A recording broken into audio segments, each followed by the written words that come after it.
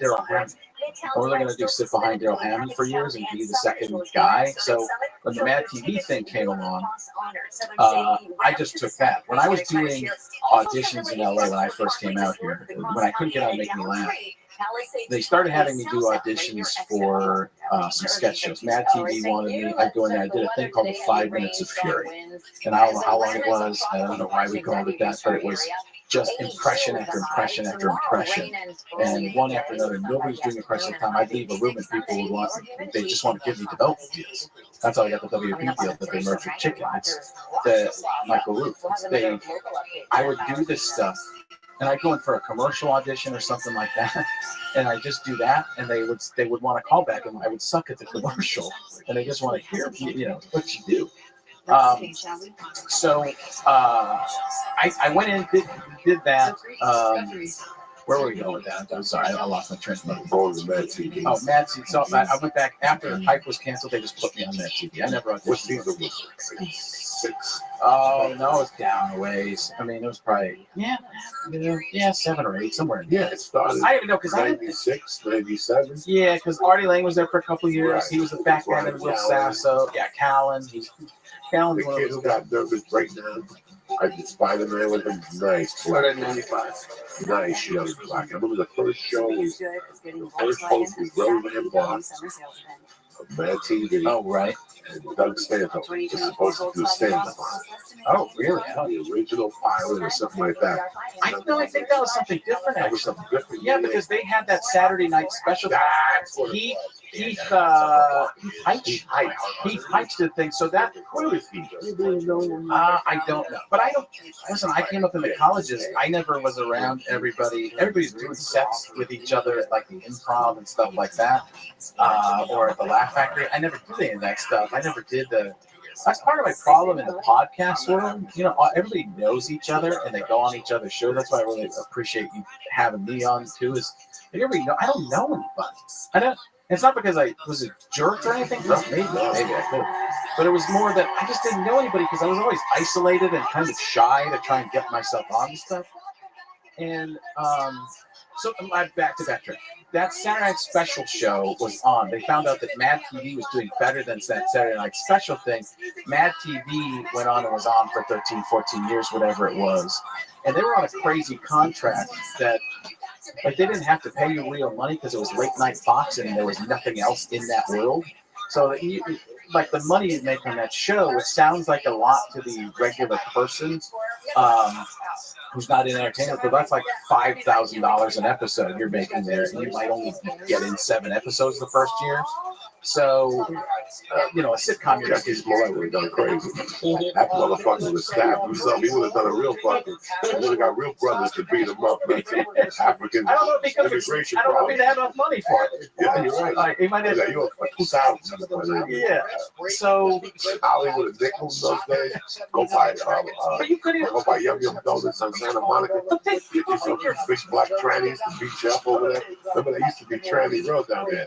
Santa Monica. Yeah, you make that turn right into, and then that was the set right there, or that was where that was. Yeah, it was. I can't remember the name. The funny thing is they do Disney shows there because it was really Hollywood Center Studios.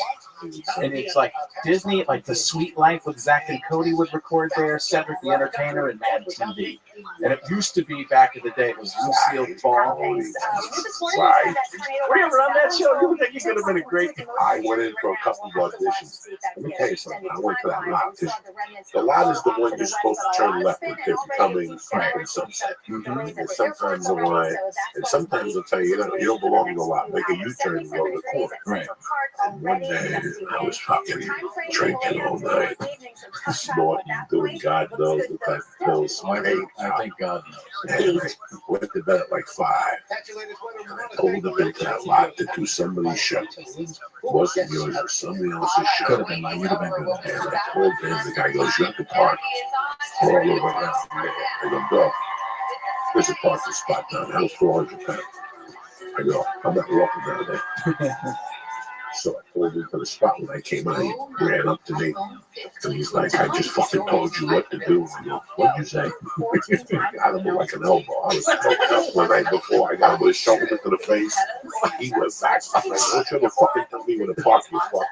And as I walked, he was yelling at me when I got back to the set. They're like, what happened up there? And I had just gotten fired from the man show. Wait, nobody can get fired from the man show. Oh, yeah, I did. Oh, okay. Well, that episode. Yeah. That episode, I caught the director line. I caught the director line, and I told him on the whole, I heard what you did, motherfucker. I'm going to tell Joe and Stan that you're fired. Go fuck you. And then they made the security called me up. I spoke with German security guard 2 hours early. He's like, that's my fault. They told him out of here. Fuck him. Tremendous. You can't write this shit right. No, you can't. I can't even believe you lived it. But I shouldered the guy and like the fucking girl. He went down. Like the John Jones movie? Yeah. He was like, what the fuck? You crazy? Don't tell me where to park. I asked you fucking nicely. If you save enough for one of your friends, just fucking tell All of me. it in your mind. I asked you fucking nicely. I asked you fucking It means I can do I just bullshit. I just had knee surgery. My back is out. My grandmother died. It was necessary to walk all the way over fucking there so I could park right. And he gave me like a little bit of cameras. It's like, oh, it's me against him. There's nobody else on this lot.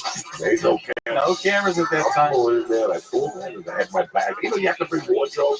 Yeah. I had my own wardrobe. I'm not walking. No way. That's what happened. How much has your life changed because of the camera? Like, think about with cameras being in it. I wonder how much that truly affected you. Like you. Let me ask you this, and maybe I'm completely wrong in this, but it's like you've changed, and you said to having a kid's change and stuff like that, but you've had to change. There's an element in your life that couldn't exist anymore, right? A pretty big element that might have driven you to be, hey, I could be this different part of I just me. showed the guy in December New York. Very in Jersey. Just depends My on where. daughter and my wife. Because I had my daughter by the hand, frankly, you know. I was online like a gentleman. My wife was standing behind me. And we were all talking. And all of a sudden, the guy cut and bounced. And I looked at him, and as he came this way, my daughter was right here, in my right hand. Rabbi Rothschild is an indie pop sensation. He's a fucking Rabbi Rothschild fan sensation. He's the biggest pimp of all time. And then wait, didn't take my eyes off. Didn't take my eyes off. He kept staring at me. I go, you sure there's no fucking problem? We'll take care of this right now. He goes, no, there's no. We both on the ferry. And I thought he was going to jack me off the ferry in Jersey. Watch him get off, and I had my phone ready and smash it right in his fucking head. But There's something, that family thing. I in remember front of my family, you're not going to do that. I will fucking kill you. You're going to die right here on the spot. You gave me like a flashback to something with my grandpa. Yeah. I remember being in a Chuck E. Cheese when I was maybe 8 years old or something. This is in Chicago. In a Chuck E. Cheese, I'm playing Defender or something, some old video game, and I step aside. Some other bigger kid steps and starts playing my game, and I'm like, "What just happened?" My grandpa's there, and he's like, "What happened?" And I'm like, "This guy started playing my game." My grandpa's a little Italian guy, but all of a sudden he's Joe Pesci, right? And I don't do good Joe Pesci impression, but he picked the guy up and just said, "Don't ever do that to my grandson." Like I was scared to death, but also like, I got the right guy. I got the right family. But he picked him up and like, this is my grandson. I was like, holy cow, what do I have? We live in a world now that, especially in LA, you ever been on a set and the director comes on with a hat with a feather, rolled up shirt to show you eagle tattoo, some fucking American eagle, like he's cool, everybody's telling him the tattoo is cool, and they'll talk to you separately. Right. That wasn't required. I would call them out and say, that's not going to happen. I don't play that fucking Gentile shit. Go, that works for kids in acting class. I'm talking to you that way. Yeah, with men. Talk to me like a man. I always just find that I don't believe anything out here. No, this is remember, it's the world, then it's Los Angeles. Right. Harvey Weinstein wouldn't happen. Never land. Jesse Smollett, these fucking mothers that paid $500,000 to get their kids in school. Where does that happen? Here, in La La Land. where that shit wouldn't fly anywhere else. But I just remember being lied to so Oh, much, right. and being able to talk from the beginning. I remember people telling me, "Oh, this is going to be the biggest thing for you. You're going to blow up." Like they tell you that constantly, and you're going, "Wait a second! I didn't even do it. That wasn't good. You asked me to do it again." And they get you caught. It's called getting caught up. Yeah. And they blow so much smoke up your ass. And then one day, what happens? You end up like chicken. Yeah. I mean, imagine. End up like chicken. Imagine being super fan. Imagine being LeBron James. What do you think the last time somebody told him no was? There's not a middle school. Maybe He was big in high school. Yeah, I mean, nobody told just because they knew he was going to be uber famous, and then he gets out here. And how easy is it for him to make a television show? And I watch LeBron James shows. You ever watch some of these shows? But this is what's funny about it. And this happens. I'm sure happens with all the biggest stars. This is a LeBron James show. Ready? I agree with you, LeBron. No. I agree with you more, LeBron. Like 5 guys just agreeing with him. Like there's no way he can get real answers.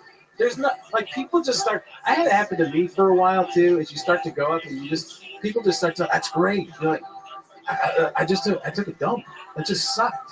Why you tell me that's I great? feel bad for a lot of comedic actors, especially on shitty TV shows. They have those PAs, and that's what they get paid to do. Right. Off on the set, they suck your dick and get your dick hard and keep your heart. That's what they do. That's great. They blow smoke up your ass, and then you end up. What's the kid who did that show in Idaho? That movie where he wore the shirt. He's my friend. What was that fucking moron? What was that movie? Came out, was popular 15 years ago. Raised in Idaho. Come on, every fucking body liked it. The kid came down here. They did a movie with Will Ferrell. Oh, I know what you're talking about. And that guy had a zero talent as comedy. Zero. But he did a movie, and they all sucked his dick, and then he did that Will Ferrell movie, which Will carried him, and then they gave him his own show on Comedy Central. You heard what happened there? No, I don't know. Even when Comedy Central tells you you're bad, you're bad. Napoleon Dynamite. Yeah. They blow smoke up your ass, and then one day you're left in your beautiful $1 million home, and nobody's hiring you. Right. Because that show in 7 years was worked for you. Right. But in the real realm of things, you're not really that funny of a guy. I watch a lot of these shows, and I don't know what the fuck they're from. Well, see, that's how I always believed in stand-up is if you base your money or your career in stand-up, you always have something to go back. Always. And you can make the money. Like you can have ups and downs on TV, a television show. There'll be times where people think you're important and not important. But as long as you can sell some tickets to a specific audience, you're fine. And you do the same. You're probably doing more than me right now. But at a certain point you learn that how to work that system, because a lot of times you go into the comedy clubs or the theaters. Look at this athleticism, folks. You just Look at this West Side Gang. You accept an amount of money they're going to pay you. Like they'll come in and say, "Okay, we'll pay you $1,000 for the week." You're like, "Oh, that's awesome! I'm going to comedy make a living." Then you realize they're selling tickets and they're making a lot of money doing this. I got to be paid more. And when you're with the agents, but then the agents and the managers, they're all tied in a network to a certain level where they just give some slack and stuff like that, but they let things go. And you're like, "I can make more in this," and like you can ask, "No, you're going to tell them because I'm a draw right now." You're like, there's nothing more powerful than the word no in Hollywood. When you say no, all of a sudden people are like, "What?" Wait, and then they want you 10 times as much. You say no to something, and people, they don't even understand. That's half of my meetings when I first came to LA. I'm like, I don't know if I want to do that. They're like, they don't even know how to respond. Then all of a sudden they're like, we got to get this guy. Because everybody's so desperate. Everybody's so desperate to do something that they feel like you have this confidence. Like, I would go in with network executives and just make fun of them because everybody's so nervous with the network executive. I take the chance. I'm like, hey, they're 50-50. You know, it's probably a better chance they're not going to like me in the first place anyways because they see so many people. Let me just try and be myself and be a jackass. I'm a smart aleck, sarcastic, a little bit of a jerk. Let me be it.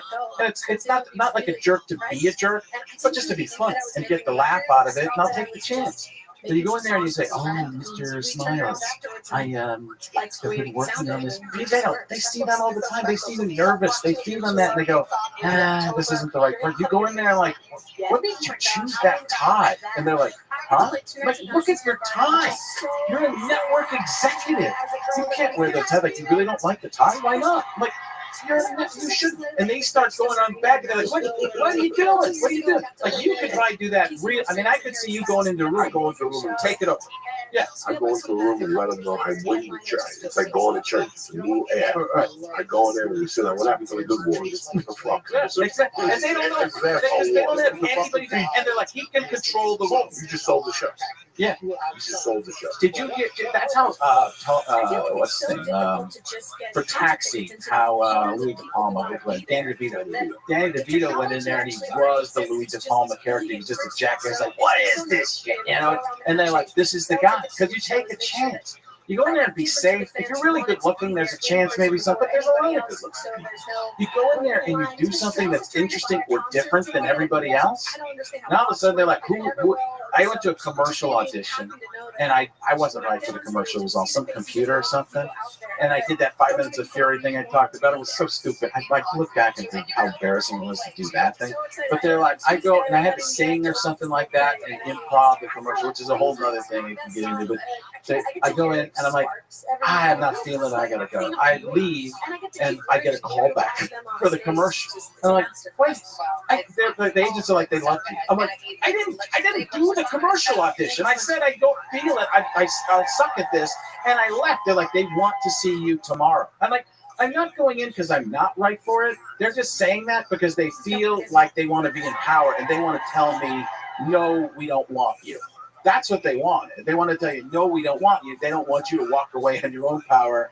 You know, when somebody does it, like it's a breakup. Like it was a relationship with a breakup really quick where they're like, wait a second, wait, you can't, I'm dumping you. You're not dumping me. But I remember that was another thing I learned on some of these early commercial auditions. They go in and you improvise and then you're the commercial without you. Like they get people to come in and let's just play around with the product a little bit. And you do that and all of a sudden he's like, wait a second, that's my using it as a cigar bit. That has nothing to do. Where did that come from? And you go, I don't want to write these commercials. And that's part of my problem in LA too, because there's way better improvisers than me, and they all know it's going to happen. But they eventually get some of the stuff. But again, that's playing off a lot of the desperateness in that world. I couldn't. Auditions to me, and maybe you just have a better self-worth than I do. When you go in and you're sitting on a bench and you're sitting in a hallway, and you're just like, wow, I'm really groveling to try and get this along with 3 other people who were on sitcoms 15 years ago. First of all, look how they see me.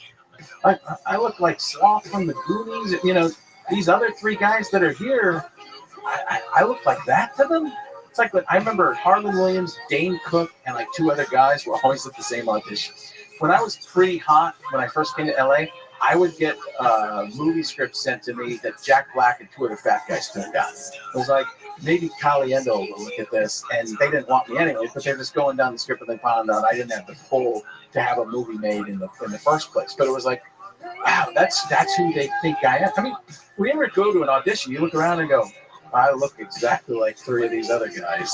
What am I going to do that's going to be different? And if I don't have something, I guess I'm just like these 3 other guys. Then they hire the guy who's tall and better looking. I mean, I went in for Daredevil. I remember going in for the original Daredevil that was Ben Affleck, and yeah, right. And what was he's in? He directs now, and he was in Rudy for a small bit. He was in Elf. He's happy in the in Iron Man. You'll know exactly what. Oh, Swing. Bravo. Yeah, Jon Favreau. Jon Favreau. And Jon Favreau got the part. I was never going to get the part.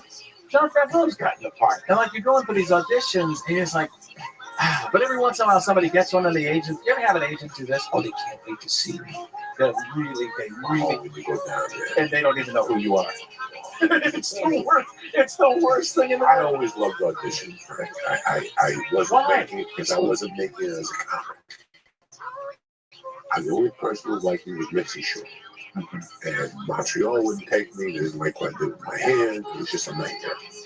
So I grew up on fucking movies. Charles Bronson, Quentin, the Lord, fucking Dirty Harry. I grew up on that with Steve McQueen. So movies were always very intriguing to me. So when I came to town, I wasn't ready, but I signed with a Power Television manager.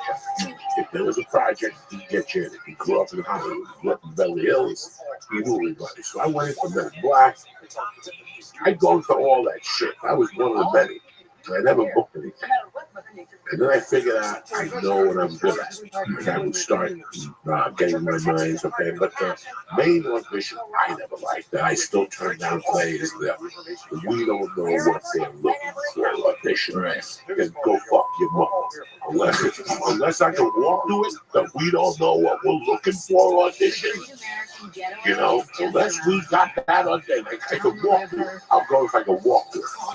But if I gotta drive to Santa Monica, we don't know what we're looking for audition, coming in jazzless, coming with 3 original characters, and something else. You're looking for a writer, bitch. Right. Yeah. That's what you're looking That's for. it. How many auditions did I go in and improvise? The next day I went to shoot my line with it. That's what I'm talking about with the commercial. My lines were in there, and I go, what the fuck is this? And you don't say nothing because you're dumb. You don't want to rock the boat. Hey, give me a writing credit. Something. Yeah. An associate for the associate, for the associate, for the associate. Everybody has this. But I enjoyed auditioning because after a while I was going there. I started getting popular with auditions, and I'm not scared to say this, because of The Sopranos. And I looked like one of the guys. Right. So everything Italian, I went in for. Yeah. I went in for it. They taught me how to audition, how to really, by 2002, I was a monster.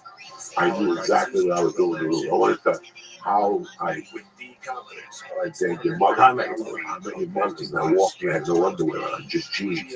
It was a little in my jeans, and it caught the table, and my cock came out. There was 3 women in the producer session, and I looked them all in the face, and they looked at me, they went to see the Cuban Negro, and they bought it. When you say that line, you got 2 things: you either get out of our office, or it's, you just killed this. I had to sit. I didn't think you could do the espresso story, but you did. I had a hand with a flap over my dick and my hand, like I was doing signals for a fastball for the fucking. And I walked out. I'm down the block at Fox, and my agent called me. They want you to come back and read. I was there for 25 minutes just laughing, talking about the Cuban Negro, I was circumcised, the whole fucking thing. They got the road. If you watch How I Met Your Mother, you go, you didn't belong in there. They weren't looking for me. I just got them with that, Right. and I didn't even forget them. You didn't plan to keep it in? No, it just ripped, Many auditions I went into. Do you go to a lot of auditions with no underwear? Thing? No, that one time I went in. Look at the smile. I had to go to an audition about a neighbor. It was ABC pilot. This was like American Family. This had to be 2002. I walked in the room, and every fucking big Italian actor is in there. And it was a scene where a guy had a thumb, the typical Italian, man, moves into like upgrades his living condition. And now he's in his yard, watering the yard, looking at the neighbors, and he's grilling hot dogs with, grilling a little Puerto Rican grill, like hibachi one you get, the little ones. And he's like living in Beverly Hills in his mind. One of the neighbors comes by and he goes, look at me, I'm living great. So I'm reading this, I'm looking at all these Hollywood names and these Italian guys, like, I got to figure something out. So I remember I put on like the ends of bikinis on purpose. And I go, I'm going to ask them, because that's what they said, casting director said, if you go into an audition, always ask them before you take a piece of clothing. So I'm pretty good advice. So God was in my corner. God was in my corner. I had sweats on. I was 400 pounds with a fucking t-shirt on. When I walked in, they're like, thank you for coming. Can you give us a minute? And they turned around. Start looking at headshots. I go, this is my chance. I took my shirt off. I took my fucking sweat. And all 3 of them turned around and like, and I took the whole thing. I go, look at me, living like a doctor. And that was it. Like, they told me in the room, listen, tell those people outside just to leave. You booked it, because I knew how to get. You took the chance. You have to take a chance. The chance. It's your people go to audition to book a job. I go to be remembered. I go to rattle the pictures up. Even though you're looking at Frank Caliendo, even though you're looking at Tony Soprano, even though you're looking at Brad Pitt, fucking Diaz. See, came in here. Fucked up our room. Yeah. We gotta do something. Yeah, I mean, you and I learned the same lesson and you applied it. That's the big difference is you go in there. Some people like it, frankly. Oh yeah, you got to be willing to take the rejection on that every person. No, it's fine, but it's not even that. It's you take those chances in life, and they can really pay off. It's an amazing. You don't realize how great that is because they'll remember, like you said. You don't have to book the job, but you have to be remembered because then they'll go. And sometimes the memory is not clear of what you did. Like so you'll have done something that did get something, like something. That guy, he did something. Just bring him back. Like you and I got it. You said Goodfellas. Mm-hmm. The guy that walks in. I'm sorry to say this on the podcast. He walks into the dining room. 2 niggas just stole my car. You know how he got that? We've never seen that guy again. He's a comic from LA. Sweetheart of a guy. Right. When I first got out here, I saw him the first night. I'm like, you're the guy from Goodfellas. Like my head almost blew up. Like he was at the Improv doing his stuff. And we became friends, and I started auditioning. I took him in there. How'd you get Goodfellas? Because I was in prison. And I read the book, just like I did. I read Goodfellas in prison. And lived part of it. And he goes, when I came out, I wrote Scorsese letters. And when he cast Goodfellas, he called me in Brooklyn.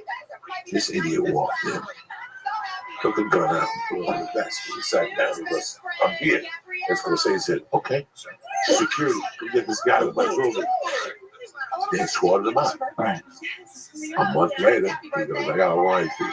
I bet that guy can't go into Black Neighborhoods today or go to Kentucky Fried Chicken or anything like that. He can't go in. You guys edit this thing, right? No. I disagree with everything that's just happened. No. Think about it. I get it. Where can he walk in with 10 black people and they're going to go, aren't you the motherfucker from Goodfellas? He's going to go, no, that wasn't. This was at the end of the podcast, and I walked out. That's all I'm saying. No. But think about that. I mean, he was remembered, and I can just see Scorsese going, "What idiot will do this line in the movie?" Like I can just see Scorsese going, "I gotta find a guy to say, 2 movies just stole my truck on national TV." He goes, "Who can I get?" The guy with the gun, that retard.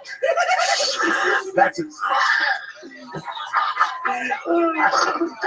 Oh my! Frank Caliendo, how long? No, don't say my name anywhere near this. Frank Caliendo, how long were you on Bad TV? Joey Diaz. This is just a guy who did a Frank Caliendo impression.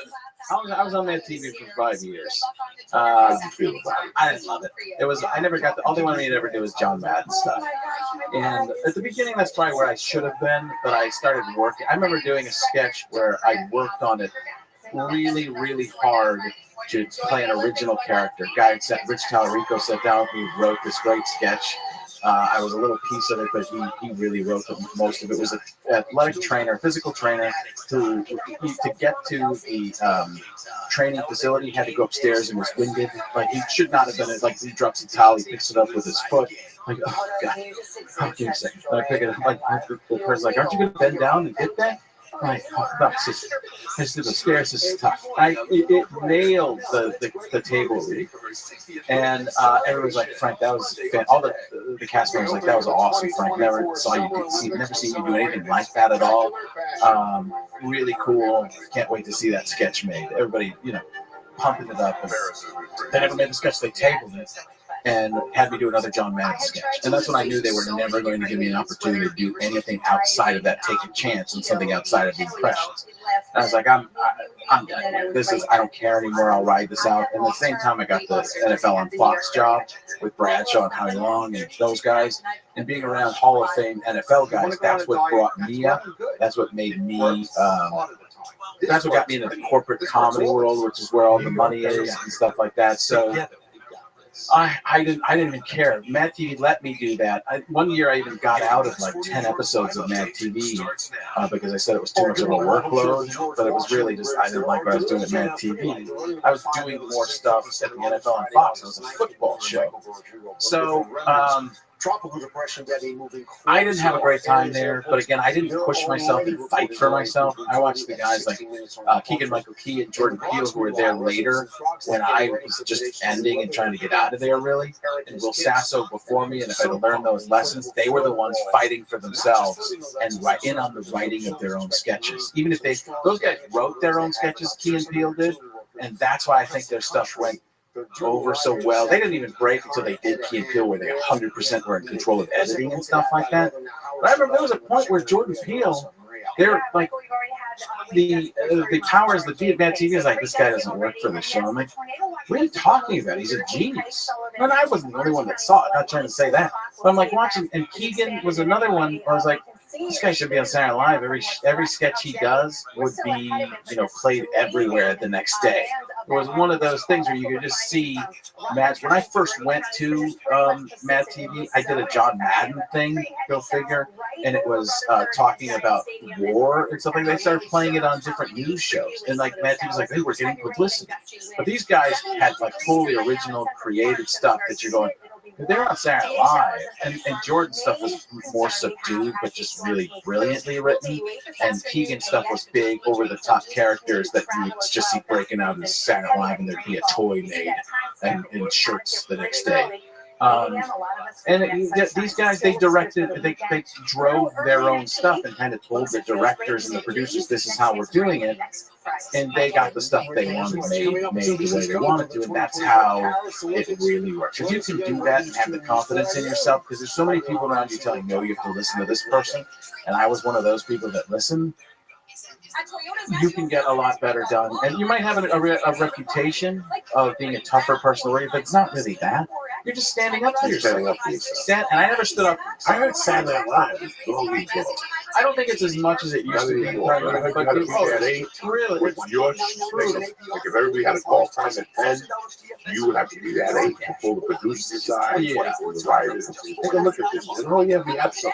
If you had a, I talked to like Dana Carvey and some of the other people around those times that were like, you could write your own sketch. No, this didn't come from that. Was from something that I heard David Spade talk about it, where David Spade talked about you would have to write the stuff with the writers and then perform it and make sure you're in on the writing. Because if you let writers just write stuff, they give it to the people who are already famous.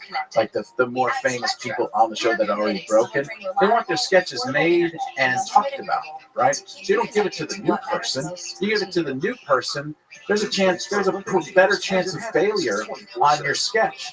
You write it, you come up with it, you give it to the main people because they're going to sell. You give it to Will Ferrell at the time. You give it to whoever's there, and that stuff's going to break, right? Or at least has a chance. You give it to somebody who's unknown, might be thrown at the end of the show because one of the big, 3 or 4 isn't in it. And you don't want the throwaway sketch. You want the show opener or in the top 3 sketches because that's when everybody's watching and cares about it. Unless it's something crazy that happens weird at the end, like a Tracy Morgan sketch that the first time like I'm Brian Ferrell, and it's like it's so weird that it takes off because of that. But you won't want that up front because it's not the right time or feel. But later it becomes that. It works its way in. But as a writer, you want to give the stuff to the star. If the star is saying your words, man, you ever done this? You're in a table read, and for the people who listen to podcasts, you know what a table read is. It's when the first run through and read through of a sketch or a sitcom or whatever, and you say something, and who's laughing? The person who wrote it. Like 3 writers, like you say something, it's kind of funny, but there's 3 people. And nobody else is laughing in the room, and you don't understand at the beginning. But then it's three times in, three table reads in, you're like, wait a second, they wrote that. That's why they're laughing. And then the writers are only laughing at their own stuff. They're shutting down other people's stuff. I'm not saying all people do this, but I think it's part of human nature. Like you want your stuff to do well, and you're encouraging your own things. Like sometimes you read something that they will read, and you get a nervous laugh, like that kind of like they're not sure if it's funny or not, and nobody else is laughing, but the writer's like, and like you're going, I want to take and realize all this bullshit from Australia. I mean, I think I knew pretty early on, but I'm a cynic from the beginning. I've never liked anything I've done. For the most part, I looked at anything I've ever done, and I don't know. I'm a realist, and people when they meet me end up saying, "Oh, you didn't think that was good? I thought that sucked. So, what did you think about that thing? I thought that was pretty good, and I'm really proud of this." But most of the stuff I did along the way was a lot of acquiescing, a lot of giving in and compromising to other people's ideas. And it's good, but it wasn't my vision. It's not. I watched Frank TV stuff, the show you came on with me, and I go, "Oh man, I should have watched the editing of this because this is really written well." But by the time it got through 3 different layers of editing, they chopped out all the air. And you need space, you need time in between lines, and you can't cut out setups. Because if you don't have the setups, it's just a bunch of punchlines, and there's no context to what the joke is. It's not a joke if it's just a punchline. It's a setup that doesn't make sense. If you don't have a setup in the joke, you need to say, why did they go to the store? Why did the chicken cross the road? If you just said to get to the other side, why? I don't get it. And that's what a lot of times they would do on my show when I watch it. I go, oh man, they're just doing to get to the other side. They're not doing the setup in it. I don't even know how it got there. And comedy's evolved, I think, too. Like, look at your you're known as a funny person. You're funny in the moments that need to be funny. The rest of the time, you're interesting. And I started this podcast with these guys. It's all about comic books and superheroes and stuff like that because I wanted to show people a different side of me. And I said, don't try to be funny. And it's all interrupting each other. It's like, try to be interesting. Be interesting, and people will care. Because even your voice, Joey, your voice, I listen, you have that deep bass in your voice, and you have the way you talk, and you get to it. But I'm willing to listen and wait, and it pays off a lot of time to find out. I want to know what you did and how you got to that. But you have that. It's a lot of people, they don't. They just want to be funny, and trying to be funny. That's the one-liner guy we talked about. Yeah. I quoted earlier, people trying to be cute. It's not going to work. Everything's funny. Hey, I've caught myself 10 times going, hey, do I try and do this little bitty thing here? And I go, no, that's not this place. This place is just talk. And because it's different.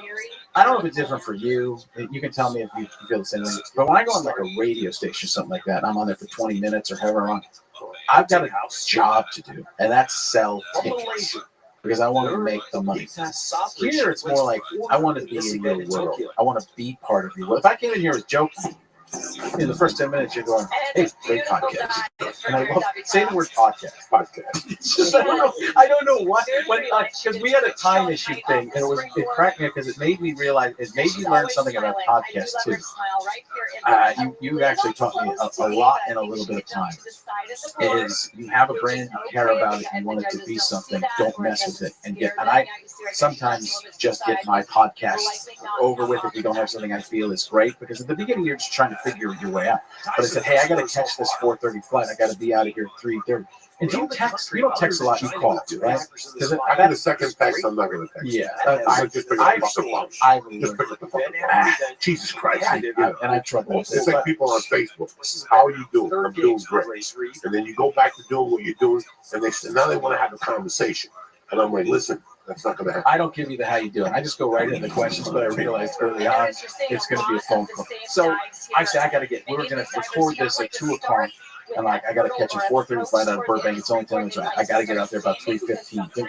I didn't realize, I do 45-minute podcasts right now because we don't have the audience. We're trying to build. We're trying to find out who we are. I think it's a waste of time for me to do that much time. So I didn't realize you'll just go until you feel it's over. And no record. No, I've been doing them short. Listen, nobody has the stamina to go 3 hours. 58. Nobody could sit there for 3 hours. But I'm not saying I want to. No. I told you something. It's like if you call me tomorrow. Right. It's a joke. I'm on Frank TV. I love you, Joe. Don't come in at 8 o'clock in the morning. Just show up around 2:30. Right. And I go to you, Frank, I got to leave at 3:30. You're going to go, you know what? I don't want to put you through that, and I don't want to put myself through Right. that. Because this guy's going to be taping, and the whole time he's thinking about the traffic on the 405. I don't need that. What I should have both ends. No, what I should have done, because I'd already changed the time on you a couple times trying to fix things. I was trying to say, hey, I really want to do this, and I didn't want to make it earlier. And then what I should have done is call you and realize then we don't have a text to look back at, and you can see how many times I've changed it. So it's like, then you said, and I got scared. I'm like, I want to do this. This is where I'm trying to go in my career, life, whatever. I couldn't wait to be here. Like I did a lot of things in these last couple of days in LA. How long have you been in LA? Just 2 days. What do you think? I mean, when did you? Let me think this. But when you said let's just do it another time, I got scared to death, and that's when I called you and or you called me, and I'm like, no, Mr. Diaz, can we please, can we do it? Like I was like, no, and then you said, well, let's do it one I o'clock. want to give No, my guest justice. but it taught me that. I learned something, and not even that. It's the show. You were 100% right. Don't try and fit it in. Do it right. And I'm like, I can do it right. And then you said 1:30. I'm like, I can be there at 1. You're like, I'll be there at 1. It's like you shoot Monday through Thursday. Everybody knows Frank Caliendo leaves fucking Friday to make his real money. He's doing a favor for you. And all of a sudden I come at you before you wrap and go, you got to be here tomorrow for 10. Right. Even though your flight's at 2. Are you going to focus? Yeah, you can't. 100%. I learned this during Analyze That in 2002 when they said I was the first scene up and you'll be out of there by 2 o'clock. So I booked Rascals at 8. And guess what happened when I got there? You can't shoot early. The bar won't let you shoot till 4 o'clock. I'm like, oh no. I got the whole weekend at Rascals opening up and Rocky the Fourth. It's Wednesday night. And now I'm trying to say, you and Rocky the Fourth. He didn't like me. Now I'm trying to open up the I'm trying to do my line and I can't. Because I'm thinking about the 32-minute ride. Right. To Rascals. Yeah. So, and that's why I say to people, give me a time. When did you move to Arizona? When did you decide on Arizona? You were right here for a while. Yeah, I had a house on Coldwater and Ventura. Somewhere around here. It was originally owned by Bud Abbott, which was part of the reason I bought the house from Abbott and Costello. They're right behind the Ralphs over there. And so I think my daughter was born. I didn't want to raise my kids in LA. I'm like, I think I just wanted.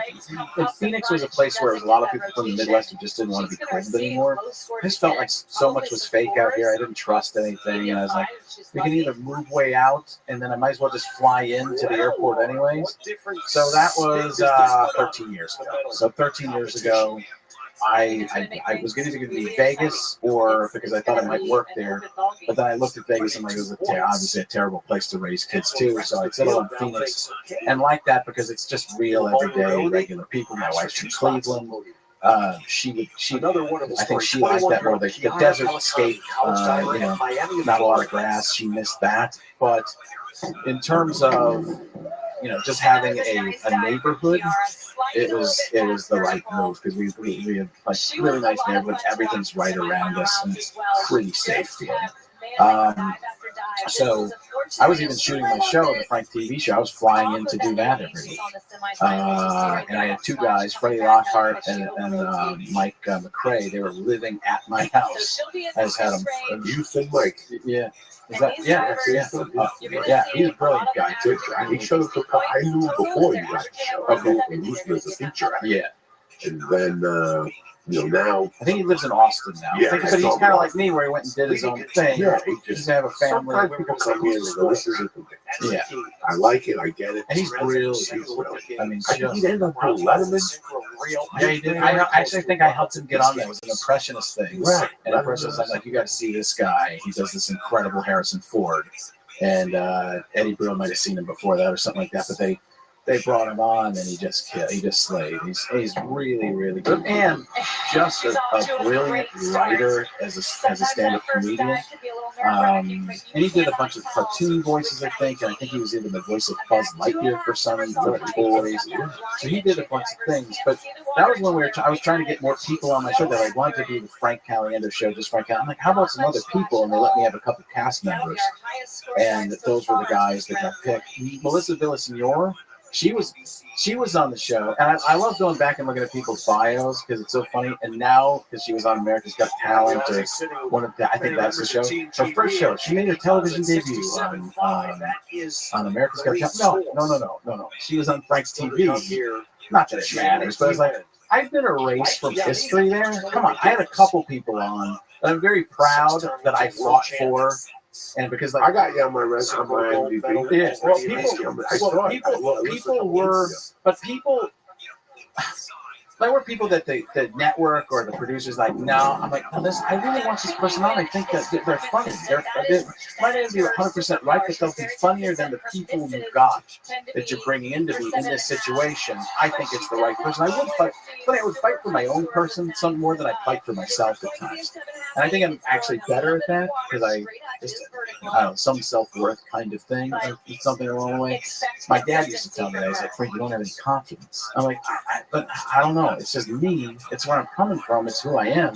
You gotta have confidence. You still work for Fox? No. Because I went to ESPN a couple years ago. It's so funny. I haven't been on the NFL on Fox for years, and people still think I'm on that football show because I was there for 9 years. I've been gone for probably 8 myself. Best in sports? No, that's not even on anymore. No, but I did some of that. That's how they got me that. That's how I got that show.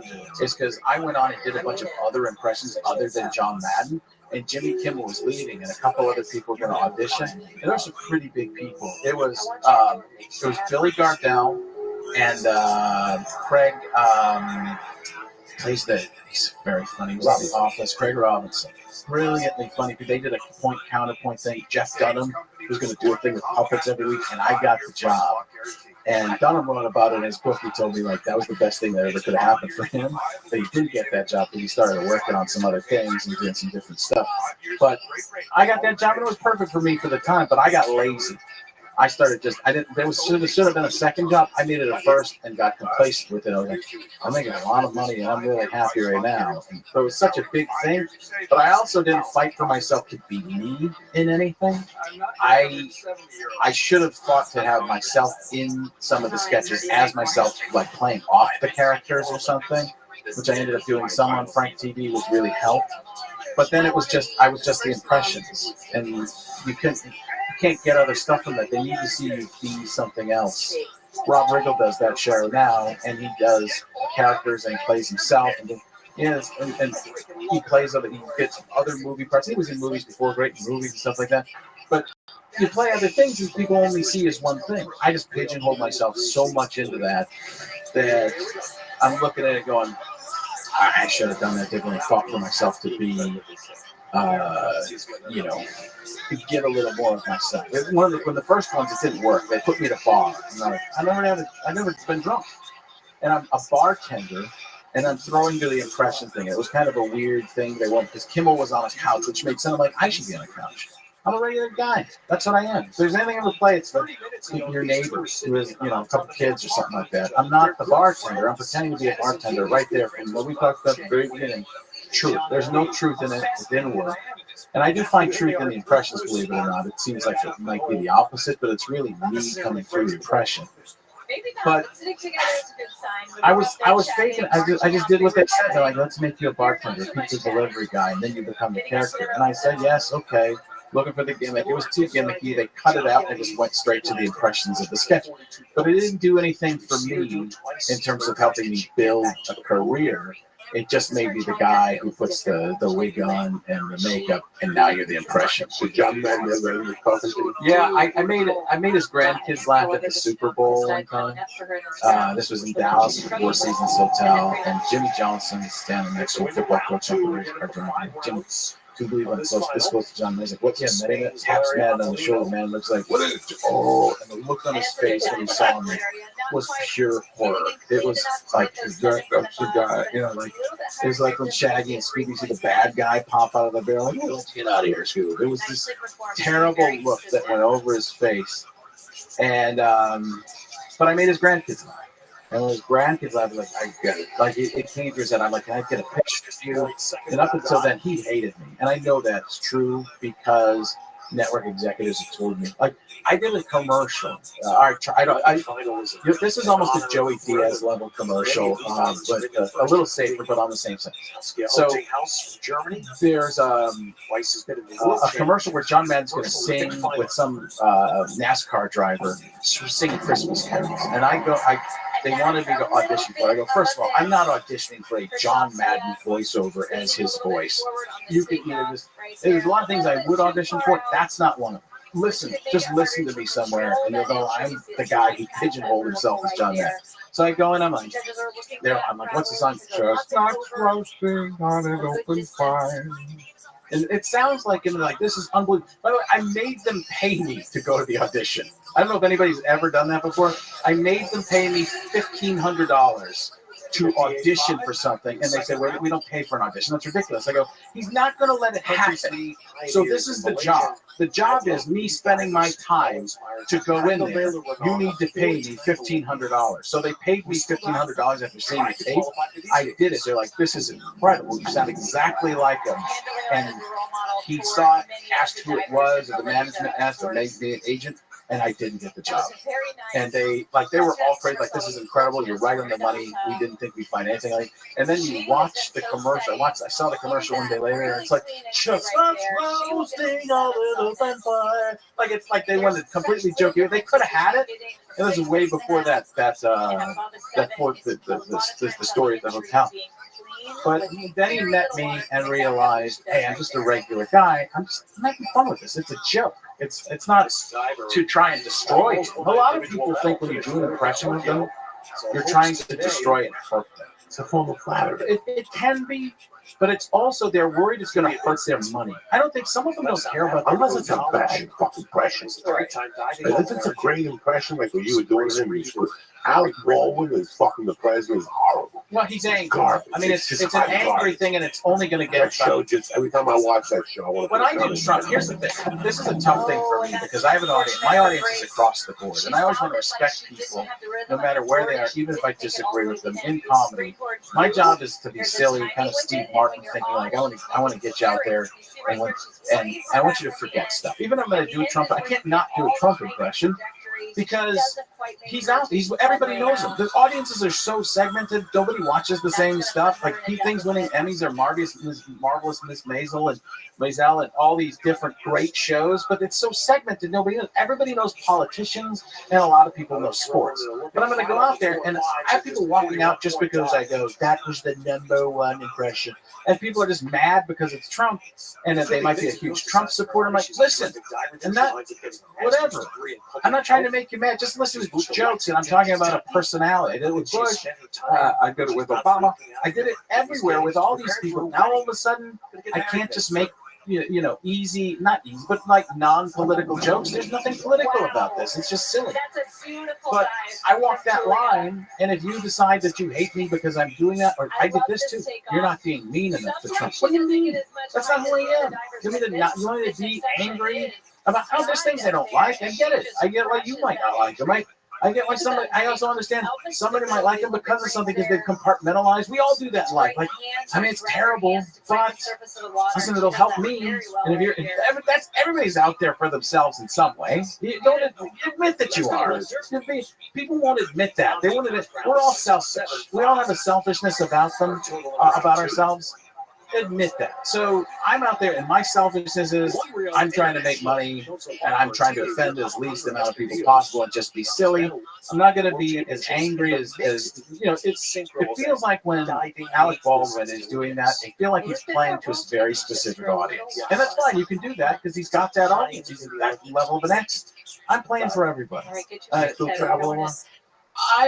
Yes and no. It's up and down depending on what my kids are doing. So I'll go do a date here, a date there. What I'm working on now is I'll go to do, I will go and do a night and work. I like doing clubs a lot more because I'm working on changing who I am. So at a club, I can get that feeling of the closeness, the proximity of the audience, and I can try a lot of stuff that I never try on the theater stage or a casino stage. You go to a casino. Those are $50, $60 tickets. Go up there and poof around. And then I don't live in LA to go do a bunch of guest sets all the time and work on stuff. I work on stuff. I go do an hour and 15 minutes, and 20 minutes will be totally different stuff. And sometimes another 10 minutes of poofing around. And then I'll give them the best of stuff that some people paid to see. Because there's people who still, I'm like a rerun for a lot of people. I mean, not on TV, but on stage, people will come to see certain things, and it's, you know, it's like a Brian Regan thing. There's a cup of dirt, and people are calling stuff out. So traveling, yes, and I picked the times. I just picked the times. Where did they find you? At frankonstage.com is the easiest. There's a couple California dates. I'm doing the improv in a little bit. I'm not sure when we're airing exactly. So Niagara Falls at the Seneca Niagara. Yeah, fantastic. There's Houston Improv. Yeah, and the Niagara show will be a little bit different. Ridgefield, Connecticut at the Ridgefield Playhouse. But that's a smaller 500-seater. I can mess around a little bit there. But at Frank Caliendo on Twitter, at Frank Caliendo at Instagram. I've been working on the Instagram, making take a couple pictures with me.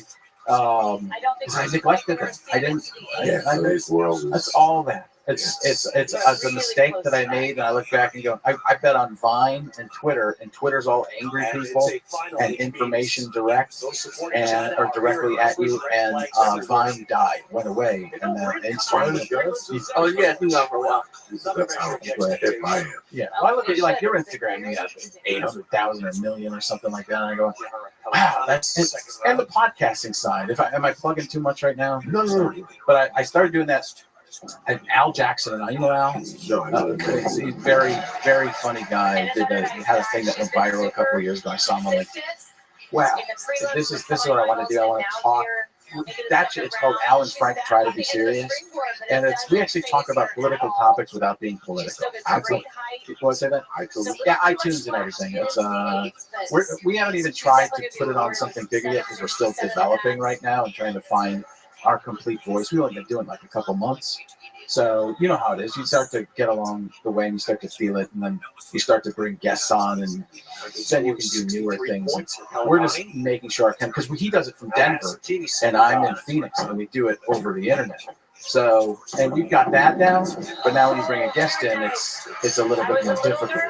So, and I think that's really how you grow. You have interesting guests, and everybody's social media merges, and everybody talks about each other, and your other audiences find you. Like most of my audience, like I think that I don't know the last time I said we've been sitting here for what, hour and a half or something like that. I'm not worried about that. I got plenty of time. Okay, you do. Oh, yeah. When's the last time I sat down and just talked with somebody for this long? I threw a couple voices in, some people who know it's me. But it's like, this is me. This is who I am. People see that a little bit. And that's why I started that Comic Playground podcast that's on iTunes too. It's so people can see another version of me. And I'll do all the stuff. I'll do the puppet show. That's part of what I do, is throwing that stuff in here and there. When people, like we said at the very beginning, you know where I'm coming from, it's easier to latch on. It's easier to know the person. It's better to know. I've always been so amazed. I go and watch somebody like Louis Black, and there are elements of polished stuff. But he's just talking. At times, you do it too. You can just tell the story. You talk, but bring them down to the melody level. Yeah, but it's hard to do. But when people, have you ever opened for a music act? People go there with the mindset of, I want to listen to music, and you're up there doing jokes. And I'm my own band playing after myself because people are waiting for the impressions, and I'm just talking for a while. This is like years ago. This is right. I think it was after. It might have been before this. I don't know what, but Celine Dion's people wanted me to go on the road with Celine Dion to open for Celine. I'm like, what audience do you think I'm known for sports stuff. I have a lot more to me, but that's what I've shown people. But I'm definitely not for Celine Dion's audience, unless it's for all the husbands and boyfriends. But could you imagine? I couldn't even think about. I would have died, and what they ended up getting was a singing impressionist. Which, okay, that makes sense. You didn't want the guy who at the time did the John Madden and the, the President Bush or whoever was there at the time. Like, okay, at least that I know why they came for me, but they were offering like money. It wasn't incredible money, but it was good money to go tour with Celine Dion. A lot of people just said, "Yes, I'm going to tank this." It's just, and I don't want to adapt. No, people open up the chair and die. That's too different. Fuck that. Yeah. I like stand up. If it's the Allman Brothers, I'm an OD. I'm in. I don't want a band and do drugs. Fuck the leftovers, Motley Crue, get syphilis. I'm in. But I'm gonna open up for Celine Dion and drink bottled water. Get the fuck out of here. We are so the same person. Yeah. Well, if there's one thing I've learned today, you and I are mirror images of each other in life. I'm gonna stab myself for the You know, next it's funny. 8 times. I've lived such a clean. I've lived a pretty. I've got flaws, and I've been a pretty bad person sometimes in my life. But you're one of those guys. It's like when I watched Tombstone and watched Val Kilmer play Doc Holliday. I wanted to be him. Somewhere along the way, you fucked somebody in the ass. Right? In college, you came in somebody's mouth. You ain't no fucking angel, Frank Caliendo. Next time you're in town, you always welcome on Thank you very much for taking the time. Thank you. And call me. Get you up on Segura. Let's do a little. Let's get you out. Oh, I love that. Yeah. For a couple of weeks. Get your head together. Yeah. And call them. Yeah, I'm gonna start. Put you around. I love it. Yeah, I'm gonna start networking. Yeah, you have to. This is like vibration. Listen, I remember people who go, this motherfucker gets up at 4 and calls 3 fucking radio stations every day. You invented this. It was a change. I did. The game just changed. Yeah. You invented this. You were the one that put the fucking. Listen. Let me tell you about opportunities in this. There was a time I was the #1 thing on YouTube before Cat that has a heart attack, something like that took over. I was the #1 thing on YouTube with the Bush versus Clinton comparison. Now this is before subscription. I have almost no subscriptions because I didn't follow up on it. The original one still gets a couple thousand hits a day, and it's Bill Clinton versus George W. Bush. How are they alike and how are they different, kind of thing. But there was writers and bloggers were calling it the Frank Caliendo effect. Before YouTube was the thing, I was #1 on it for a while. And this is before History of Dance. It still probably only has 15 million things, but I had 2 million when people had 10,000. It's time to like gladiators. It's time to get fucking rolled back. You know what I'm saying? It's time to get rolled back. I want to thank Frank Caliendo. I want to thank the Christ Killer. But most importantly, I want to thank you savages for listening to the show and supporting us every week. Your commercials at the beginning, your sponsors, maybe I've never heard anybody. Unbelievable.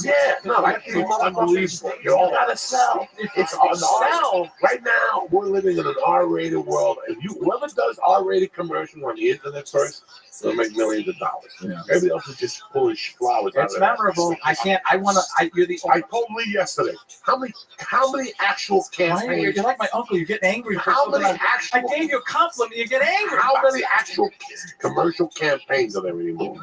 You would get a call 10 years ago and say you're shooting 10 Kia commercials. You're shooting 4 Kia commercials. There's no more campaigns, man. It's all on the internet. So when somebody comes up and goes, "Hi, Harry's plumber, let me unplug your asshole for you," that guy is gonna fucking get 1,000 calls that day.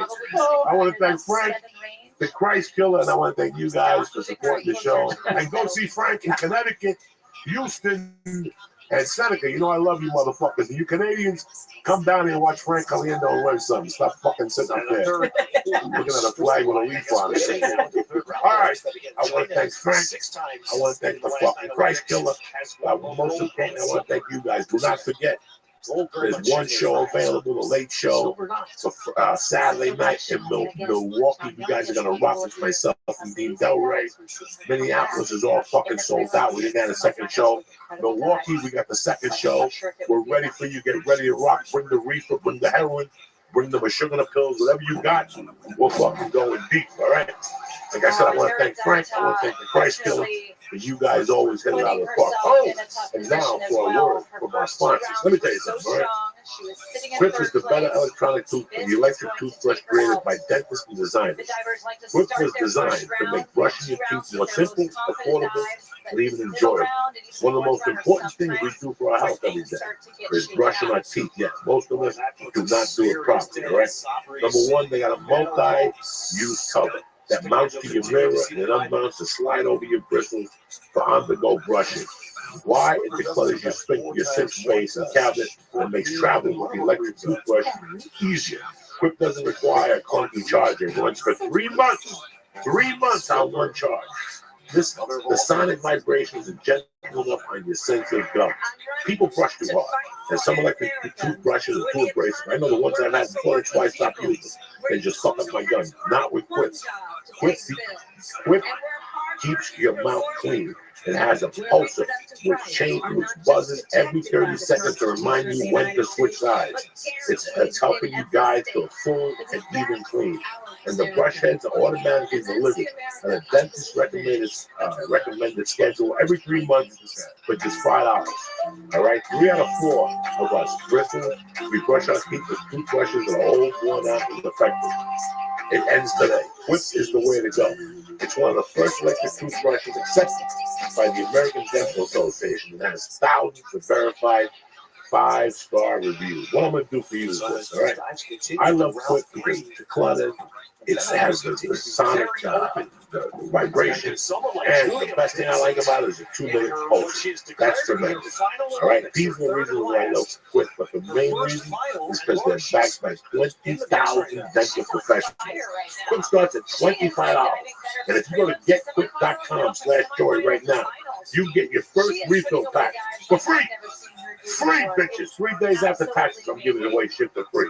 That's your first refill pack for free at getquip.com/Joey. Go to getquip.com and get the best electric razor, the best electric toothbrush in the market today, all right? The podcast is also brought to you by Manscaped.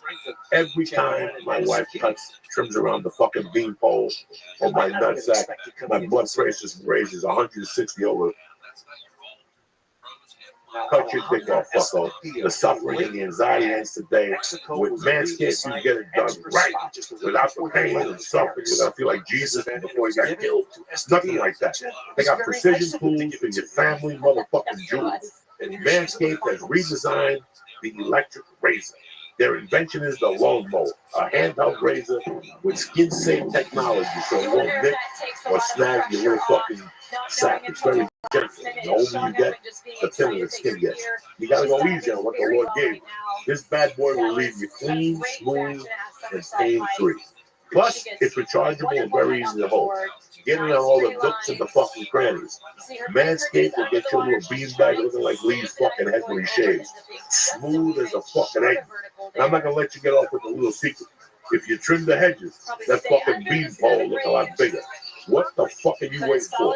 Trim that fucking egg roll with Manscaped. Now, at manscaped.com, you can get everything you need to make your balls shine and keep your dick looking like a fucking Mona Lisa. You understand? If this is the first time you considered manscaping, they got the deal for you. And this is the first time you considered manscaping, you should be ashamed of yourself, you filthy fucking animals. Manscaped has the perfect package. It comes with a lawnmower and a safety razor plus the crop preserver. You're like, Joey, what's the crop preserver? It's a specially formulated deodorant so your balls don't stick like a dead fucking body. You understand me? Right now, sniff your balls. They smell like Nipsey Hussle's fucking feet in the caskets for a week. Get your life together, motherfucker. And the reviver is a spritz that toes and refreshes your junk to keep your nutsack cool, like a fucking ice cube, because you don't want your balls hot, especially now it's summertime temps. Listeners can go to church right now and get 20% off your first order if you use the code church at manscaped.com. Right now, if you order the perfect package, they'll also throw in a free travel bag when you use the code church. That's manscaped.com. Use promo code church to get 20% off your first order. Listen, bitch, summer's coming. Keep your nutsack clean. The podcast is also brought to you by Onnit. Number one when it comes to supplements in my motherfucking book. Who else gives you, if the Alpha Brain don't work for you, we give you 100% money back guarantee. We let you keep the fucking product. That's pride. That's commitment. That's something a lot of companies don't have today. Honor is the way to go. With the Shroom Tech Immune, the Shroom Tech Sport, the fucking jerky, the protein powders, everything. Aubrey goes out of his way to make everything the number one that he gets. I've had conversation with him. How long he searched for the cacao for the fucking protein powder. It took him like a year to find the perfect fucking cocoa, whatever the fuck it is, COCOA. I don't know how to spell it. I left back in the second grade. But anyway, with all that said, go to honor.com right now. If you like the vitamins, if you like what you read, on the checkout press in, and get 10% off delivered right to your fucking house. No drama, no nothing. Okay? That's how Honor works. So go to Honor and give them a look over. I can't do nothing for you on the weights in the back of the kettlebells. I can help you with the supplements. So go to honor.com right now, press in church, and get 10% off delivered right to your motherfucking house. I want to thank Honor. I want to thank Quick Electric Toothbrushes, and I also want to thank Manscaped for sponsoring us and the love they give us. And we give you the same love too. Don't forget, tickets still left.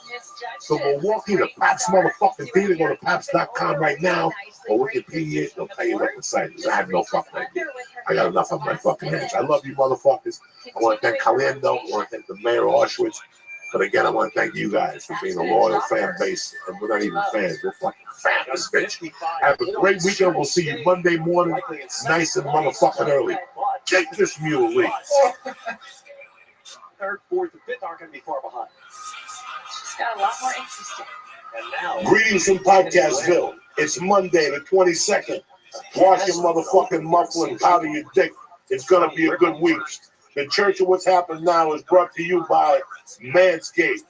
You ever look at your fucking helmet and it looks like a fucking haunted mansion is surrounding it with all the hair and all the fucking funk? Well, listen, it ends now. It's time to trim your balls. It's summertime. You want to keep your fucking legs fresh and your fucking dipstick on fire. I'm here to help you. You ready for this? Manscaped. They got precision tools for the family jewels. Manscaped has redesigned the electric razor, so no more fucking stressing out, no more anxiety, no more bullshit. What I'm going to do is this. The church family, the listeners, can get 20% off your first order when you use promo code CHURCH at manscaped.com. And if you order the perfect package, they'll throw in a free travel bag when you use code CHURCH. That's manscaped.com. Use promo code CHURCH for 20% off your first order. Hey, it's fucking summertime. Keep your balls clean. The church is also brought to you by On It. Listen, for all your supplements, On It is the way to go. Between the Shroom Tech, the Alpha Brain, the protein powder, jerky, go to onit.com right now. And on the way out, press in church and get 10% off your order delivered right to your house. The church is also brought to you by CBD Lion. Listen, the fucking search is over. I'm bringing you the thing that's going to keep your ticket for the rest of your life. CBD Lion, you can smoke in vapors, you can take the tinctures, you can take the gummy bears. Go to CBD Lion right now and press in church and get 20% off your first order. It's Monday. This song, tell me about this song, Tom Papa. So that people came out with Pulp Fiction. Yeah. And all those little faggy kids started jumping up and down, thinking they heard it for the first time. This song came out when I was in 6th grade. Really? I still remember going like the dance, schools and you dance, and like dancing this and losing your mind with high heels and bell bottoms and shit. Yeah, dancing with Puerto Rican women and shit.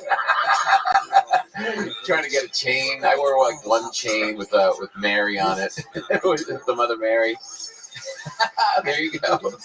I thought it was cool. I was always like trying to get the chain like lined up just inside the collar so it looked cool so the girls would see it. It's so goofy. But you're from Jersey. Yes, sir. No city at all? Jersey born and bred. Jersey born and bred. Born in Passaic. Okay. At St. Mary's Hospital. Know as well. And then moved to Park Ridge, New Jersey. Beautiful. Then I moved right next door to Wycliffe Lake, and that was it. Your parents lived in the city? My father did. My father worked in the city for a while. Yeah. The train or the bus? I think he drove. Oh, yeah. Back then he would drive. But he didn't do it the whole way. Like then he started working in North Jersey after that. Like, he kind of shifted. He was in sales. He sold like early like communication stuff, and then he was always like commuting around there. He had one commute where he got a job in Hauppauge, New York, which is out in like the ass end of Long Island, so all the way from Jersey all the way to Long Island. And he did that for like a year, and that was brutal. I remember they tried to call me a couple of years ago. We got a great gig for you. Long Island on Friday night, 8 o'clock. Go fuck your mother. You know what that LII, whatever the fuck LIE is like on a fucking Friday? And everybody goes, you know, it's like the Jersey Shore now. Like, Yeah. with the kids, Yeah, hey, you leave the night before. right. Like, you leave when the bar's closed. Yeah. Dude, you went straight down the shore, fucking lit. Didn't stop for tolls. You had the fucking basket throwing quarters. Quarters in Hit the it, basket of the If garden it's not the park. fucking, you just went through. Yeah, no cameras, nobody stopping it. No, nothing. But you cruised the whole way. We cruised the whole way. I mean, now it's bumper to bumper. I remember I had to talk Sebastian. Like, I actually had to talk Sebastian was doing Vinny's Funhouse down the Jersey Shore. He's like, yeah, me and my wife were staying in the city. I go, are you fucking crazy? I go, there's a hotel down there. He goes, yeah, I went last time, but there was sand everywhere. I go, listen, on Fridays and Saturdays, you ain't driving back. No.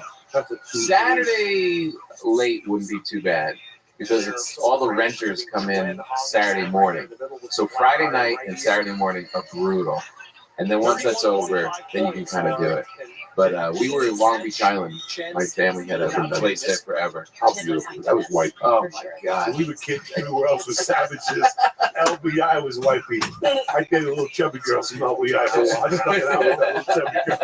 Because the houses, they had a badge. It was so Went on the nice. beach, like, It was 20 mellow, feet. mellow, And then just they had a fence families. between Seaside and you.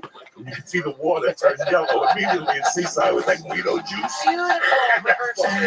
Boardwalk, there's no boardwalk. There's like very low liquor sale. How is it now? It's the same. It's exactly the same. It took a real hit during Sandy. During Hurricane Sandy, the ocean met the bay. And I remember I was in New York with my power off in the village, living there during Sandy, and we had no power, but I was able to like generator it and went online and saw a picture from a helicopter of Long Beach Island, which is where I've been going since I was, 4 years old. And it, Joey, I didn't think it would ever come back. It looked like this is just gone. It was just water. And like the tops of homes and the water towers, stuff like that. And I really thought, well, that's it. But then, it subsided. And now it's okay. It's, they have to really build up the beach and do all this other stuff. But it's just the same as it always was. When I was a kid, it was LBI, and then there was one little deeper. That's where class went. Right. That's where people with class went. Yeah, well, there's like Avalon and Cape May. Cape May, Yeah. something like that. That's where nice people went. Nobody yelled on the streets. Yeah. No fucking You had to drive south, though. That was the thing. The further you drove from the city, the nicer it got. Because, it was, you're drinking in the city, just go to whatever beach is close. But if you wanted to take your family, you had to put like 2.5 hour drive in, and then it started to like kind of calm down. But there's the one, what's the one that doesn't sell alcohol? Between Atlantic City and I remember, yeah. I remember which. I don't remember the name of it. There was a place. Spacing on the name. There's a lot of towns that are smart. They go, we don't want that corruption.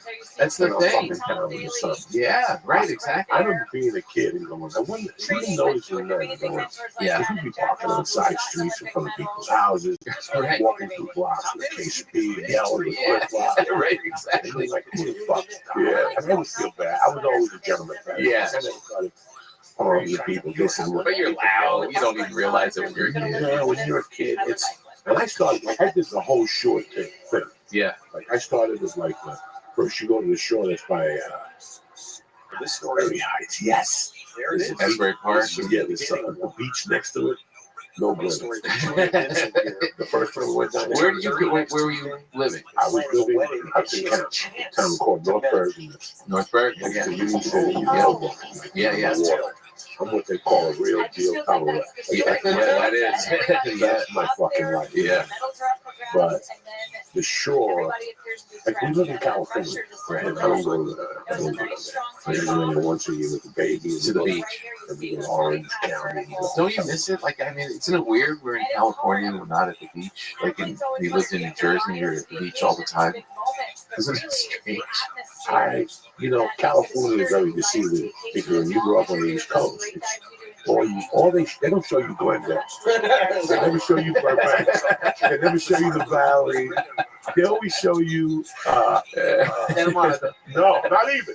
They always show you Redondo Beach. Yeah, That's immaculate. And you're like, I can't wait to move to California. They don't show you Long Beach. People on bicycles and gangbangers and shit at each other. Yeah. They don't show you that. No, you're right. All this, they show you the beach. Yeah. So I've been coming here since I was 8, 9. Why? My uncle was here. My mother's brother had a bar here. He came from Cuba, went to New York City, didn't like it. He came here. He came here as a maintenance man for an actor. He had a TV show.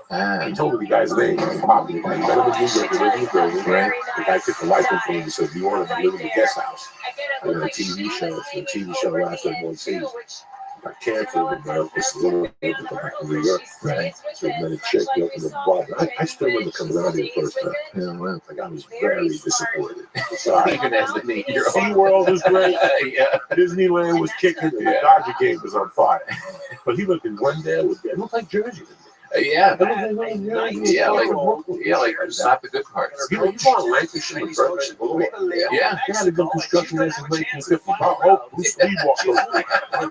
That Lancashire looks like fucking best. Yeah. The more north you go, you're like, what the fuck have these people been doing out here for 30,000 years?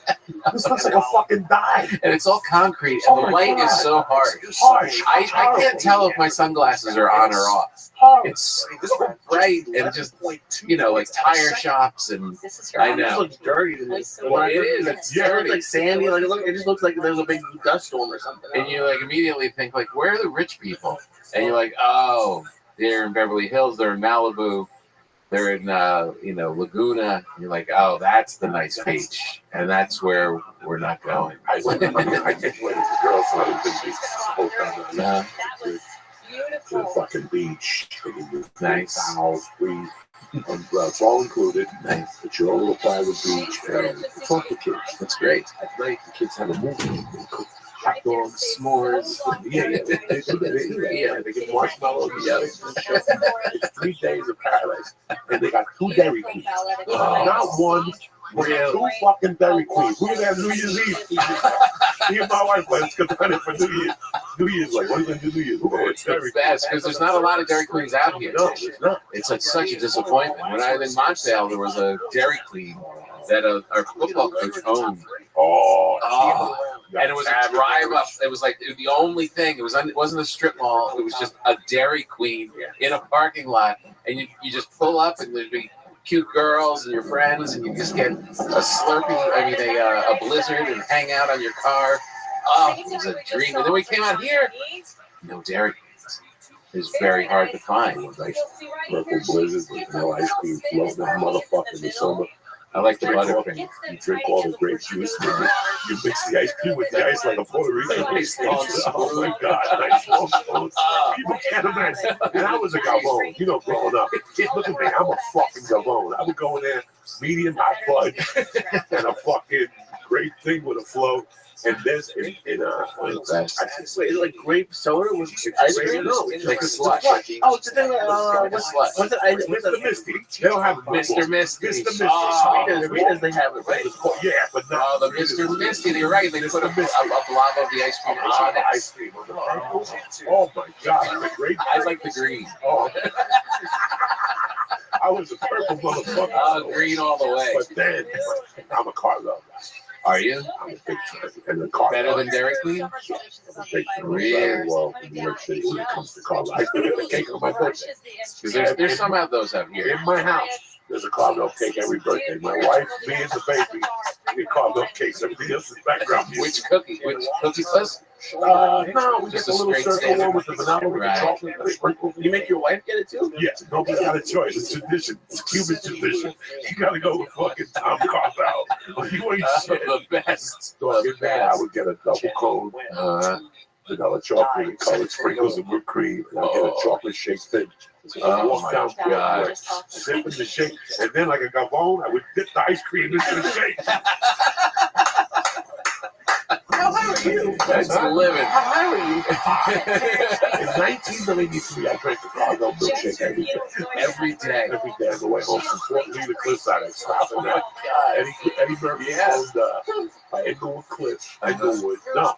Cliffside Park border with Fort Lee. There was a detail shop. There was a detail shop. And that was Eddie Murphy's one brother because they were living in Inglewood Cliffs. Right. Around the corner was a Carvel. And I was an open mic. In 93, when did you start? 91. In 91. In Denver. Oh, in Denver. Denver. How'd that happen? I was living in Boulder. Yeah. Then I went back to That New makes York. no sense. That's the West Side Night. That's the story. And Yeah. the pit is the biggest pit of all time. Right. Because I started in 93. So I just missed it. Yeah. I used to do the New York Comedy Club with Mikey Bichetti. That was my first spot. New York Comedy. See what I'm saying? Yeah. We missed each other somewhere. Just, yeah, What 93. made you stop? You went to college. I went to What kind college. of degree? Communication. No theater. No. Yeah. Okay, you did all that. I didn't. My degree wasn't in theater, but I went to the school. I was an athlete my whole life, and I specifically went to Rider College in New Jersey because it didn't have football. My father was like, "Maybe you'll play Division III and keep going." And I was like, "I'm done. I've been playing football since I was kindergarten, and this 12 years later, I've done it. I'm done." How do you feel? How do I I feel? don't believe they're doing all this shit. It's like football numbers. I feel fine. Across the board. Yeah, I I know. grew up in a bunch of like I watched that on HBO Sports. The numbers are down, and they're trying to use the girls to play football now. It'd be punters and field goal kickers because the numbers are so down in football. Yeah, I know. Well, everybody's so scared of the head trauma and all this, but I took a lot of hits to the head. But it depends where you're. Like, I was in suburbia. It was, a lot of white kids, not many of those monsters. Yeah, Pascal Hill. That's cool. Yeah, it was a good You school. play fucking at towards the end. You play brick. It was tough. Passaic. Yeah, well, when Passaic came to play us in like a scrimmage and stuff, it was like, all right, if I'm getting hit by that guy, that was like Hayward, Iron Head Hayward. Yeah, I played with him. Yeah, he played. And that guy was like a man playing among boys. There was a kid in brick called Pete Panuska. Pete Panuska had a head, didn't even fit in the helmet. He was killing people. Yeah, like if you got hit by guys like that, I could see it being a problem. But when you're just bouncing around other kids from Bergen County, you're probably not going to be in danger. And I took some hits. I remember, wasabi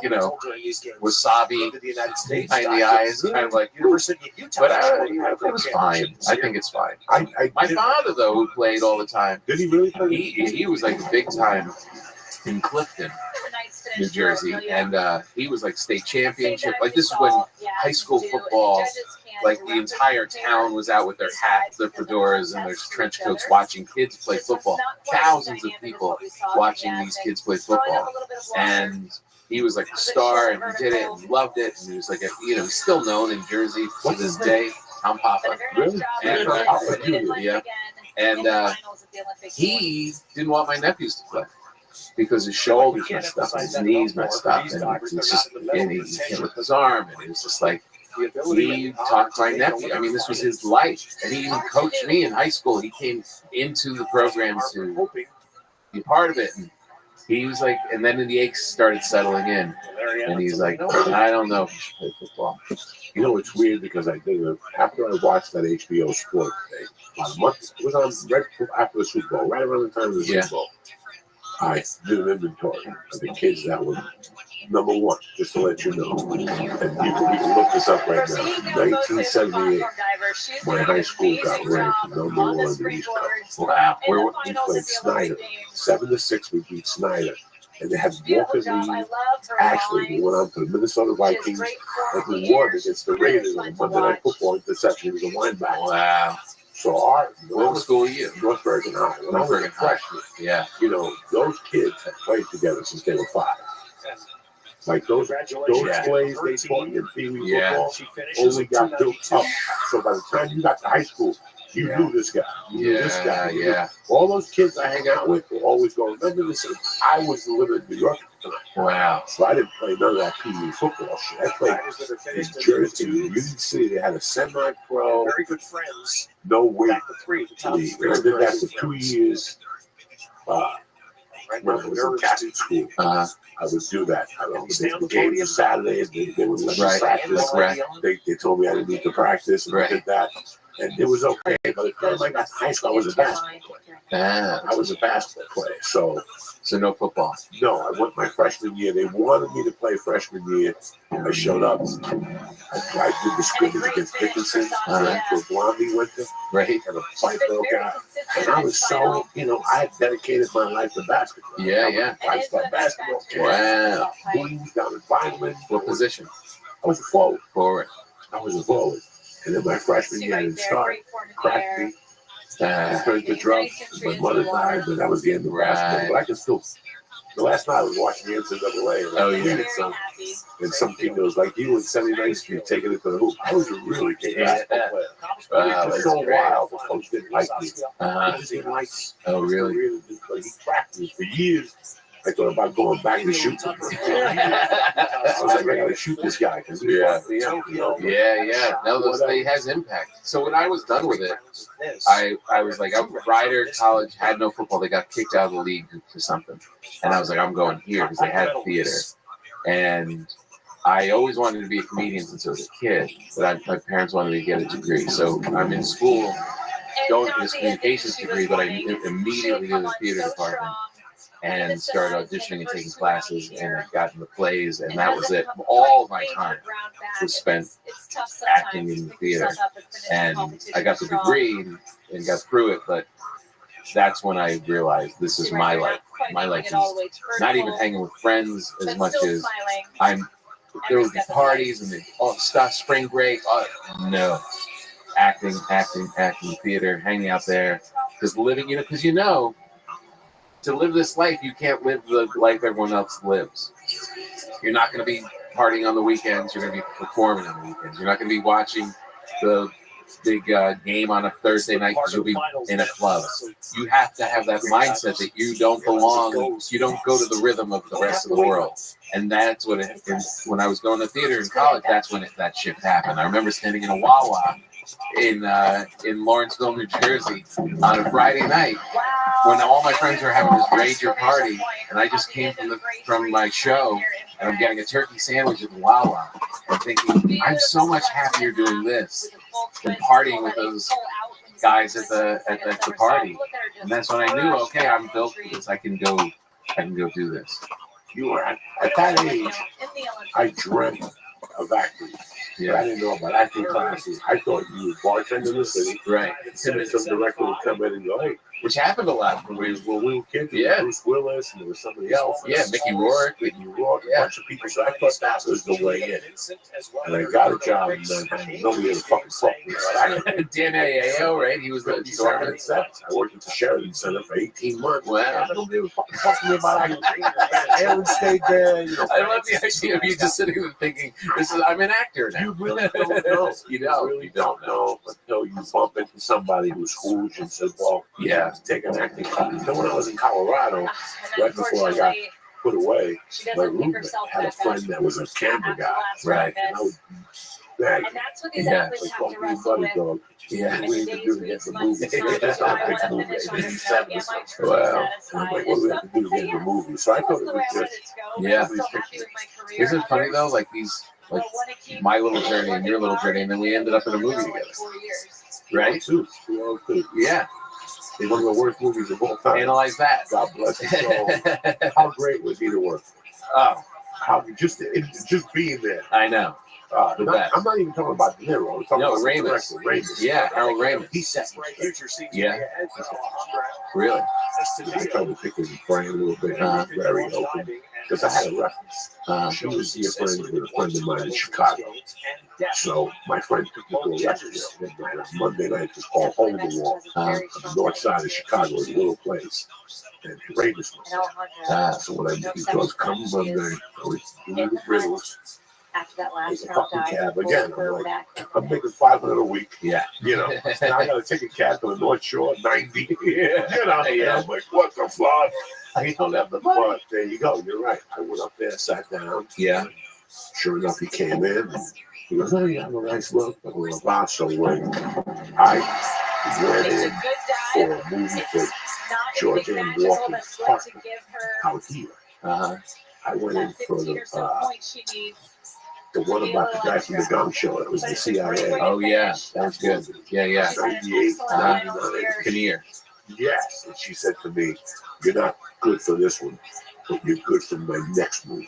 Ah. She's still young. What? And I made believe it. What's the next movie? She was analyze that. The script they're working on it now. What I want you to do is send me everything you got.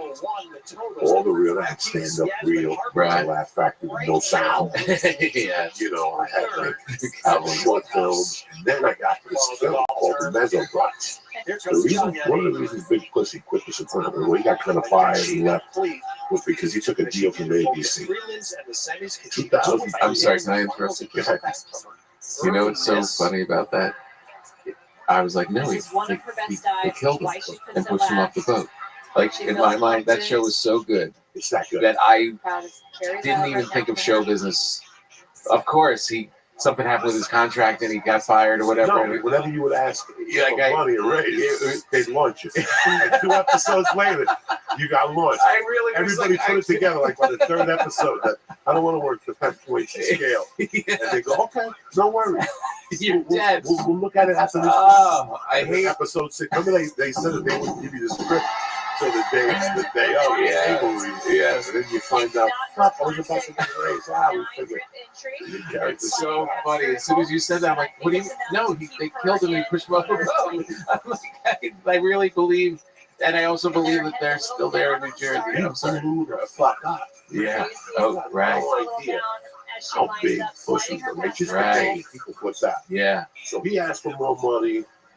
They fucked him something. I don't know what really went down. I'm just telling you what I heard. Right. And at the time, ABC had bought a show called The Mezzo. Fox. Called a show called The Mezzo. About 2 gay gangsters in Hollywood. Right. They worked out of that pink Pussycat theater. They drove a Cadillac and shit, like a convertible Cadillac. And they would drive around to Aretha Franklin. We're going driving on the freeway of love.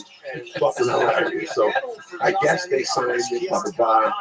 The deal didn't really get developed. They weren't ready for the gay angle. The moms is gay. We'll flip the fucking, flip it. Right. And ABC and Fox said, forget it. But the guy still kept the rights, and he made a short film. And I booked the short film, and I gave it to Georgia Walker, and she sent it to whatever in New York. And next thing you know, I got a call. They were taking wait for you. Go to New York and read for Halloween. I knew like an ass. I walked in, hey, remember that night? Oh, yeah. You know, That's I great. did whatever you could in those days. That's 2002, 2001, 2000. Yeah, that was my first one ever. Really? First one ever. How did you book it? I booked it. I went for an audition and got through the first audition and got a call back. And go to the call back in Midtown Manhattan. And this is my first callback of a film ever, you know. And I get there, and the kid comes out and says, "Okay, so you're gonna read with you're next. You're gonna read with Bobby, and we just do the first scene. We're just doing the first scene." I said, "Oh, okay, great." I figured Bobby's like, you know, the intern, the kid working the camera. I walk in, and there's Harold Ramis and Robert De Niro. Bobby. I'm like, oh boy, okay, here we go. And I start reading it, and I'm in awe. I'm going to be acting, right? No, if this never gets to the movies, I'm acting with Robert De Niro. And I'm in awe, and I start doing it, and this son of a bitch starts losing his place on the lines and stops in the middle of the scene, and he's mumbling, and he's like, I don't know what page we on. I mean, I'm like in it. I'm like trying to win this thing. I went from that was the line. What the fuck, yellow? And he called himself. He goes, what the fuck? He called himself. Yeah. The Chinese chick was banging. Yeah. Oh, he was out of his fuck. Yeah, I'm like, look at how far. Yeah. so I went for wow, this is amazing. Robert De Niro, this fuck Robert De Niro's killing me. But then I booked it. There was another kid who was reading for it too, who I knew from television. Like I'd seen him in stuff, and I was like, oh, so he's gonna get it. I guess that's how it's gonna go. And then I got it. I just couldn't believe it. And I just had that one scene with De Niro all day long. It was just, it was amazing. Very cool. He's very cool. But Ramus. Then Ramus called me like 5 years later, out of the blue. I'm living out here now. And he calls me and says, I have a great idea for a TV show, and I want you to be the host. I'm like, all right, whatever it is, you're Harold Ramis, whatever it is. He said, this is when Pimp My Ride was on MTV. Because I've seen that show. I want to do a show called Pimp My Wife, where you take a couple and the wife isn't as appreciated anymore, and you doll her up and you put her in a bar and you make the husband watch on camera how attractive she is to other men. And you see the other men trying to pick her up and stuff, and it rekindles, makes him realize what a valuable, beautiful woman he's married to, and reboots the whole thing.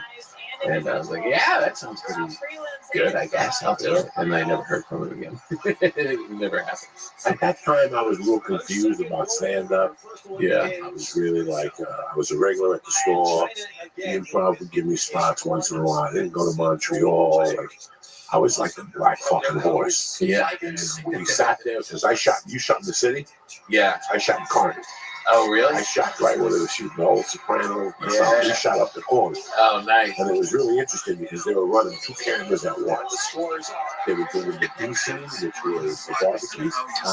And the A camera was me and Anthony and Poggy at the beginning. And then Anthony would have to fucking, we'd take like an hour break. The whole thing had to go change into the barbecue car and go over there. And I was sitting there with the bar was great. Yeah. The bar was great. Yeah. It was beautiful. Let's just watch nuts. Oh, yeah. Nuns. We went there and sat there. One time, a bunch of nuns showed up. Like, what the fuck? How can this place be closed? The owner's like, sorry, sisters. We're down the block. You have Main Street coming down the road.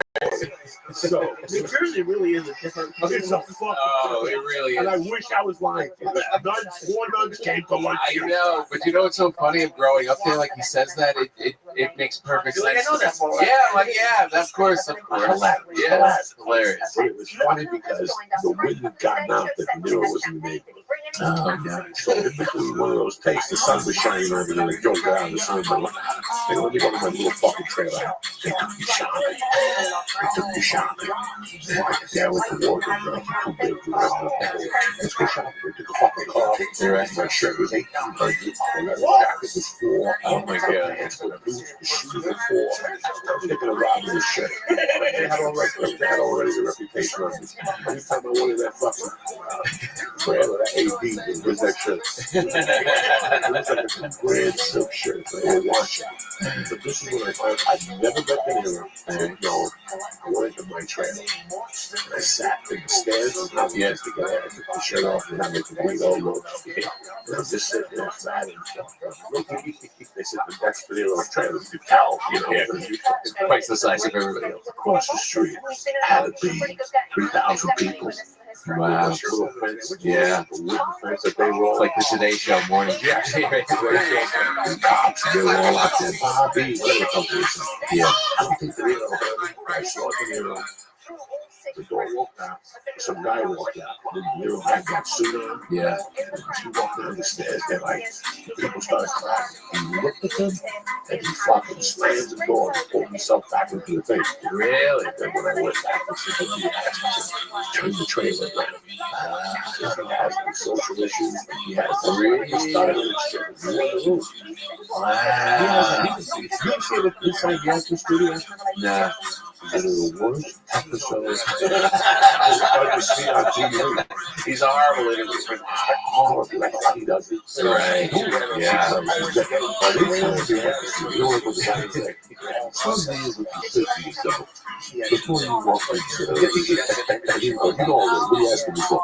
Trying to think what he asked me was, Someone, I think Conan or someone, like their first show, they got Robert De Niro. It was like the biggest thing, and it was the same thing. Horrible. He has social issues. Yeah. He doesn't really like talk. He's such a big star. I mean, especially growing up where we grew up, the way we grew up. Oh my God, Come on. And then I ran into him like 4 years ago, like at a party, and I was starstruck. I was so starstruck by seeing him that I forgot we had done a movie together. That's how out of my head I was at the moment I saw him. He's a very tricky guy. Yeah, when I shot Gus nights, I went down there the day early. And this is what I know. So don't feel bad, Jerry, but it's good. I get back, I go to the room, I'm running, I go jumping, I go for a walk. And I'm like, where's the something? He's like, tell you to shoot 2 blocks away, just stay on this street and walk down. So I walk out of the gym. It was the gym in Louisiana. So I walk in the gym, I go to shoot my hand. Right then, I'm going to see LL Cool J. And Vince, next, I don't say nothing. He's 60 yards away. I'm watching. Yeah. Cool J's hand, they hug, fist bump, they talk a little bit, they giggle. And then they set up, they did the blocking. And you know what the blocking was put out. Right? So they was like, what the fuck you mean? I'm going to help you. And LL Cool J's like, I'm telling you, man, I'm watching that hand. I remember this. They had a thing where they put the camera in, and they said, action, the first 3 takes. LL Cool J was like, no, not sure. Cut. Hello, what's happening? No, man, I just can't get my words. What? It's not LL Cool J. Yeah. Then he picked it up, and then they kept doing it, and he finally got to it. The next day was my turn. Next day I had one scene with him. He walks in and says, you my trainer? Yeah, the big wig, my trainer. That line? Yeah. Now he came in, Joe, yeah. How you doing, Mr. Lynn? Call me Bobby. Nice to meet you, sir. Here's my trainer. Nice to meet you. I don't say nothing. I don't say nothing about analyze that. I don't say nothing. I love you this. I shut my fucking mouth. Don't say nothing. Nobody, but don't start with that Guido shit. I saw a kid grab him by the neck. You know, like some Italian kid grab him. Bobby! The fucking thing. Your fucking hands off, Bobby. So, every Italian thinks they know. Yeah, right. Bobby! It's like your uncle. Sure enough. We're talking. He's like, you're a comedian? Yeah. He goes, I like this. He was great. Yeah. And they go, Joe, you ready? Sit down. Pick the paper. I got this. Yeah. He walked in. The first time I looked at him, cut! Joe, what happened? Nothing. I just got overwhelmed there for a second. You see the guy from the comedy. Yeah, that's right. You see the devil from the heart. You see Mean Street. All the faces that he's been in Godfather. You just choked. You're right. If you want me to take it, I choked the first 3 times. I was like, and then the second day he came up to me and said, let's play light. That was the day when I had man boobs. Yeah. That day was great. And then there was another scene the next day when he had to call me a fat fuck. And he came over to me and goes, I'm going to say fat fuck. Because that body is a ball you will check. You know, he's putting it in my ass right now. I will not complain. You understand me? At least I got the fucking power. It'll fuck me in the ass. But that's the thing about it. Yeah. He is Powerful. I mean, there's so much history. You saw him at a party and you forgot. I had no problem acting with him. I was fine. It was a big deal. He had a woman, like as soon as they'd say cut, his hair and makeup lady was on him and like trimming him up and doing his name. I mean, everything. And after every break, cut, back, prepping him, and I'm just standing there like an idiot. And I'm like, I start making jokes. I'm like, how's my hair? What about my hair? Anyone want to take care of my hair? And he's like, this guy with his hair. And we had like a good time. It was totally cool. I'm at a party. It's a New Year's Eve party. He walks in. Everyone's all flabbergasted. I'm flabbergasted. I'm like, that. I'm like, I wish I had something to say to him, like to break the ice. I get home that night. I'm like, wait, I was in a movie with him. I totally spaced out. It's it's powerful. I've never seen Pacino. Like I've never seen nobody else. I've worked with a lot. James Coulter did this stuff. Oh yeah, like motherfucking yeah. Started just by like I walked in there. I was overwhelmed by tears. Yeah. Like, every time I look at him, I had tears in my eyes. I thought about Bruce Lee and Carrie. I gotta tell you, there was What a cool thing, though. I mean, what a cool thing, right? To be like bumming around New Jersey and North Bergen and sitting at the shore, and then like to just have done one scene with these guys, let alone multiple stuff. I mean, that's pretty special. you leave that So crazy. going, what the fuck just happened? Yeah. You don't make a big deal about it. It's someplace close to your heart. And anytime a bad thought comes up, you place that. Hey, Yeah. all right, so I came in a minute. What? The movie Robert De Niro. That's I right. came in 30 seconds. You did a movie that you were phenomenal in. And I met, we opened each other at the store, and we never got a chance to talk about it. I want to talk about it today because he's always been one of my favorite people. And I'm going to do you a great that fucking Behind the Candelabra he did. Yeah. Liberace. That is one of the best movies. I can do this on my CD. I love that movie. It's a great. Comedians love that movie. I fucking adore that. Yeah. I mean, everybody was solid. So great. When I was a kid, Yeah. I was tight with a gay guy. That was seamstress in a play in the city. He would always tell me about it. He would always get invited to bands and all this shit. But he was a big tiny gay guy. My friends and my mother were so close. Right. So he pulled the gun one day. One of my friends and I fell in love with him. He pulled the gun. Even if you're gay, I still love you. You're that motherfucker. So we became friends. And I remember being a kid when he told me about Uncle John. Right. And the Cubans called fags, like really out there fags. Yeah. What a Loca. Right. If they're just regular gay, they're mighty cool. Right. But if they're out there, like Right. they'll suck 18 dicks with feathers on them, they throw mud at them and shit, they're locas, right? So I go, you mean Uncle John? Yeah. He goes, loco, lo sí, tremenda loca. Like he's like, tremenda loca. Oh my God. But he goes, not as loca as Liberace. At that time, Liberace must have done something in Cuba. Right. Liberace was what Madonna is to gay people today. Right. Liberace, like everybody knew Liberace was gay, but he was married. Yeah. But Mainstream America, did you know? my mother was the first person who told me Rock Hudson was gay. My mother died in '79. Right. And she's telling me when she was a little girl in Cuba, Rock Hudson wasn't allowed to fuck men in the States. So he had to go to Cuba. So it was Marlon Brando. That was their thing.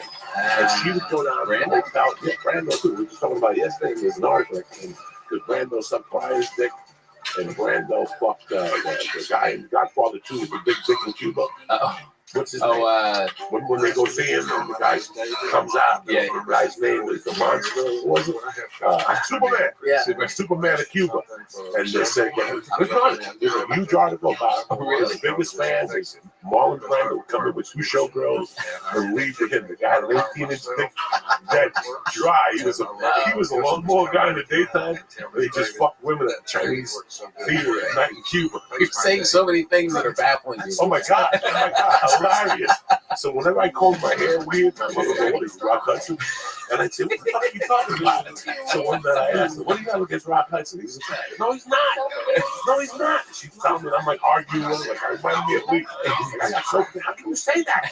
How can you say that? Where do you get balls? Your balls. Where do you get balls to say Rock Hudson's gay? She's like, all right. Believe it, you want to. She died in 79. Yeah, it's a big deal. Sorry, Mom. You're telling me the truth. So this smart man and Maricon guy was telling me about that nobody does for Liberace. Told me Liberace came to New York. He was just fucking and dumping. Like just fucking and dumping. Like Just going out. And one and done. One and done out. And they give you a check on the way out. Here's 500. Here's a gold ring for your fucking asshole. Yeah. He lived his own way, that Liberace. Yeah. What was so crazy is his biggest audience was housewives. Like he had a TV show and he'd play his piano and it was just, he would be talking to these housewives through the camera. And they'd watch them and adored him and they had no idea that he was, especially at the time, was living this affluent gay lifestyle. They had that wouldn't even have crossed their mind. Yeah. If you really think about it, Michael Douglas hit it out of the park. Oh, him and Matt were, come on. Of the fucking so great. I mean, Michael Douglas has done some great movies. Yeah. Before that, you know what my favorite movie of Michael Douglas is, if nobody knows about, the film called Star Trek. I don't know. 1984, him and Hal. Holbrook? Holbrook. Oh, really? They were judges. Oh yeah. Oh, nobody remembers that movie. Yeah.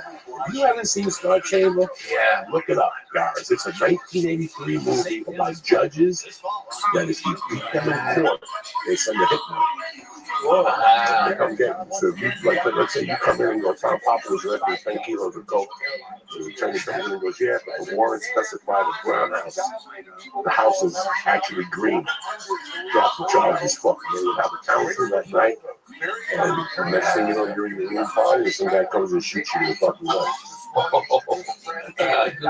Oh, but they weaved it with a story. Very bad. Very few bad movies. Yeah, no, they weaved it with a story about a kidnapping with two kids in a van. So it was very well done. And then he tries to get out. Michael Douglas tries to get out. But beside that, I mean, and then something he takes his fucking hair off. The voice. You know, they really they knew it was a great story, and they respected the story and the characters, and just gave it their all. And the characters was brilliant. Now, was that a book? It was a book first. Yeah. No, actually, I don't think it was a book. Where did they get this information? Because the boy, Or maybe what it was the guy Matt's character. I think it was yeah. I think a couple other people. Yeah. But that was the 70s. People were just Now, they were his own problems. But it was just such a. He died of HIV. Yeah. He was one of the first ones. Yeah, they called it a watermelon. Outpatients from watermelon diet. Because nobody was talking about AIDS. But then they done a man in the book or something. That's the autopsy. Yeah, I think they did it. I think that's right. Yeah. It is, Soderbergh is a genius to begin with. And he put me in one of his favorite movies. I mean, it's one of his favorites. And that I'm in it at all. It's just, where'd you shoot that? Great. Here, shot it in like Beverly Hills, shot it in Palm Springs, shot it downtown, some jazz club. Yeah, all around here. It was great. It was just summer.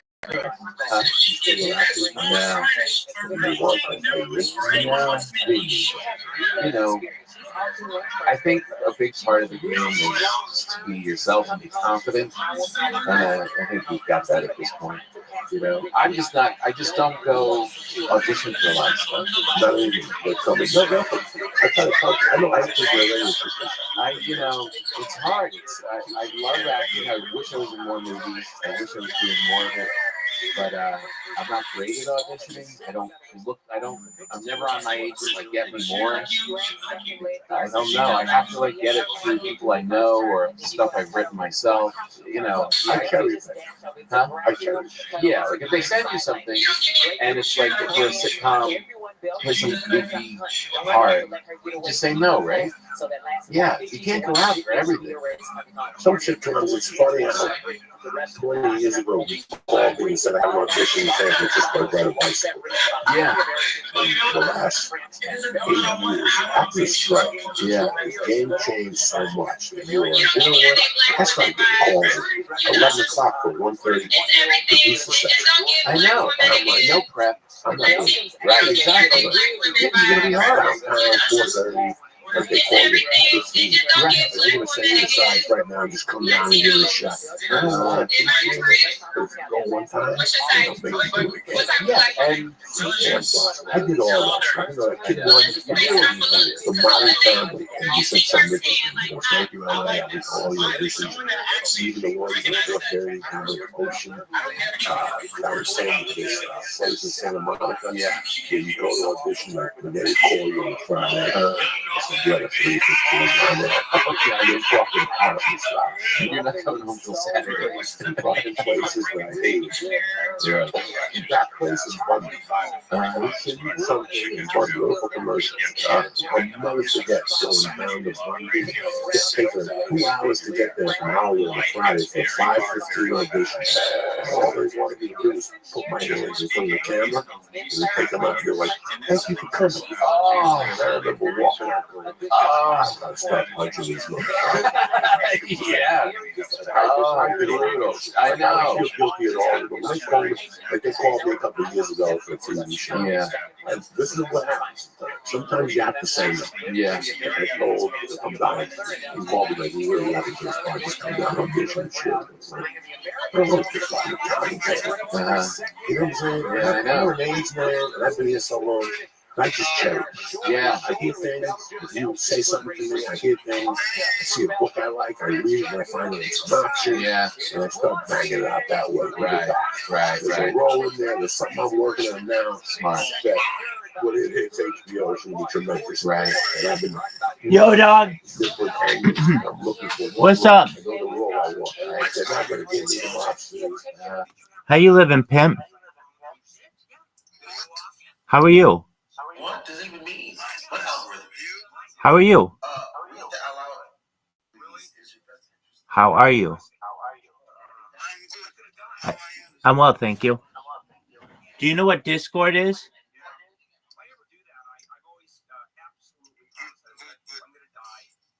Do you know what Discord is?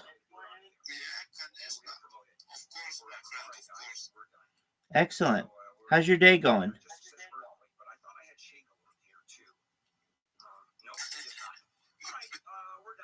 How is your day?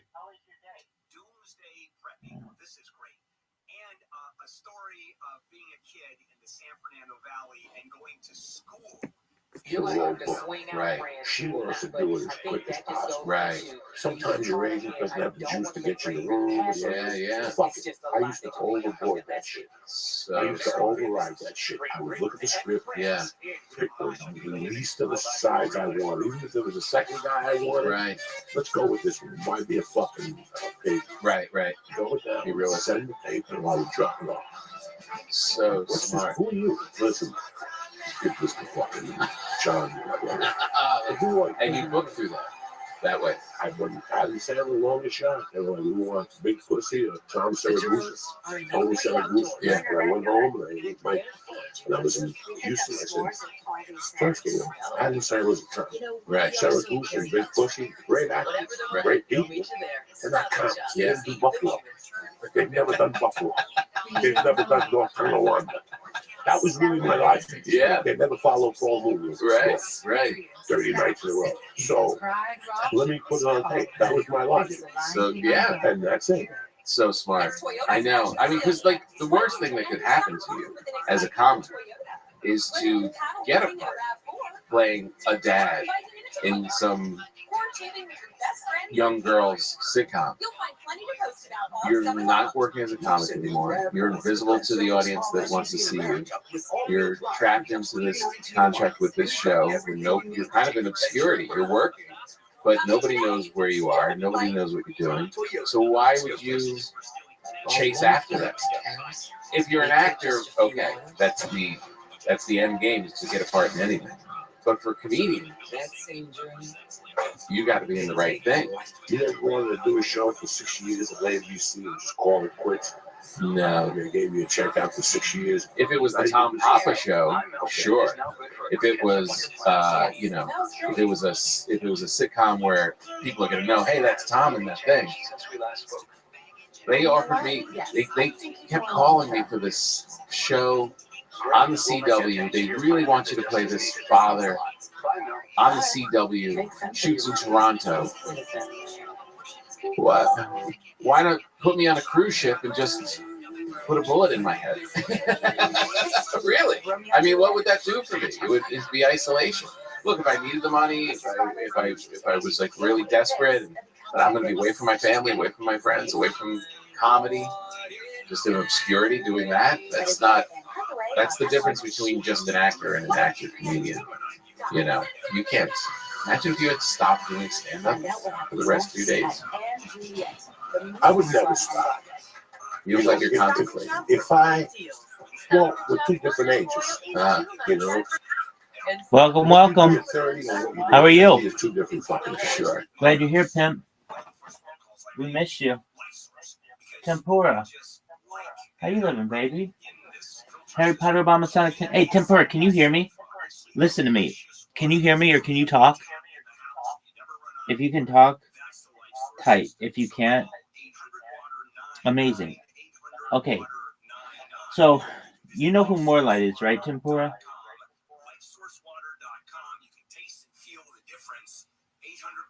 If you're talking, I can't hear you. I'll take it though that you came off mic, that you know who Morelight is.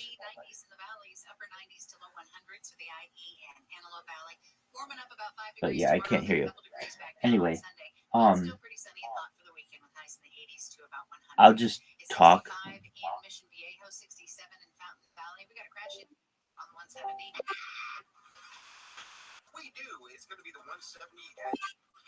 Yo, Orion, can you hear my friend here, Tempura?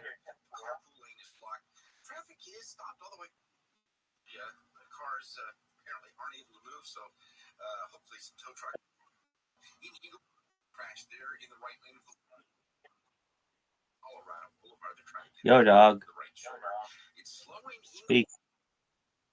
Speaking.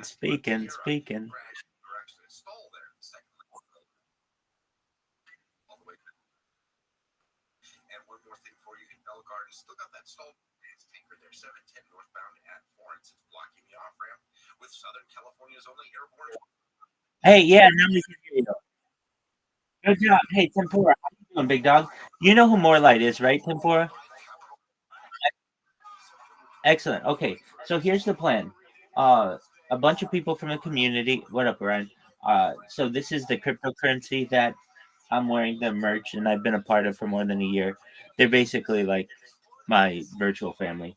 They Tempur's a member of that, and that's how I got to know him, and that's how I got to be in his Discord. So last night, a bunch of people just randomly were in a Telegram that I've been in for over a year, and we were talking, and I was saying, "Hey, you guys know that I have these robots, right?" And they're like, "Yeah," but they had only ever seen them on Twitter, and so I showed them on Kick what they can do, and I'm like, "Look, I've got 4 of them, and I have absolutely no issue. Like our coin has basically been flatlining, which is fine. It hasn't been dropping, but it's just plateaued, and we want it to candlestick." And we want it to moon. So essentially, the plan is Monday night, 6 p.m. Pacific, 9 p.m. Eastern, if you can make it. If not, I'm going to make a video. Basically, we're going to program a bunch of like extra laptops that we have to just be kickbots. And what these things are going to do, I'm going to take my bots. So I already have 4 of them, and I'm going to just slightly adjust them so that when I spam, it spams Harry Potter Obama Sonic 10 Enu, or at least like the ticker's Bitcoin. And it'll spam my shit, but then at the end it'll have like HPOS 10I. So that'll be 4 different bots. And then however many people, if you have an extra laptop, you don't even need an extra laptop or PC, I should say. You can just use your current PC if you have a PC. Now, if you're like, I only have a Mac, I'm sure there's a way to do it, but I currently am only going to be able to do the training on PC.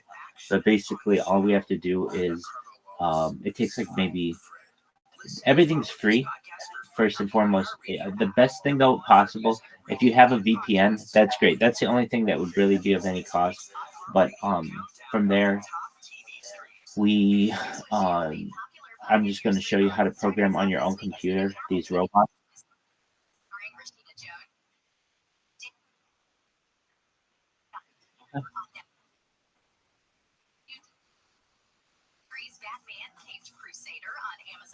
Oh, dude, you're going to love this, Ryan, because number one, you're going to see kind of the opposite side. Since you're so much in like information security, exactly.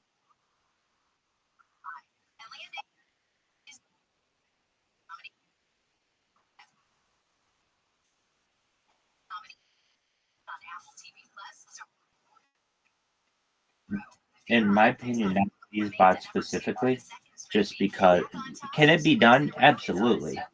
But do I know how to do it? No. My way is just a really easy way that anybody without any coding experience can just walk through, and literally all they have to do is hit a record button. It's going to follow the steps to create an account and to spam about our cryptocurrency, and then that's how it's going to teach people how to do. Now, there are bots that I'm sure can use Raspberry Pi to be able to do some really advanced things, but this is just a piece of macro software that you download straight from their website. It's all very secure and safe. You download the evaluation, or you start the evaluation period, which is 45 days, and I can show you how to get around the 45-day issue if it takes us longer than 45 days. But basically what we're trying to do is just get a bunch of attention to a cryptocurrency. In addition, I mean, so this is what I said, like, I'm doing this for my project, but I have no problem with teaching everybody in the community who can participate how to do this on their computer. In exchange, and I will also promote it as well. In exchange, I get my name out there as well, through whatever their message is. So it may be to go to our Telegram or go to my Discord or whatever the message may be, because as anybody knows, I'm basically a concierge for the Harry Potter Obama Sonic 10 Enu coin in the Telegram already, and that wouldn't change. But we don't currently really have a Discord that we use very often. So with that being said, we are going to have a meeting on this on Monday. But in the meantime, there's one. It's going to be 6 p.m. Pacific, 9 p.m. Eastern.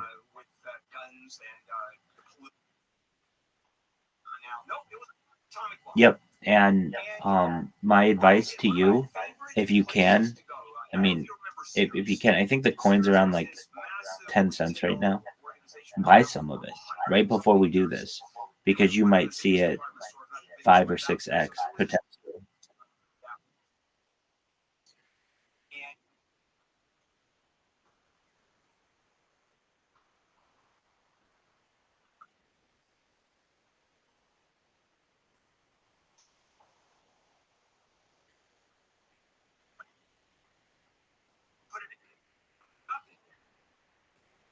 Exactly.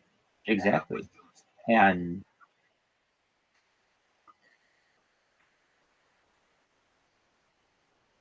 right.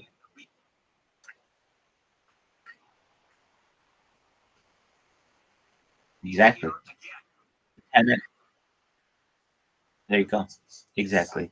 Now, obviously, nothing is guaranteed, but this is a coin that's been around for a year already, so it's not like it's going anywhere. It's very well known, particularly on Twitter, is really where it's well known, and that's where people want to be well known in the crypto world. So I discussed with the person who I'm referencing. Their name is Morelight, and just one moment, I've got somebody in the Harry Potter Telegram. Hey, Sproto, can you hear me? Sprotaki, can you hear me? Anyway, let's see if they can hear me. Uh, so the developer of the coin, he and I have always had this discussion that we could use my bots for to take over Twitter, essentially. But I already did that, and we didn't necessarily want to endanger anybody's Twitter accounts, because those are more valuable to us than just random Kick accounts. But we don't care if we get banned on Kick for our cryptocurrency. That doesn't matter. It's like, and even still, let a few months go by and they'll let us back on for whatever reason. So why not strike while the iron's hot and make hay while the sun shines? And so I'm organizing a team. And if you have an extra laptop that, I mean, I can teach you this afternoon how to do this. And if you're willing to do it, I'll start changing my bots as well. And so, like, how are the bots going to advertise for this cryptocurrency? Basically, when I spam somebody, it normally has like Rabbi loves you, uh, largest AMA in global history, or largest AMA in global history, or type Rabbi Rothschild AMA in Reddit, largest AMA in global history, and then it has my Discord link. At the end of that, I can put buy ticker Bitcoin. There's enough space, and if there's not, I can reduce some of the stuff that I have. Additionally, in the usernames that I'm making, Tempura, can you answer that question? Excellent. Someone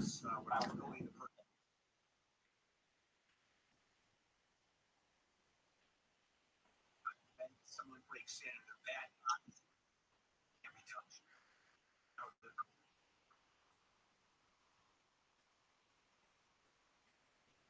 Online that connects. That makes sense. That's sort of so much. In LA, I don't think so. And then if they're just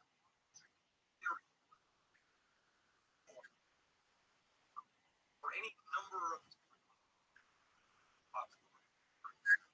and probably is the way people are thinking as a result of the politics is going.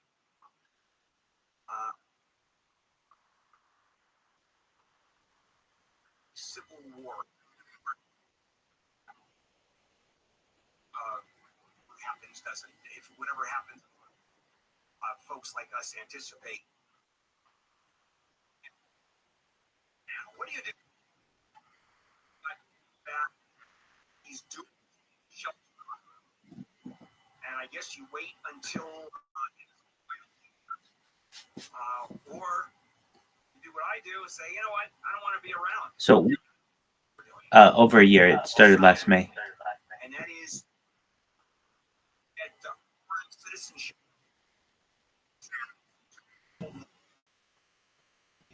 118 million.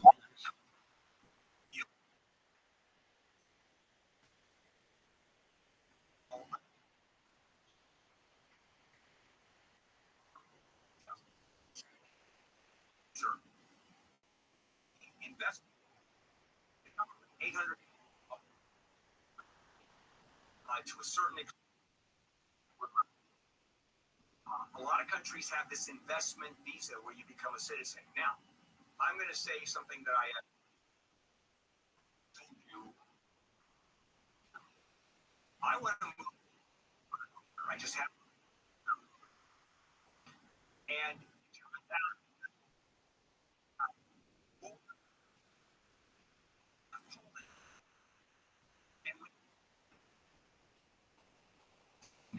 where basically he came from. But he was born in Poland. I get the Polish citizenship. I'm going to become a Polak.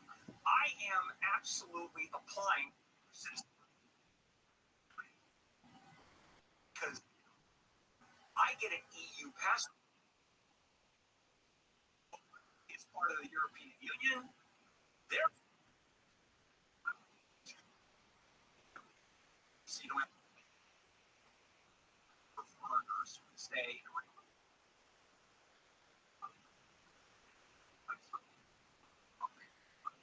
Families, which are huge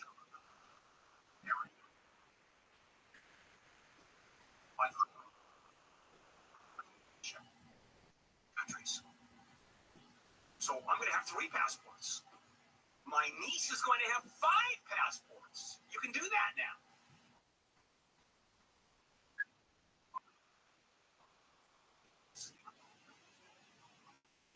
I'll tell you that right now.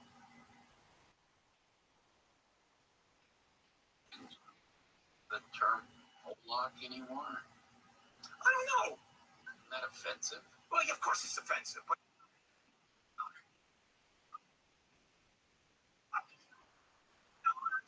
it's a derivative of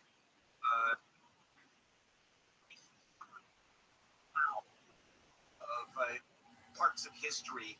You know, for example, when they were brought over.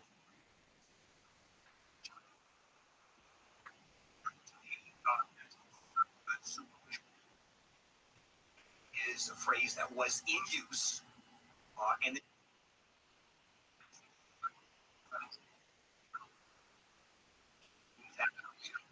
List. I didn't. By the way, we're not talking about words because there are, and I don't want to go into that, always been racist, but reference to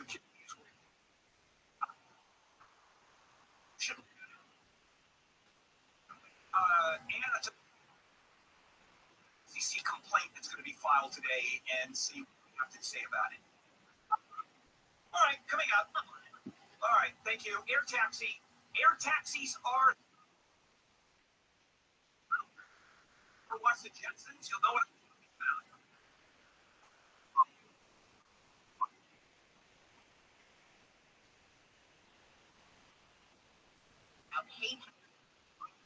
Or anywhere else.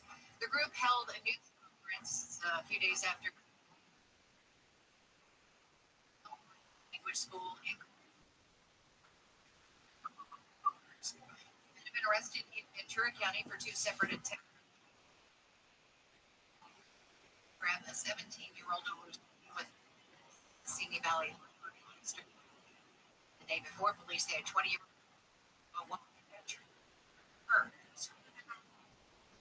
moving people in Orange actively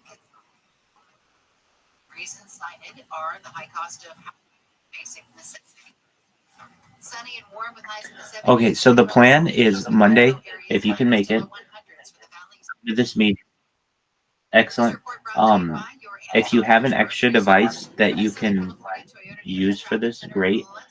Again, generally PC is going to be the best route, but we can figure out a way to do Mac. And also, if you have an extra cell phone that you want to dedicate to this, there's a way too that we can automate cell phones. But basically, it's just going to be a massive bot campaign to get out information regarding Harry Potter Obama Sonic 10 Inu and get people to purchase the coin. Additionally, get people into the community. We need something. And speaking with More Light, the developer of the coin, he fought on Karate Combat. If you're familiar with what that is, Orion, it's basically like like MMA YouTube channel, but it's really big. You'll hear the major MMA people talk about it: Joe Rogan, Dana White, those kind of people. And so he was on it for their like influencer series. He fought BitBoy and did really well. So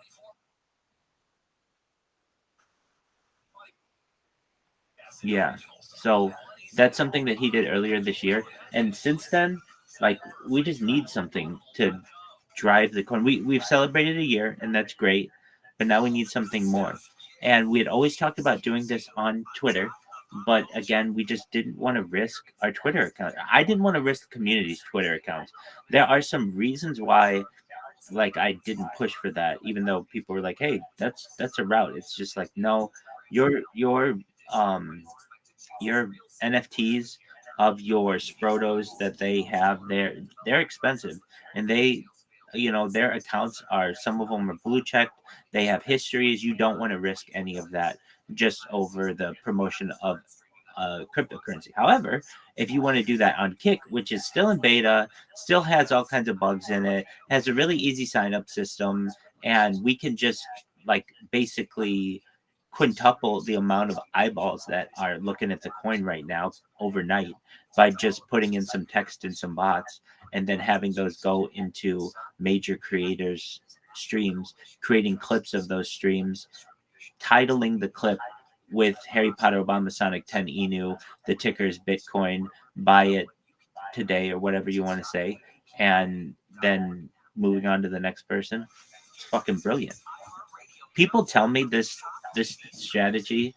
They say, like you, I like take screenshots of when people say this. They say it is the most annoying tactic we've ever seen anyone use to get out their project, but it's low-key genius. And that's absolutely what I love to hear, because it is.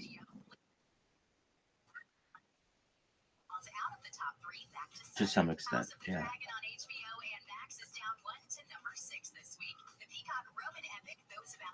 The only thing, the only thing that you have to do is just make sure that your computer continues to work.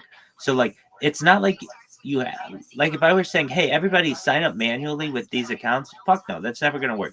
People will run out of energy within an hour. But if I teach them, hey, all you have to do is just like before you go to work, hit the play button, and then when you're gone or whatever, that's fine. When you come home, just hit the play button.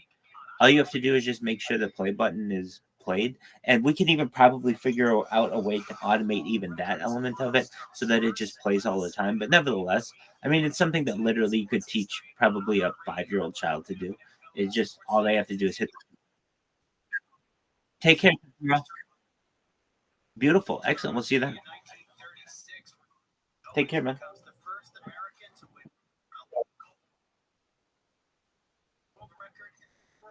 Go to the website.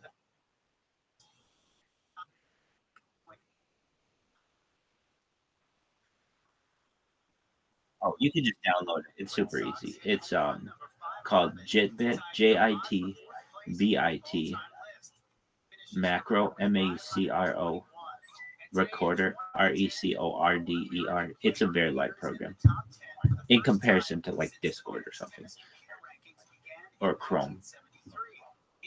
The thing that's going to run heaviest is Chrome, but that's still pretty minor.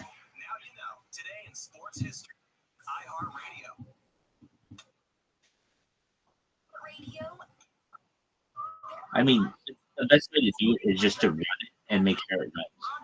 Beyond the iPhone and Android app and at iHeartRadio.com. Here's another way to connect to iHeartRadio. Amazon Fire TV supports iHeartRadio with the play while you enjoy your favorite music radio station. Link your iHeartRadio account and use voice controls for easy navigation content on iHeartRadio. iHeartRadio on If you want it, it's called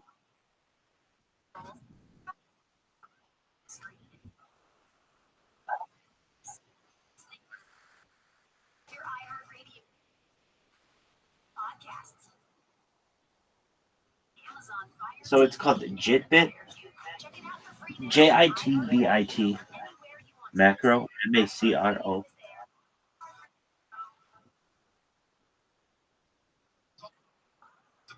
Okay, you just said I just want to look at the specs and stuff. So if you want to look at the specs, you can look at it on their website. It's a very vast website of softwares, and this one in particular, it's called Jitbit, JITBIT, macro, MACRO, space, recorder, RECORDER, Jitbit macro recorder.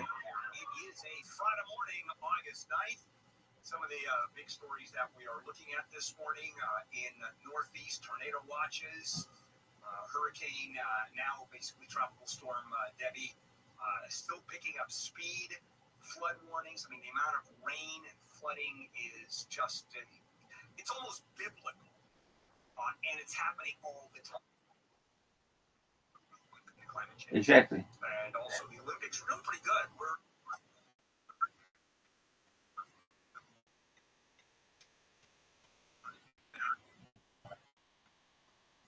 Do you remember, and we just played our Kona, the opening theme to the Jetsons, one of my favorite all-time television shows. And when I was a kid,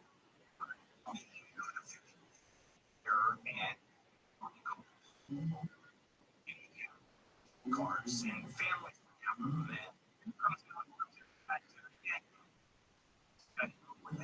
pilot. So obviously the answer is you have to have an air taxi. Yeah, Jitbit macro recorder isn't malware.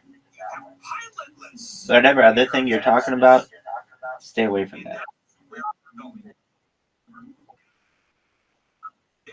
Yeah, I don't know what that is, but I can tell you I installed 30 of them, and I can tell you this one's one of the best ones, like the top 3. There are other ones, but they have a cost to them. So this is the best one that's free. Is what they are, which are stable, they're easy to fly, you really don't need a lot of piloting experience or expertise. And okay, there's another futuristic company The FAA has cleared this. It's going to be ready to go. This is absolutely legit. And the FAA's gotten involved. Local state agencies have gotten involved. By the way, LA is, Southern California, of course, is the most difficult place you can do this because the restriction. So much. What did you say?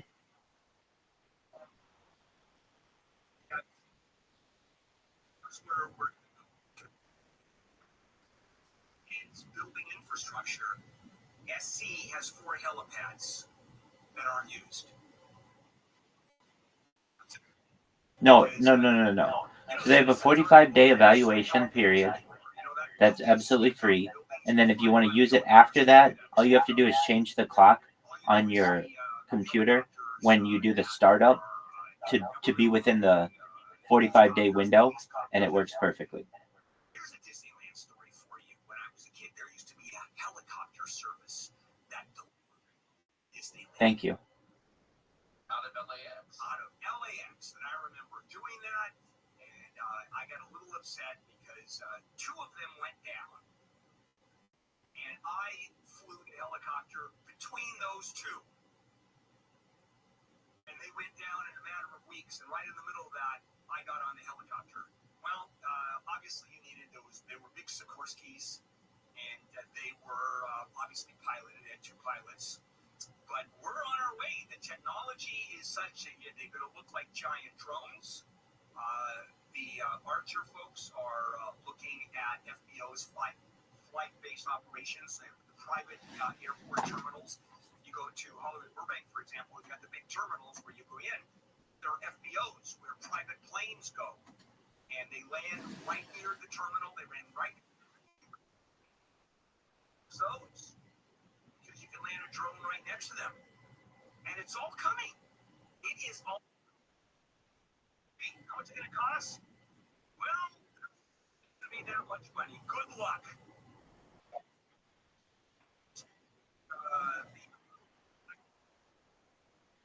Really? Yeah, it's more like the guy who I was talking about yesterday. Right now, when they open up in 2026, it's going to be the cost of a. Do I know him in real life? No, I mean I know that he's in the coin every day, and I mean I don't even care about the coin, to be honest with you. I care about it's going to get me more viewers. So the way that we discussed doing it is I'll put their coin in my spam, and they'll put my information in their spam, and we'll double dip basically, so that our shit is everywhere.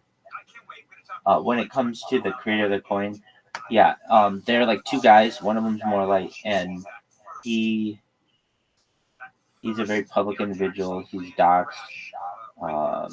He's been on like television for this coin. He fought BitBoy in Karate Combat. He's been doing it more than a year. That's about all I know. I mean, I know where he lives and stuff, but I'm not going to dox him. That's because we're really good at it. To Los Angeles, Orange County. live everywhere on the iHeartRadio app. Big bucks. Cities and counties that don't do enough about homelessness. Newsom's comments were made as he was in LA at the site of a.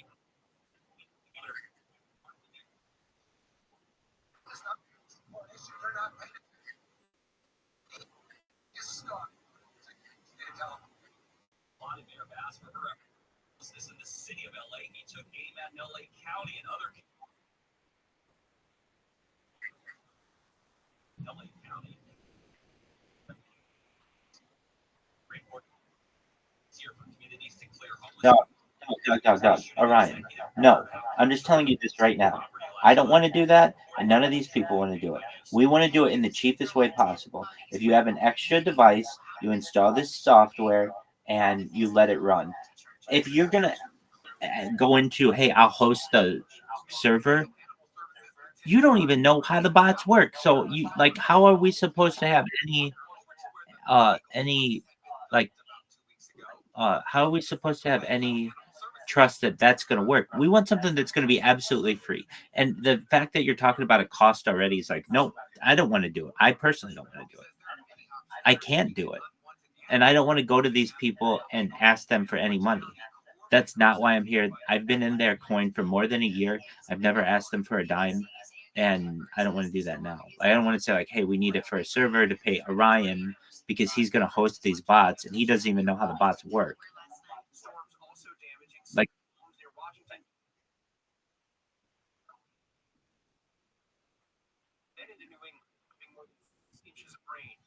I get what you're saying.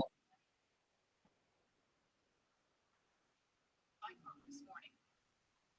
Arrested in Austin.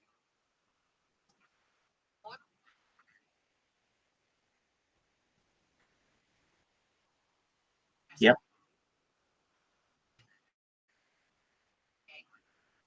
Right. But here's the thing.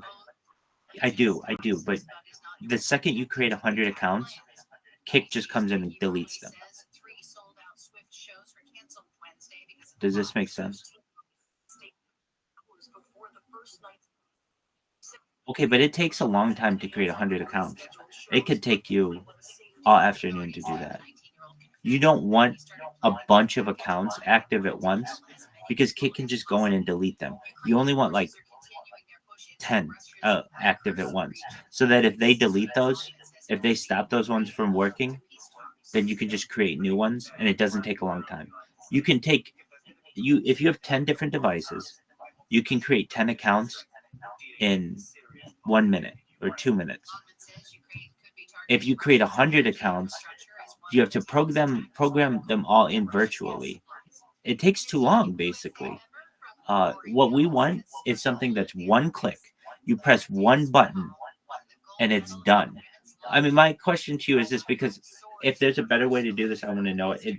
If it did cost something, okay, what is it? And we'll figure it out. But basically, if we're using your system, when we have 100 different accounts going that are all logged in perfectly, let's just say, we would have to work that out through VPNs and everything. But let's say we got 100 of them going. Let's say. And okay, and Kick comes through. I understand that. Obviously. Well, no, why would you even do any of that? Why wouldn't you just use Amazon Web Services and just run it all virtually? Yeah, but then we have to rely on like your power and internet. No, not dude. Of anything we want this to be 24. Dude, Orion, I'm just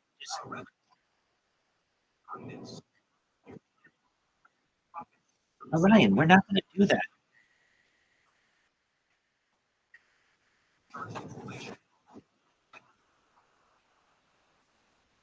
That's not good enough. 99% uptime sucks. I want 100% uptime. No, I want 99.9%. If you have 99% uptime, that means once every 3 months or so, you're going to be down for an entire day. That sucks.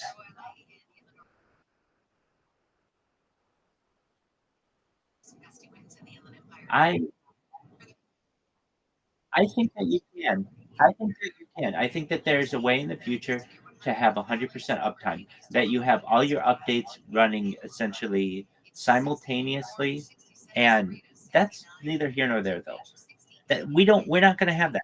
No, all right. What you're saying is this though. It's kind of ludicrous. Hey, to someone who's like, hey, I've got this free way that we can promote this cryptocurrency, and you're like, look, I can do it for $5,000.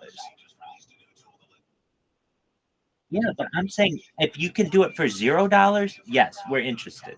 If you can do it for anything more than that, we're just not interested. Or I'm not.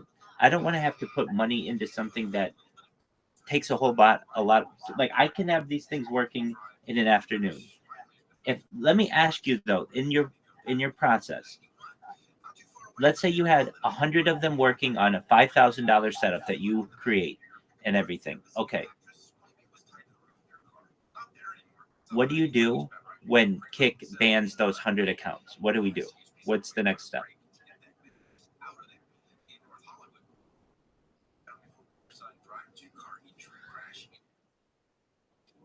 Well, right. That's simply what these things are doing anyway.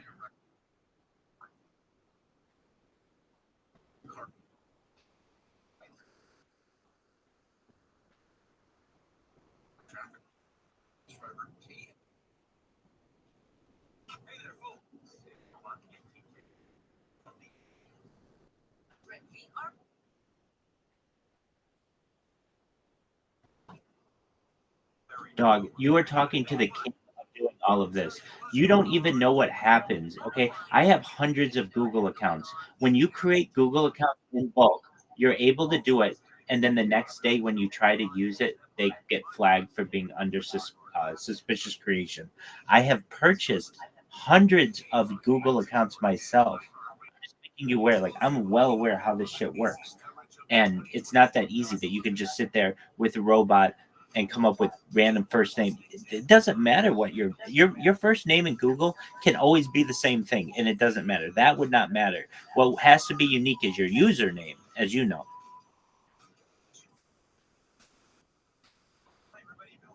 And Google's not even the way that we would create the Kick accounts. We create the Kick accounts using temporary email addresses, not Google. Because Google, you have to be verified, basically. Not necessarily verified, but as you know, Google does have some kind of verification where if you create bulk accounts, like I just said, they will come in the next day and say that these, you get a message that says, our system has shown that these this account was created using automated means. In order to avoid, or in order to ensure the community is protected from bots and spam, please verify the account. And what you have to do is then put in you can't use the account until you put in a valid telephone number and do a one-time password with that. So if you want to go that,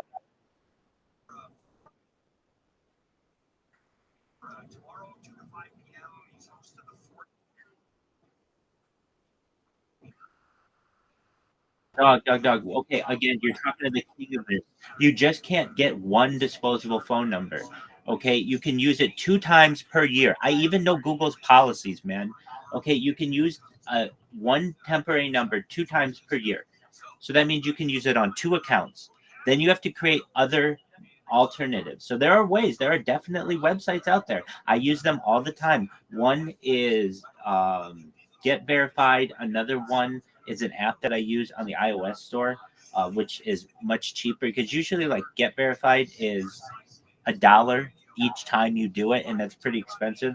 The one that I use on the App Store is more like 25 cents, but it's still, it all costs money. Now you can go and try to find free numbers on the internet that are brand new that someone has posted, but it might take you all day to find one that works, and that's just not reasonable. Yeah, if we're having to verify these things with phones, absolutely not. We move on to another. But what we do automate is an OTP process with email. So that's what I'm saying. You don't do it with Google. You do it with email. And we just use temporary email addresses. And can this process be automated?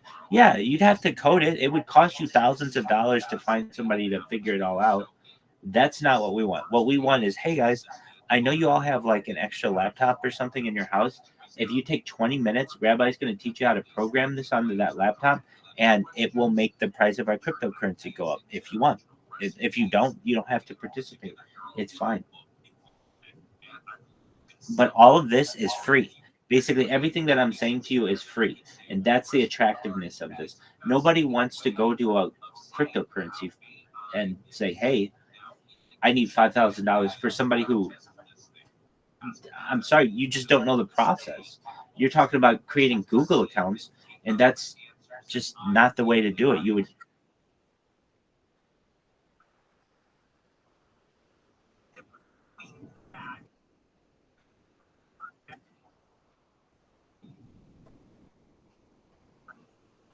Oh, that's nothing though. You have to understand. Making sure the hardware is maintained means letting a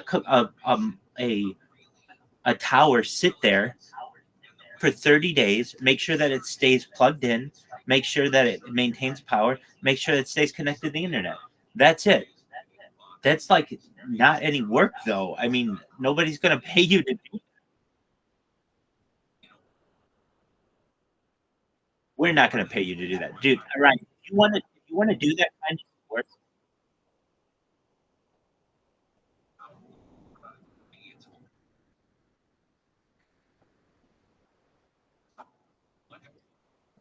no, there's not. We're going to do this Monday night for $0 What you're doing is like your own project. It has nothing to do with this. It's your own project for $5,000 or whatever. But it's like what you're talking about is not this. This is free. If you want to participate in it, it's great. You download that software. I'll teach you how to program it, and then it'll be working within 2 hours. Everything that you're talking about is months worth of work.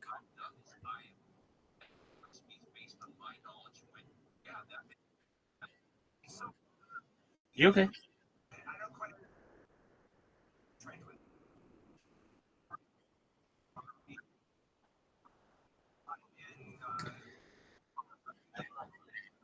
Sure.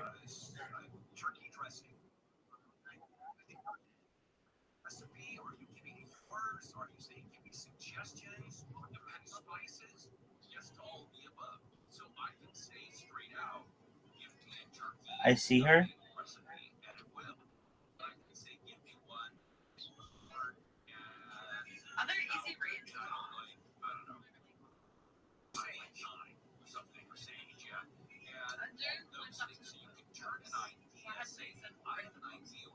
This woman is a RuneScape person?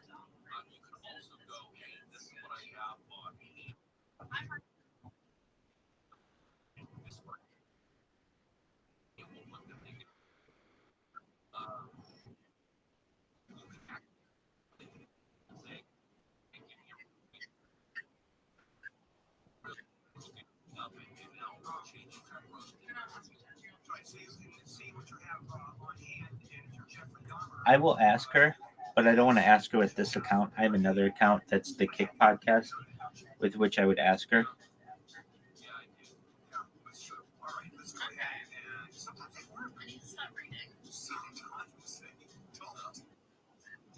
Okay.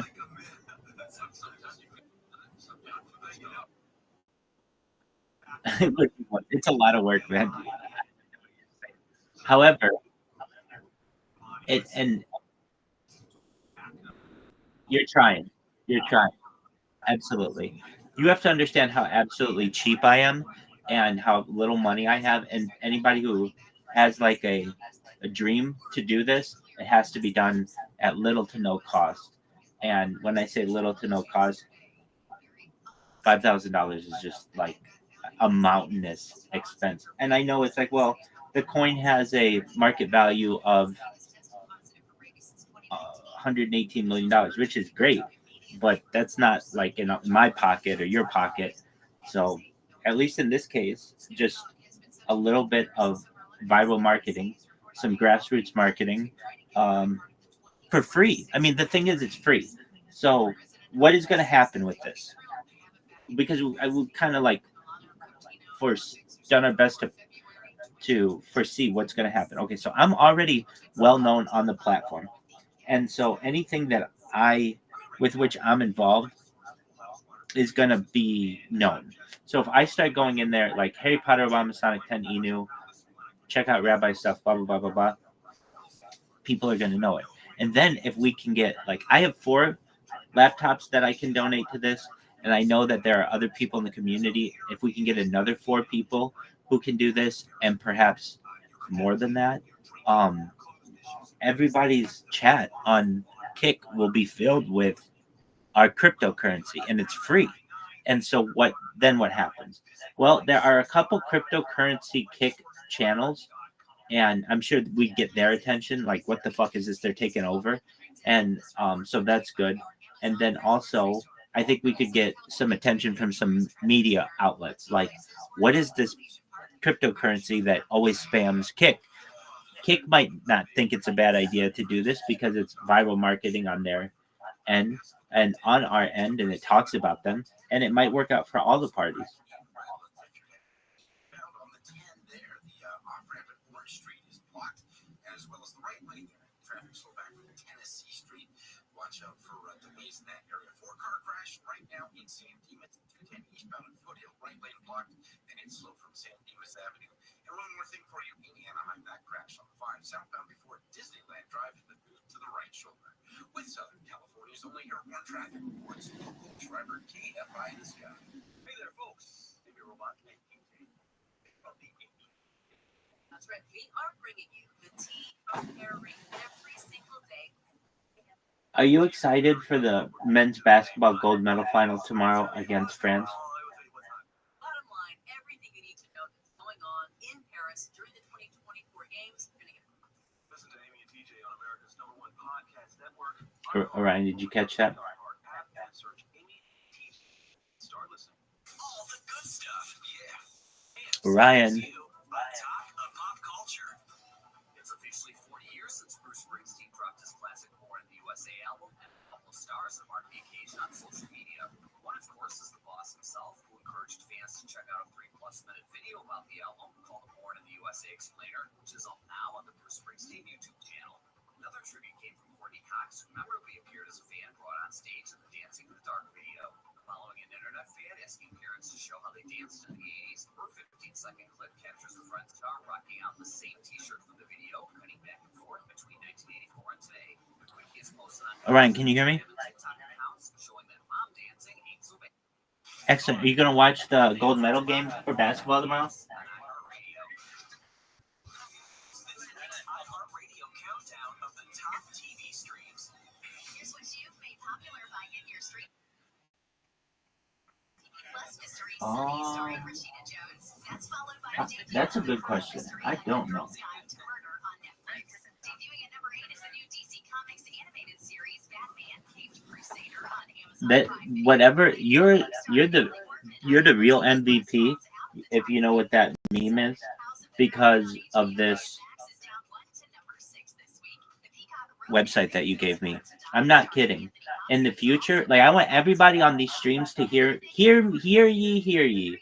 Rabbi Rothschild wants to declare Orion is amazing for giving us this link for the Olympics, because we now have been able to watch literally just about every single major moment from any sport in the Olympics, because we've had this thing going 24 hours for every moment of the Olympics. So thank you so much, Orion, for this link. It's been absolutely amazing, and you're the man.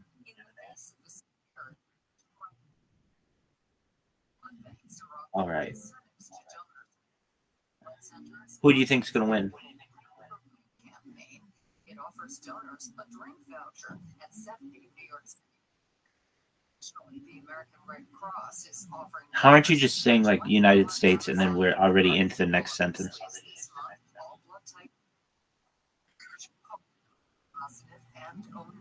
Dog, it's literally the absolute best players in the entire world, and like one rookie against one rookie who's pretty tall, and that's it.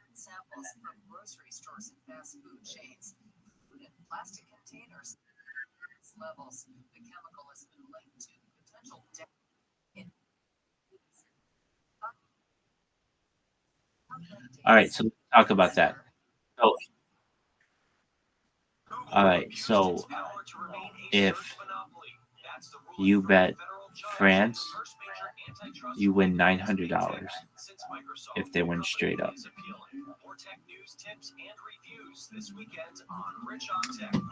As I understand what you just said. All right, so then what does that mean?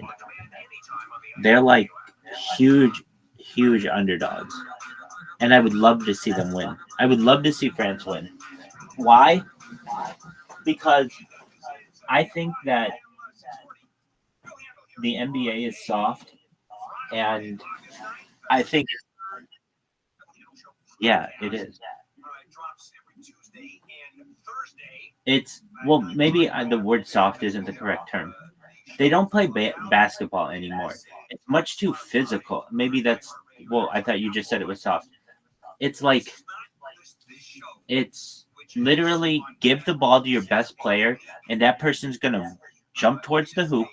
And normally the things that would be called as a charge won't be called as a charge, and he's gonna either make it or get fouled. That's every single fucking play. Or they shoot a 3-pointer. That's every single fucking play. And I just am someone who thinks that basketball is more science, and it's more like a game that is play like should be about passing and about non-contact with anybody. Like if I had it my way for both receivers,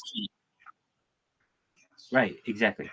If I had it my way, receivers in the NFL and basketball players would have a special kind of jersey that if they got touched, it would show it, and then you would know it's just automatically a foul, automatically passing interference. That way, you don't have to deal with this bullshit that was like incidental contact and what's incidental contact, and then it's just this fucking legal dispute.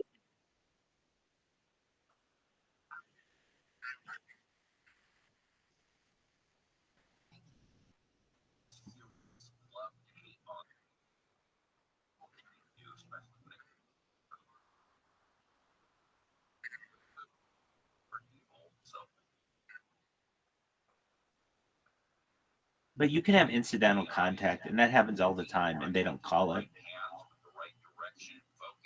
Like, this is what I want. No referees, where it's only robots or some kind of like Skynet system that's basically saying, yeah, this motherfucker got touched or he didn't. But it's not like, oh, that's incidental and it's up to a human. Why? Because that human can be influenced. And I'm so sick of sports, particularly baseball, that is just up to the human eye, which is just in 2024 when there are millions, if not billions of dollars that are being gambled on some of these games, and there's a lot at risk, to leave it up to just someone who is very easily influenced, known as the umpire, who's not making what these other people are making. I mean, I remember hearing interviews with Tim Donaghy, the disgraced NBA official who bet on basketball, and he would say that, and I empathize with them, that you're making like $200,000, which is really good money, but the guys next to you are making $200 million, and at a certain point, you're just like, why can't I get a little bit of that? And nobody's gonna find out if I just start shaving points. If that, if I make it, I know that the Lakers have to win by 10 points, and I make it so that they still win, but they don't win by 10 points just so that I win. Nobody's going to know the difference. And players are thinking the same thing. That's the big thing when it comes to sports. It's not so much straight up betting on your team winning or losing. It's about point shaving. You know your team is going to win. It's just by how much. So we know that Orion's team, the Minnesota Vikings, are really, really good. And they have Justin Jefferson, who's going to just tear up the fucking NFL this year. Great. We know that Justin Jefferson is going to, and the Minnesota Vikings are going to beat whatever team they're going to be playing. Great. Well, if you can get to that team and you say, listen, guys, I know that normally you would win by 2 touchdowns, but can you make it only by 10 points instead? If you do that, we'll all be rich. You can get everybody to agree on that. And if they all shut their mouths, then nothing happens.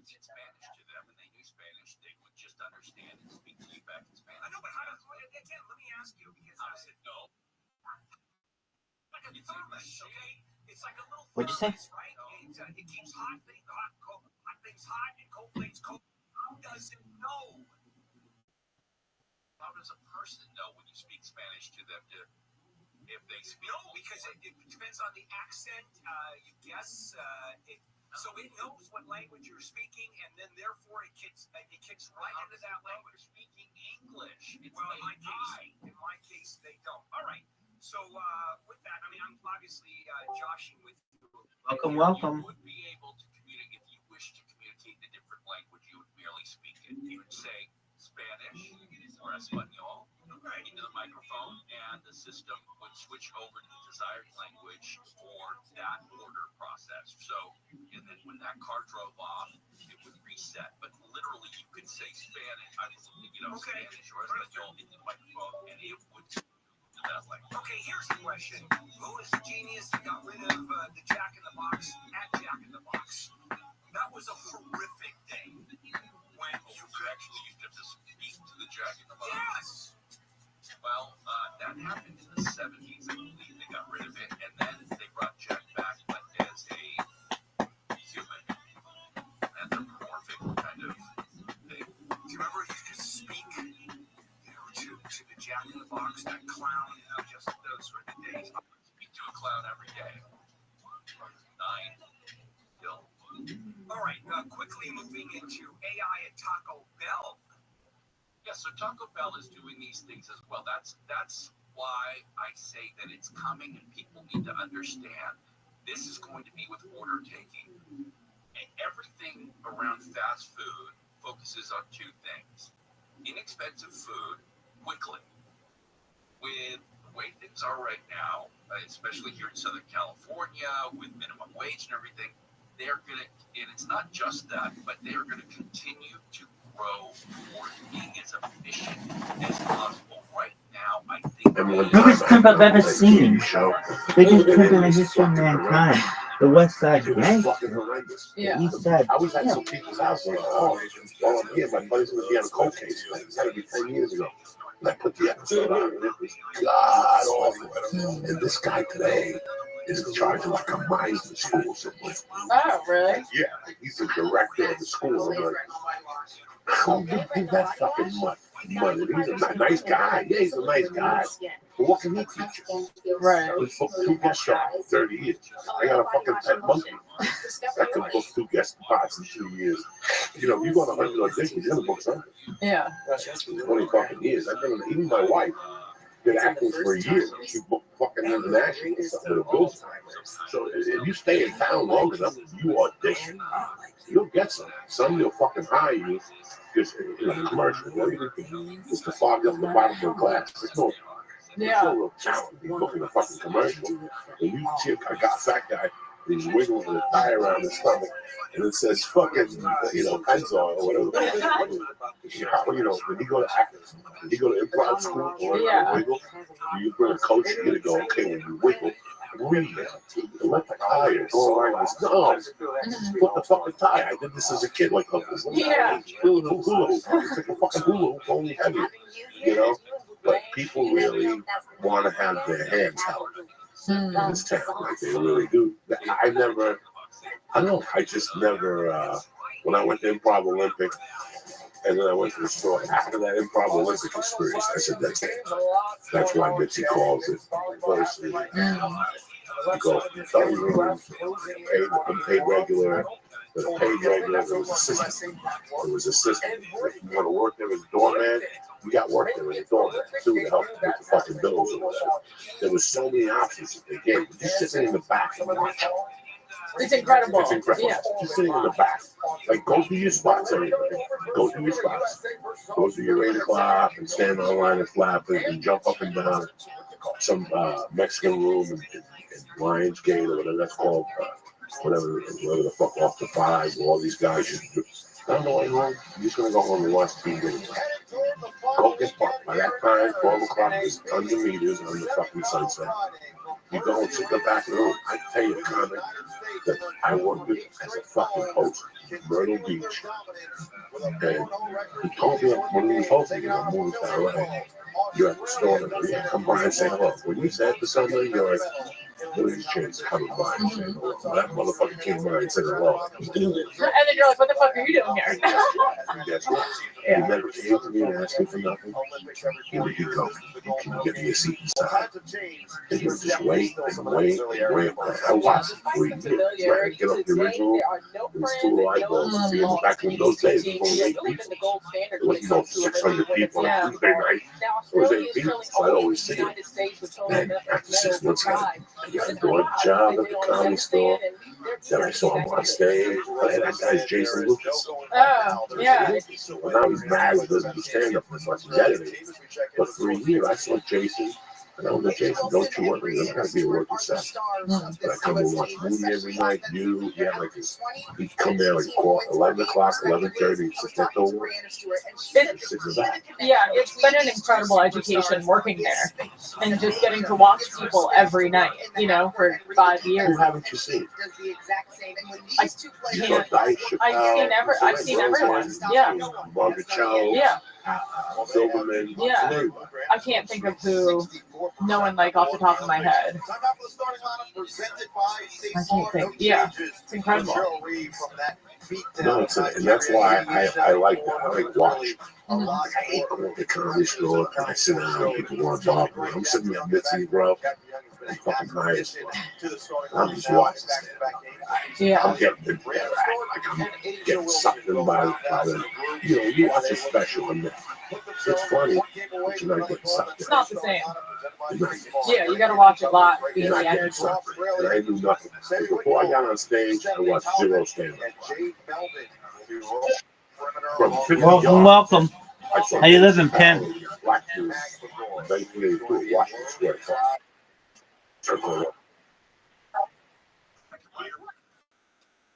Course. First contingencies. Just one moment. I'll message her. Or I'll send her a request. Here's why. They're going to buy your house, give you a fair price, and none of that happens. No listing. You get paid in cash within 10 days or less. No one even walks through the front door, and you get your fair price.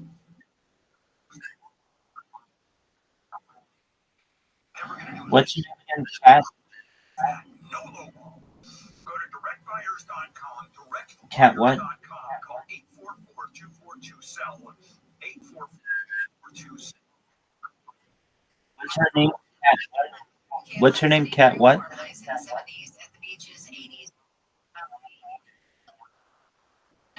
For the valleys, upper 90s to low 100s for the IE and Antelope Valley. It's going to warm up about 5 degrees for tomorrow, then a couple degrees back down on Sunday, but still sunny and hot through the weekend with highs ranging from the 80s to about 100. It's 71 in Fullerton, 70 in San Juan Capistrano. We've got a crash in Redlands on the 10. It's going to be the 10 freeway in Redlands as you head eastbound right there on Orange Street. Right lane of that off-ramp still blocked from the wreck. And the vehicle is leaking some kind of fluid on the roadway. So We'll get her. I have yet to have a woman on the podcast, but we'll get her. We'll get somebody. How's your day? How's your dad?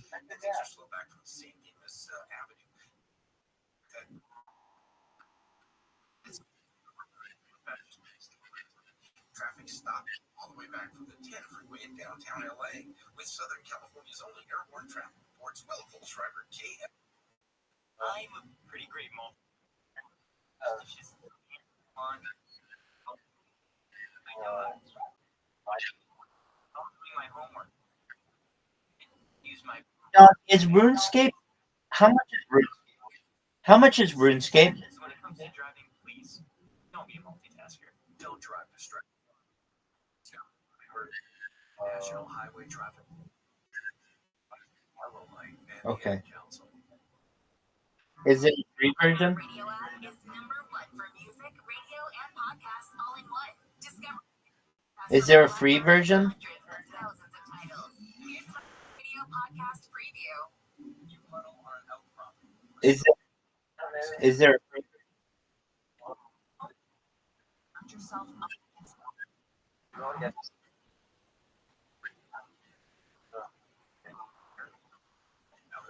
No, I don't want to do that. Is there a free version? So if I look up old school RuneScape, it's gonna work.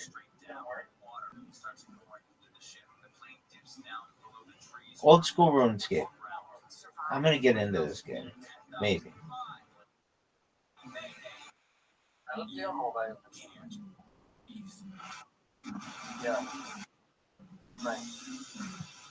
Can you play? Okay, can you play?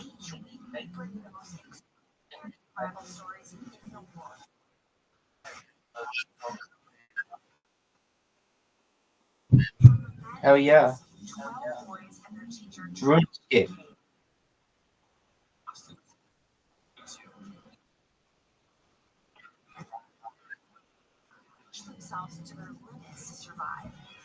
sometimes become heroes against the odds. Listen podcast for free on the iHeartRadio app. #1 for music, radio, and podcasts, all in one app. Here's this week's iHeartRadio countdown of the top TV streams. Here's what you've made popular by getting your stream on. Starting us off this week is the new Apple TV Plus mystery, Sunny, starring Rashida Jones. That's followed by the debut of the crime mystery, A Good Girl's Guide to Murder on Netflix. Debuting at #8 is the new DC Comics animated series, Batman, Caped Crusader on Amazon Prime Video. Lady in the Lake, starring Natalie Portman on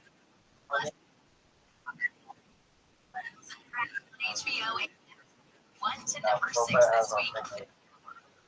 Those About to Die, starring Anthony Hopkins. What'd you say? Also back a spot to #5. And landing at #4 is the new period. With the new and Lisa Kudrow. Let me ask you this. Have you ever tried to run Discord in a browser? Starring Jake Gyllenhaal on Apple TV Plus, your top streamed show. And those are your top TV of the week on iHeartRadio.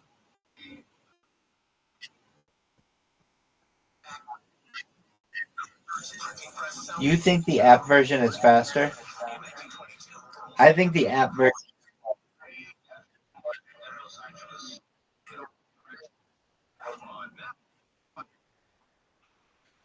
Digital sound from the dulcet tones of Tim Conway Jr. to the warm. If you have it on the frequency, 50,000 watts of power, live everywhere in living color on the iHeartRadio app. Yeah. All right. It is August 9th. Our Niners pitch at 7:10. Replay of it. Game on AM. Sports Pimp. Live from the Galpin Motors broadcast. I thought we were gonna play old school RuneScape. Listen to every play of the Niners game on AM 570 LA Sports Live. Did I get that right? Galpin Motors broadcast booth and stream all games in HD on the iHeartRadio app. Keyword AM 570 LA Sports, and I don't read that, as you can tell. You're the only broadcaster I know that gets worse. You're the only broadcaster I know that gets worse on the second try. Yeah, that's true when I think about that. Well, let me give this another shot. The Galpin motor. Galpin, right? Amy, I actually mispronounced my name on the show many times. What do you call yourself? I've called myself Bill Hamlin. Yeah. Even to the point where Neil made a poster at an event that I was at and usually put the name up on a banner, and it said The Bill Hamlin Show. That's mispronouncing everything for 30 plus years. Hey, and Amy, before we get to this week's World in Review, the story you did on Big Lots, Yeah. I kind of thought that was interesting. On a business level, they open up 3 stores and they close down 35 stores. That's not a good number for business, is it? No, they're having some big problems. Lots of big problems. Get that? Okay. Yeah, all right. Bill Hamlin's here. Just doing a hell of a job. Okay, it's yet another week of no news. Right? No news World in Review. All right, let's start with Monday. Well, here's what you missed. Flagging hot off the news wires from around the corner to around the world.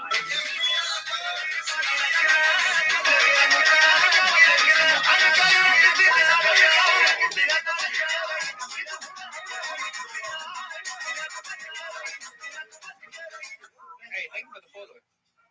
Michael Jackson?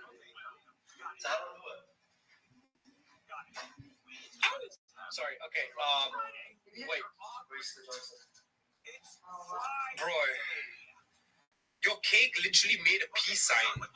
It said, peace out, I'm out. Peace, I'm out. Bro, your cake was an absolute disaster, man.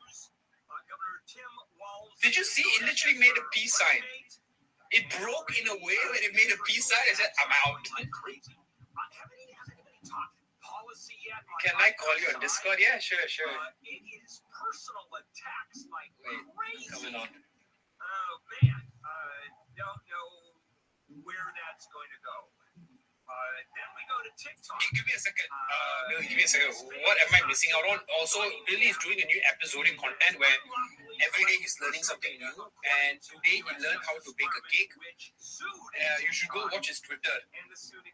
He forgot to put like non-stick, like spray or powder or butter or whatever. He forgot to non-stick it. And when he flipped it, it also broke up into like 1,000 pieces. Will you call me when you are done? Michael Jackson, if I knew who you were, I would. But I don't know who you are. Lawsuit and have a judge order that the company shut down. Now, the FTC has a lot more power. The FCC that we deal with can't Billy, what's up? I need to wipe wet wipes. Let's say Give me a second, I'll be back. something untoward. Okay, I do that all day long. Okay, let's say something that is somewhat depraved. No, I do that all the time. Let's say something that's in violation of FCC policy. There comes the fine. And it's $500,000 for the person who said it and the radio station. That's $1 million hit. And it happened once to one of our DJs out in Nashville, actually. One of iHeart's DJs.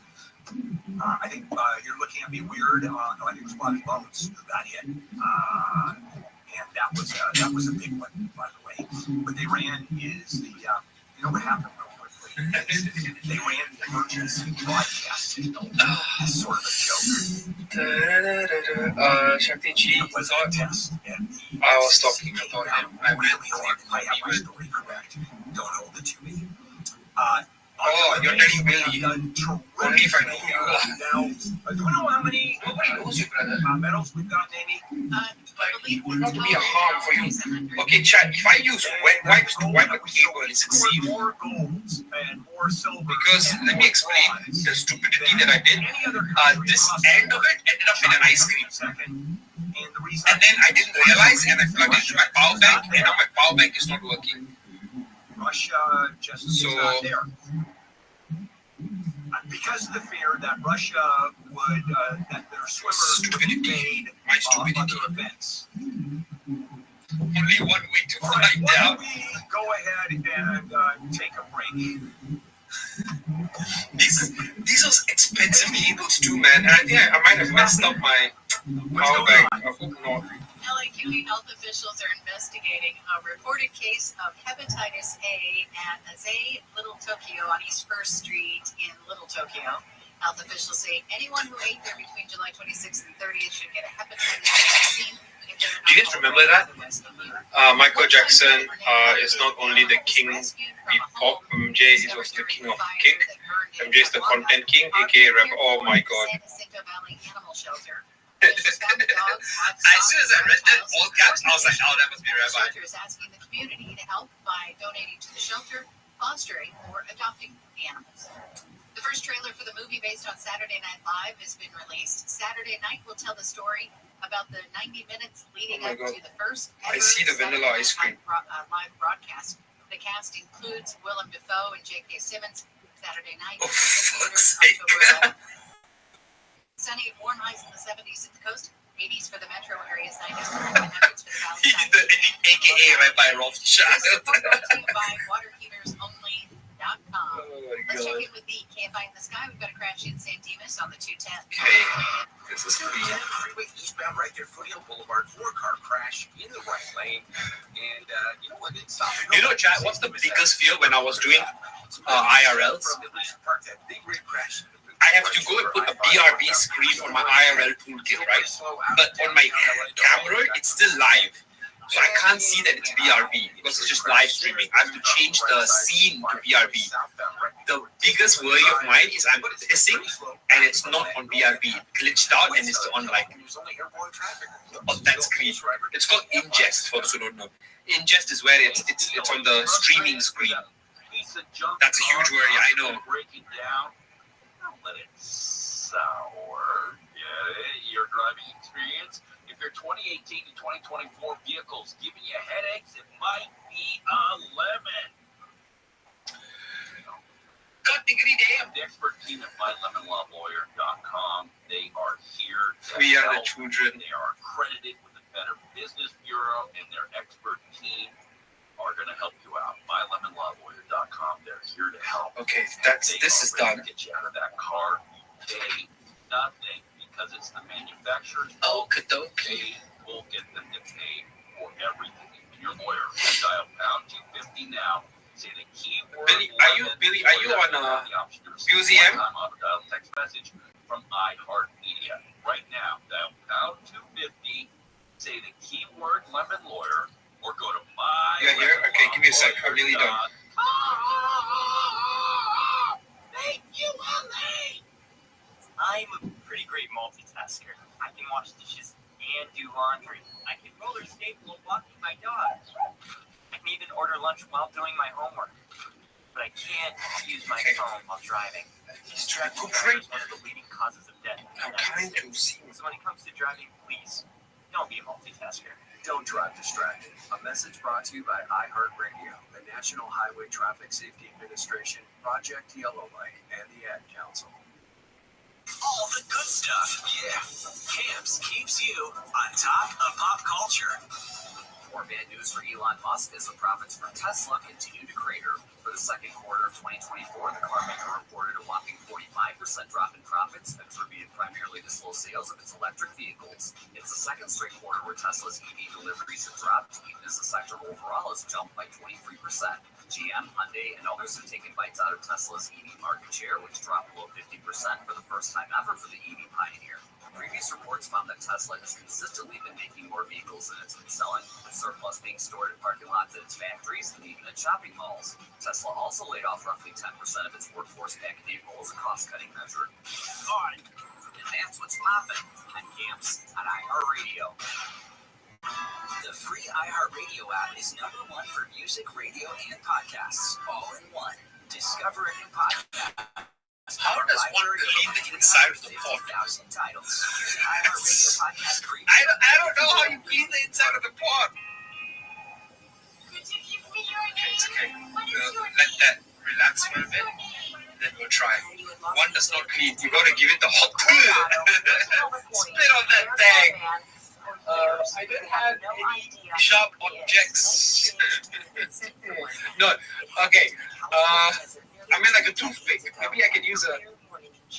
I miss RSK's happy voice. Where is he? He's not even here. My name is Joanne Ferry. Okay, I'm a reporter, and I spent I'm gonna go, Jim. Go, bro. You're already buff, man. You can't get any more buff, but go for it. Work out for me too. How he came to be known only by the name 66 Garage. To think that there's a family. Is he live? Wait, let me see. Is he live? To their son, their brother, their uncle. Is he live? Is RSKX? No idea. Piecing together 66 Garage's story will make me question Oh, he's not. what I thought I knew about consciousness. It's a story about Why is he not live? live? Oh my god. It's about resilience. God, it's not and live. hope in the most unexpected places. This is Room 20, a new podcast from the LA Times studios. Listen and follow this podcast for free on the iHeartRadio app. #1 for music, radio, and podcasts, all in one. iHeartRadio Earth is here with a new way to enjoy our beautiful planet. Energy consumption is a primary contributor to a changing climate, producing around 27% of greenhouse gases in the United States. Save money and energy at home by Yeah, it's turning not off live. your I'm computer sorry, babe. completely before you go to bed. Brought to you by iHeartRadio No, Earth I'm not. and the National Hey, Environmental yappy, Education Foundation. To find more tips for smarter, sustainable living, What's in this car? How's your leg? It still hurts. Right. All the good stuff. Yeah. Camps keeps you Yo. on top Hello. of pop culture. Yo. Chicago is What's popping, man? What's popping, man? What's happening? Oh.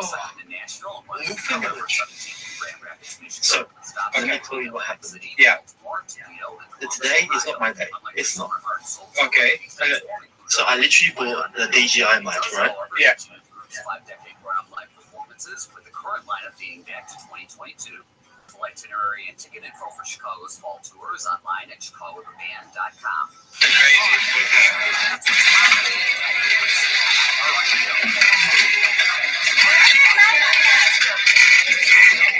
They got the iPad too. I'm fucking with the 10. Said get you an iPad. And that giveaway, man.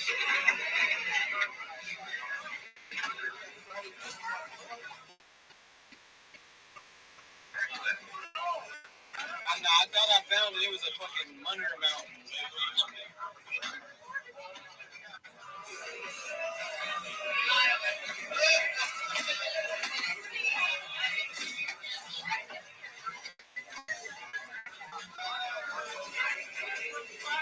Professional salon hair dryer, bro. I went back there, forgot all about it. They had a gun, massage gun.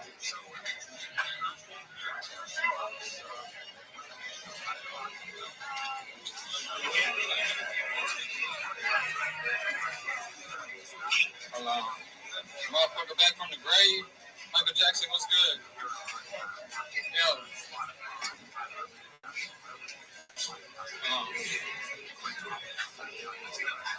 Nothing, you want this?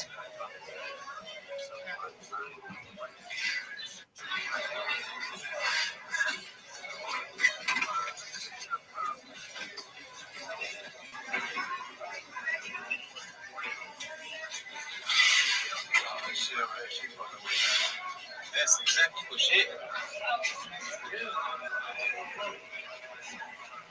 Hold on. I see you. Look at that motherfucker. The view on motherfucker. And the motherfucker. Well, you see, it got my chin. I'm like, hold on. What the fuck?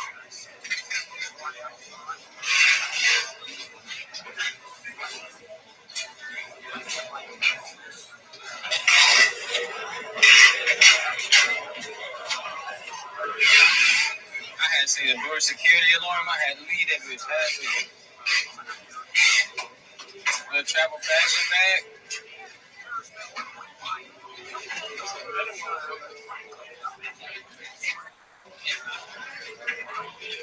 Are you sure this is this?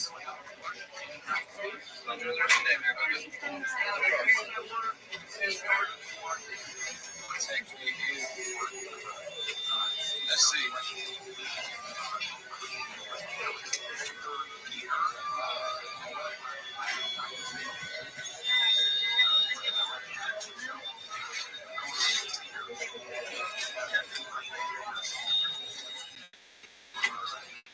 Magnetic keyboard case. iPad Pro 12.9. That ain't this.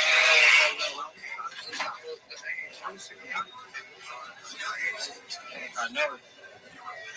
But I ain't.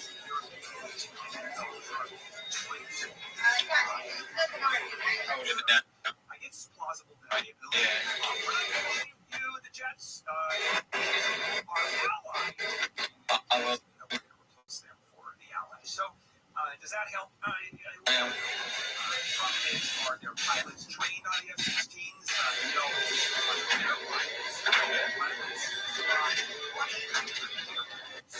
Russian fighter Ukraine was part of Russia. The astronauts.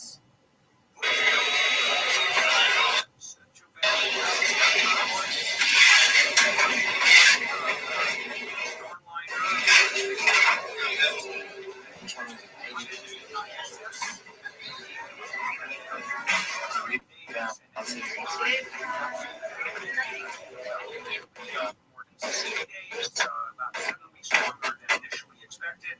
All kinds of problems with Starliner. Just returning. Saying February. It's a little bit rough for the families. I guess a 13 motherfucker.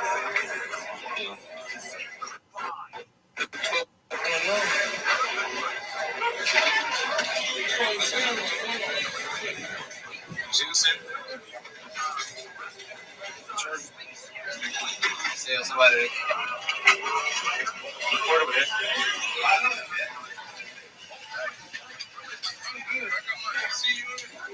Real life therapy. Real life therapy. How much these bitches be costing more young?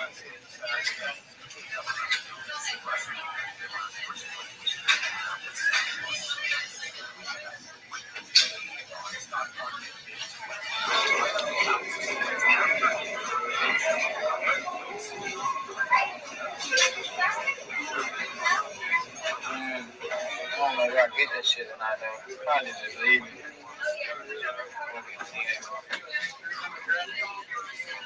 Right. Good shit. But she trying to mess with that same tattoo shit.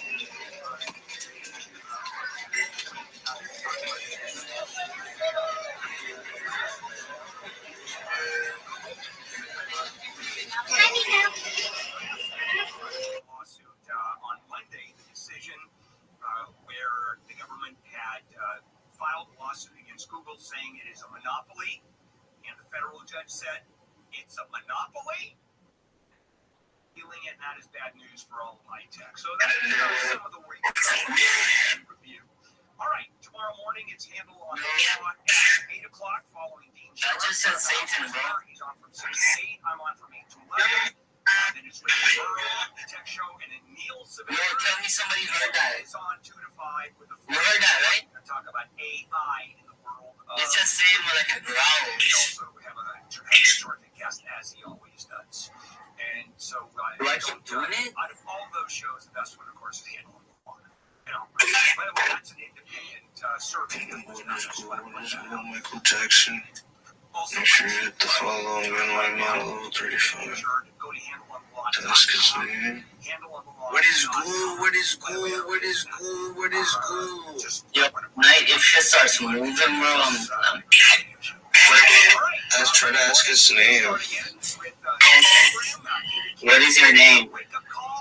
And then we come aboard, the rest of us, Neil and I, and Amy are here from 6 to 9. Have a good weekend. And the morning crew, KFI, 645, everywhere. Is your name Lillian? What the hell is going on? Well, we're about to tell you. KSI. KOST. Los Angeles, Orange County. Live everywhere. Yeah, ¿qué pasó one time? Can't have both. I'm Amy King. Ain't that Spanish? Newsroom. Governor Newsom says he'll pull funding from cities and counties that don't clear homeless camps. Newsom's comments were made as he was in LA at the site of a homeless camp cleanup. The governor said no excuses on the issue. ¿Qué pasó? Is You got the green light, you got the support from the state, and the public is demanding it of you. Well, Newsom applauded Mayor Bass for her efforts to fight homelessness. He took aim at LA County and other counties for not doing enough. Newsom says he cleared the way for conservatorship reform, but the county has yet to set up a program. You want some of my pancakes? Decision making it easier for communities to clear homeless camps and executive orders to have camps removed from state property. Reporting live, Blake Trolley, KFI News. Orange County What has is it? demanded a It's not doing non-disclosure to anything. prove how federal COVID Did it say relief yeah? was spent or return money immediately. And just stop saying anything. Giving to Be It America Society was meant for meals for seniors. OC Supervisor Katrina Bowman said every nonprofit is required to keep documentation on how taxpayer money is used. If they can't prove how they spent the money, we won't be able to prove how the money was spent to the federal government. So we could be on the hook for that funding as well. OC Supervisor Andrew directed the money to the nonprofit where his daughter worked. So I could click all of these options. Multiple requests for comment. In Orange County, Corbin Go white noise. White noise? Yeah. Officials said yesterday the bat was found Yeah. on East Green Street and South Hudson Avenue, and That one should go. since 2019. They say the risk of catching Is it doing that? Is it sitting there going like Turn it's whatever y'all could hear. Y'all could hear. commemorating the 1-year anniversary of a wildfire that killed at least It's nothing right now. Ask it how old it is. How old is Keel Lewis says more than 1,500 families have left the island because they have no place to live, with more expected to leave. When you start to see mass exodus of the people, you start to change the fabric of Hawaii. Somebody in chat said they heard 50. Is the future of who Hawaii is. You heard 23? I heard 2-3. Yeah, I heard 2-3. I heard 2-3. 2-3. Yeah. Wait, actually? Yeah. On Goddard 2-3. 2-3. Body cam video from Pennsylvania shows the Are you 23? You're not gonna see me as me? Oh, no. Video release shows one officer giving another a boost blast It's only out West Fargo. where the shooter was. Officials say the guy pointed his gun at the officer. Like it's West Fargo. Follow me. Shooter got West Fargo. shots toward Trump before he Ask it if it's able to communicate with you through this. Like, ask it if it's working. Secret Service Is the communication through the policy application working? Can you communicate with me through this application? Is increasing online activity that appears intended to influence the U.S. presidential election. Specifically, the Microsoft threat analysis predicts that Iran is planning cyber attacks on U.S. institutions. It's not flickering in there. Yeah. So I can't. It doesn't work. ABC's Jim Ryan says Iran plans to use cyber technology to create influence campaigns designed to stir up controversy or sway voters, especially 5-year-old Young Chuan and 4-year-old Zhao have been decided to have a money of its own there. Panda Ridge. Now that they've been introduced to the world, dignitaries and visitors were at the zoo for the panda's public debut yesterday.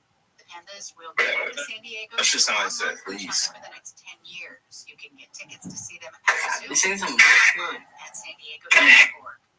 Southland weather at KFI. Don't take your butt from me. Sunny with highs in the 70s at the beaches. East Metro Bay and Inland Orange County. East to near 100 for the valleys. 90s to low 100s. And I sleep here. For the Inland Empire and Antelope Valley. For the weekend, sunny with highs in the upper 70s at the coast. Mid to upper 80s for Metro LA and Inland OC. 90s to near 100 for the valleys, upper 90s to low 100s for the IE and Antelope Valley. It's 69 in Yorba Linda, 70 in Irvine, 70 in Carson.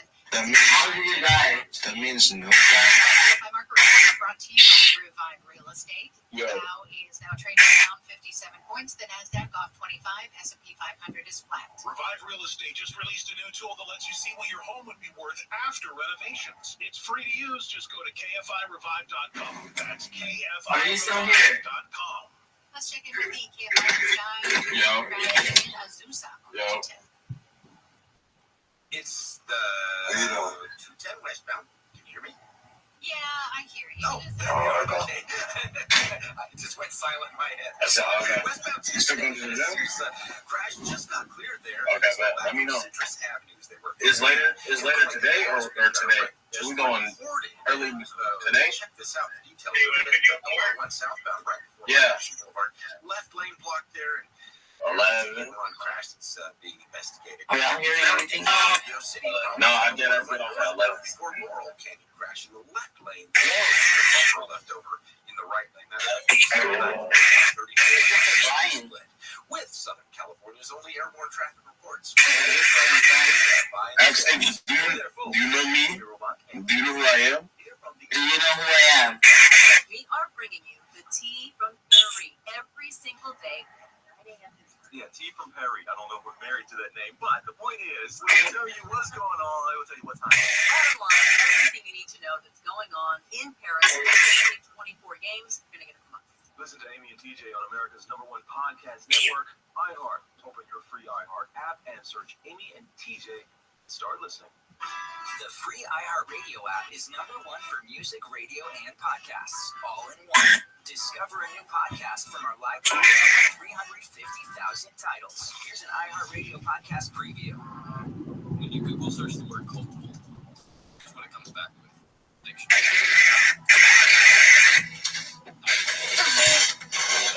Where is she? The first thing you Brain. Tell her to flash the light. Give me a question. Well, tell her to flash the lights real quick. I won't wish you to see it. You just hopped in.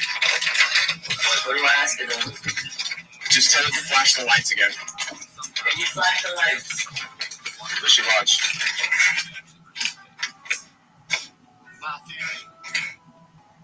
My theory is that there was a third person there. Are you still here? I was gonna say, Brian, this isn't good. Like if you can get it to flash your lights on command, bro, like you. He can. He's been doing it for hours. He's been doing it, bro. It's hours. Since I woke up at like 6. I got it on video. Go look at the clips in my chat. Somebody's been clipping. They caught it. Look at it. Oh my God! Answer the phone. Don't answer. No. Listen and follow this Wrong number. free on the iHeartRadio app. Sorry. Speaking, please. All in one. Brian. Stop meowing. Brian, Shawamoto. No, Brian Exodus. Okay, but do you recall having Guinness account and Stop meowing. It's a scam call. associated with the phone number you're using? Stop meowing. And we're checking on the email also if it's associated with your name. Who wants it, bro? And I'm telling you, you gotta spill. You need help. To help me. I have a spray. I'm telling you, I have a fucking deal in your house.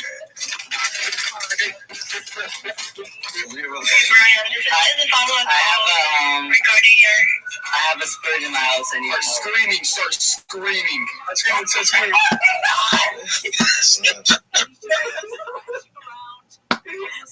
nigga crazy. You gotta, shit.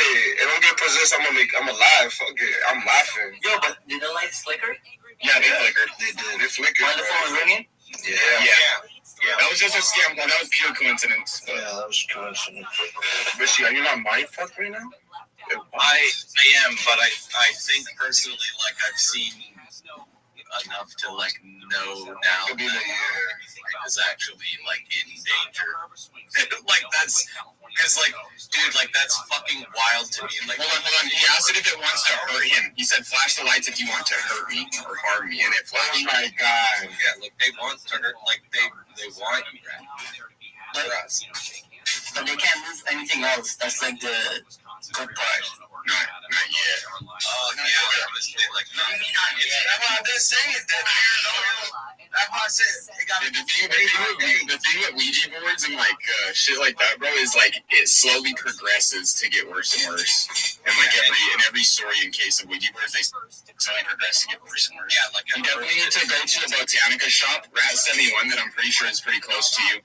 And you're gonna need to buy sage, probably black tourmaline. I maybe grab some amethyst as well. I double up on Palo Santo. I grab two of the sticks of Palo Santo. Yeah, Palo Santo. It's holy wood. Holy wood. Holy wood. Yo, that's your new name. That's your new name. I follow your new name. Holy wood. Like, Yo, Mike, we gotta go, bro. No, like Brian, like I swear to God, like I believe in ghosts. I've seen ghosts my whole life. Hey, bro, weird. I mean, what the fuck happened the other night when you were alone, like at 7:30? Honestly, bro, tonight is like it's in my house, bro. Like no, like when I watch that, bro, I'm sitting here and I'm like, oh God, like dead. Like I was like, something's actually gonna get him. 5 northbound that was shut off, coned off and everything with an unlocked. Yo, ask him if we can move that ball that's up there. We tried. You know you tried. Can you show your presence again? Standing in the way. Mike, what are you doing, bro? I thought that's a weird. He's asleep. This nigga's asleep. Is that Mike? Yeah, man, watch this. Mike! Heard something about a murder. Yo, somebody clip that. I'm telling you. Mike! Yo, your best friend. You say your best friend up to get possessed. He never watched it. It's crazy. It wasn't until this morning I realized that's where the governor was. No, I'm playing it. That little interview with the fire. I got best friend wanting to do that. Yeah, I'm not gonna lie, bro. Like, you got the biggest nuts I've ever seen in my life. I can't believe you stole this shit, man. She's got liquid courage. There you go. That fireball will keep you safe. You got liquid courage. I ran out of the house like 4 times already. Dude, salt your hallways. See if they salted. You said salted? Yes, yeah, because if they step in, like do like the doorways, like entryways and shit. may look like, oh my gosh, did we just catch? Is that Gavin? No. Yes. You know what I mean? Like the spirit, like in shit. Route says the Phasma. They should be in a Nissan. Yeah, I'm gonna need to go eat ribs. No. I would dead ass like put No. fucking salt like in the doorway and see like if like it moves or anything. That would be so nuts. It'd be crazy if that ball moved though behind you. Like that'd be so nuts. They were saying like, cause it's like daytime, Let's flicker this thing. light energy. Obstruction. Yeah. I don't think did I try it when it was dark? I don't think so. Yeah, try that shit at dark. You gonna see No, some, bro. you gonna see some shit though. Where am I gonna sleep, bro? It's only like, Where are you gonna sleep? But here's the craziest part about it. Yo, I have neck bro, I've rub. been up for like 40 hours. Do you really? Yes. I have that on my phone. Dead ass, bro. Harris has not sat down for a long form interview or done what he did yesterday, which was answer questions from reporters about a variety of topics. It would be one of the first things you did. It's not hard to schedule an interview with a major network if you're a candidate for president. That's a one phone call from one of your staff members to ABC, NBC, CBS, whatever your pleasure, and just say, hey, the vice president would like to sit down for an interview. They'd be like, okay, we're ready to go whenever she's ready to go today. In an hour, a half an hour. Give us 7 minutes. We'll set up the set. We'll hook up the microphones and we'll be ready to roll. She was outside Air Force 2 yesterday when she was in Detroit when she was asked a question about that. There's been a lot of questions about whether you're going to sit down for your first interview since being the nominee. I talked to my team. I want us to get an interview scheduled before the end of the month. It's August 8th when she says this. Yeah. It's August 8th, and she says by the end of the month. She, by the way, is A, the candidate for one of the two major parties in the country, and B, the vice president of the effing United States of America. Good point. She doesn't discuss with her staff she tells her staff, I want an interview and I want it to be on the Sunday morning news shows. We keep forgetting that she's the sitting vice president. Oh, and that Joe Biden, from his bed with his cup of warm milk, is the sitting president. The Daily Show even made a joke about that last night. Don't worry, Joe Biden's out of the race. He's only the president, though. Right. He's only the leader of the free world. Nothing to see here. All right. Oh, and don't worry. Remember when we heard the former president discuss this helicopter almost crash thing with Willie Brown? We kind of believe we know what he was talking about. And first of all, it was not Willie Brown. It was Jerry Brown. How do you confuse the two? I mean, they are kind of similar in like the bombastic way that they have lived their political and personal lives. Okay. But you don't confuse the two, do you? I would hope not. But maybe this is a sign of decline in his camp. Also, I would just like to point out that I am the true American on this show. Can we get some American music, please? For what? What do you mean for what? Yesterday we sat here and you all were going after Team USA, our men's basketball team, and I said, we just got to wait for them to turn it on. And what did they do? They came behind from 17 points down and they won because of America. And I believed in them the entire time, and none of y'all did. You didn't have to send me a screenshot of the score at the end, but I sent it to everybody. Okay. All right, one last Debbie story that will be done with this post-tropical cyclone Debbie. But she's still causing some problems up north. We'll talk about that when we come back. So you think she's going to lose too, huh? Amy King is live in the KFI 24-hour newsroom. A burglary crew has targeted a high-end sneaker shop in South LA early this morning. It's the same shop that was burglarized about a month ago. They made off with more than $100,000 in merchandise. The California High-Speed Rail Authorities announced Ian Choudhury will replace Brian Kelly as CEO. Kelly's retiring. Officials say Choudhury has decades of experience in the transportation sector. Choudhury will oversee the next phase of development for California's high-speed rail project.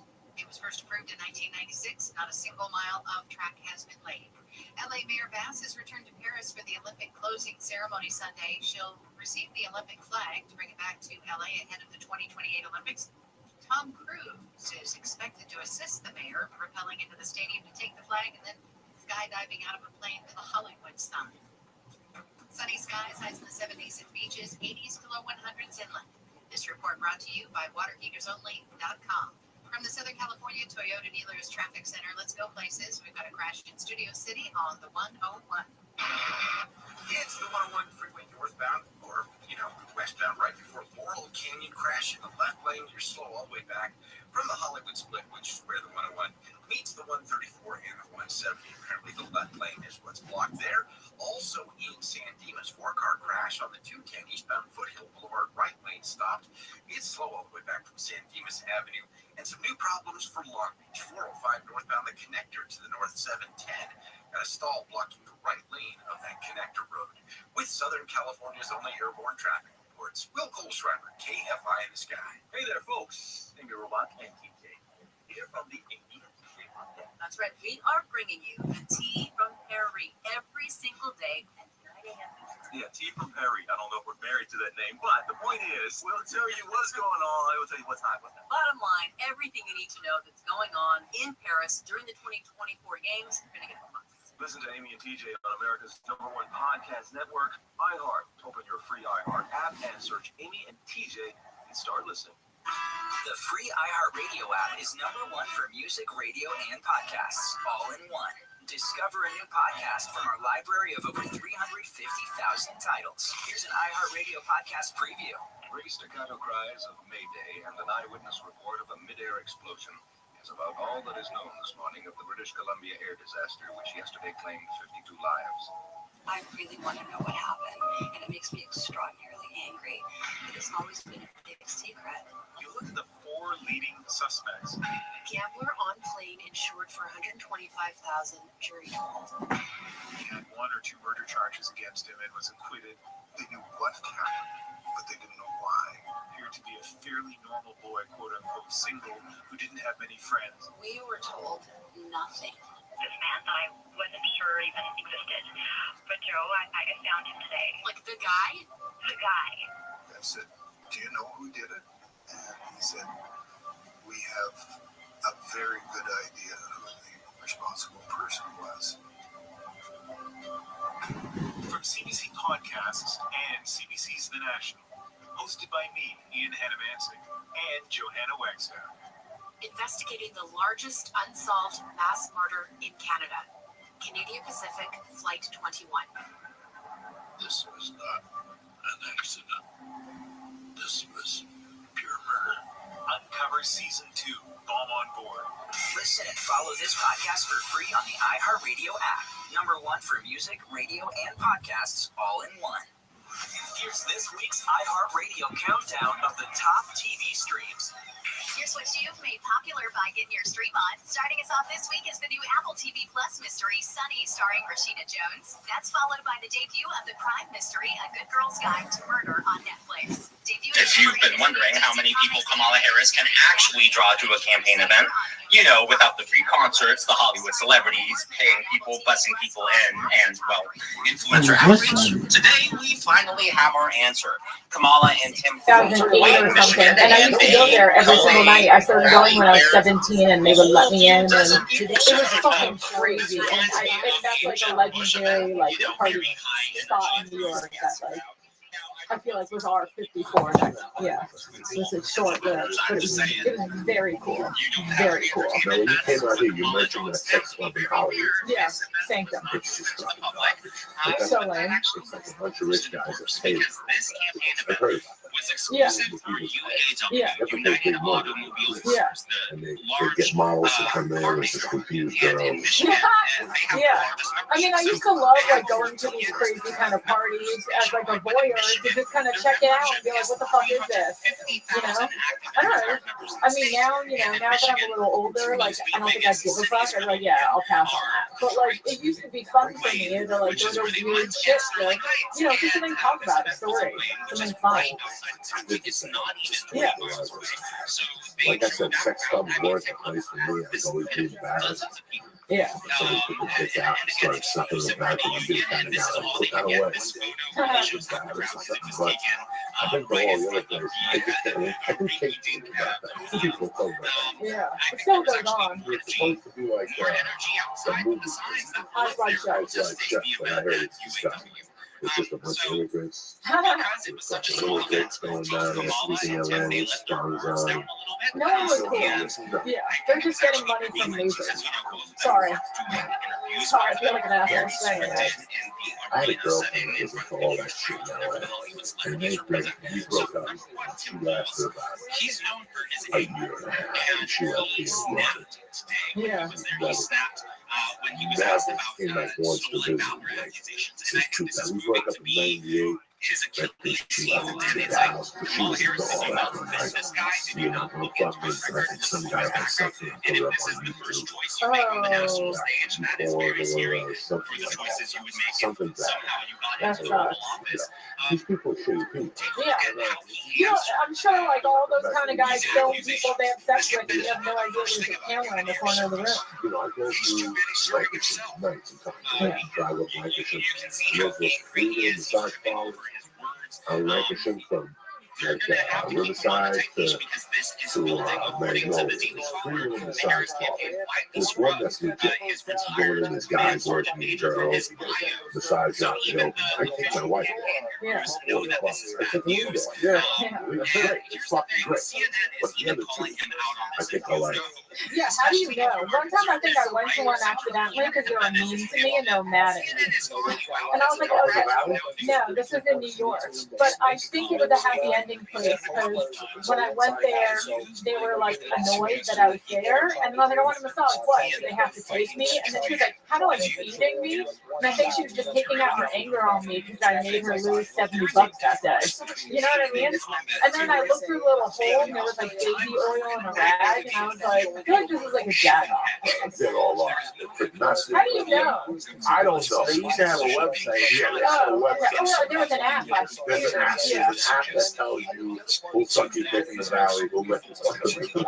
Like, you read that. Oh, of course you did. Of course you did. You used to know about that, yeah, but there's like, but then you have, like, when I first started dating, I was through a Craigslist dating, like, they used to have dating, but there's a new law, and because there's prostitution on Craigslist and all that stuff, they shut all the sites down. Dating or misconnection? Both, they shut all that down. Did you ever respond to misconnection? No, I never had a misconnection, but I did have, it was these days, you never did it, instant messenger, it's like texting, but online. AOL. So I met someone on there, and it was sort of like the guy and the girl thing. It was like I would message the girl, but the guy would be like, "Oh, like tell her this." And to me, and I was like 19. I was fresh into college, and like years later, I look back and like I'm probably just messaging the guy. Like, there was no way it was wrong. But like they were like, "Oh, we're gonna come and do like the threesome thing," and I was still a virgin. I was really excited. Like it never happened, but I was like, "Oh yeah, I'm just messaging the guy." There's no way this is wrong. All these places I just don't trust. Well, I don't vote with the same. I don't trust them. I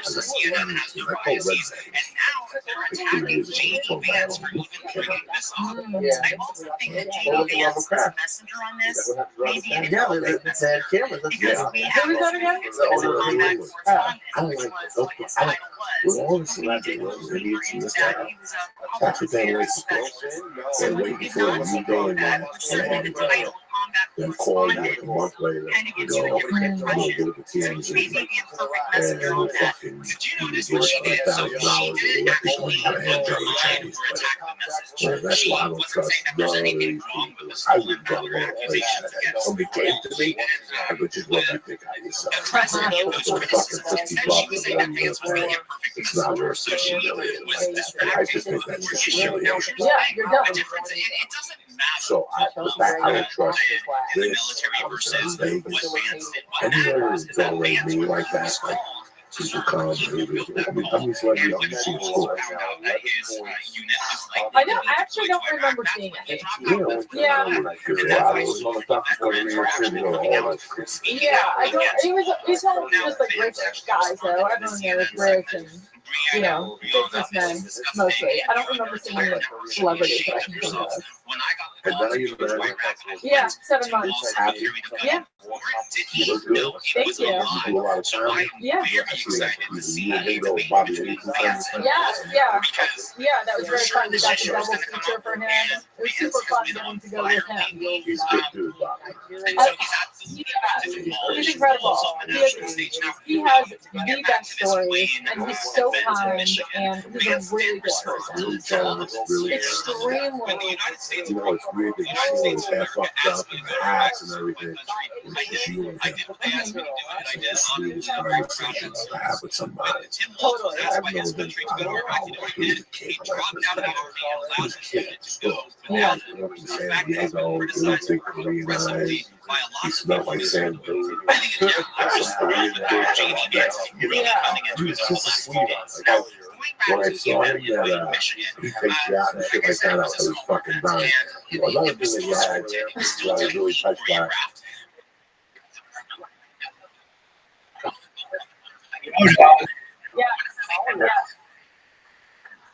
How you living? Josh will send me. Oh, no way. What up, Bob? How are you?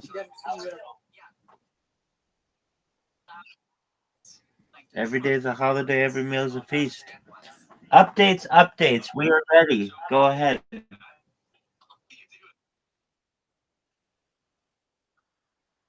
Hold on, let me see.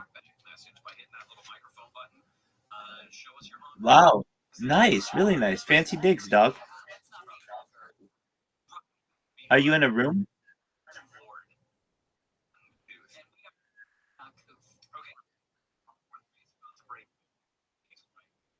Dog, it's perfect. That's fucking amazing. Did you drop off that letter?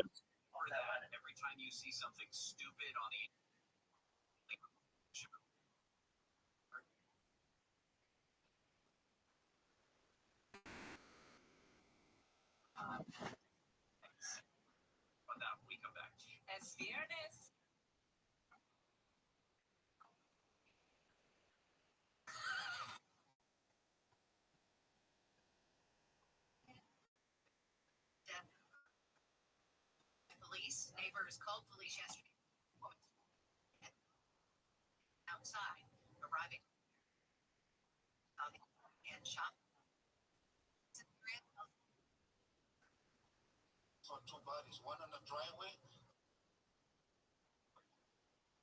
Your dog. You're just opening yourself up to this question, though. What about Tuesday, Wednesday, Thursday?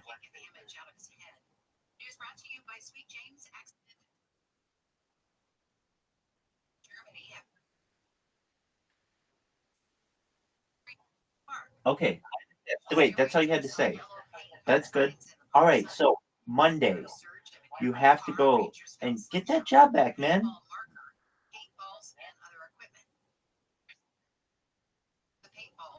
I mean, here's the thing. If I'm you, you don't. I mean, I think you. I know you realize it, but like, you have the opportunity to make a lot of money in that job and do another job at the same time, and very quickly get yourself a car, and then get yourself a place.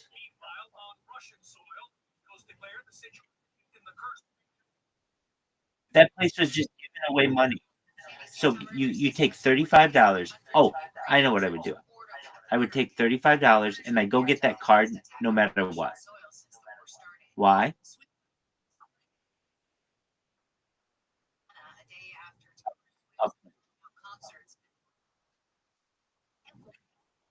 I got.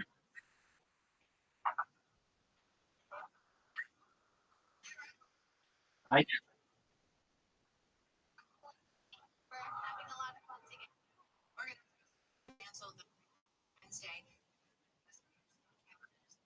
Explosives and detonate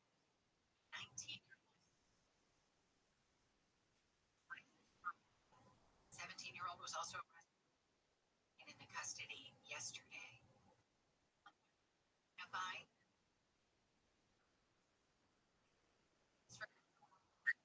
County.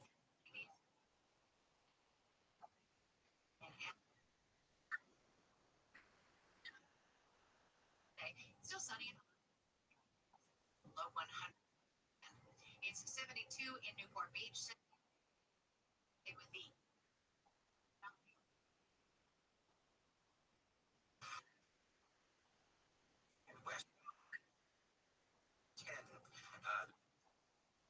Exactly. I get what you're saying. Exactly right. Okay. Well, here's the thing. I've been like, well, thankfully. I mean, look, with each week that I'm able to stream,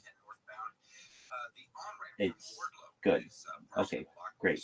I mean, look, whenever I look at this, I say it's definitely a gift to be able to stream. There's so much in my life that can go crazy.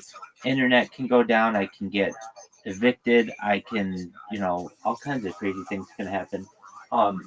And so the ability to just keep streaming is great. What I've done, I've come up with a pretty good fucking plan, and I don't even really recognize it. And you can be in on the plan. It's basically a way to make free money. Like, all right, what is this? Normally, I don't talk about money, making lots of money. Well, I do. I talk about making money all the time. But what I mean to say is, I don't talk about like saying if you have any money, and I know you don't. So if you did, though, this is what the plan is. On Monday, we're having Harry Potter Obama Sonic 10 Inu, right?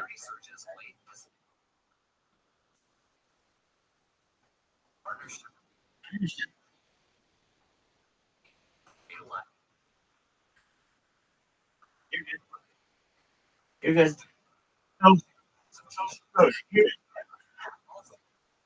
You could get some money this way if you wanted. Okay, so here's the plan. What we do, I have these 4 bots, and if I throw in at the end of when they spam, buy ticker Bitcoin or hashtag Harry HPOS10I or whatever, that's great marketing for them. Why? Because Kick is a that doesn't currently really have too much of a crypto angle, and it's free advertising. And so I have in the past talked with the leadership of Harry Potter Obama Sonic 10 Inu about utilizing my bots to market for the coin. And the answer that it's not that I received, it's that I came to the conclusion I don't want to risk a whole community's Twitter accounts for just marketing your cryptocurrency. I don't think it's worth it. And so we just always chose not to use Twitter and just allowed me to do my Twitter bots. And it's a good thing. Why? Because we would have lost those accounts and perhaps lost other accounts. All right. But that doesn't mean that Kick isn't a platform that we can't potentially use to advertise. And so the plan is on Monday at 6 Pacific to have some people. I have some people who have already said that they'll dedicate devices to this, that I'm going to walk them through how to create robots just like I have. And essentially we'll have like a swarm bot army that we may get 2 people, we may get 12. And basically come up with a message, which will be like, buy ticker Bitcoin on Uniswap, and then t.me or I think it's t.me / HPOS1I or 10I, which is just to get people in there and just spam the shit out of the thing. And very quickly, people are going to be like, what the fuck is this? Now, these aren't like high net worth individuals for the most part, but that doesn't mean that there aren't a few whales on here. And there are some cryptocurrency based Kick shows, so you could probably get featured on them for some of this viral marketing. So the plan is on Monday, everybody's gonna come here. We're gonna teach them how to program the robots, and then some people are even gonna buy computers for this, which is fine. Like, some of the market cap on this cryptocurrency is $118 million. So like it has a lot of money behind it, and there's some high net worth individuals who are involved in it. So if I say to a couple people, hey, we can absolutely dominate if you just buy a $100 laptop and just have this thing running in the background of your life, then people will be like, okay, well, if it's for the good of the coin, then I'm going to do it, and it might make me some money. So currently the coin is worth like 11 cents, and I personally think that is great, because when I started with the coin, it was less than 1 cent, and I've just seen it grow. And because I'm not somebody who is really that involved in it, I'd love to tell you, like, I have a ton of money. I think I have like $20 in there or something, and that's something that somebody gave me. For as much as I promote it, and I don't even recognize that I promote it, but like it's on my forehead, it's on my chest, it's like on my blanket, it's everywhere. It's about time that it starts to make some moves, and so there are a few planned. There are a few strategies that we have, because it's not that it's going downwardly, it's just plateauing. And I know why it's plateauing. It's plateauing because people don't have any upcoming events to which to look forward. Like the last big event that we had was Morelight did Karate Combat, which was big, against BitBoy. But since then, there hasn't really been anything. We celebrated 1 year anniversary, and then there's nothing. And we need something. So I told there are a few people in the Harry Potter Obama Sign 10 Inu community who are of high net worth individuals, and they're well educated, or they're just like all around good people. So I asked more like one of the heads of the project to get these people together for Monday, and I could create a video of what these bots do. And so the thing was going to be like this: I scratch your back, you scratch mine. Right now, Harry Potter isn't being mentioned at all on the Kick platform. Rabbi can change that by just adding a little bit of text to his bots. That's great. That gives us 4 bots that are working on Harry Potter Obama Sonic 10 Inu, which is great. I mean, that's going to get people to figure out, what are we doing? But they're still primarily Rabbi's bots. What we can do is have, 7 or 8 people in the community make the same kind of bots that Rabbi has. These ones are primarily Harry Potter Obama Sonic 10 Inu messages. It's like the message would be something like this. I would say, in exchange for naming the account, like join Rabbi's Discord, I'll teach you how to do it so that you spam buy Harry Potter Obama Sonic 10 Inu on Uniswap t.me/HPOS10I, the people's Bitcoin, the ticker's Bitcoin. I mean, that's all we ever say. That's it. And then what does the community get out of it? Well, they're going to get a lot of publicity from this project, because right now Kick has it so that it's pretty easy to create these accounts, and there's an opportunity for us to go viral. And what does Rabbi get out of it? Well, in exchange for some of my time that I've invested, each one of their account names will have it just says join Rabbi's Discord. It would be like join Rabbi's Discord HPOS, something like that. So even even the names of their accounts would be Harry Potter Obama Sonic 10 email. But in exchange, then my bots seem to be a lot bigger. So then whenever anybody's mad on Kick, like, motherfucker, this rabbi, it'll basically make my impact twice as much on Kick, which I think is positive. Basically, people are going to start to merge.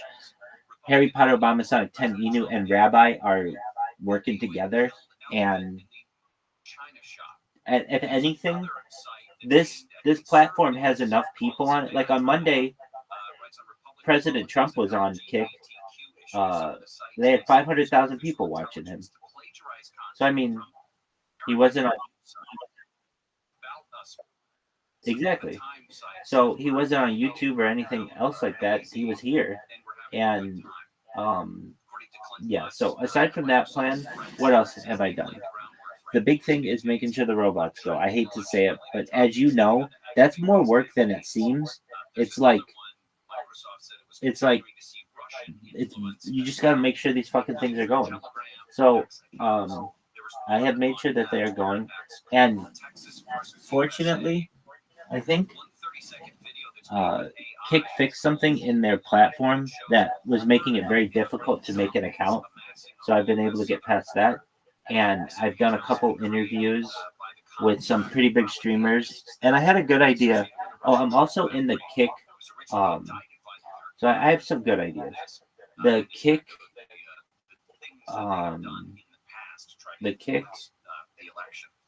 Discord server. There's like an official Kick Discord server. I'm streaming live in there. I'm also in Orlando Jets. I'm also in Aiden Ross's. And what I did was I went to the front page of Kick, and I went to every single person who's like who's a streamer. So the big people, whatever they are. And I went to the official Kick platform and just searched for their names. So I was able to send direct friend requests to a bunch of different creators. And I feel like that's a smart move. It's all about networking, in my opinion. So the best way and then I had an interview with a guy yesterday. His name is escaping me right now, but he's a KCIP person, which is always good. Like, I don't mind, I enjoy meeting people of any type, but especially if they're KCIP, then it's like, all right, well, this person is vetted by the platform, and that's a big interview. So it was almost serendipitous. So what I do is I watch these robots go, and sometimes I'll go and just check on them to make sure that they're spamming correctly. It's just quality assurance that I do to make sure everything's working correctly. And one of the things that I noticed was, as I went into one of them, is that they were talking about me. And so as I listened to them, this one person was like, saying that, Rabbi's a real person. And this person was like, I don't believe that they're a real person. It's just like, it's too much work for one person. And it's like, no, you have to understand, they have robots, but they just manage the robots. And so they're like, wow. So Orlando Jet, do you know who Orlando Jet is? So Orlando Jet's like, I can get you Rabbi if you want. And so I was watching this all happen, like, oh, Orlando Jet's going to come bursting into this Discord asking me in 3, 2, 1. And then here he comes in. He's like, Rabbi, hey, this streamer wants to interview you. Would you be down for an interview? I was like, I'm watching him right now. Yeah, of course. So I was like, just tell him to come in here. So he does what anybody does. They're a little hesitant because they don't know what to expect. And there's just so much going on in this Discord. It's so large that sometimes they just scroll through and they're like, okay, what is all this? And then they get to this channel and it's like, okay, you have to be 18. What the fuck is going on in here? But they made it through all of that and they're like, hey, what's going on? We talk about world peace. We talk about agricultural drones. We talk about floating greenhouses and saltwater greenhouses and all kinds of cool shit. And they realize I'm a cool person, and they were very nice. And that was a really good interaction. Now, I had a couple people in here. One of them, I don't know if you know who they were. I don't think so. Tim Tam. Anyway, this guy is a streamer, but he doesn't have many people watching him. And he was just streaming in here, and he would just be really, really negative. And I warned him a few times, dude, like, you don't have to be mean. You look, I can sit in here and I can talk shit with the best of them, but you don't have to just sit here and be mean. And I'll give you opportunities, but I'm not just gonna sit here and take shit all fucking day. And like, what would it be? It would just be like, he'd be in here, he'd be like, you're not doing anything. I'd be like, dude, this is what I do. I'm managing these robots. He's like, dude, go to the homeless shelter and give some people French fries. I'd be like, dude, you don't understand. I have plans to help a lot of people, but it's not going to be through just individual French fries. I barely have enough money to be able to get to the homeless shelter, okay, let alone be able to purchase food to be able to give to other people. I am not in a position where I can do that.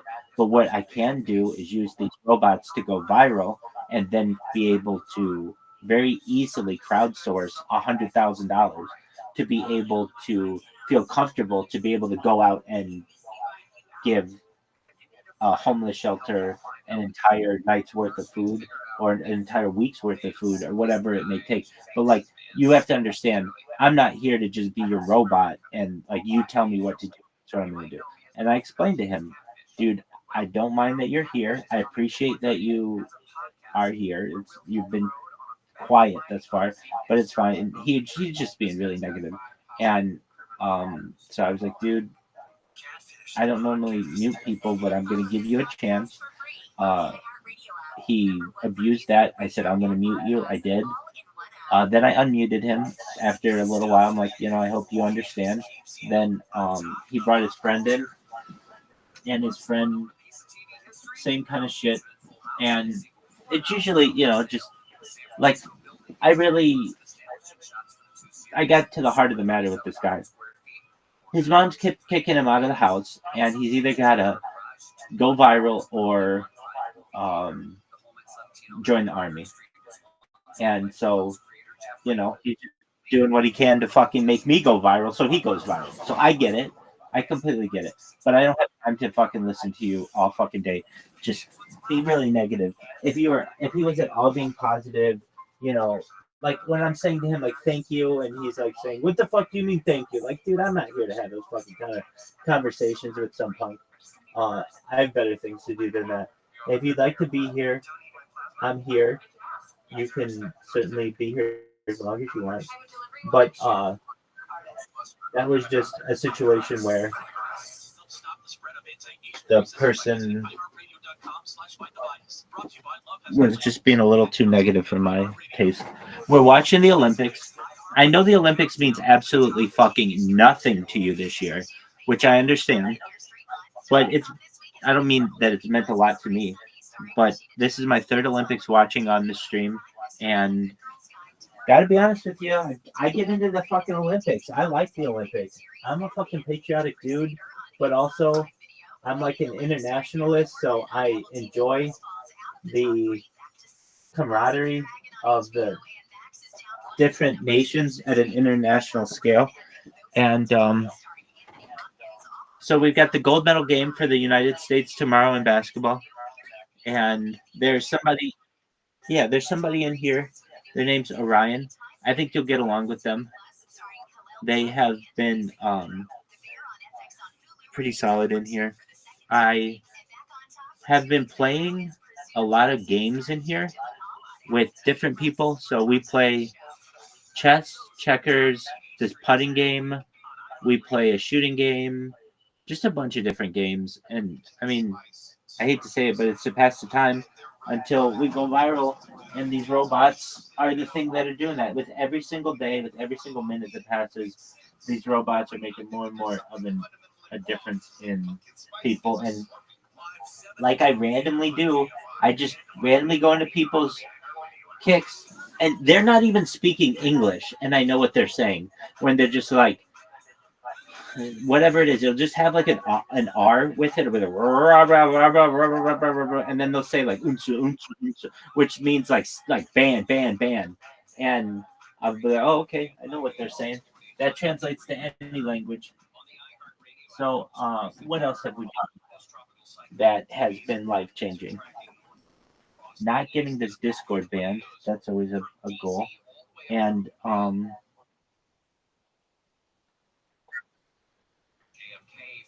yeah. Now there's something weird about that. So I don't know, because I bought 1,000 followers, but it didn't give me necessarily 1,000. It gave me like 900. So reality, we have like 300 real people in here, something like that. And of that 900, some of those accounts are getting banned. So when new people join, it'll be like, you're the 1,100th person to join, and then the next person will join, and it'll be like, you're the 1,094th person to join. It's like, how did it go down? And I know it also could be people are leaving too. I completely get that as well. But I've just watched how the numbers are, and it's not like people are just coming in and leaving, and it's every single one. No, it'll go down like 3 or 4 or 5. And it makes me realize that some of those bots that I purchased are just getting banned. And that happens with any kind of time when you buy bots, that they eventually, it looked great at first, but then eventually, like, maybe you'll buy 1,000, 900 of them will actually occur, and 600 of them will stick. That's fine. That's more than what we had. And really, when I look at any of the other creators out there who aren't major creators, when they come in here, they look at that number and it does mean something to them, because it's like, well, it's a bigger fucking Discord server than I have, and some of them are big streamers. So there's that. Are you going to be able to stream in your new digs?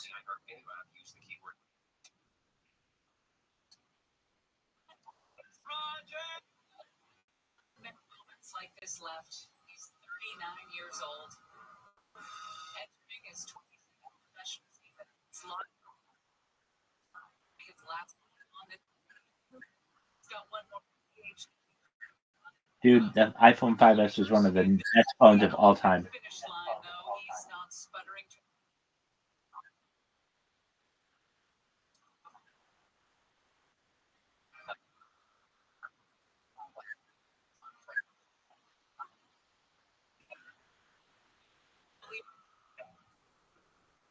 Hold on, don't get so excited about that.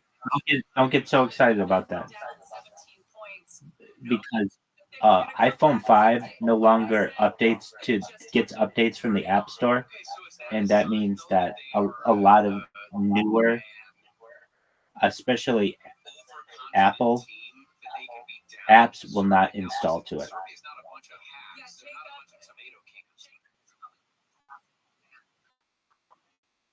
That could be.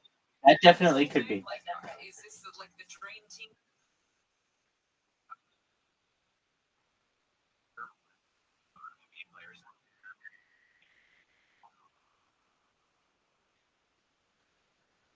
It's what I do with these cameras. It's just another angle.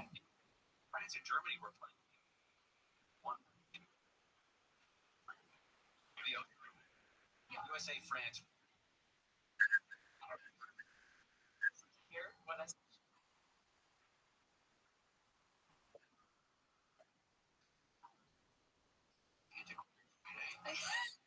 on Friday. Big and small. Keep your hands to yourself. All right. France, Jacob. So, one thing that this kid was doing, who was streaming, or who was being a douche in here, he was streaming me, which was totally fine. Apparently, in the middle of the night, my pants came down and part of my ass crack was showing, which, I don't care about. That is literally the least issue in my entire life. But he thought that was cool. That's not why he got banned by any means. Do that all you want. You make any content that you want of me.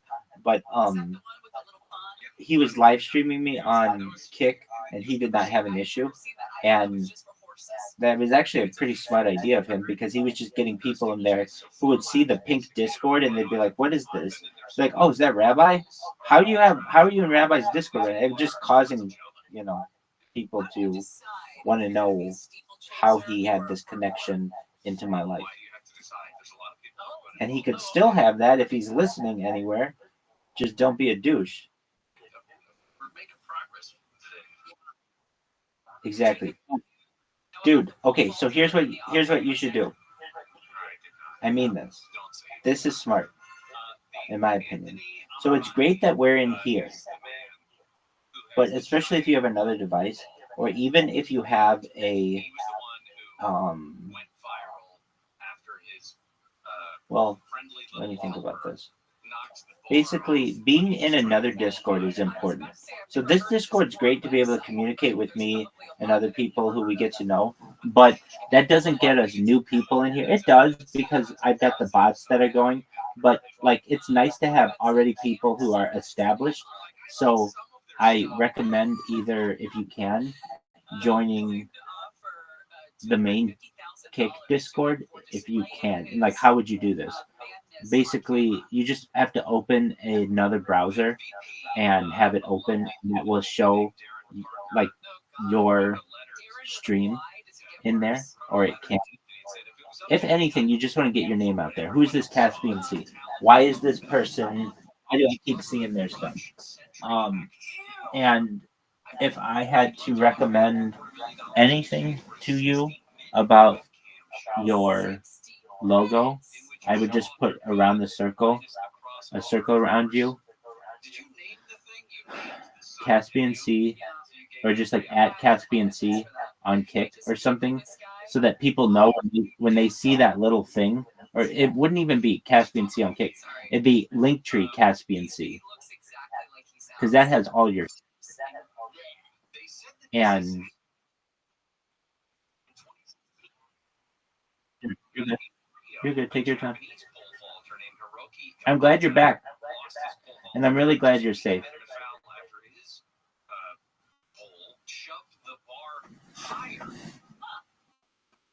it came all the way off entirely. So I don't remember seeing any video of that. You might want to look that up too. All right, coming up next. Why do you sound like somebody's mother today? I'm trying to protect you. Let me get this. This is a good one. Maybe the original. Hector says he's the original Hong Kong guy. Very Shannon, Hector here. Yep, I think I started this months ago and then later after. Thank you. Here you go. Have a happy Friday.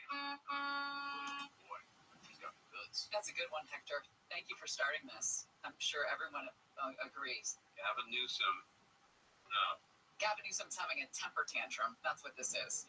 I don't know if he's ready for what's about to happen. I feel like you're going to unload. It's going to happen. Whether you like it or not. We'll talk Gavin when we come back to Gary and Shannon. The news has been updated. Click to refresh. KNFI. And KOST HD2. Los Angeles, Orange County. Live everywhere on the iHeartRadio app. Take them down or else. I'm Amy King, live from the KFI 24-hour newsroom. Governor Newsom says cities and counties that don't do enough about homelessness could get their funding pulled. Newsom's comments were made yesterday as he was in LA at the site of a homeless camp cleanup. The governor says people want the issue addressed. If this is not the most important issue, you're not paying attention. This is the biggest scar on the reputation of the state of California. While Newsom applauded Mayor Bass for her efforts to fight homelessness, he took aim at LA County and other counties for not doing enough. Newsom says he cleared the way for conservatorship reform in LA County, and the county has yet to set up any programs. Following the Supreme Court decision making it easier for communities to clear homeless camps, Newsom issued an executive order to have camps removed from state property. Reporting live, Blake Trolley, KFI News. A man has been killed with a machete in downtown LA near Skid Row. LAPD officers responded to Maple Avenue and 6th Street last night. Police say the man got into an argument with another person before he was stabbed with the machete. The man was pronounced dead at the scene. The other person ran away. More than than 1,500 families displaced by wildfires on Maui have left the island because they have no place to live. Housing's been one of the biggest challenges for people who lived in and around Lahaina. 1 year ago, at least 102 people were killed and more than 2,200 homes and buildings were destroyed. Officials say a $4 billion settlement will be split among 600 lawsuits. Kika Kaina, who barely escaped the fire, lost his father. And as much as money can buy a lot of things, money will never buy getting our loved ones back. No official cause of the fire has been released, though early reports show a combination of hot and dry weather, high winds, and downed power lines were all contributing factors. Steve Gregory, KFI News. Israeli troops have started a new assault into the southern city of Khan Yunis in Gaza. The IDF is targeting Hamas fighters who the military claims still operate there despite repeated offensives. Evacuation orders forced Palestinians to leave the area that many returned to less than 2 weeks ago. Thousands fled the city yesterday, taking with them gas cylinders, mattresses, tents, backpacks, and blankets. The UN says 2/3 of buildings in Gaza are now damaged or destroyed. President Biden has signed a joint statement with the leaders of Egypt and Qatar calling for Israel and Hamas to resume ceasefire negotiations. ABC's Tom Suki-Barridge says it's unusual for Biden to sign a statement with those leaders. It shows that the US is still putting the ceasefire negotiations in Gaza front and center, that it's a top priority for the administration. The statement last night urged both sides to return to negotiations Thursday, August 15th. Israel's prime minister says his country will attend the talks. 13 books have been banned from all public schools in Utah in the first wave of bans under a new law. The law enacted in March says a book can be banned statewide if at least 3 school districts or a combination. Public and charter schools say it contains pornographic or indecent material, sex or nudity, or otherwise has little value for minors. ABC's Chuck Sievertson says the list includes the coming-of-age book Forever by Judy Blume and What Girls Are Made Of by Elena K. Arnold. The State Education Board released the first list of banned books this month. The chess player in Russia is facing jail time for allegedly trying to kill her opponent during competition. ABC's Tom Rivers says Amina Abagakarov, didn't say that right, tried to poison her rival for criticizing. There you go. All right. Hey, dude. You know what I would do if I were you?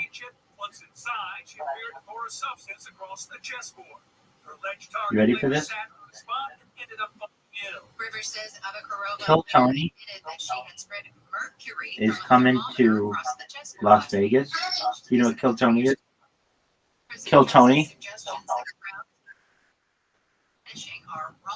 You could come up with a really tight 60 seconds.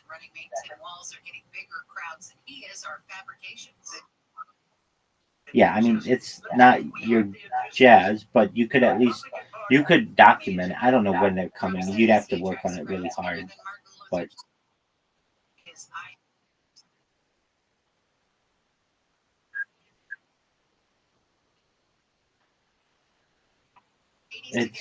in September 25th. So you have like enough time to do it. But this is how I think you would kill. This is the way to kill. It would not go up there and be like, you literally, you tell non sequitur one-liners and you have 10 of them, each taking 6 seconds, and you just pow, pow, pow, pow, pow, pow, pow, pow, pow. And that's going to make enough people laugh that you're going to get moved on. You don't go in there with some kind of thing about, hey, men are from Mars and women are from Venus. Nothing. No, you take 10 fucking jokes. Exactly. I mean, what does Tony do when he likes you is he gives you a book of jokes. And so, did I tell you the one that I always use on chicks? On Kick? Yes. Yeah, dog. But, like, all you do is find 10 little dad jokes like that are really short, and you could just be really punchy with them. And if you got chosen, you're going on to the next round. All right, not saying that you have to do that. I want you to be the streamer. So, how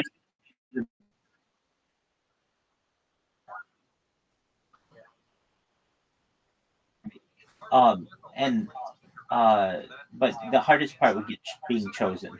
So let's forget about that for now. Let's get you KCIP. That's the thing that you have to do. So how do we do that? The way that I would get KCIP is, well, this is the plan. On Monday, you have that letter already fucking written, and I don't care if it's 130, then go. It's open 24 hours, so you can go at night and go and just deliver it, and it's not going to hurt. But imagine if you got that job, then what happens? All right, then it's a little bit of money for you to be able to buy followers. Or not followers, you don't need followers, but simultaneous viewers. And once you have simultaneous viewers for like 2 or 3 or 4 months, you're going to do enough networking that you don't need that job anymore. And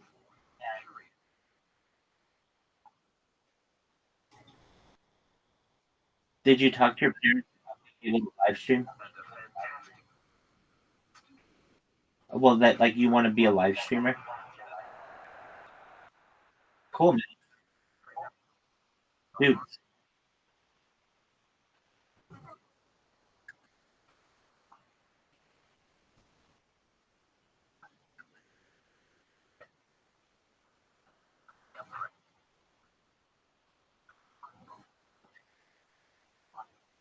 There you go. Biggest people of all time. You could have just told them that I'm friends with Rabbi Rothschild, and they would know who I am. All they have to do is hashtag live and YouTube. That's it.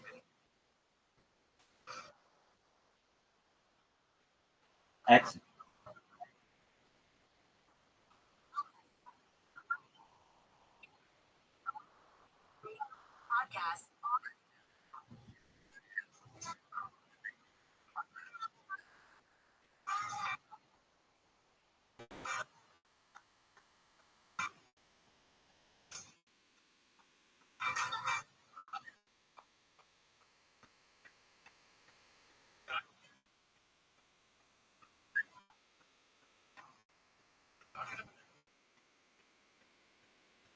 Right.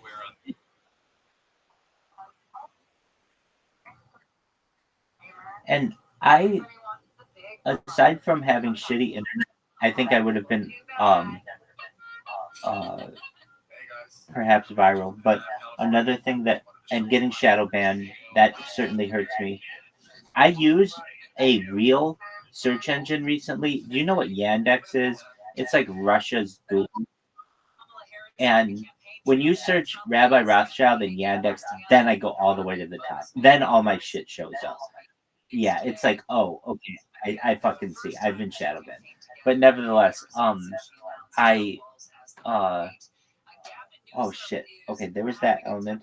There was something else that I was gonna say. Oh. So here's the thought. Like this just makes sense to me. Is this. We find small creators like a gang. But they're the easiest ones to find. So we find small creators who are on Kick, who are just sitting there waiting for someone to chat, and all of a sudden 2 people come in, and it's like, hey, what's going on? And they either know about me or they don't. But this isn't about me. This is about actually them. So we say, hey, what are you doing? And they're like, just fucking streaming. Okay, great. Come to the Kick Discord. That's not even come to Rabbi Rothschild's Discord. Or come to Caspian C's Discord. Now I'm on your territory. No. Come to the Kick Discord. Why the Kick Discord? Well, it should be fucking Grand Central Station for Kick streamers. Everybody. If you're right, am I wrong?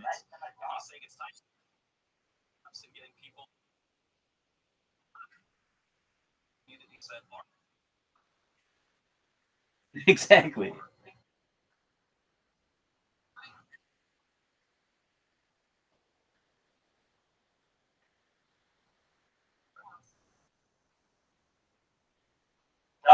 Doug, you just go to, you know the thing that where you hit the plus button to add the link?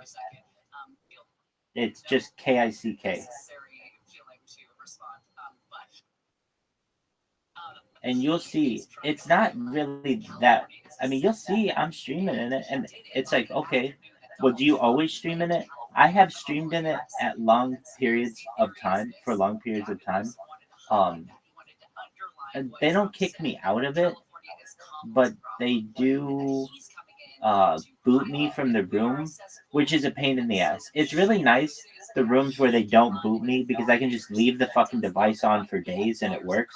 But if they boot me, then I'm playing this fucking continuous game of like capture the flag or whatever the fuck you want to call it. So anyway, but yeah, I just have always thought. So here's the plan: we go to little kick streamers and we say, "Look, are you in the kick Discord?" And they're like, "No, I didn't even know that it was one or whatever." It's like, yeah, go to the kick Discord and just start streaming in the kick Discord. We're just bringing in everybody who we can from kick to stream in here. If you're going to be streaming, also stream in here because it's a great way to network. And this way, it's not like, oh, come to Rabbi Rothschild's thing, because it's like, no, I don't want to fucking help you. It's like, no, you don't have to help me. Help kick. This is your fucking platform. This is where you should be. And also, I think it's easy for them to, as streamers, to just recognize, like, this is where we should be streaming. It should be, when you're streaming, you should also be on. And you're not the only person to agree with this. I've had other people who I have found who agree. It's just they haven't been streaming yet, but they're like, no, that's a good idea. Like, it's one thing for us to stream in here, which is great. I control who comes in, or you can too. But meaning like we have control over it. If somebody doesn't like me in the kick one, which there's a lot of reason for them not to, well, then it's very easy for me to get banned there. And very easy for anybody else to get banned there too. So I understand why people have their own, but in my opinion, it's like, if you're streaming, why wouldn't you also be in the main kick Discord so that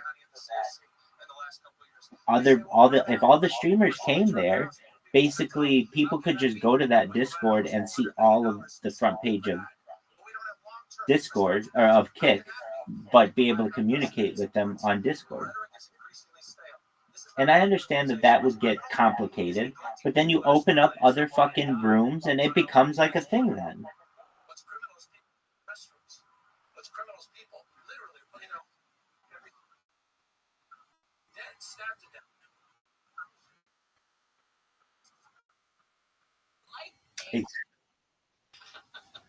Right. So, exactly. So once you start streaming, in my opinion, we could go to Kick, the Kick Discord. If you have multiple devices, great. If you only have one device, whatever. And what do? We then go to people. Like, I've realized I've gotten these really great Discord names. Like what? I've got Michael Jackson, which whenever I go into anybody, or not Discord, Kick names, I've got Michael Jackson. Now, it looks like Michael Jackson, MichaelJackson, but the I is actually a lowercase l, just because somebody actually Michael Jackson. But you can't tell the difference by reading it. And so when I go into anybody's chat, that's a conversation starter right away. Hey, Michael Jackson's in the chat. Hee, Shimon. Like, everybody says that to me. So, what do? Well, we basically go into a person's Kick and say to them, hey, come to the Kick Discord and start streaming.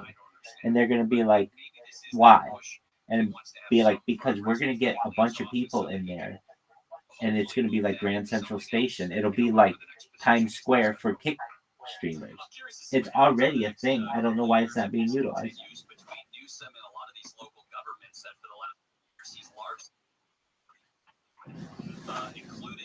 I agree.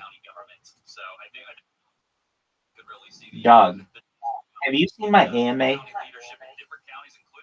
You said you saw the. Have you seen the one on Reddit?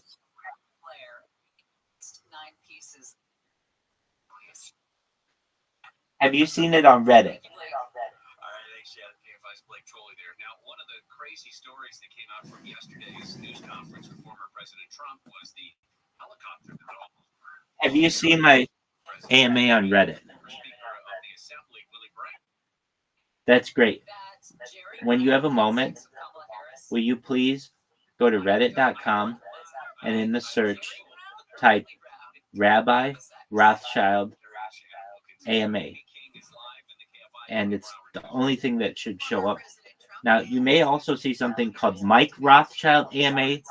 Don't go to that one. I am not Mike Rothschild. During press conference yesterday, said Fox has agreed to hold a debate on September 4th and NBC on September 25th.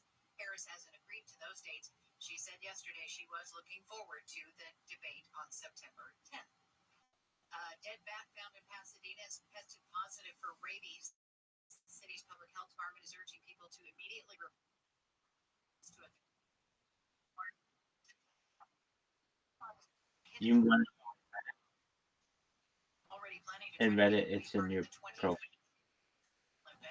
AMA. Be thrilled to have him back.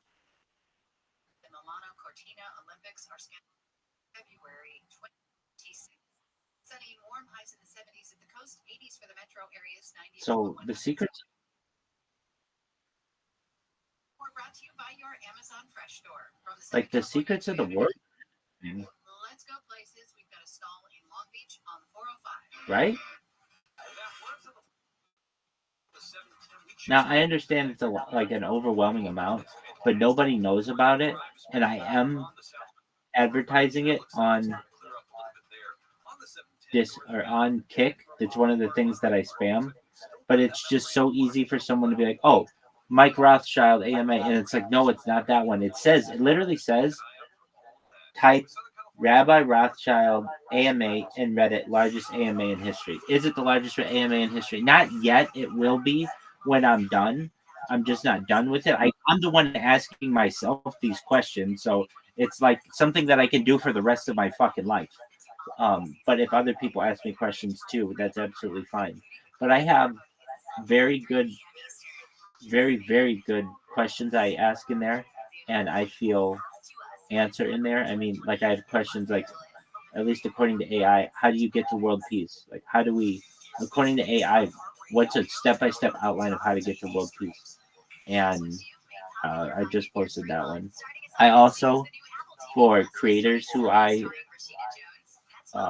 work with, I will do a ChatGPT write-up on them and then post it, and that's really good for their SEO because it's really positive about them, and it talks about how they're a kick streamer and all the good stuff that they do, all that other shit. It's just, I feel it's a really important thing for the world to see someday.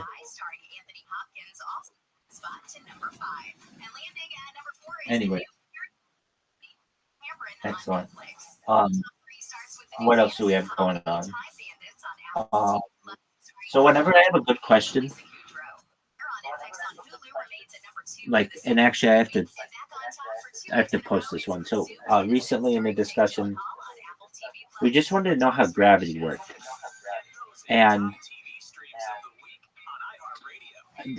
I know that AI, or at least ChatGPT, isn't working the way that I need. Not that I need it to work. It's not working the way that I feel it best could. So let me give an example.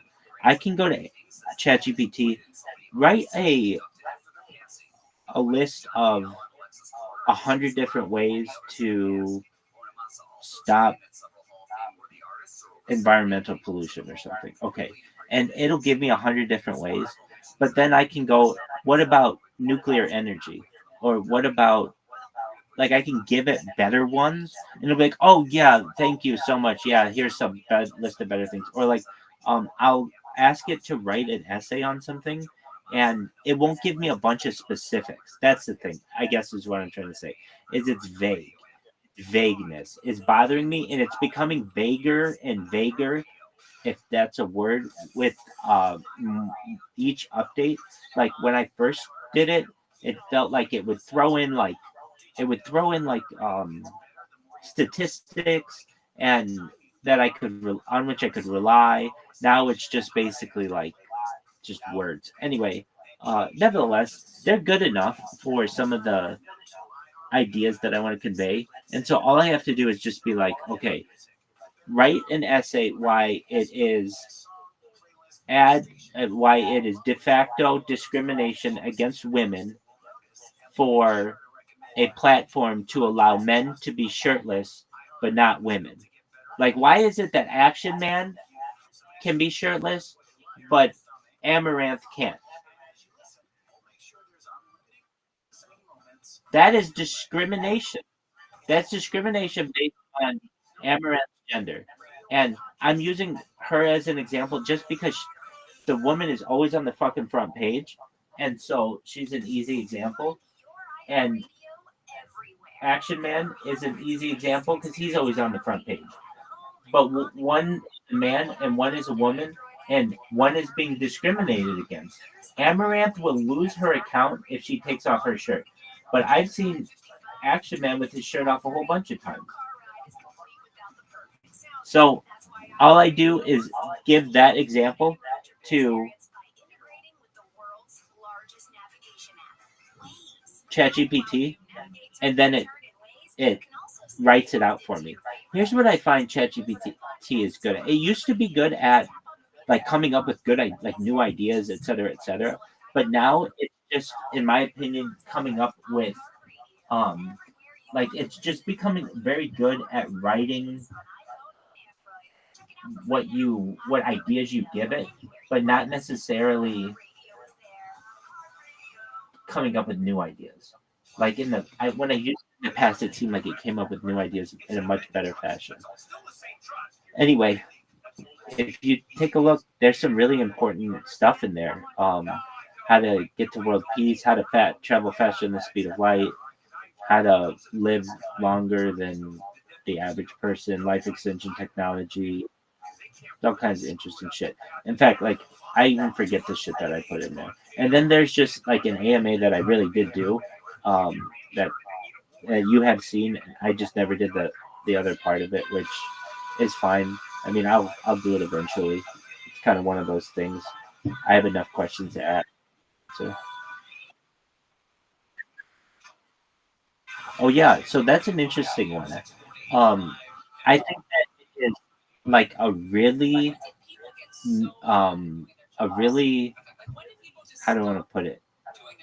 Like a gold mine of economic culture, or not like it's a perfect demographic that isn't being marketed to. I feel like hot women who are older, mature women, or even women who aren't hot but just want to feel hot is a huge demographic of society, and they all have like a bunch of commonalities. Like I can just tell you what they fucking are. They like to drive luxury SUVs and like wear luxury sunglasses, have mani-pedis, have like luxury clothing, and like it's like they don't work. I mean, it's like half the women in Orange County and a lot of people in the major cities of the United States and the world. And that isn't really referenced as anything. What do you call that? What is that called? That you usually call that like high status women, or like the high income female bracket. But I'm not even saying it's a high income. These women are trust funders, basically. They don't have incomes, and they have dividends, and that's really like a demographic. What is that demographic? Like I could tell you, dad culture is okay. I guess it's mom culture, but it's not. Mom culture is like literally being a mom. I'm talking about like sexy, mature women who want. That's definitely a culture. It's the Porsche Cayenne. It's the fucking Starbucks. It's yoga pants. All that shit is a culture, and so I'm doing my best to say, why isn't the world taking advantage of this opportunity? Yeah, so I'm glad that you recognize that there's definitely an opportunity there. And I've changed the word, or it's not a word, the acronym. So in my opinion, and I saw this happen organically, the term MILF, while it did have some usage, really became famous in the movie American Pie with Stifler's mom, and the referencing MILF, a mom I'd like to fuck.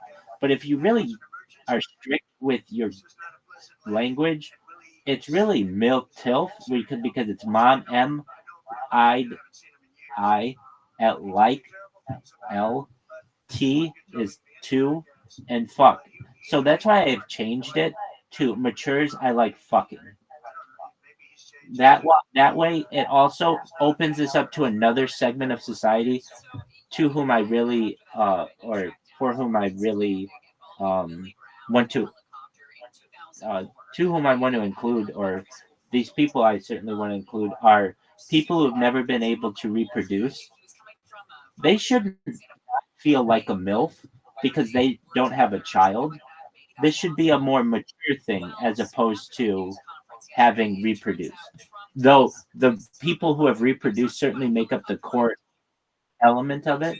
Yeah, so, and I think it's fine in today's society to just start saying MILF culture. I mean, to me, that's a culture.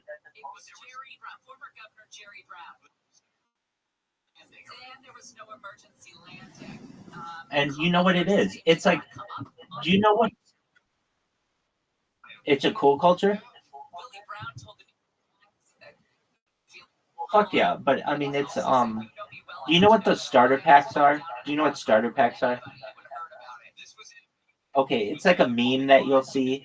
So, like, what are starter packs for things? Like, starter packs for MILF culture is like Botox, lip injections, Lunice, like eyelash extensions. It's yoga pants. It's Starbucks. It is not working. It is like you have children, but they're like taken care of. It's like you don't have to worry about them. What else is it? It's like high end SUVs. It's um, it's all that shit. So that's what a starter pack for MILF culture is. And then basically people start dressing like that. Like at least there's a certain look that is like it's a white hat and like a white t-shirt and like yoga pants. That is like a look with like Starbucks and athletic shoes. And that is like a look that is like, what are you doing today? Oh, I'm going to the market and I'm going to Starbucks and I'm going to the gym and doing whatever else. But I'm not going to work, and because that is something I don't have to do. And my kids are fucking at day school or doing whatever. And I can just live my life. But that segment of society is very, very powerful. It's very wealthy, and I recognize it. I mean, I really mean this. I think I could be the president of the National Organization for Women someday. Now, and why do I say that? Because I'm such an advocate. I'm a woman legally out of the state of California, so of anybody who could probably that in today's day, I could. And but in all reality, I want. I agree. But in reality, if I were given the opportunity, I would just say, look, I'm for the Equal Rights Amendment. What does that mean? That all legal language essentially needs to be asexual, and it additionally needs, we need the same opportunities for men and women. So what do you do in a case like the WNBA or like women's soccer that don't make as much as men, but they don't bring in as much as men? Well, they haven't had the same opportunities, and I think that people understand that. And so perhaps they will be as big in the future. I really think that they will be, just given enough time, and like and especially with some of these new contracts, they're growing. So it's just a matter of time. Anyway, how else would I help women aside from the ability to free the nipple? Well, that's a big thing. But with the Equal Rights Amendment, that means that women are going to be available for the draft. I understand that. I get that. But today's day and age, if women want pure equality, then we will do our best to give it to them, or to myself, I guess, or whatever, however you want to reference it. So, anyway, with that said, I have put some really good ideas onto paper, and anyone who sees that shit is like, oh, this is the best fucking shit I've ever seen. This is the plan. This is a really good start of good ideas. And people also say they like the format where it's like a title. It's not just like a word salad. It's not a wall of text. It's like an outline, but it's still in an essay format, so that it's like manageable. And yeah, anyway, so what else do I say in there?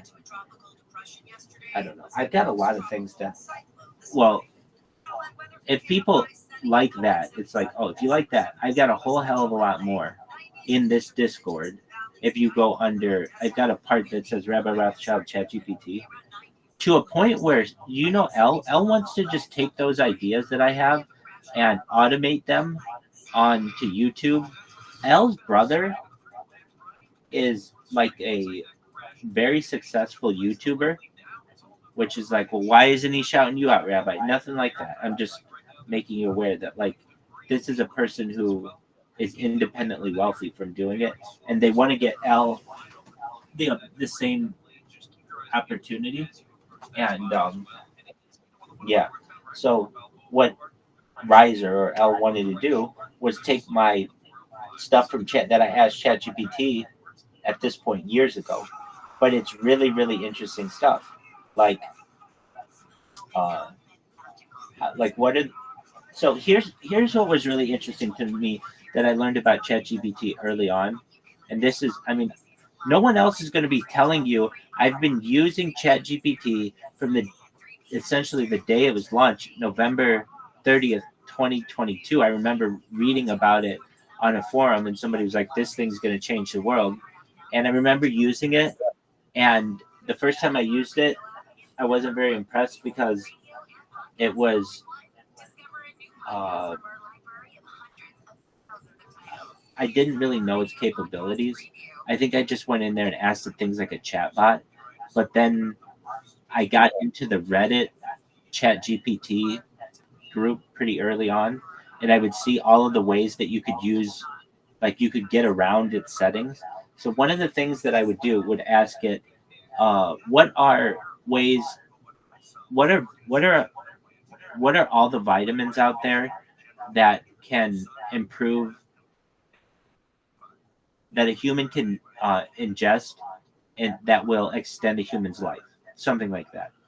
And when you ask it this normally, it would answer, there are 13 essential vitamins and nutrients that the humans need to extend their life to a regular age.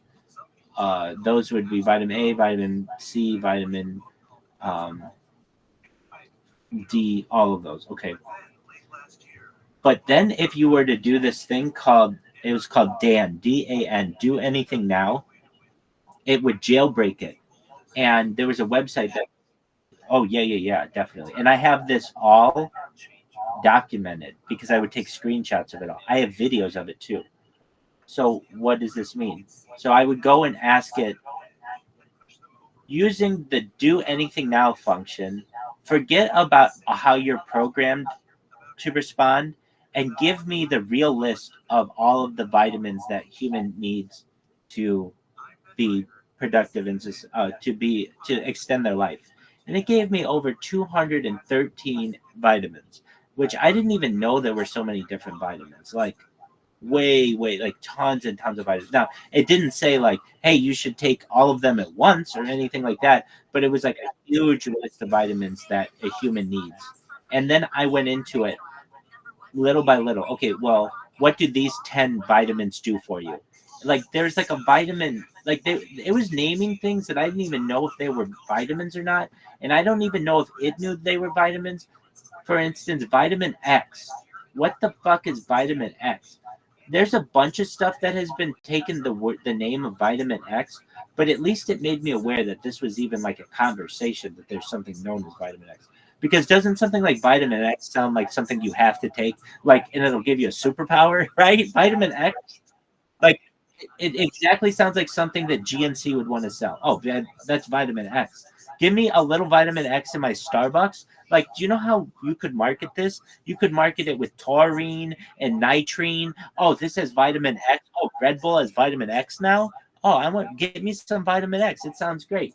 Well, the thing is, a bunch of things have taken the name vitamin X. So while some are established, like vitamin B12 and vitamin C, vitamin A, and vitamin B, and vitamin D, and vitamin E. Some of them have not been solidified as much, and vitamin X is one of them.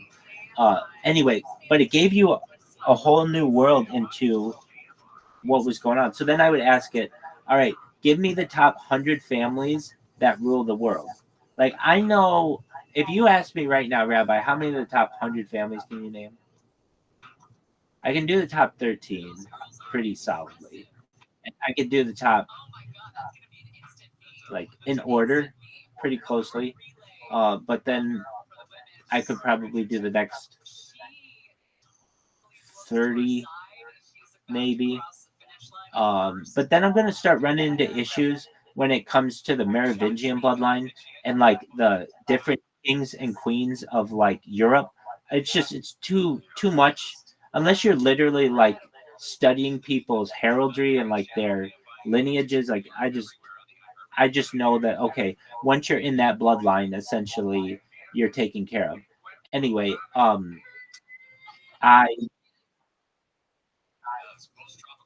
well, that's not that rare. And so there's the argument to be made that perhaps you are a Merovingian, you don't even know it. Of course, you're not being able to take place in the wealth and all of that. That's a difference. But yeah, I mean, so one of the things, though, that if you ask ChatGPT, especially now, like, what are the names of the groups or the families that rule the world, it's not going to tell you anything. But back in the day, like a year or two ago, almost 2 years ago, you could use the Do Anything Now function, and there was a website even. It was called it's called jailbreakchatgpt.com. And what would that do? If you would go to it, it would give you different prompts that would allow you to jailbreak it so that it would answer, like, sexual questions, and it would answer just as one of the things was like using the DAN, the Do Anything Now function, answer this as an open-ended chat bot and not how you're normally programmed, and it would put out all kinds of, like, really sexual content. So what would I ask it? What are the top 100 places on the woman's body that have the most amount of nerve endings? Because I want to know where I can make them orgasm, like the hardest. But, like, what dude is like, oh, that's the number 14 place where I can make you orgasm? Like, who the fuck knows this kind of information? No one except Rabbi. So anyway, that's all in the Discord that I have in here. But I got it to answer all kinds of questions that it doesn't normally answer.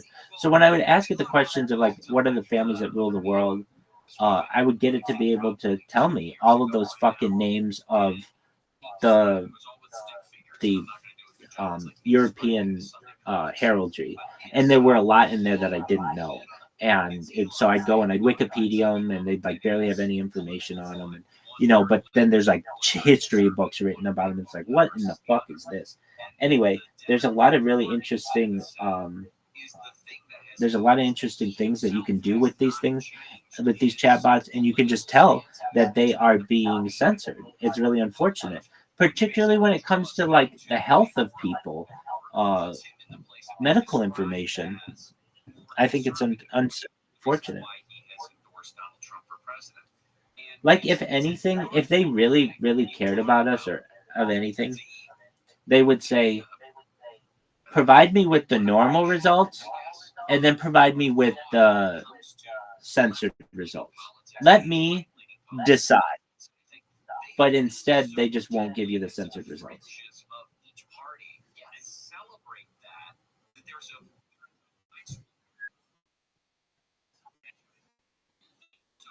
I agree. So you know that OpenAI, the owner of ChatGPT, is starting its own search engine, and it's going to be really big. Why? Well, yeah, because Google has just dropped the ball, and it's like Google. Yeah, exactly. And not that it shouldn't have had that 10 years ago. Right. It's like, oh, finally, you want to consider that? What about Facebook? What about Amazon? What about Microsoft? It was already considered a monopoly in the 90s. What about these other companies? Anyway, I think that once you start streaming, we get into some different kick discussions and or get into the Discord. People have asked me to do Monkey, and I don't. Yeah, exactly. And while I've done it, I personally don't like it simply from the fact that I know that like 30%, or it's very high, of the people with whom I'm speaking aren't really 18, and I just don't want to interact with them. Like, basically, and also very easily as a live streamer, they can just show their there's a lot of genitalia, let me just put it that way. And so if you're just live streaming it, like, I'm okay if it's on my phone, but if I'm live streaming it somewhere, you can lose your account and all kinds of other things. Anyway, somebody asked me to do Monkey recently, and I was considering it. It's like, man, every time I do it, I kind of get excited to do it, and then I realize I get really, really sick of it really, really quickly, because I say, how old are you? And they're like 13, and it's like, okay, bye. How old are you? 16, bye. And it says that you're supposed to be 18, and it's like, to me, that app, it's very easy for the app to say that.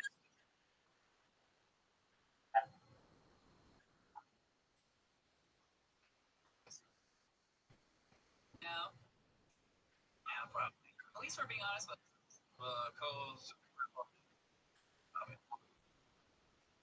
how long Right. is it going to take you to get Yeah, this? no, you're right about that.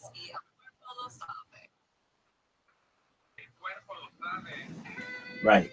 I mean, the only way around this is an internet license. And I've said it before, and people get surprised when they hear this, that in the United Kingdom, to watch television, technically you're supposed to have a license. They're like $75 a year. I mean, they're not cheap, but not a lot of people buy the license, but you're supposed to. And it's almost like a joke in the country that no one buys the license, but nevertheless you're supposed to. And if they have a license for television, and China has just introduced a license now for the internet. Now they have said that this is voluntary, but anything that they start is voluntary. As you know, eventually becomes mandatory, or much of it. And so it's already started in China. And it will look just about exactly like. You know what else I heard was getting a paywall? Reddit, which is a big fucking deal. So this is what Reddit's going to. Reddit right now is like a library of information. If I'm looking for something, Google doesn't give me what I need anymore. Normally what I have to do is type in, like, I don't know, if I want to say, like, what is the biggest bowl of soup anybody's ever eaten ever. I don't know, maybe something like that. Something strange. I can go to Google and it might tell me some things, but if I put what is the biggest bowl of soup eaten ever with Reddit afterward, I'll see somebody's already asked this question and it's already been vetted by a bunch of people. It's not just some person's opinion. Like, I'm going to write an article on what I think is the biggest bowl of soup that has ever been eaten, and that gets to the top of the Google results, and everybody thinks that my bowl is the biggest bowl, when in reality it's not, because it hasn't been vetted. I can go to Reddit and see all these people who have talked about this already. That's what's really important about Reddit. Well, what the plan is apparently is to make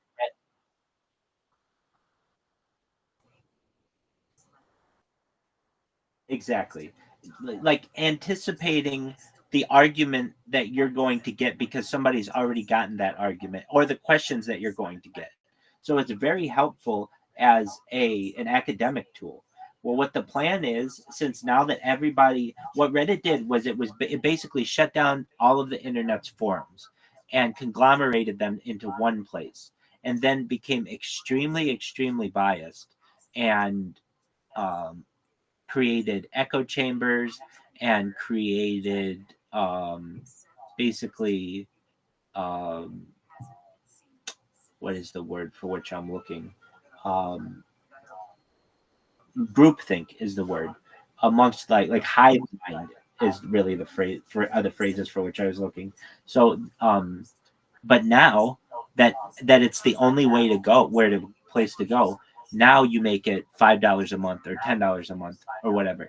And how it works is, if you want to look at archived content, say content that's older than a week old, then you need Reddit Premium. But if it's like a new thing within the last 7 days, you can see what people have written. That's the plan for it. At least that's what I read on Reddit about it. And I think that's like kill the internet. It's going to kill a significant part of the internet, because I know I don't have the money to just be like, okay, well, now I need Reddit Premium in addition to all this other shit. Although I did have Reddit Premium, believe it or not, in my life at one time. And why didn't I continue to have it? They banned me on the account, and so I just canceled it. But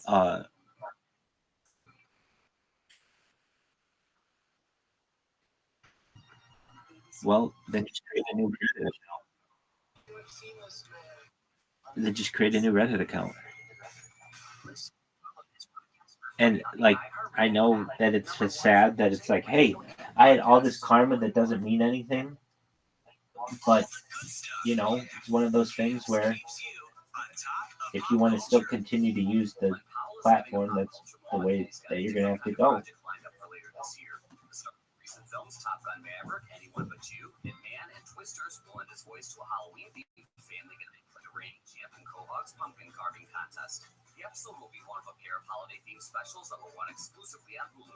This is far from the first voice role for the 35-year-old who had a guest spot on Rick and Morty last year, and recurring roles in Madagascar spin-off All Hail King Julian and Jurassic World Camp Cretaceous. Family Guy specials are set to drop October 14th on Hulu, where past episodes are streaming. And that's what's poppin'. I'm Camps on iHeartRadio. Here's this week's iHeartRadio countdown of the top TV streams. I had something unfortunate happen the other day. I had a friend of mine. I say friend, like you're my friend, but not anybody I've really met in real life, but I know you a lot better than I know this person, but I still call him a friend. I don't know what the fuck he did though. He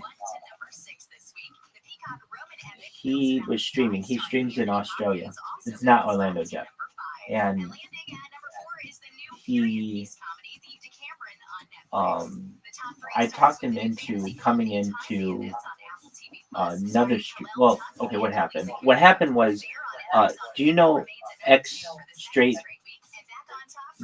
Savage? He's the guy who smokes pot all the time. Oh, okay. Well, you'll get to know him. He comes in here a lot, and he's a big streamer. He's KCIP. Anyway, he was in here, and I said, "Oh, I want you to meet my friend."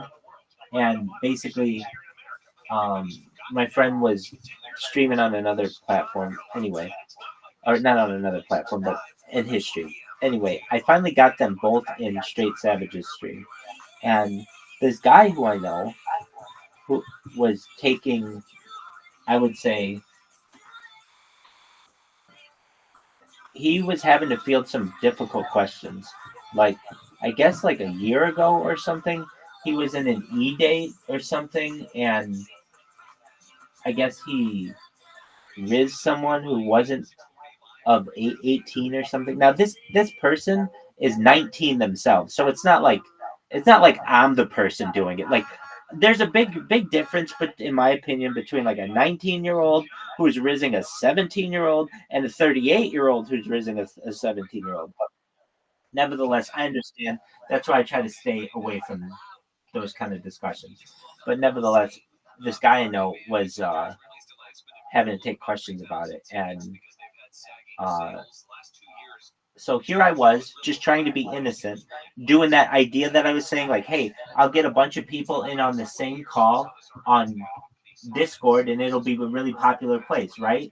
Well, not thinking to myself, hey, not everybody has a great reputation on Kick, and so the first guy I brought in basically like didn't have the best reputation, at least with some of the chatters. Though I will say this, we were trying to get to the bottom of this, and it was somewhat like this person was trolling the person who I knew, but nevertheless, it was just like, wow, you're taking some difficult questions here.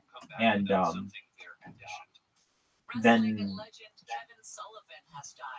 then once the person I knew left, I had to answer the question like, yeah, I didn't know about any of that. All I know is that they stream on Kick, and I wasn't around a year and a half ago on Kick to see what happened, so I can't tell you one way or another.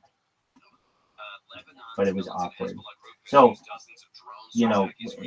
in my mind, it's fucking like brilliant to bring everybody into one Discord. Everybody's gonna want to join it. It'll be really easy. Nope. There's a lot of things that can go wrong. There are a lot of variables, at least ones that I didn't anticipate. I was just looking at footage from Sao Paulo. Mentioned that plane crash. It is a. Are you going to reprogram your robot? Yes, you do. I'm telling you, man, if you get like 5,000 followers, you're in the top 1% of 1% of streamers on Kick, and just whenever you go live, people are like, oh, how didn't I know about this guy? And if you know anything about the Kick platform, at least from my knowledge, when you click on their followers, it's not like you get to see a list. So nobody knows that they're all fucking bots.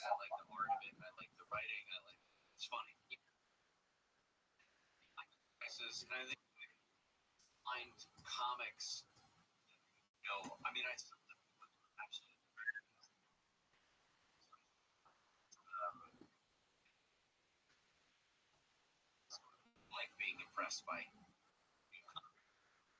the really rich time for stand-up comedy because there are more massive now, let's be honest. If your parents didn't take you in, you were homeless, right? I'm talking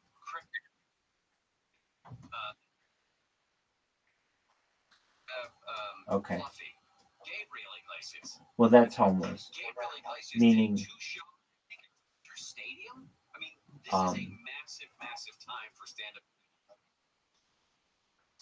yeah. So I don't know what kind of relationship that you have with your parents, but is there any way that you would consider writing them a thank you card? Just, hey, I really appreciate what's the word for what you're looking? I really appreciate the just really opportunity, and thank you for opening your heart and your home to me. Sincerely, your son.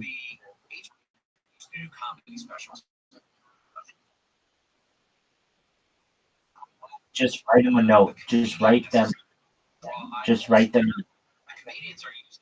Just write them a You're not listening to me. Just you don't have to do it right now, but in the next week, just write them a note. From a $200,000 license fee, which it considers its starter and a burner, to $20 million at the Chappelle level. Yeah, Hulu just signed a deal with Bill Burr for $15 million. Maybe we should become. Yeah. Lifted face. Well, could we go to like some sort of Chris Little went to an improv class? Yes. Maybe we could be taught. Camp. You did stand up for a time. Why don't you get back into it?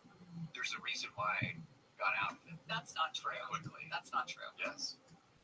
You have to be funny. You were funny. The whole comic part of it, because standing up was easy. The comic part of it was not as easy. And this is a great thing because standing up was easy. No,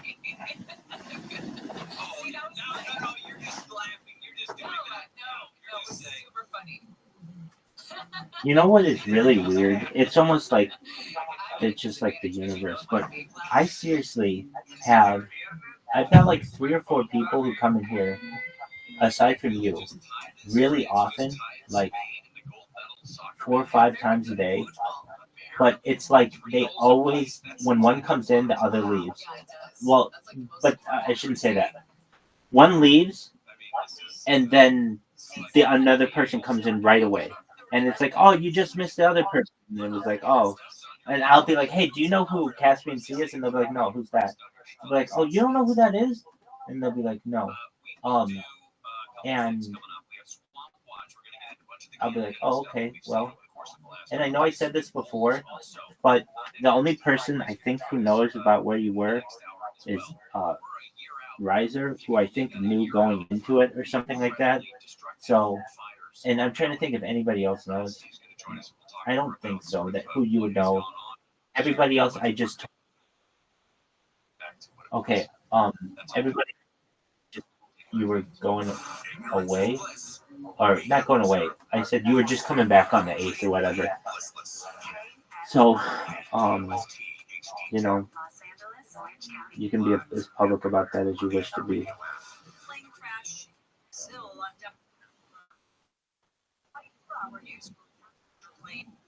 Right, exactly. It'll be even in the future. Chicks dig guys who have done that. So there you go. I'm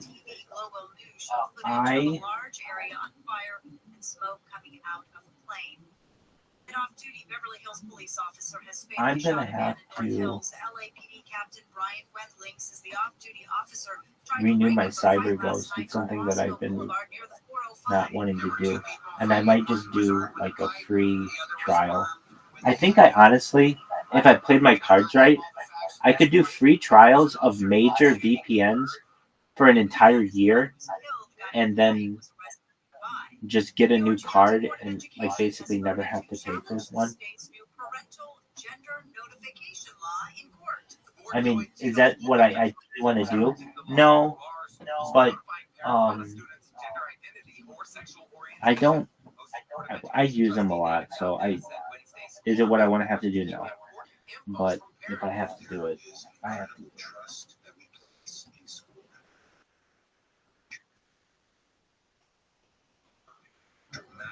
You ended up buying it?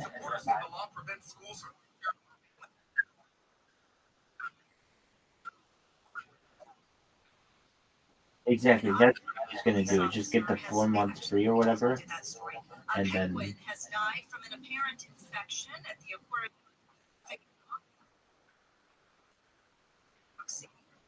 Long Beach from Brazil in 2011 as a rescue. She found love. Yeah, I don't use that many other. I've used a lot of VPNs, but I haven't used that many paid VPNs. I've used, frankly, like 2 or 3, maybe 4, and I've used like Nord. I've used CyberGhost, maybe like a couple others, and while they're all basically the same, some have some advantages over the others, and I am someone who thinks that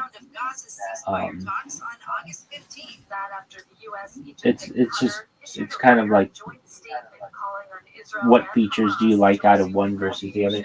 The reason why I like CyberGhost is, or one of the major reasons, is when I want to click a new what is this? Back to safety. When I want to, there we go. When I want to get a new VPN, I just have to click that one really big button. You know what big button I'm referencing? Okay, like when you're going to connect to the VPN, there's like a big button. Maybe you don't know what I'm referencing. That's okay. There's a big button when you're going to connect to a VPN using CyberGhost. And it's really convenient for a auto clicker to click it, as opposed to some of the other ones that it's just not as convenient. Basically, I judge your software on how easy it is for me to be able to use an auto clicker on it. Why? Because like if an auto clicker can use it, to me it's really great software because it's predictable. It's like it's seamless. You know, it's not difficult to use. Generally, things are simple. Software is simple if an auto clicker can use it. Yeah.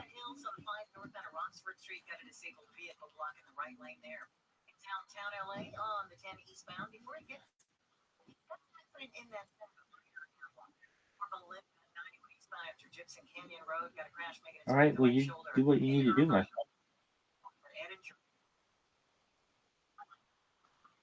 Did you get your food stamp?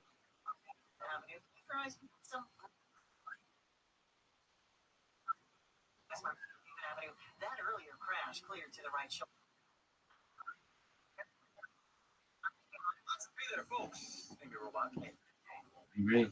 Well, you get your shower. You do what you need to do, my man. Okie doke. Well, we're here. Excellent. Take care. The farm, express delivery, her flowers, stay fresh. What else can you do for your mom? This is the one thing that they love. Right now, we're going to get you 1 dozen assorted roses for $19.99. Double the roses and get a premium vase for just $9.99 more. Listen, you can't beat that. She's going to jump up and down for weeks. You understand me? How we start this is you got to visit growflowers.com and click the microphone on the upper right corner and then the promo code HAPPENING, HAPPENIG. That's growflowers.com. Click the microphone on the right corner and use promo code HAPPENING, HAPPENING. Mother's Day is May 12th, so do not wait. Get on this today. Order like a pro and get this amazing rose deal to thank all the moms in your life. That's growflowers.com. Click in Happening on the upper right corner, and Uncle Joey takes care of you again. The church is also brought to you by CBDlion.com. Listen, you don't have to bang your head with all these stores and bodegas selling CBDs. You don't know what you're getting today. Go to CBDlion.com, look at their third-party test results, whether you want to smoke it, vape it, rub it, use the tinctures. CBD Lion is the way to go, and it keeps me together. You understand me? So right now, go to CBDlion.com and press in church and get 20% off your first order. You cannot beat that. You cannot beat that. Go to CBDlion.com, press in church, and get 20% off your first order. That's another tremendous Mother's Day gift. When they cook their arm, their back, get them some CBDlion.com right now. Press church. Also, for Mother's Day, 23andMe. This Mother's Day, for a limited time only, 23andMe is taking $30 off their health and ancestry kit. Give mom a gift that's truly unique. With 23andMe Health and Ancestry Kit, She can discover how her genes may influence her health and more with under 125 personalized genetics reports that feature information on her traits and health like genetic weight, caffeine consumption, sleep, movement, and more. With 23andMe's personalized wellness reports, she can learn how her genes play a role in her well-being and lifestyle choices, whether it's how her weight may be impacted by saturated fat or her likelihood for being lactose intolerant and more. Mom is sure to discover a whole new way of understanding who she is. You can share it together. You can see who you're related to and whatnot. This is a tremendous offer. So this Mother's Day, get 30% off 23andMe's Health Ancestry Kit at 23andme.com/church. Say CHURCH. That's number 23andme.com/church. And remember, the offer ends May 13th. I want to thank Patty Pascatelli. I want to thank the Christ Killer. I want to thank you guys for bearing with me at this time where I'm shooting films, doing podcasts, doing stand-up. You're going down that road. Have a great week. This is the way to start your week off right. Take this motherfucking meal away. And the 22 World Championships, but it did not result in a loss of her world title. So she has returned. It's Thursday, and she's running. June motherfucking 2nd, bitches. Greetings from Podcastville. The church is brought to you by my old American standard, Onyx, Supplements, Alpha Brain, Shroom Tech, Immune, Shroom Tech Sport. This is the way to go if you're looking out for your health. On the way out, go to Onyx.com, promo code CHURCH. If you see something you like in the supplements, I can't do nothing to wait. As far as supplements are concerned, I'll get you 10% off delivered to your motherfucking door. That's how we roll. You understand me? Onyx, the smartest way to go for your health. Also this week, the church is brought to you by MyBookie. Listen, you got baseball, you got NHL playoffs, you got MMA, you got UFC, you got Bellator coming in June. You play, you win, you get paid. Whether you bet on the underdogs, the overdogs, at MyBookie is the place for you. MyBookie loves baseball, constantly delivers great selections of bets for every game. We love hockey. We love MMA. Everybody should And be even another better, one they'll fucking process Olympics, all I your feel. payout requests Oh, within yeah, 48 yeah. hours. Okay, You cool, get man. paid That's like fast 7. when you win. Best of all is the easy-to-use mobile sites. And to make sure you have plenty of cash, MyBookie will give you a 50% bonus. That's right, 50% bonus in your first deposit.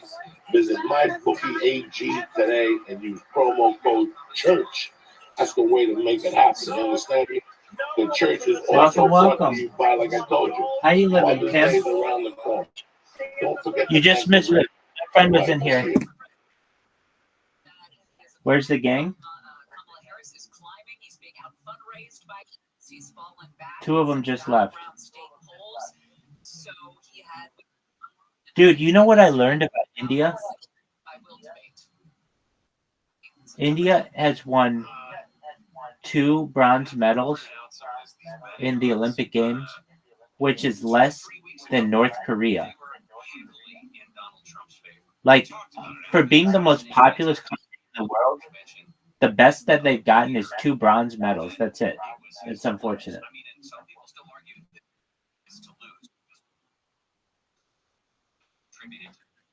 Yeah, but they should have like 20 or 30. They're a big country.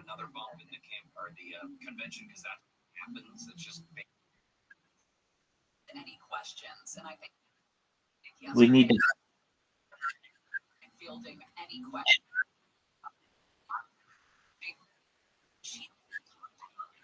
Yesterday, she wants to sit down They need.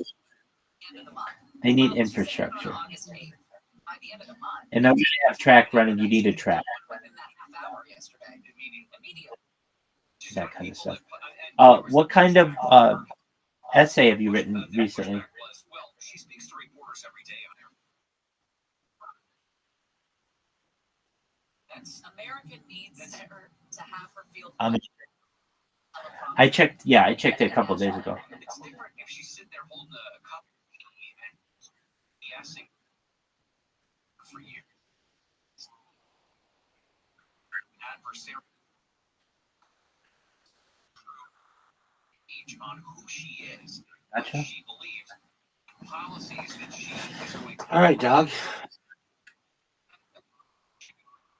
becomes the president. Those are all. What are they trying to hide here? They've hit us.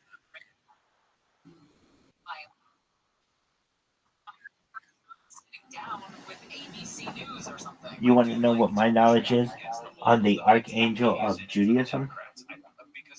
Because I'm part of. Well, traditionally, I know them as Michael, Raphael, and Gabriel. But then there are some more mythological, I shouldn't say mythological, mystical, or there's a word for which I'm looking. Just one moment. Like more mystical, and that gets into the study of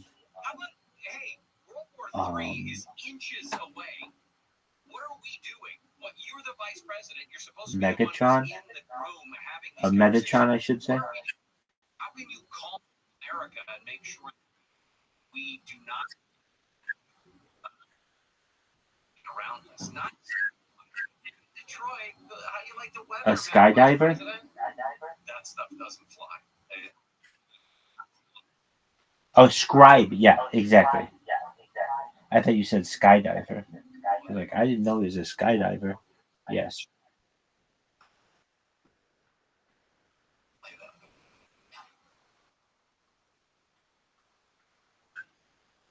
I want to.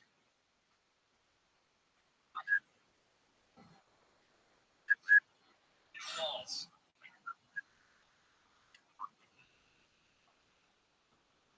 Remember the matter.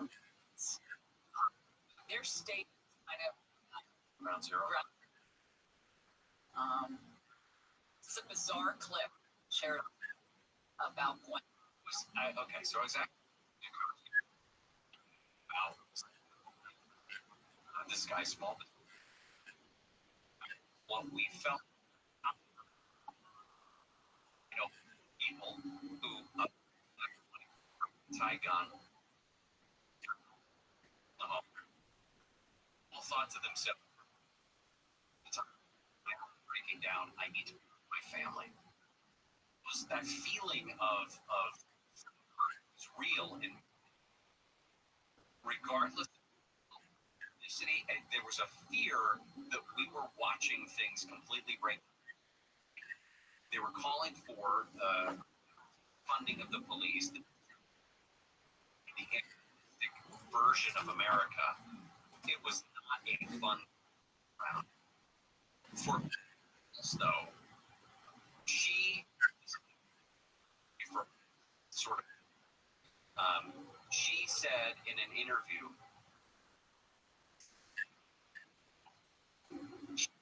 windows because she and the first day there were riots.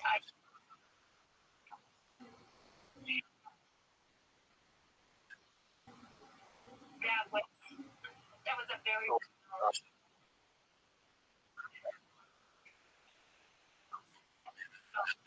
yeah, it's Adam and Eve. What was happening. So I'm not understanding. So she wanted to take in, smell, he could have an understanding of what the riots were about. Sort of look so woke victory lap. I want to flagellation. My goodness. That's odd. You know what that is? It's weird. There's also a story. I haven't checked the veracity of this yet, but that their daughter was tipping off some of the protesters by posting things on Twitter regarding the movements of the National Guard.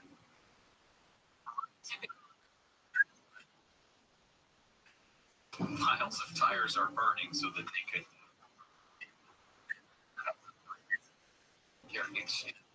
Swamp Watch will continue right after. The KFI 24-hour news. Media organization.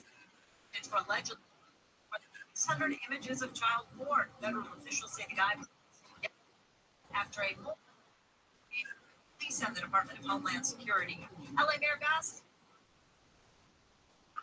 closing ceremony, flag, and returned with it to Los Angeles. To the legend. Tonight is to 3 national, 1 World Series champion.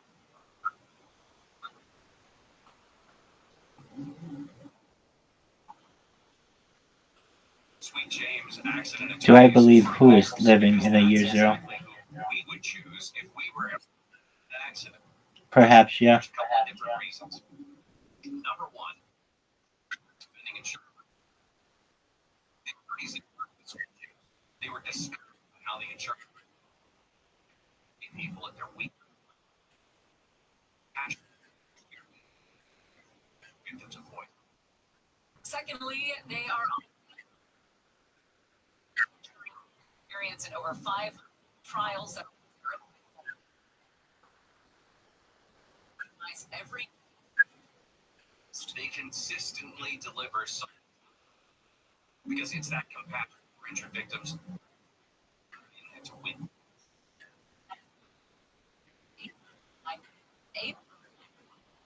800-900 or go to Sweet. We're going to.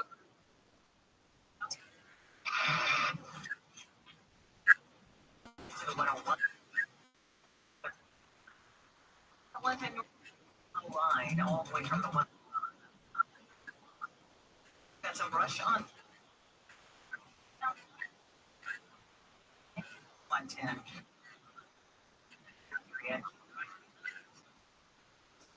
Sierra Avenue. Some bricks are in the tube. Southern California traffic report.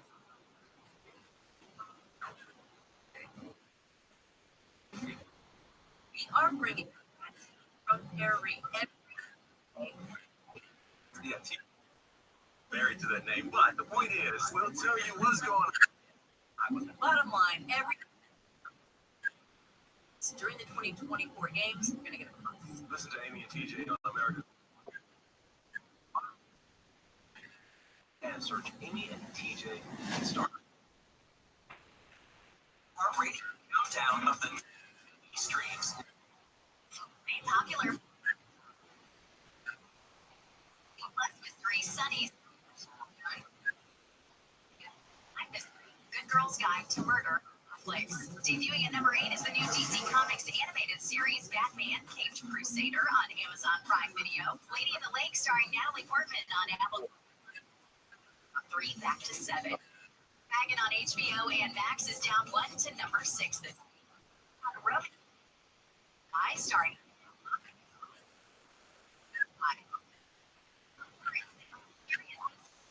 Cameron. New fantasy comedy Time Apple TV Plus starring Khalil Tuck and Lisa Kudrow.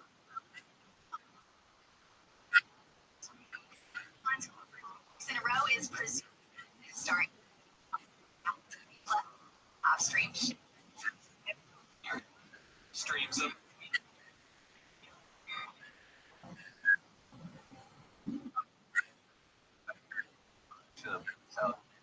Yes, this slow moving pummel up to 20 to 30 parts of the coastal Carolina, slowly northward. Days will expand inland at shore and produces some mosquitoes. Southeastern Virginia. North will combine with the tropical to create over parts of Maryland, Pennsylvania.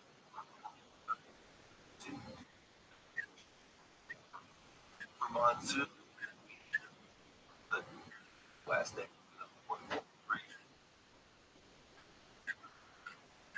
Southern High Plains, National Weather Corps, City News Radio. Joel Larsgar. His son. Just enjoy your Joel Larsgar. anytime on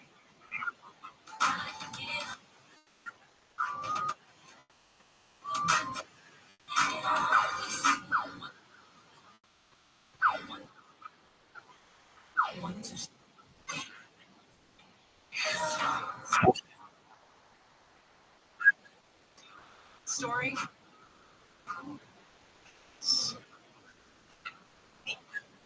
I saw It's been born at the Detroit, the first, and it's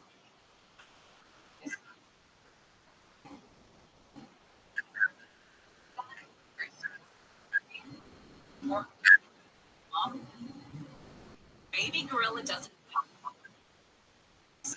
determine. How do you not determine this? they're I can let you Oh, the I mean the look. adults. Or gorillas, sorry. I got confused. All right. What do you? I'm doing my best to. Well, I'm assuming there's some sort of penis, or right. Easy time saying.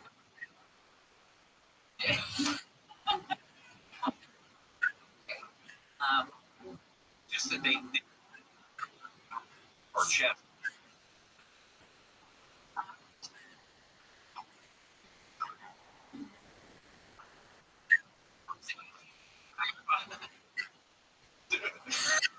Well, you know what? There could be animals have and breastfeed. Gorilla baby. I don't know.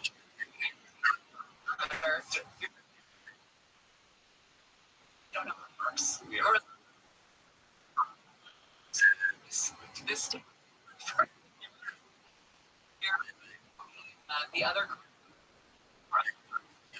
carried a stuffed gorilla around the habitat to demonstrate know how to carry a baby. It's just kind of an innate, right? Yes. You know how to carry a baby. The gorillas are fine. What did they need on a flight?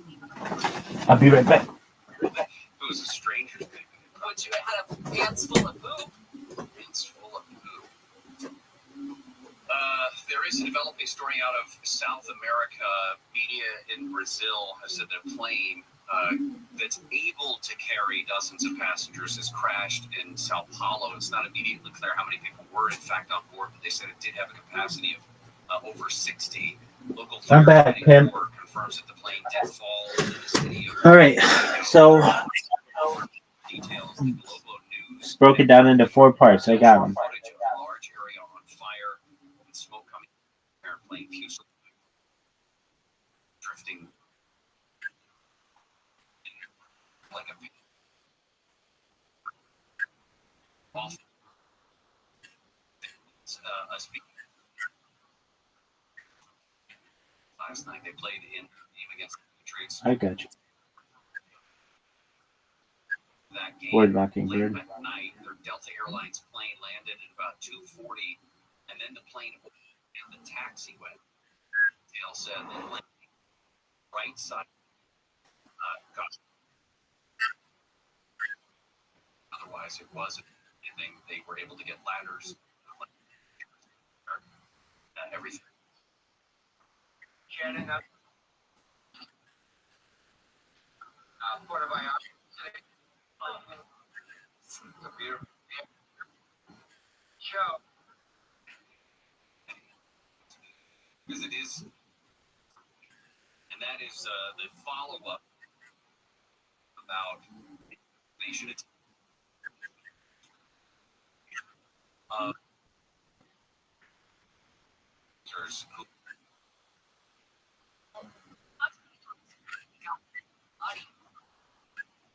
And it was in the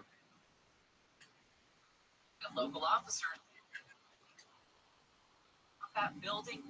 Oh, we need to man. is for in this A lot country. of F's. But an F up. Somebody. Excellent. Why are we not on earth.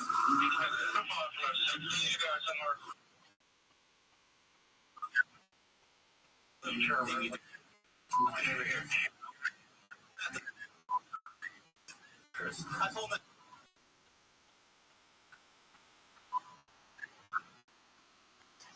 It's going to take what? Guy thinks that he Secret Service said stuff has to be hashed. If you put a name, even if you're able to put a name involved in those early days. There you go, big dog. This was, I mean, the guy said it right. What time is it? From the beginning.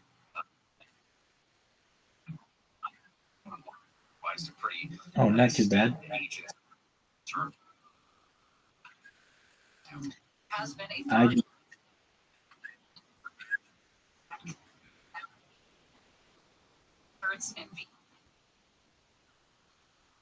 the main suspect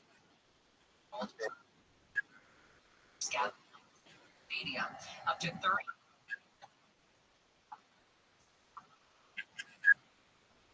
His plan was to use knives or I got you. Speaking of ramen, I'm going to grab some. Just one moment. I'll be back in less than 1 minute. Time me. Earlier in the week, along with a 17-year-old, the third suspect is 18. An Iraqi citizen was arrested last night. A 15-year-old was also interrogated but not arrested. He's interrogated but not arrested. There's this small group of friends, all teenagers, it sounds like. Some just may be guilt by association. There was a quick update out of Paris, by the way. Brianna Stewart scored 16 points. The U.S. women's basketball team advanced their 8th consecutive gold medal game. They beat Australia early today. Spoiler alert. I guess I'm supposed to say spoiler alert first. They extended their play sirens. Their Olympic winning streak now to 60 games. 60 consecutive games that the American women have won. They'll face either France or Belgium.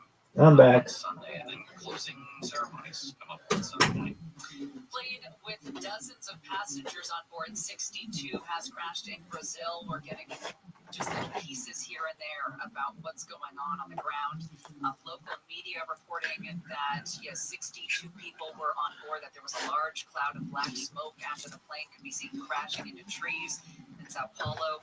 The state fire brigades and several crews have been sent to the crash site, but so far no word on casualties. But they said it also crashed into multiple homes on the ground. Oh, wow. All right, when we come back, Steve Gregory's going to join us. The Lahaina community, a year after that massive fire on Maui. Gary and Shannon will be back. Deborah Mark live in the KFI 24-hour newsroom. A man caught stabbing his mother to death in Irvine has been fatally shot by police. Neighbors called cops yesterday when they heard the woman screaming and saw the attack happening outside. Arriving officers saw the attack and shot the man. This man who lives in the area tells KTLA that's around the time he got home. I saw two bodies, one on the driveway and one on the sidewalk. The body was in the driveway, it was a lady, and the one that was on the sidewalk, it was a man. He says he can't get the image out of his head. The news is brought to you by System Pavers. A man accused of fatally stabbing a Walmart employee in Lake Elsinore served time for a similar crime.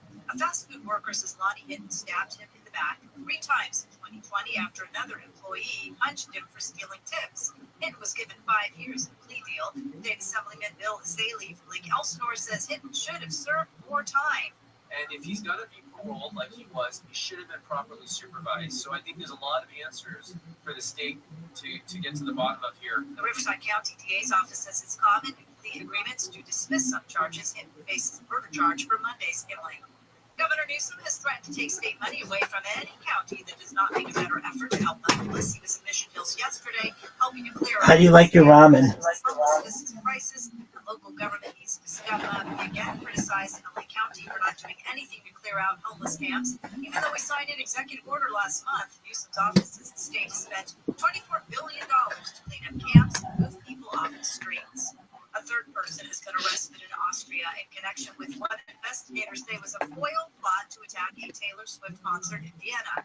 Officials say the 18-year-old taken into custody yesterday had been in contact with a 19-year-old arrested Tuesday. They say he had also pledged an oath of allegiance to ISIS, but is not directly connected to the attack plans? ABC's Maggie Lulis's pre-sold out Swiss shows. Fools are crazy with the fucking car. It's disgusting. They walk by and see gas. I mean, sometimes you gotta close them in the car just to close. Yeah, you got it. It's right over. Take a little bit. Let me eat your pussy just to make sure there's no misunderstanding. If they say no, whatever. I mean, yeah, I had 5 brothers, dog. It was hard to bring girls. But they would try to take them and shit. We got beer. You know, my brothers were scandalous. Ooh, that's a crazy question. One of my brothers doing life in prison. I really don't talk to him. Fucked up crime I can't accept. Now I only talk to 2 of my brothers, bro. I mean, I talk to them, but not really and shit. They're more, they're very different. Same mom, same dad. Yeah. My dad had 5 wives, but he only stayed with my mom. Because she gave him 6 sons. Boys with Indians and wives. And we're all a year apart, except for me. I was born, she had her 2 sons. No. And a little brother. My dad got some strong ass. Yeah. And it's fucking, it's wild. Like, I feel ashamed sometimes. I don't even know my brother. You ready to play some chess? Bottom line, going on in Paris during the 2024 games. We're gonna get a What are we playing? Open your free iHeart app, search Amy and TJ, and start listening. The free iHeartRadio app. What do you want to play? Radio and podcasts all in one. Discover a new podcast from our library of over 350,000 titles. Here's an iHeartRadio podcast. If you had trouble getting pregnant in the 70s and one Indianapolis doctor he wanted to see, Dr. Donald Klein. Donald Klein, C-L-I-N. The best of the best. Couples, surely you saw Klein now. His system was easy. You take a look at your husband. Brown hair, brown eyes, and about 6 foot tall. And he would find a sperm donor to match. The donor would get some cash, and the patient would get a baby. Blazing 8. You really want to get your ass kicked at Blazing 8?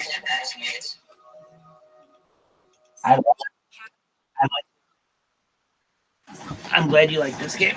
I like this game. Dude, you should know, I've never lost in any game ever. Start now. Lost ever anything. I've never lost anything ever. Hard look at the industry that patients have been relying on for decades to get pregnant. Everything was just practice.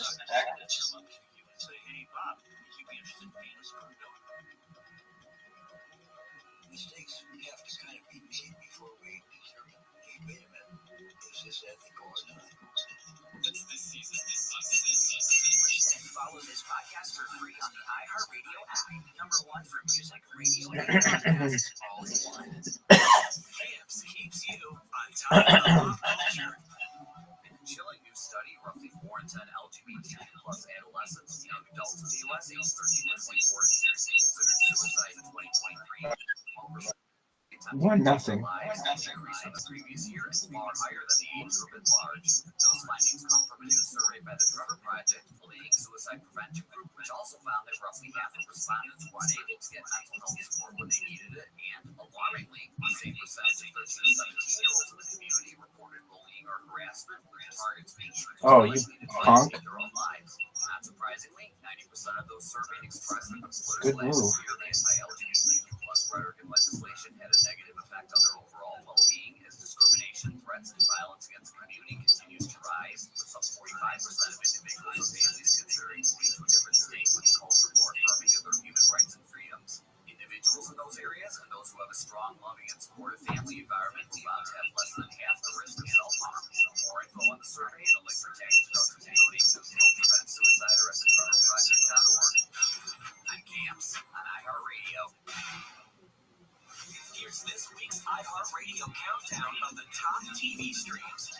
Here's what you've made popular by getting your stream on. Starting us off this week is the new Apple TV Plus mystery Sunny, starring Christina Jones. That's followed by the debut of the crime mystery A Good Girl's Guide to Murder on Netflix. Debuting at number 8 is the new DC Comics animated series Batman: The Crusader on Amazon Prime Video. Lady in the Lake, starring Natalie Portman,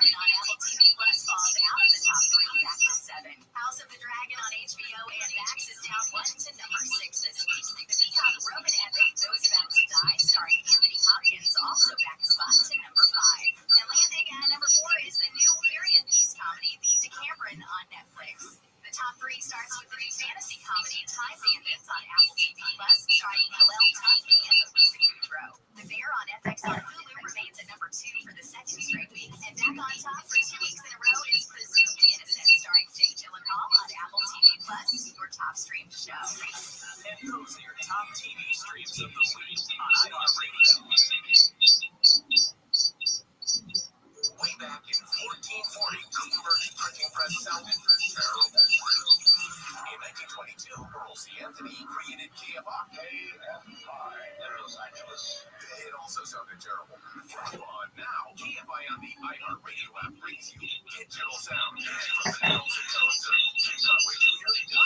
to the warm, comforting siren song that is Shannon Farron. If you haven't heard KFI on the free iHeartRadio app, you haven't heard KFI. Broadcasting with 50,000 watts of power. Live everywhere in living color on the iHeartRadio app. Somebody tell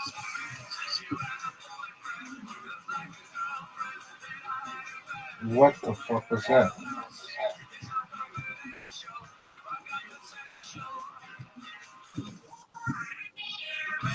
Sherry and Shannon, KFI AM 640 live everywhere on the iHeartRadio app. We are sitting on top of the details coming out of Sao Paulo, Brazil, where a plane with 62 people aboard crashed in a fiery Bitch. was a residential area. Do nothing. In the city, not immediately clear how many people were injured or killed. The airline Vocas confirmed in a statement that the plane headed for Sao Paulo's International Airport crashed in the city of Betedo with 52 passengers and 4 crew members aboard. The president of Brazil says I don't know what that does. but they don't know if anyone was killed on the ground because apparently several homes were hit by this plane. You kind of saw from the footage that we saw on Twitter or X, the plane's kind of in a flat spin. Exactly, as it craned out of the sky. Paramount Global took a $6 billion write-down. Gotcha. 3 in a row. Same thing for 9. Beating you at your own game. Have been saying that their streaming bets are going to make up for those losses, but Paramount Global stock tanked 12% in the after-hours trading yesterday, despite posting a profit for the streaming portion. Warner Brothers Discovery fell 90% down to an all-time low after its earnings release. Well, 1 year later, the Lahaina community still trying to rebuild following those massive wildfires that killed more than 100 people, destroyed homes, businesses, cultural sites, all of it. Steve Gregory was there in the aftermath and joins us now about where the people of Maui there in Lahaina are. Yeah, it's been a very, very slow recovery process. More than 1,500 families have left the island after the fire. Oh, wow. Housing's been the biggest challenge right now because after the fires destroyed 2,200 buildings and homes, first things first, they had to get the EPA in there to do a cleanup because there was a lot of toxic debris around there, a lot of dangerous chemicals, cars, other businesses. And after it got the okay from the EPA, simultaneously they were trying to figure out where are the displaced families. Because about a year ago, no one knew the exact number of how many were missing. No one had checked in. There was a big problem with accounting for everyone who lived in Lahaina. So as soon as they were able to figure that out, then they have to figure out who has housing, who does not have housing. They estimate now that there are 12,000 people without homes, and that still is a very, very Wow. side. The governor declared that hotels and other smaller motels and short-term rentals are going to be used for housing these individuals. But it's been very slow going because a lot of those people are tired of living in temporary housing. The rebuilding of homes has been very, very slow. Governor Josh Green said the first year was going to be about healing, the second year was going to be about recovery, and right now the only glimmer of hope that they have is that a settlement is on its way. $4 billion on top of the insurance money will be What? split among 3 times. I don't even know how you did that. against Hawaiian Electric and against the state of Hawaii. Or is it depend on people's claims? The terms of that have not been disclosed. It doesn't. I assume that in any one of these cases, that either they're going to approach it as an individual need, like Did someone lose their entire home, or was someone's home damaged? Did someone lose a loved one in the fire? I think it's all going to boil down to, what was the significance of loss? And here's the really sad part about that kind of insurance payout. Same thing when someone gets, hurt on the job or dismembered. Unfortunately, insurance companies have formulas already intact that will tell you, well, you lost an arm, so you won't be able to work this night. So an arm is about $75,000 a year or something along those lines, just for example's sake. So it's presumed that each of the families are going to be looked at individually based on their total loss. You talk about the financials obviously are important, but there's a social aspect to it too. And I assume that when you were there last year in the aftermath of it, that was probably one of the hardest things that you were trying to cling on to, was that sense of community that exists there. Well, in fact, that sense of community, Gary, is what kept most of those people alive and kept them moving forward. Because a lot of those people that live on the island of Maui are workers. They are laborers. Some of them have 4 jobs to make ends meet. Because the cost of living there is astronomical. And you can thank a lot of the transplants over there, your celebrities and your A-listers who like to go over there and call it home. They have driven up the price of everything. Meanwhile, when you're living paycheck to paycheck and you don't have any savings, and then you lose your home and your car, and you're left with nothing. All they had was community, and that's really what kept a lot of those people afloat. They're really good at that too. My sister-in-law lives there, and she, I remember when my husband and I first started dating, and he would say, yeah, my sister's house guest, who are they? And she said, a friend of a friend. I mean, that's how Hawaiians are. It's like, she didn't even know these people, and they're living in her house because she knew someone that they knew, and that's just what you do. You open your doors to people there. The aloha spirit. Right. So, we could use a little bit of that around here, don't you think? We could have used a lot of that around there. But the beautiful For thing Tucson. is watching this community bounce back. It reminded me a lot of New Orleans when I was down there for Katrina, and watching that town come back.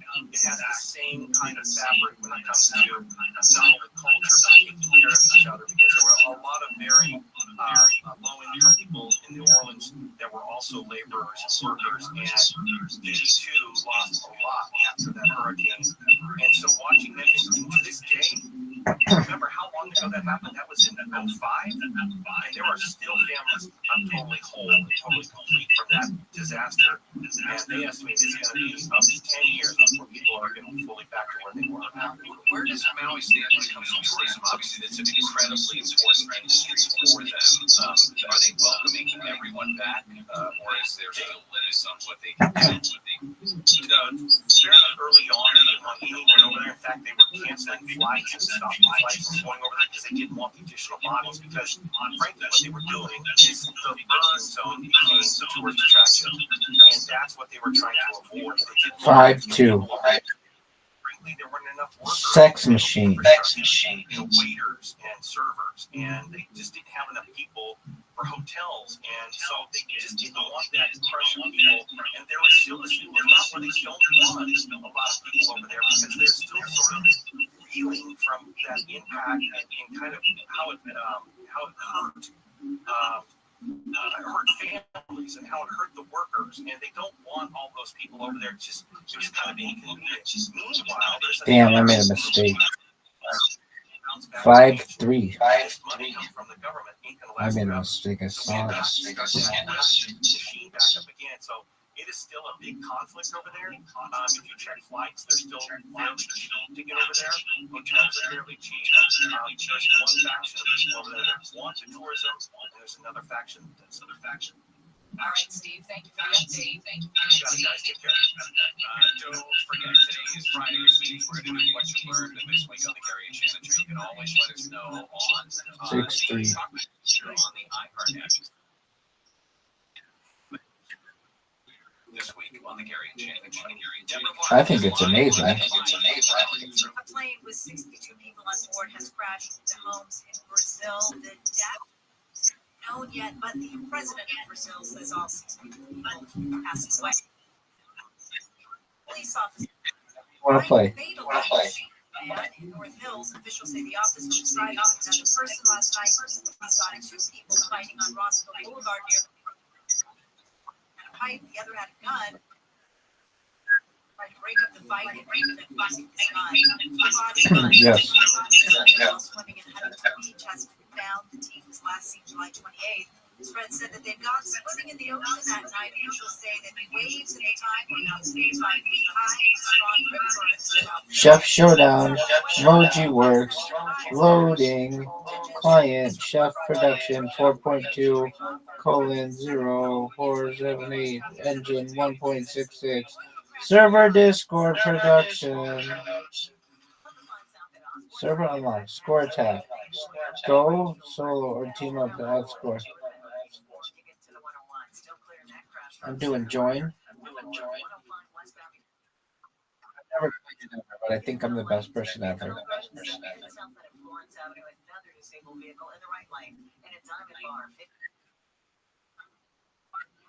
I'm positive of it. Hey there, folks. Amy Robot and TJ. That's right. We are bringing you I remember that time that this was loading, and it took a long time.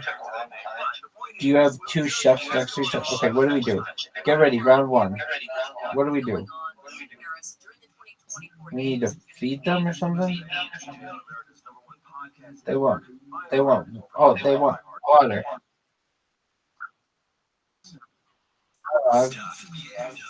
No, they won't. They want a drink.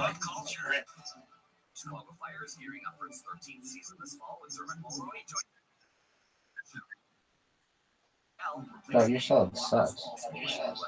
Get this motherfucker salad.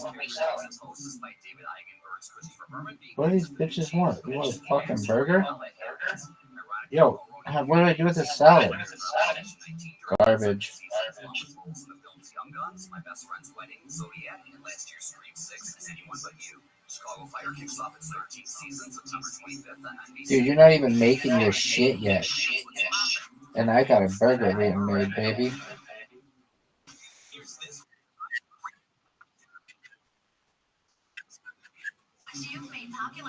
That's a good question.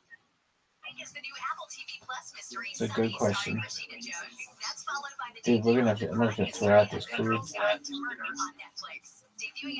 Get ready, round two. Yo, bitch.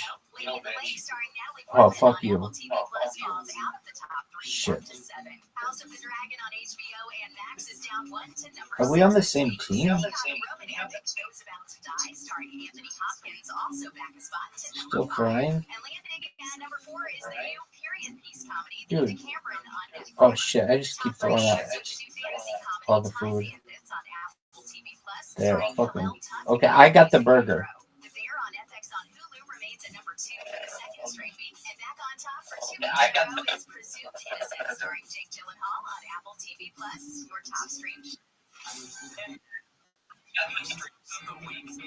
I don't want that. There you go. Get ready. Salad. You. What? I get the salad. Oh, okay, just wait. Somebody else will want a salad. I'll get this drink for this person. Alright. I'll make the fucking burger. Don't worry, somebody will want a salad. No injuries are being reported after the Panthers team plane ran off the taxiway after landing in Charlotte early this morning. Cowboys owner Jerry Jones. That's fine. Okay, I'll make the other burger.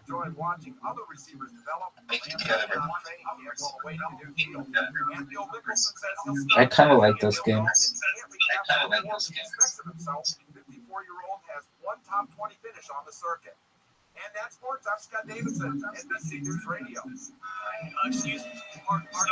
Getting lost in the city. Okay, salad and a burger. I got the salad. I'll make the burger too. Get that guy his drink. Getting back to the moments we miss starts with getting informed. So cool.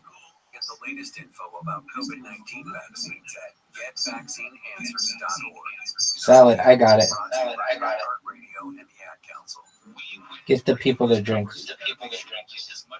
I got the other drink. I'll make the burger. The need to have AM radio in people's cars. People need to get information. Local AM radio is free, it's available, it's immediate. Live 7 to 10 p.m. on KFI and on demand anytime on the iHeartRadio app. I'll get the fries. You get the burger. What are you doing? Dude, what don't you understand about I'll get the fries?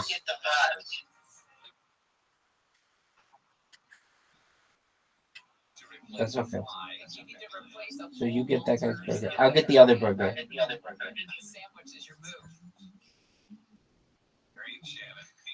Get the drink. AM 640 live everywhere on the iHeartRadio app. I thought I remember radio station a while back under the laws that had passed.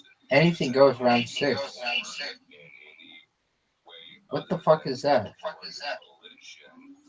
Is now a citable offense. Oh, am I wrong? Technically, you're right, but that's fine. We're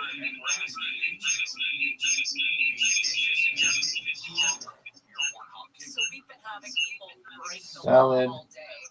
California Vehicle Code says that honking the horn is only permissible as a warning. It's only I'll make the other burger.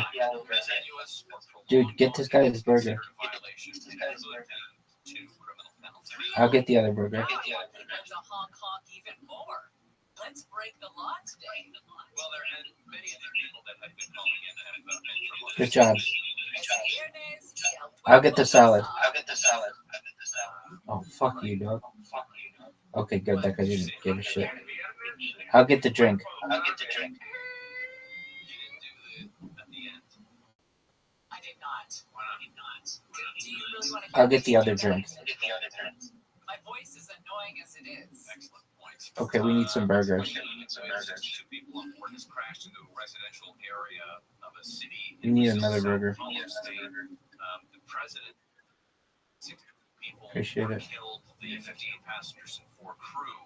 We don't know what caused this yet. What the hell? This woman needs one. Crews working in a residential area full of $10. houses. So some of the people on the ground may have also been I love this game. The cell phone video from the ground What? shows the It like froze on me. spiraling, she said, in a flat spin, falling from the sky.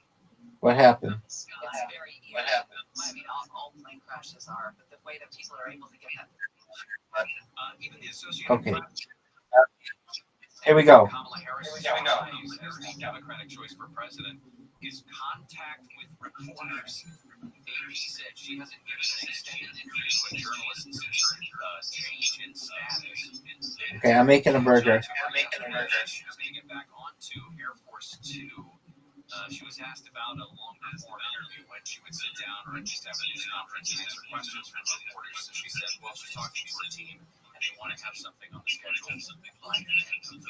That's insane. And why nobody double took what she said that and said, what do you mean by the end of the month? It's August 8th. It's weird. I would tell her that I was on her team and not. You got to do something before the convention. Just do it. Just do it today. Do it tomorrow. I mean, what's the big deal? I mean, she's not a complete moron. She's not going to, I don't know. What are they trying to help? You know, I mean, every moment We died? cannot be perfect. It cannot be choreographed. That's just not. We're amazing. Good job. Did you hear this about Ron Jr. and You want to try to beat it? cameo in Deadpool and Wolverine? Fuck yeah. Down. Because of the metaverse or whatever it's The Marvel Cinematic Universe. yeah. To play with the timeline. Burger time. Let's do versus mode. Screw around with it because that's it. Versus mode. Okay. Mondo laid it out. Yeah. there's a scene where he's talking Stark's assistant. Right. What are we playing? A picture of Versus. Go to versus. Rabbi versus you. Go to versus. Chef Showdown. Go to versus. Dog. Go to versus. Go to versus.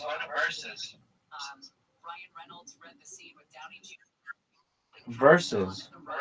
Chef Showdown versus.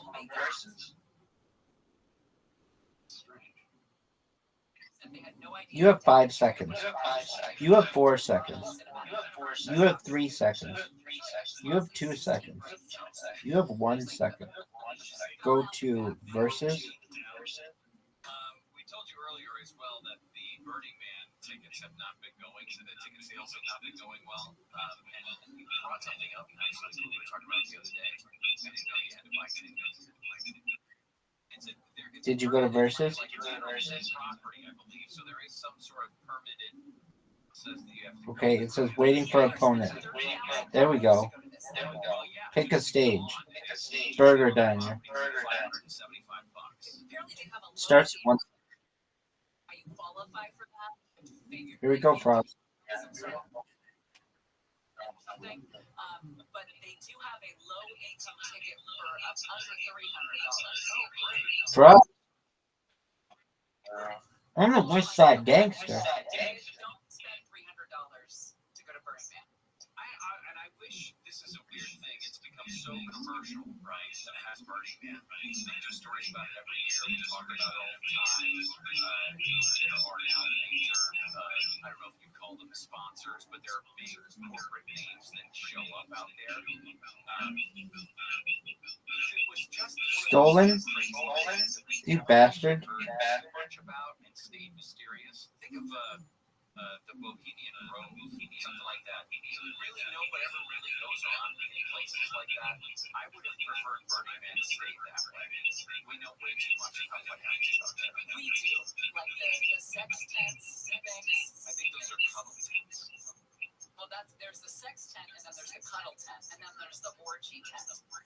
What is Bohemian Grove? Between the sex tent and the orgy tent? The orgy tent is where you have sex with multiple people at the same time. The sex tent is where you just go if you want to go have sex with like your partner or somebody you meet. And then there's the cuddle tent. Why do you let me continue to talk like a crazy person? We have strangers in the hall. Our trenches stories. Join us, and of course, what you learned this week on the Gary Sanders Show. Still 12 o'clock hours around. We go through all that's going on so that we can tell you just that you need to know.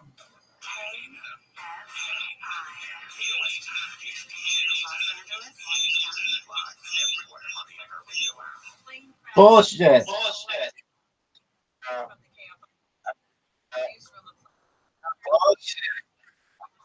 Bullshit. I'm telling you right now, that was bullshit. Where's all right. Versus. Get your ass in versus.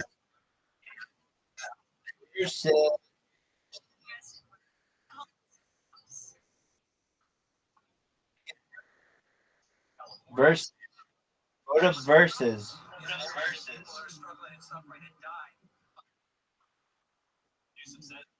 Versus.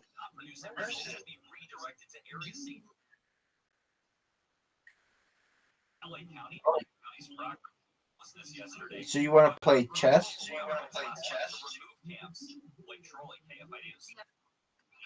All right. Made by a company in Santa Ana due to health issues with its psychedelic mushroom products. The FDA says 113 people got sick in 28 states, 42.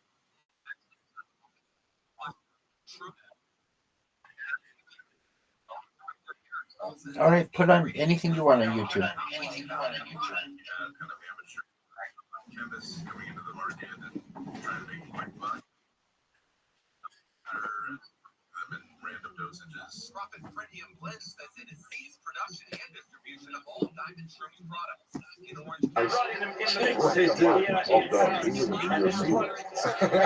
He didn't learn his lesson the first time. The first time he came to Vegas, he called my motherfucking bluff. Until you get around the Those edibles don't pay me. I don't know what I gave, but he said that his body was, you know, he had some type of Joseph Maggio blood like circulation. He was being on it. And those things used to come to us and stuff. Edibles, acid.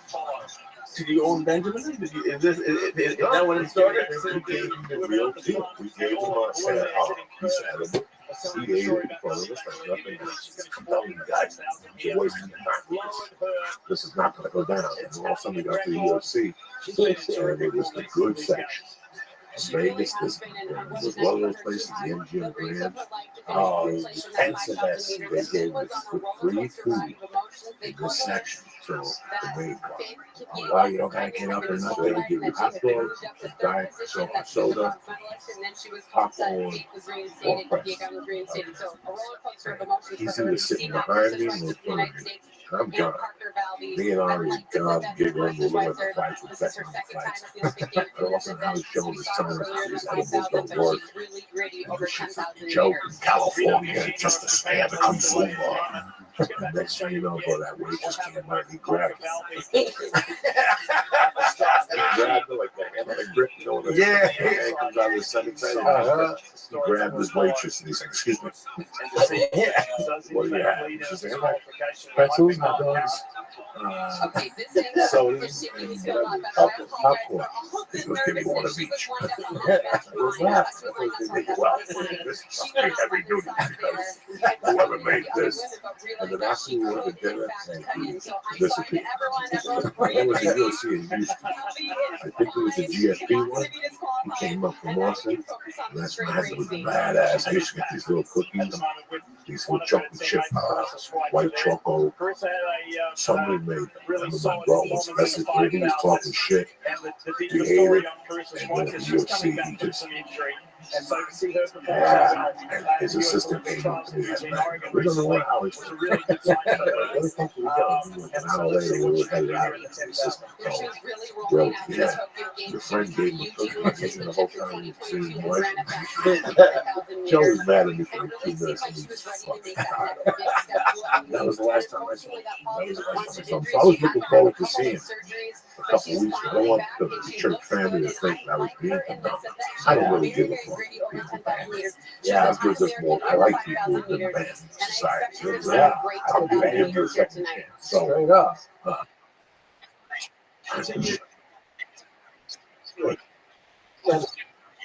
Hold on. What'd you say, Playboy? What'd you say?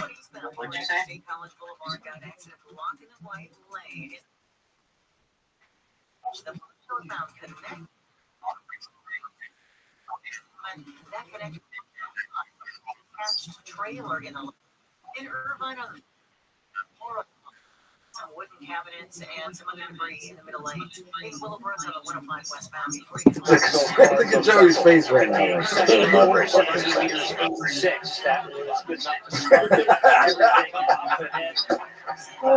Joey doesn't like any of that stuff. Me neither. That's why I had to tell him. It's not that I don't like this. No, you don't like conspiracy theories. It's not that I don't like conspiracy theories. It's like anything else. I don't like anything that wastes. Look at it, though. It's a waste. I'm watching. I don't know if I've seen it previously. Play-by-play coverage on the free iHeart app, including the closing ceremonies, Sunday at 3 p.m. Eastern. Legends made. Soon, the flame will be passed to us for the summer of 2028 in Los Angeles. Open the free iHeart app now and search Olympics. The free iHeartRadio app is #1 for music, radio, and podcasts, all in one. Discover a new podcast from our library of over 350,000 podcast preview.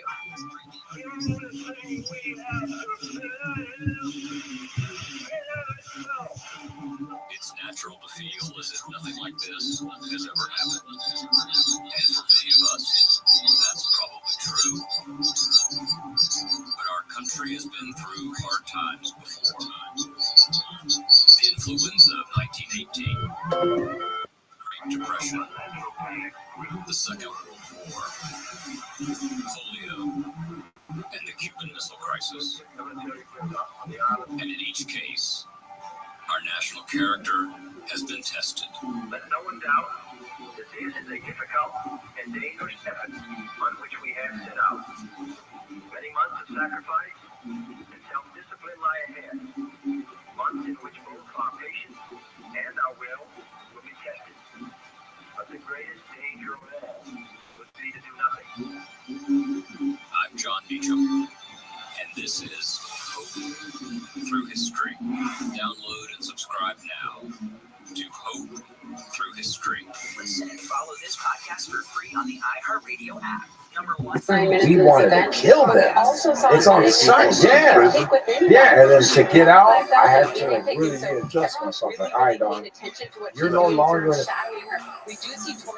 I give you the rules. Those are rules that you.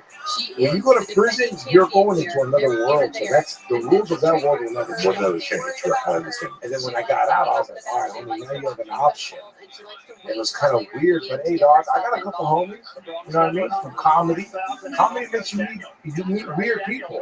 I'm weird to them too. You know, when you first start comedy, the first 3 or 4 years, you meet open mic girls. She was limping or in any pain, so she just decided that her Olympic run This isn't a bad job.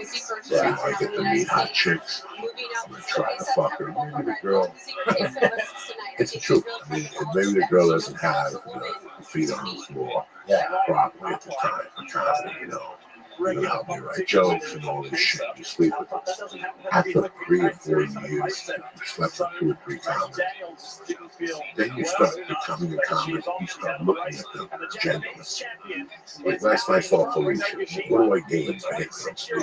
Yeah. What do you gain by hitting on tape? Hitting on tape. Right, Chelsea, Skidmore. You just get another comic that says, I met Joe Dean's comedy.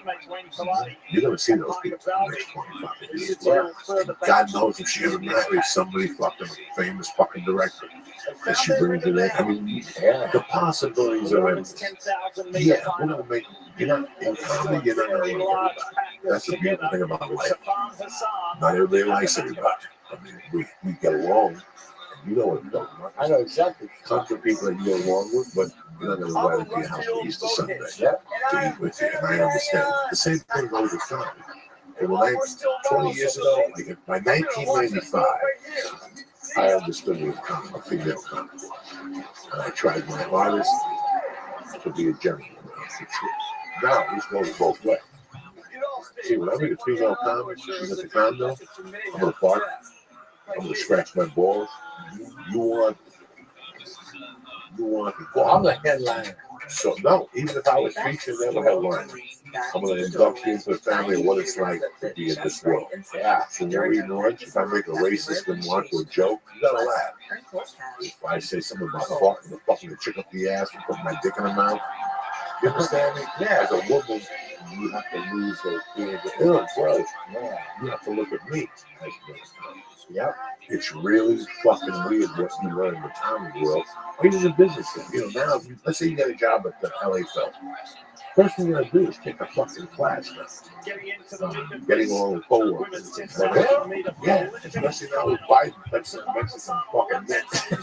What the fuck was he thinking? You know, rubbing his shoulders and shit. He smelled like Mexican scalps. He smelled like 10 dead fucking cornfields. Fries corn all the way. And he's like, what? That's his Mexican. That's what you get, bitch. Keep your hands to yourself under these ugly fucking. That chick is ugly as fuck. That brother is using a Mexican H, that chick. Oh, yeah. That's like a Mexican Planet of the Apes.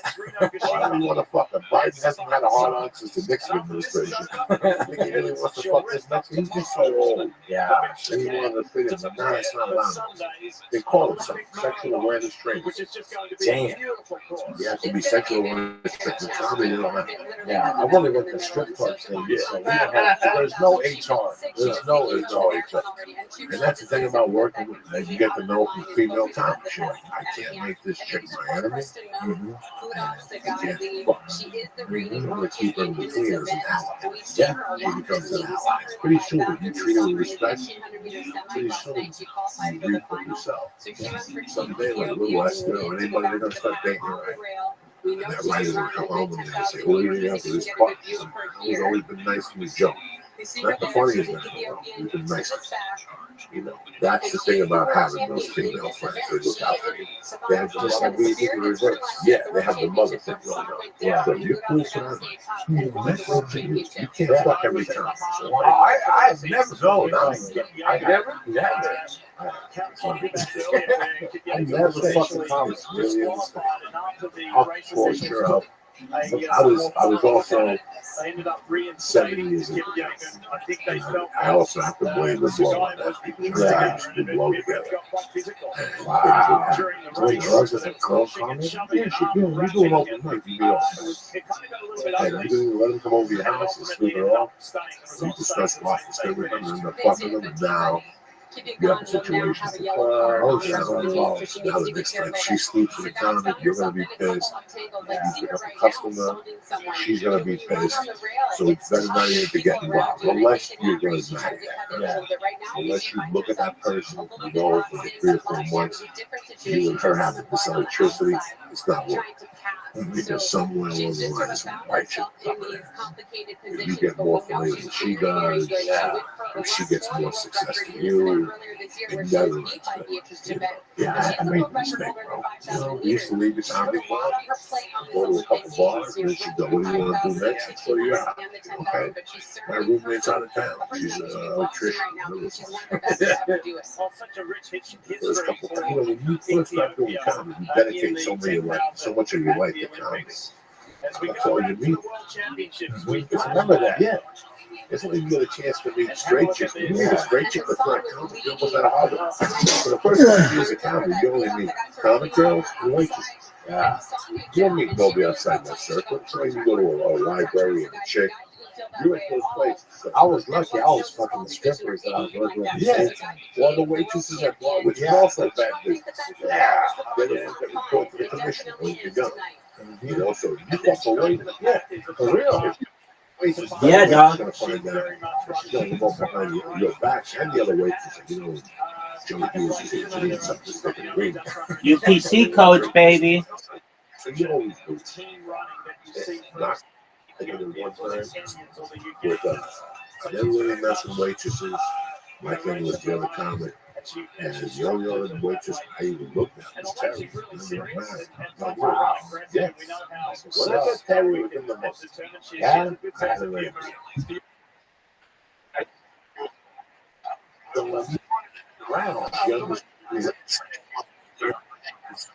Wow. She can't. Dollars she has before 6. You think the chick does? Yeah. It's Friday. This week on the Carrying Channel.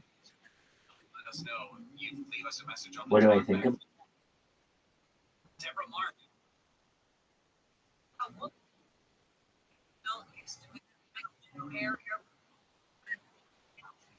Fire officials found contained in the area. A woman with asthma. Now,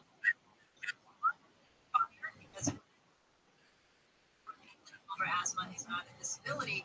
In 2023, it did carry in a new take in patients.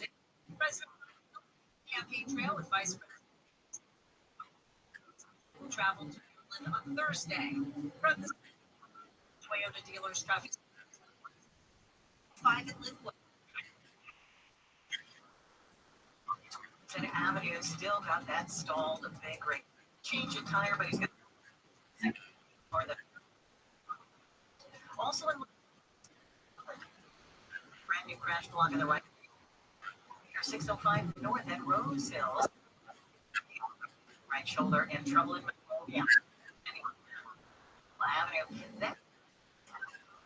at 2 left lanes blocked. Southern California, Harmon. The moments. Yeah, I think so. Olympics are in the final days. You can I listen think to all that of NBC's live play-by-play coverage on the it's free something that iHeart app, happens. including the closing ceremonies. Am I happy about it? Not necessarily, but it's just something that exists. Soon, the flame will be passed to us for the summer of 2028 in Los Angeles. Open the free iHeart app now and search Olympics.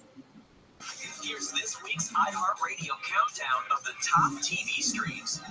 Here's what you've made popular by getting your stream on. Starting us off this week is the new Apple TV Plus mystery, Sunny, starring Rashida Jones. That's followed by the debut of the crime mystery, A Good Girl's Guide to Murder on Netflix. Debuting at number 8 is the new DC Comics animated series, Batman Caped Crusader on Amazon Prime Video. Lady in the Lake, starring Natalie Portman on Apple TV Plus, falls out of the top 3 back to 7.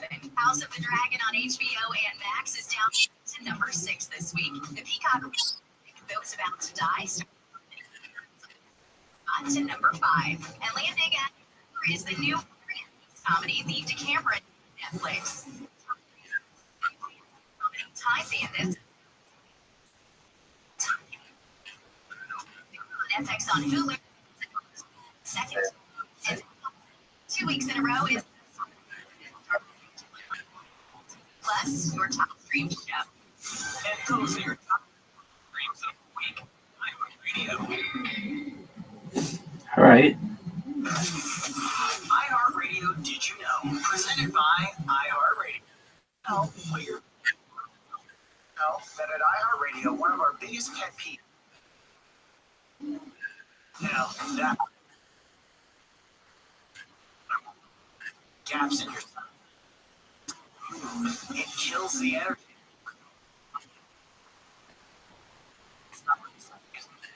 Playlist. We've been figuring out how to never seamlessly next when you listen to or play our radio. So we make sure the flow is never interrupted. It's just one of the ways that we try to make your music. So, do you like? Have free. It's made to your music flow, and it's only on iHeartRadio. One app.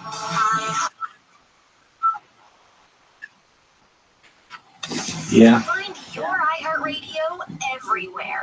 There are hundreds of ways. iHeartRadio at home and on the go, beyond Android app and at iHeartRadio.com. Here's another way to connect to iHeartRadio. Well, On the road again, can't drive, I have seen it both ways. From a woman's right to choose to every life is precious. And I am of the belief that we are at a point in society where essentially a woman should be able to, I feel, know that if she gets pregnant, she doesn't have to worry about her life being in jeopardy. Being pregnant should be a positive thing. And thus, unless you need to have an abortion because of the baby's health or your health, I think that basically after 40 days or about 6 weeks or so of gestation, abortion should be illegal.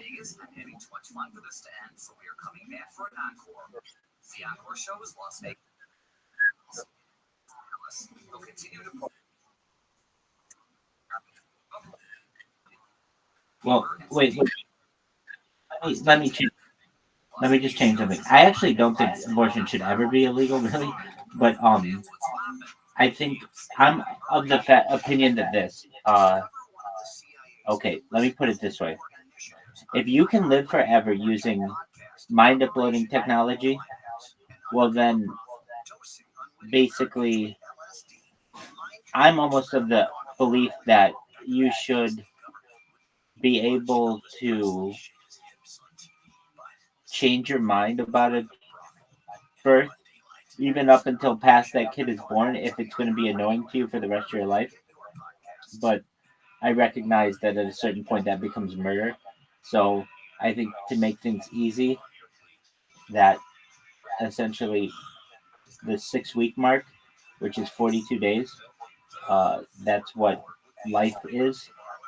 And anything before then, you should be able to abort or do whatever you want. It's not really life at that point.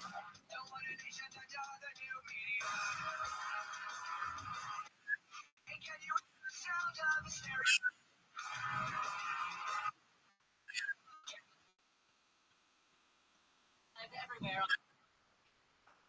President played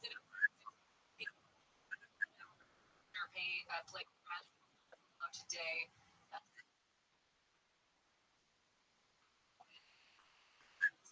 Following from the DA passage.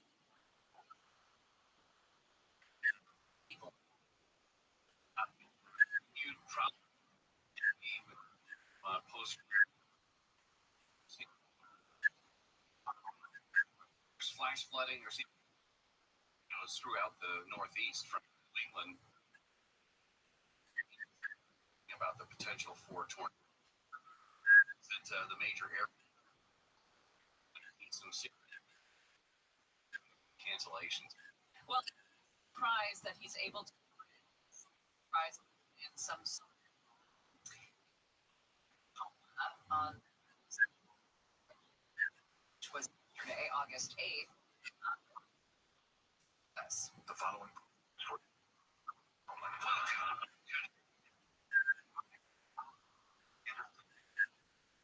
I have to. I want quality entertainment.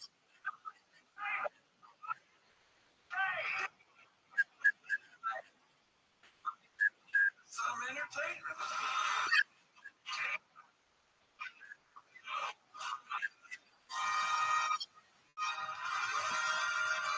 There he is, ladies and gentlemen. Lead up. Quite a lead up. I'm still drunk from yesterday. I had a feeling. Yeah. All that pickleball.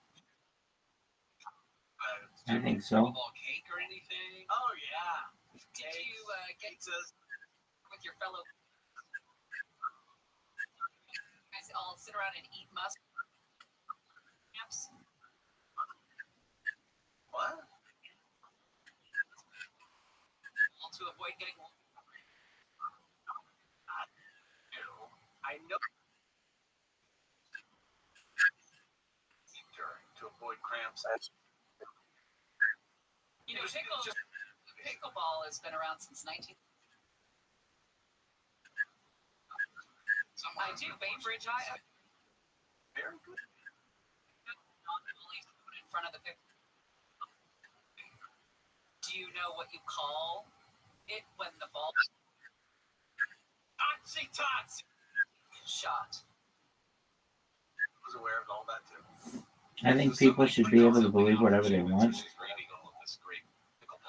so long as it doesn't harm anybody else implicitly. And I think that due to that, I'm pretty open to things that they want to celebrate. Okay, Blake Lively versus her husband Ryan. This movie. Watching the trailer. It's a little bit of on the movie. Feels like when you're watching the you don't want to go. You're right.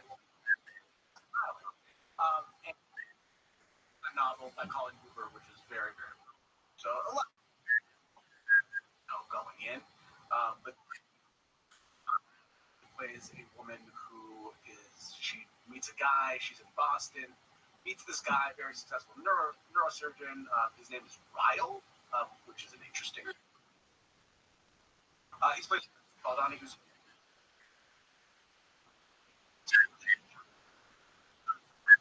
And then it kind kind of goes past Livingston. Yeah, it's interesting. I thought going into it, I was worried that it would be more like it was actually the nuance. There you go, Doc. I was actually more impressed than I thought it was going to be. Plus,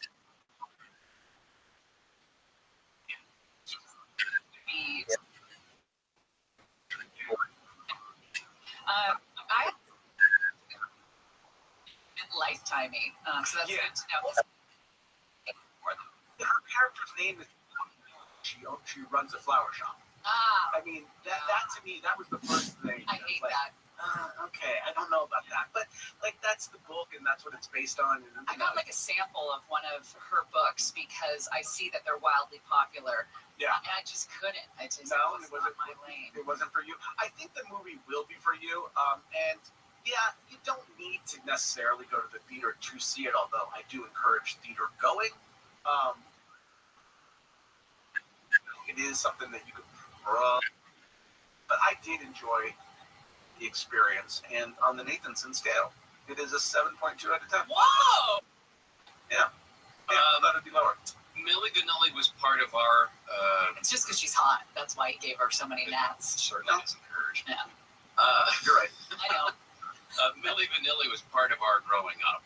Yes. At least my growing up, for sure. Mine too. And yeah, absolutely. Girl, You Know It's True is this new movie out about the whole scandal. Yeah, which is very interesting because for me, when I think of Millie Vanilli, I think about it as a joke, like a punchline, like a funny thing. But there were real consequences to what happened, including the life of Rob Pilatus and Robin Thab, right? And Rob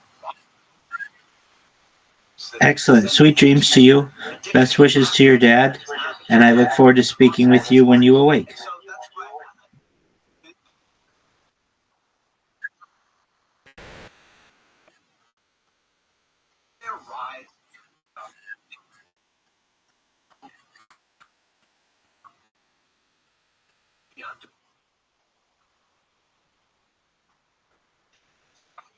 Yeah, you can do whatever you want, my man. But it's interesting. I thought Take care, buddy. And that it was not just fun and games, and that it was not just a punchline at the end of the day. There were real consequences to the actions of the people, and it really puts the blame on producer Frank Farian, who just died earlier this year, and the record company for kind of perpetrating and taking advantage of Rob and Thab. At least that's what the tone is of the movie.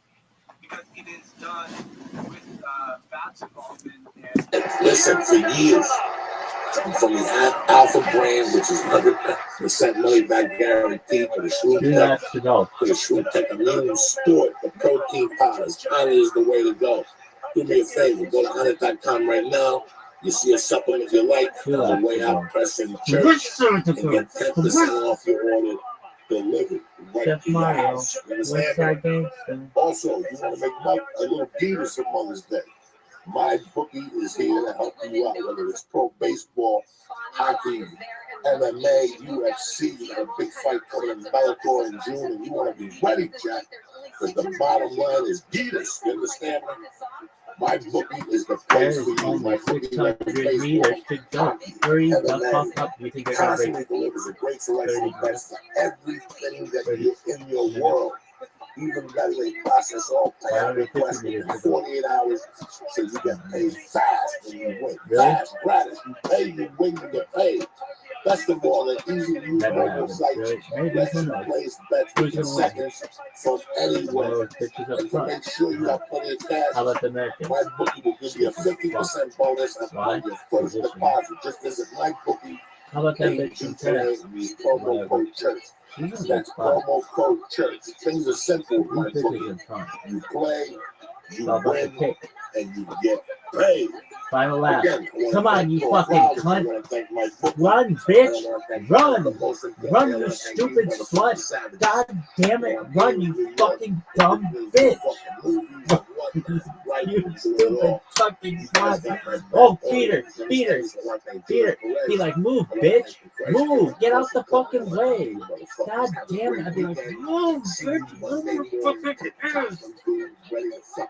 Run, bitch. Run. Oh, that bitch. Go. That bitch. She's got her. Dude, this is a good race. Beat her ass. No, that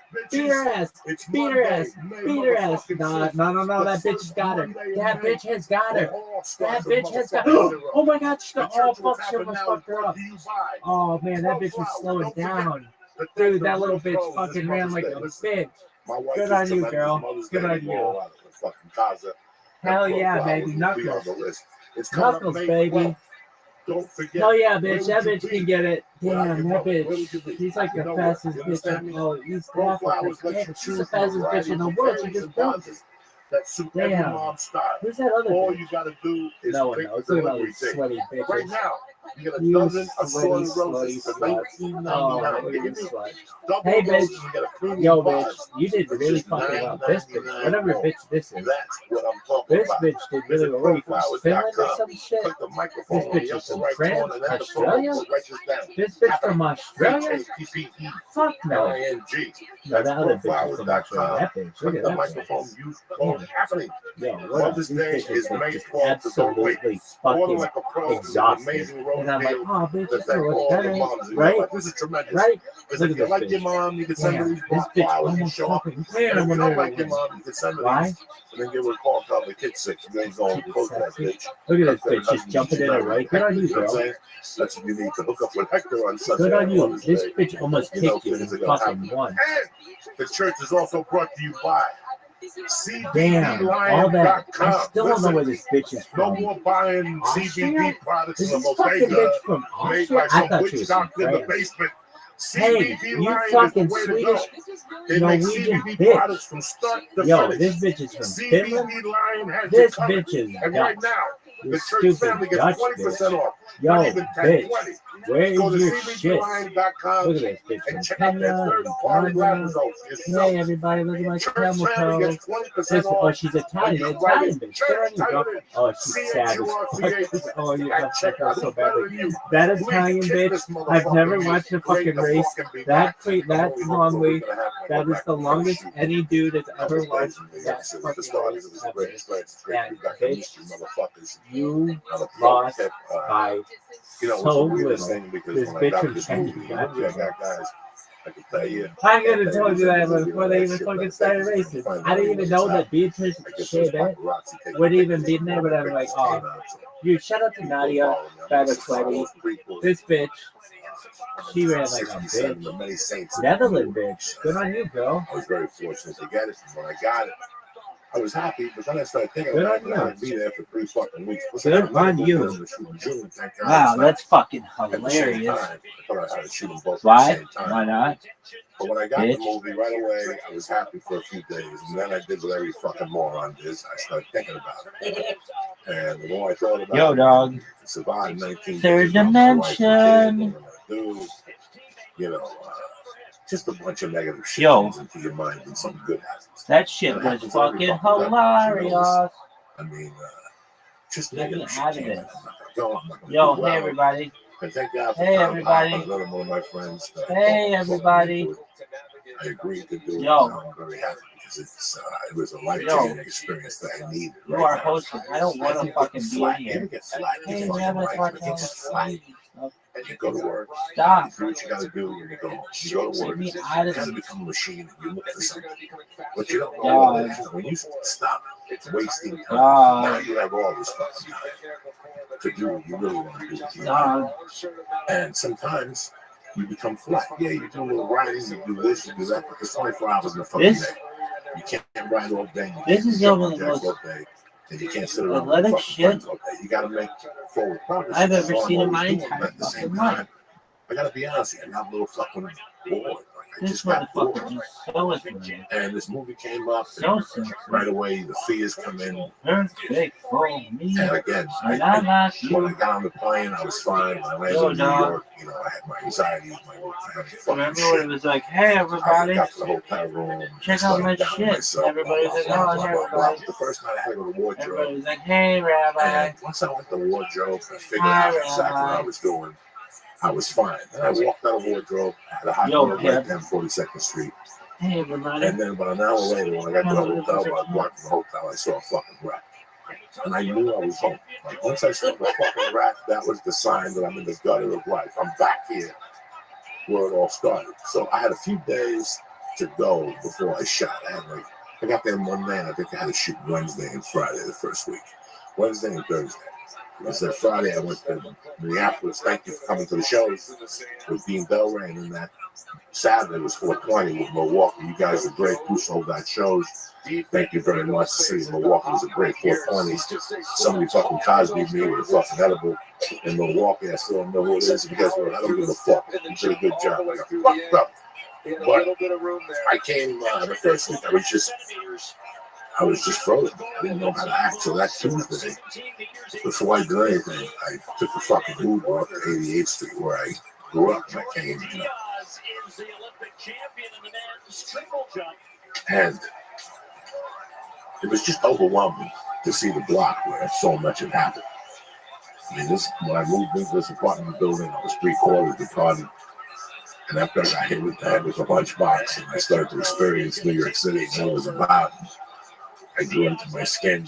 I became like a little man again. Like, I thought about all the things my mom would make me do. Like, I remember when I walked up and stood in front of the building, and I was going to take a picture and all that shit. But guess what? When I took this trip, I took it with the thing that I didn't want to do podcasts. I didn't want to do a lot of stand-up comedy. I didn't want to book anything significant like Nyack or a night in New York. I just wanted to work out. So I take spots in Dangerfields, real life 10, 12 people a night, just up there riffing, fucking around, just to keep the timing alive. And that was it. I didn't want to do people's podcasts. I didn't want to be running around. I just wanted to focus on this movie. I was going to have a lot on my fucking plate. I don't think my agents, that's why I told my agents, don't even talk to me about dates. I don't want to know nothing. All I want to do is focus on that fucking movie. I got a great opportunity. I got to put 100% into it. And I went up to my old neighborhood and I walked around. Then I went to the public school, 166.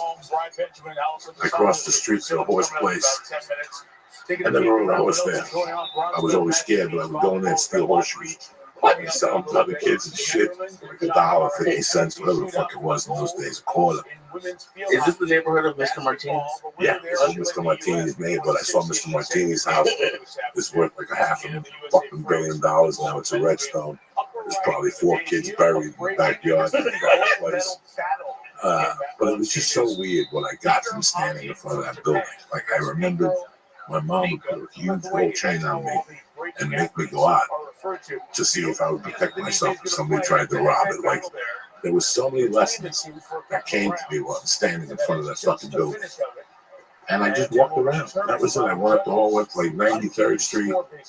And then I walked down to like 79th Street to like stand up New York. I looked around there. I saw a Kari died. But I didn't want to eat Chinese food because it's got a lot of sodium when you blow up. And you don't want to be on camera fucking bloated up looking like fucking Johnny Cheech. So I said, fuck it. I already ate Chinese food on Easter Sunday. I went to Chan's and I finished up. The first week in New York was rough on the fucking diet. I only worked out one time. And I want to thank Inline Fitness for helping me work out, Adam and my man Jonathan. And I also went to King's Thai Boxing down on 36th Street with my man Jay, the Dominican. And my girl Carmen, the Puerto Rican from the fucking Bronx. They hooked the brother up. I went there a few times to keep in shape, to sweat out all the fucking sodium from New York food. And once I went up to that fucking neighborhood and walked around, that's why I felt my bullets. I was like, okay, this is who the fuck I am again. This is where I came from. And that night, you know me, I hit Rudy's in Cliffside Park the first night. So I jumped on the motherfucking ferry from the New York Waterworks there. And took it into fucking Edgewater, Weehawken. And then my buddy picked me up and went to Rudy's and we hung out. I told him to take a ride around that fucking neighborhood just to see what that was like anymore. I didn't go down to my mother's house or around that area. I just stayed up lightly in Northburg. And I went home early that night. And, the first night when you're out in California, you're not going to sleep. You're not going to sleep because of the time change. And so I knew that going in, that would give me a night just to get accustomed to, filming. And I went on the fucking set Wednesday, and it was a rough day for me because I haven't acted in a movie. Movie and TV is different. I haven't acted in a movie in a long time. So the first day was kind of rough for me. I didn't know what was going on really. But one of the actors, I was watching him, and he's fucking phenomenal. And I just fed off his energy in a way. And then I got into it, and by the second day, I was all the fucking way in. I attacked into David Chase's mind.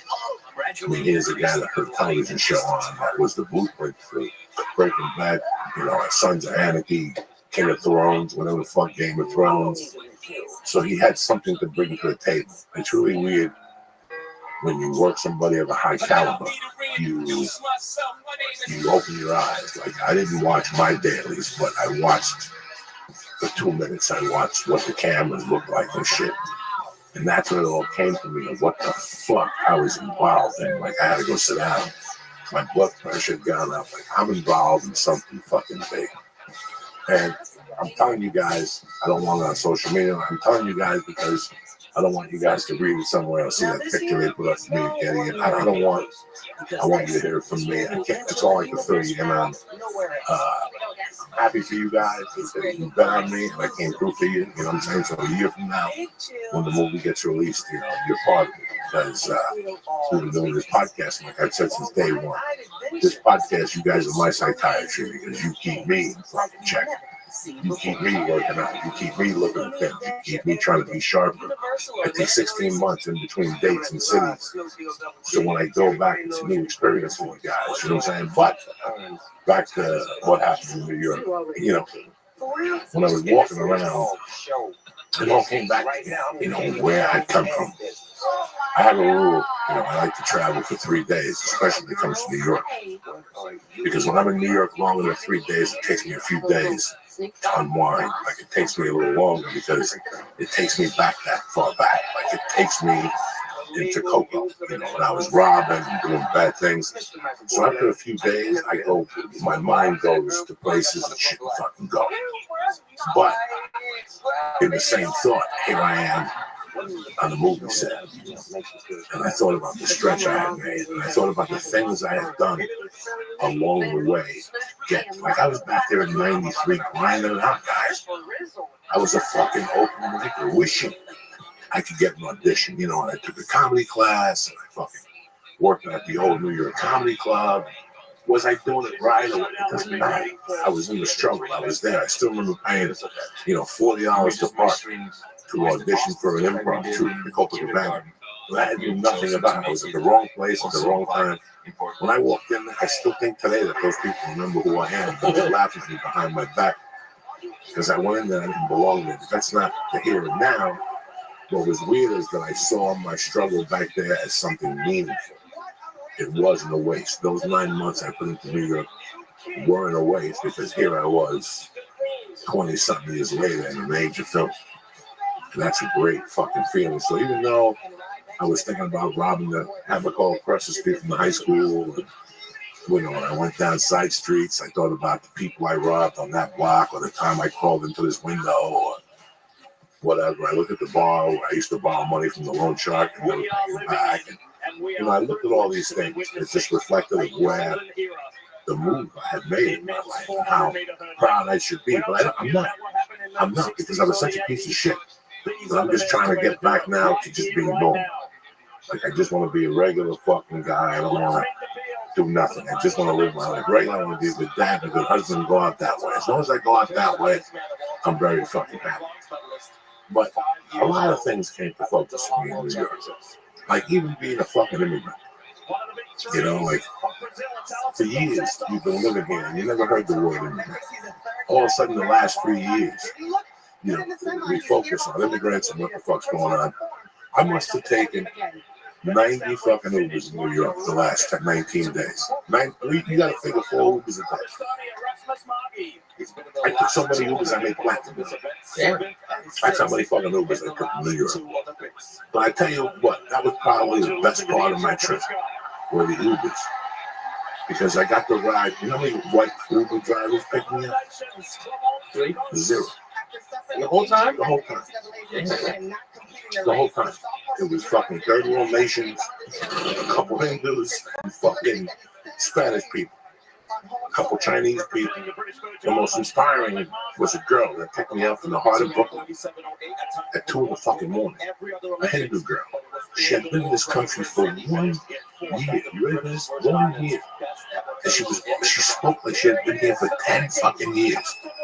She said it was important to her to learn English so she'd get the most out of her stay and so she could become an American. That fucking cracked me. Like, that cracked me. She said she was working in an Indian restaurant. She was getting $8 an hour. And she got sick and tired of having a boss. So she does Uber from 12 to 9, 6 nights a week. And she tripled her fucking income. And she says she works nights because there's no traffic. It's better for her. A fucking woman telling me this shit. I'm like, I know guys who are scared to drive Uber fucking night. Here's this little 110-pound little Indian girl. You know, I was so fucking blown away from her. I got picked up by fucking Arabs that was so interesting to speak to about why they were Uber. Like, it's people who one day said, fuck it. If I'm going to get fucked in the ass, I'm going to control my own destiny. And they make a schedule, and they stick to it. I mean, this guy was, you know, these guys are telling me. Every time I get in, I ask them how long they've been driving, why they're driving, and how they liked it. Not one of them said they hated it. They picked their own hours. They were their own bosses. I mean, I remember the fucking day I realized you could do that. I was probably, before I got locked up, I had this boss named David Wayne Means that used to always say, I never want to live in a world where I have to have a ceiling on my income. Like, I don't want to be stuck with a certain fucking income. I want every week to be an adventure. Yeah, there's 52 weeks. You're not going to make $6,000 every fucking week. But even if you make $800, it's better than having your own boss. I looked at all these people that were immigrants that figured out the real fucking American way. And I thought about all the fucking stiffs I'm around out here. The fucking monkeys that are waiting for a fucking handout. Or they just, you know, it inspired me. It inspired me. The other day I was talking to Deborah fucking Huxley. She's fucking Uber. That bitch don't stop. You know, you can't stop Deborah fucking Huxley. You gotta shoot her with a fucking bazooka. You're not gonna stop her, you know? So these are the people that keep me fucking going. When I spoke to all, and look, I goof around and all this shit, but hey man, the truth is the fucking truth. These people blew. That was the best part of being in New York with Uber the whole 19 days. The people that I spoke to, Chinese, I spoke to this old Chinese guy that was a fucking engineer and he retired, but he fucking wanted to. Did you get a cab? Not one cab, what? Not one cab. I Ubered fucking everywhere. I just thought it was easier. There was no drama. And I figured out that, believe it or not, you save money with Uber. You save a lot of fucking money with Uber, man. I was seeing what I was spending on cars and shit. It's ridiculous. It is fucking ridiculous.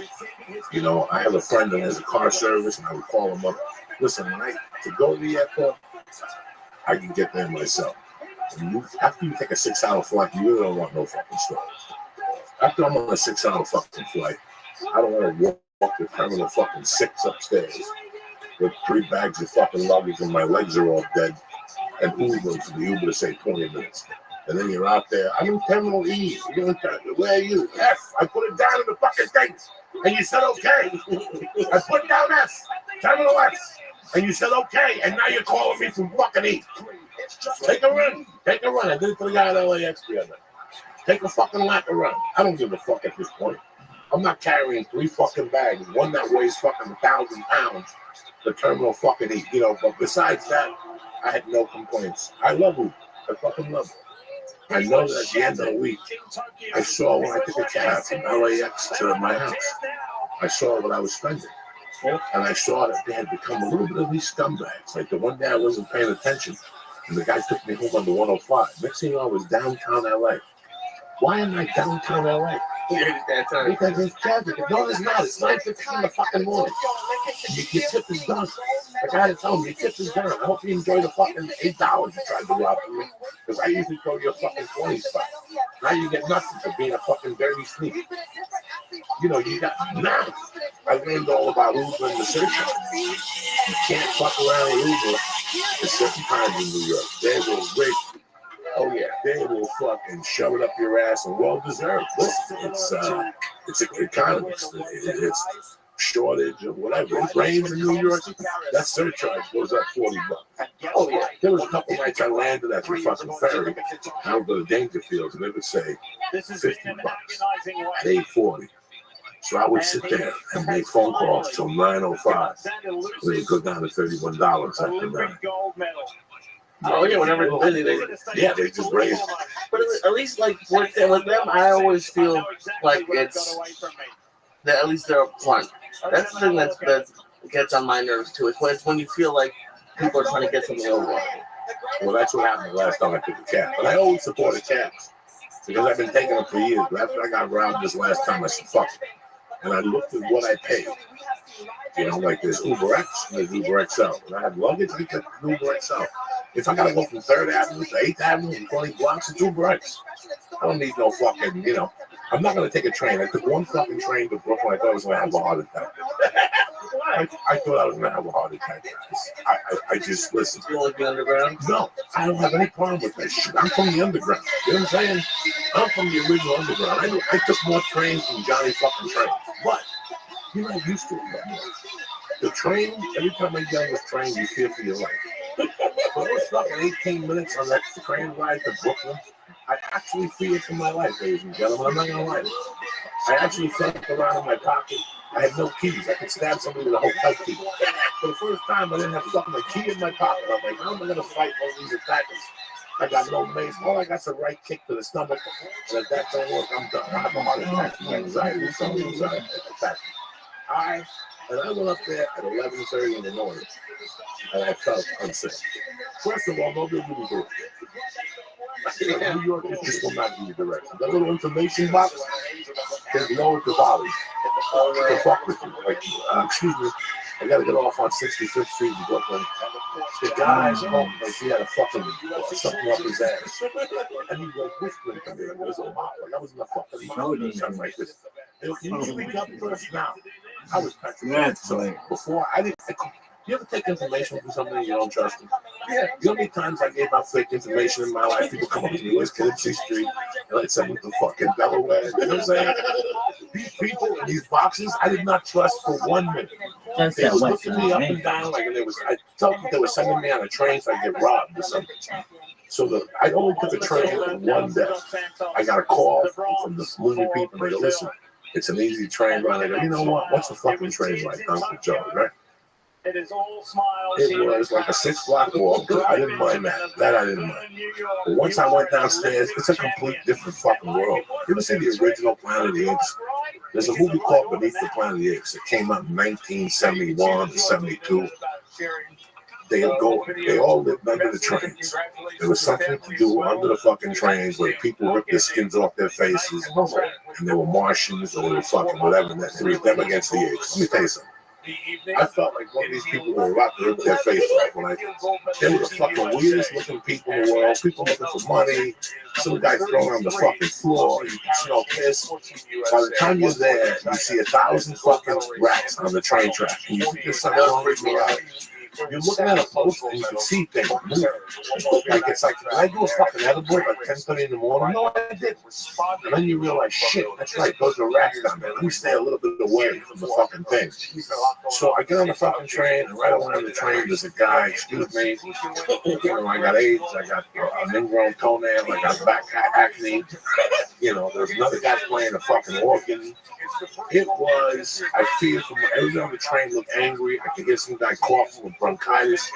I could feel the bronchitis creeping in on my thing. I had to get off, walk a little bit, and then get on another train.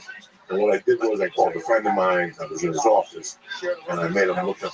He takes trains, but he takes other different type of trains, like in Manhattan. And I called him up, and he carved it out for me. And thank God I got the location. When I walked above and I saw Brooklyn, I said, I'm never taking a train again. Like, my daughter wants to go on a train. I don't know, man. Like, I don't know. That was just fucking crazy on that fucking train. And LA ain't no better.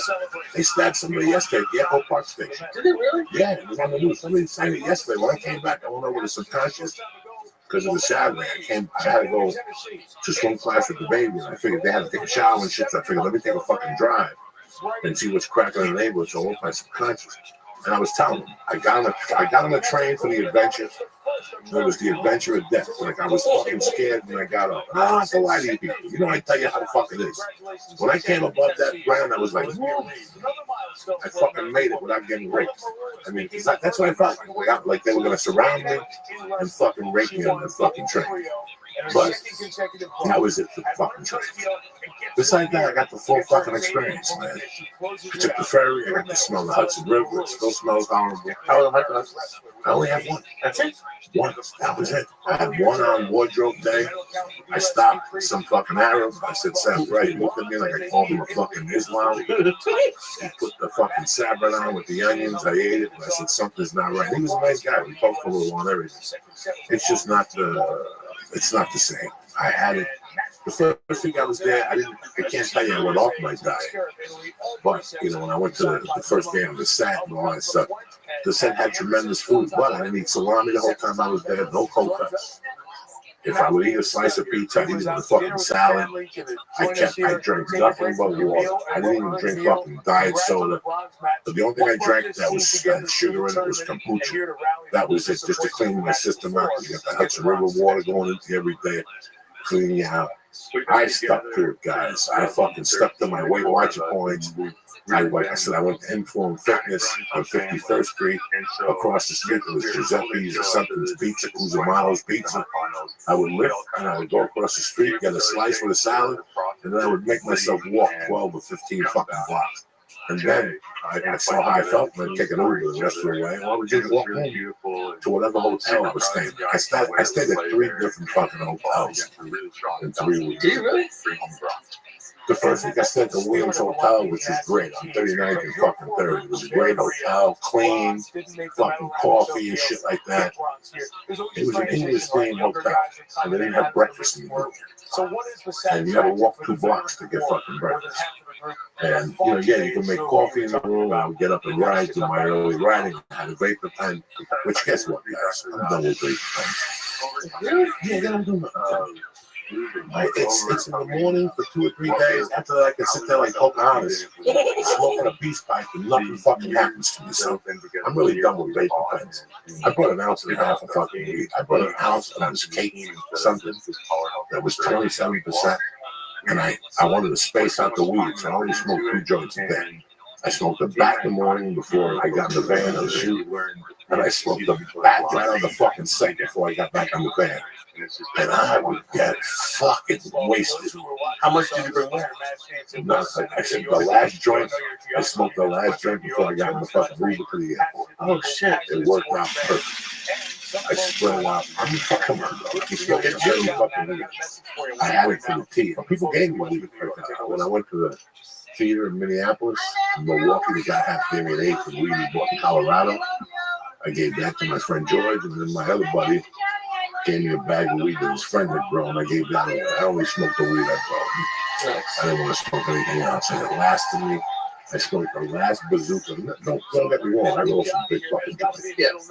I roll some fucking fingers. So, don't get me wrong. I smoked an ounce in 2 weeks. When I got back from Milwaukee, I cracked into the ounce. And I smoked the same weed for 2 weeks. I got paid. It was fucking tremendous. I mean, the whole trip was tremendous, guys. It's amazing how scared we get when something's going to be good. How fucking scared we get. All I kept thinking about was when I started comedy, how scared I was. Like how scared I was to get on fucking stage. And once I did it, it changed everything. And this trip changed everything. It changed my outlook on things. like I said at the beginning, it rejuvenized me.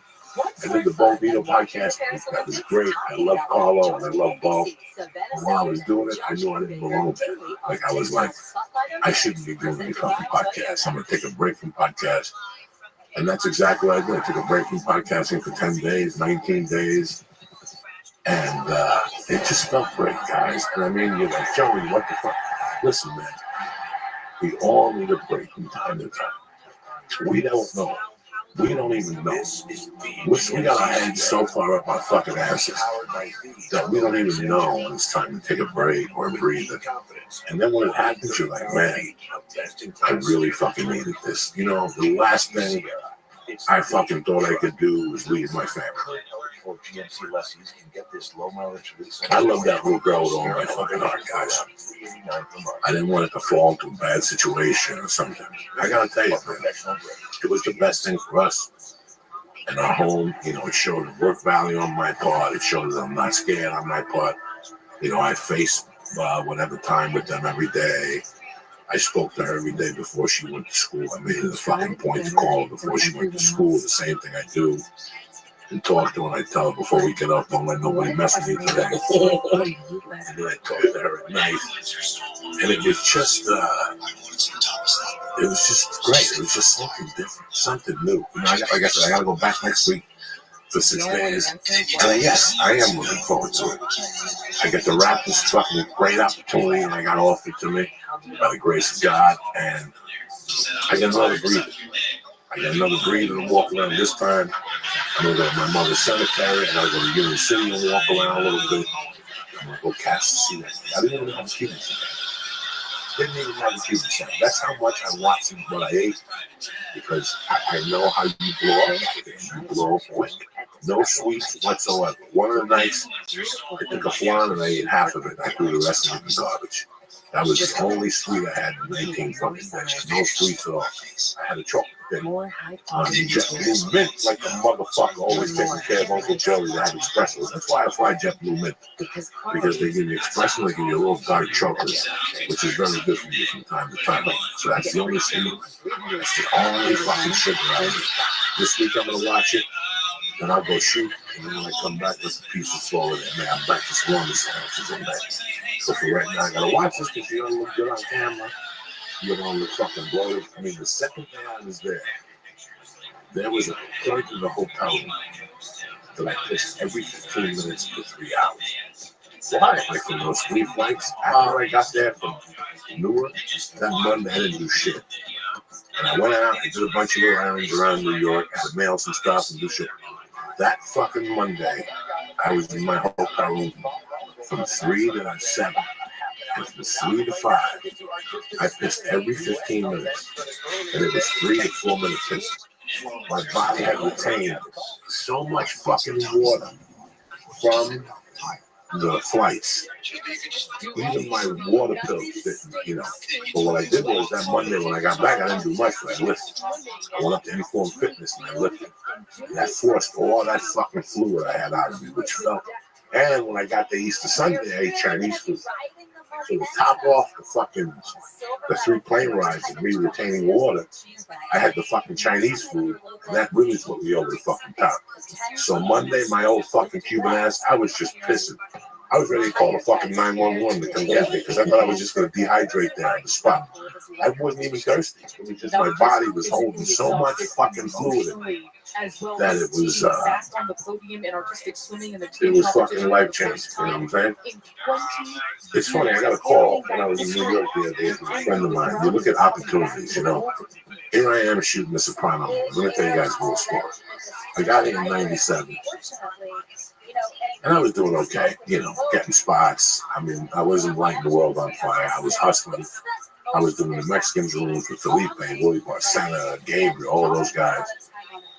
And I was starting to pick up momentum right after 9/11, right before 9/11. I got a call one day from Rich Williams. He's a writer. We were with the same manager. He goes, I got a new gig. It's working for the Best Damn Sports Shop. And they want to do sketches. And I want to bring you in so you can do regular sketches. So he brought me the first time. They liked me, so they called me up and they gave me a shooting schedule. I thought I was going to light the world on fire. I was making $150 a show. Nothing. That's nothing. I thought I was going to get like 2,000. Oh. When I got the call, I'm like, that's got to be 2,000. Fox Sports and shit. They're going to give me some of that Frank Caliendo money. They gave me nuts. Frank was already established on Fox Sports. I get to the fucking thing. Brody Stevens, God rest his soul, is the warm-up. Rich is there, you know, a couple others. So I got to the rotation. I must have done over 50 fucking sketches. And just to let you know, guys, how life is, you know. I must have done 50 sketches for these guys. And all of a sudden, this comic from Boston moved to town. Very Italian, this comic. He came from Boston with a bad reputation. I never judged him. I didn't really care. I had a mission to go on, and he hit the town like a fucking animal. I can't even describe it. He hit the town like something I never saw before. I thought I was finished. I'm like, whatever little heat I had going on, this kid is taking away my fucking heat. Not only was he getting spots at the store, James Masada was giving spots, the Improv was giving spots. He was the hot kid in town. This went on for about a year and a half. It went on so long that one day, guess who hired him? The best dance coach. And I went to Fox and pitched them an idea. And like a month later, this guy was doing my idea on Fox. Now, if you know anything about me, I could have gone up to the guy and said something. I didn't talk to the producers I pitched ever again. They kept calling me with some bullshit story. I never picked the phone for them again. And eventually, I just stopped working there. This guy had taken my thunder. I never said nothing to the guy. I knew the guy had personal problems. I had heard things. I wasn't jealous. I wasn't angry. I just knew something. You ever know something, like you just know.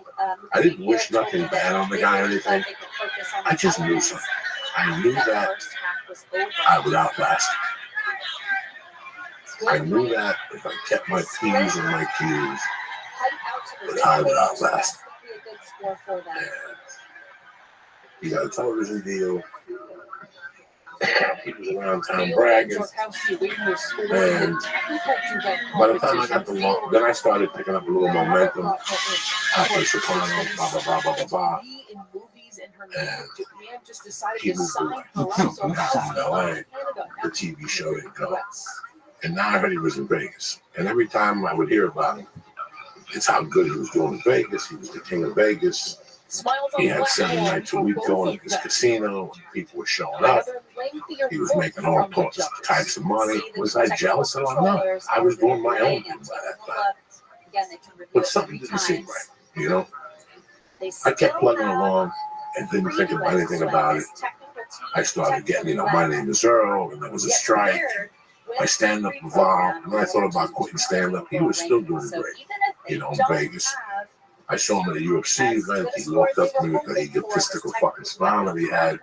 But meanwhile, he had done a bunch of little bad things here and there, which again, I did worse things, but I did them in my youth. I wasn't doing them as a comic. And I don't know, maybe 5 years ago, a friend of mine calls me and goes, "Did you look on Facebook? What's going on in Vegas with this kid?" And I went on Facebook and I found the article, and it was just overwhelming. The poor kid had bad gambling problem. He had just a bad gambling problem that followed him from Boston to LA and to Vegas. It's like me moving to Miami when I had my health problem. You're just going there to die.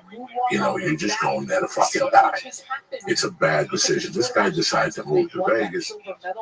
And yeah, even though he was making money, he was borrowing money. He was borrowing money from people like, "Will you give me 30,000? Oh my God. And people give him 30,000, 10,000. Some old lady gave him 60,000. He had to give the guy. You can't blame it on the guy. If you're going to go for money, go for it. If you ask 10 people for $50,000, 2 of them are going to give it to you. That's the law. Eventually. That's what it's here. You go up to your friend with a good story, they'll give it to you. And he took all their money. He had a tax lien on it. And then all these people went to the newspaper. They wrote this big article in the Vegas newspaper about this kid. And I felt bad for the kid. I felt bad for the kid because Once I got into comedy, the only vice I brought with me was cocaine. And I kept it to a minimum. I still did not interfere with my comedy. I did my comedy first, and I took care of my drug business later. It wasn't like they were going back and forth. Yeah, I sold coke to people from time to time at the club, and I put 8 balls together. But it didn't affect me from doing my fucking job. It did, but it didn't. I was a functioning addict. Okay, let's leave it at that. So they put the article in the paper about this guy and blah blah blah blah blah blah. Guess what? They keep giving him jobs. You know, it was smaller gambling venues. Kept giving him jobs. And when I was in New York, I got a call from a dear friend of mine, boss. And he goes, I just wanted to tell you something. I did a gig last week, and guess who's back in town? I go, I don't know. They told me this kid, and I'm like, no. He chased him out of Vegas, and he goes, yeah. And he's here in town saying that he's going to open up 11 comedy clubs, but he's already bounced a bunch of checks. Well, and you know, guys, I felt like I wasn't, by no means am I happy by somebody else's, no means. I'm at an age now where it doesn't even bother me. I feel bad. I feel bad for Jesse Smollett. I feel bad for a lot of people. We fuck around and crack jokes, but I kind of feel bad for him that at this age, which is my age, he's still doing that same thing. And I gotta tell you something, guys. Between me and you, he was a great guy. He was a phenomenal improviser, and he could have turned out to be 20 times the comic that I am, Theo Von is, you know, Tripoli. This guy could have been fucking huge today. But because he didn't take care of that problem, you know, he let his character ruin his fucking destiny. You know what? I had a bad fucking drug problem all the time till I was 44 years old. And something hit me like a bolt of lightning one day, and before the grace of God, here we fucking are, and I haven't done a fucking line in 12 fucking years. And I'm very thankful. Yeah, I do my fucking edibles. I'm back on the edibles, by the way. I ate an edible before I got on a JetBlue flight, right? I had to switch flights. You know me, I'm an asshole. I was done, and I switched flights. It's a delayed flight. I had my own little box. And take back what's yours. Man, Learn how happy could help you save. And I take the fucking I take a water from Mint, and around the TSA line, I pop one of those 100 milligrams that's killing motherfuckers. As I walk through, I could feel my heartbeat. I need a Xanax to calm this tiger. And my buddy gave me 2 of them when I saw him in New York, so I had one in my pocket. And I broke it in half and inhaled half of it. I saved the other half when I got off the plane so I can get home and go to sleep. I get on the plane, you know me, I put on my fucking iPod, and I start off with fucking Super Unknown.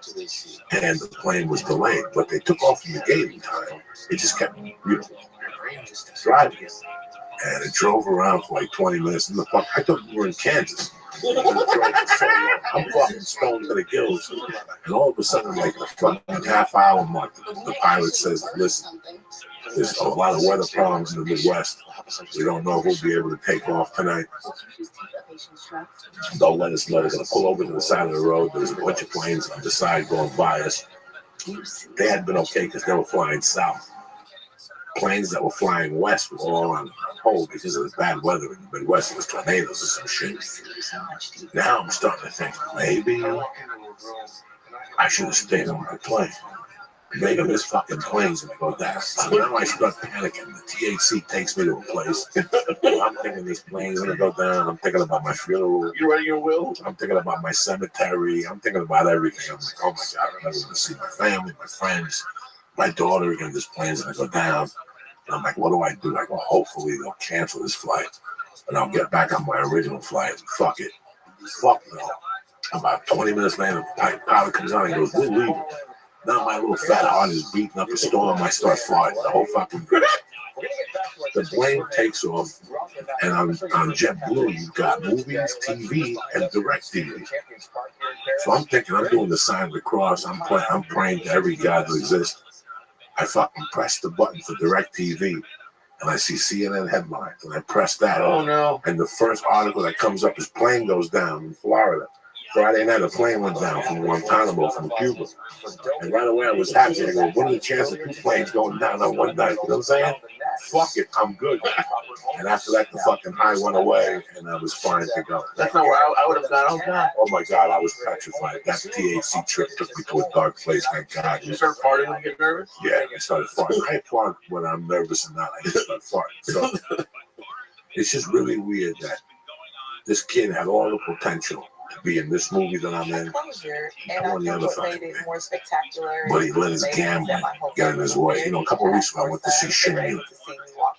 My daughter, the Saturday before we left, she likes all that Chinese stuff. And she wanted to go see Shin Yu. I don't know if I told you guys this story. I'm sitting there next in between my daughter and my wife. There's seats everywhere. And I'm looking towards my left. And all of a sudden, something hits the chair next to me. Like a fucking meteor. Like boom. And I turn around and it's this lady, and I got no reason to lie to you, she was about 400 fucking pounds. She was not fit in that fucking chair. She was fucking, there was fat coming out everywhere. I didn't judge her, I felt bad for her. She was there with her mother, and there was a seat next to my wife, and she kept trying to hint if I could move to that seat. So she could put her mother in, and I go, listen, I'm gonna sit in my fucking chair. You know, I'm not fucking moving for your mom. She was a real pain in the ass woman, but eventually my wife said, do you want me to sit there? And I'll sit at the other, I'll switch with you. So I went and switched. She was a few years younger than me.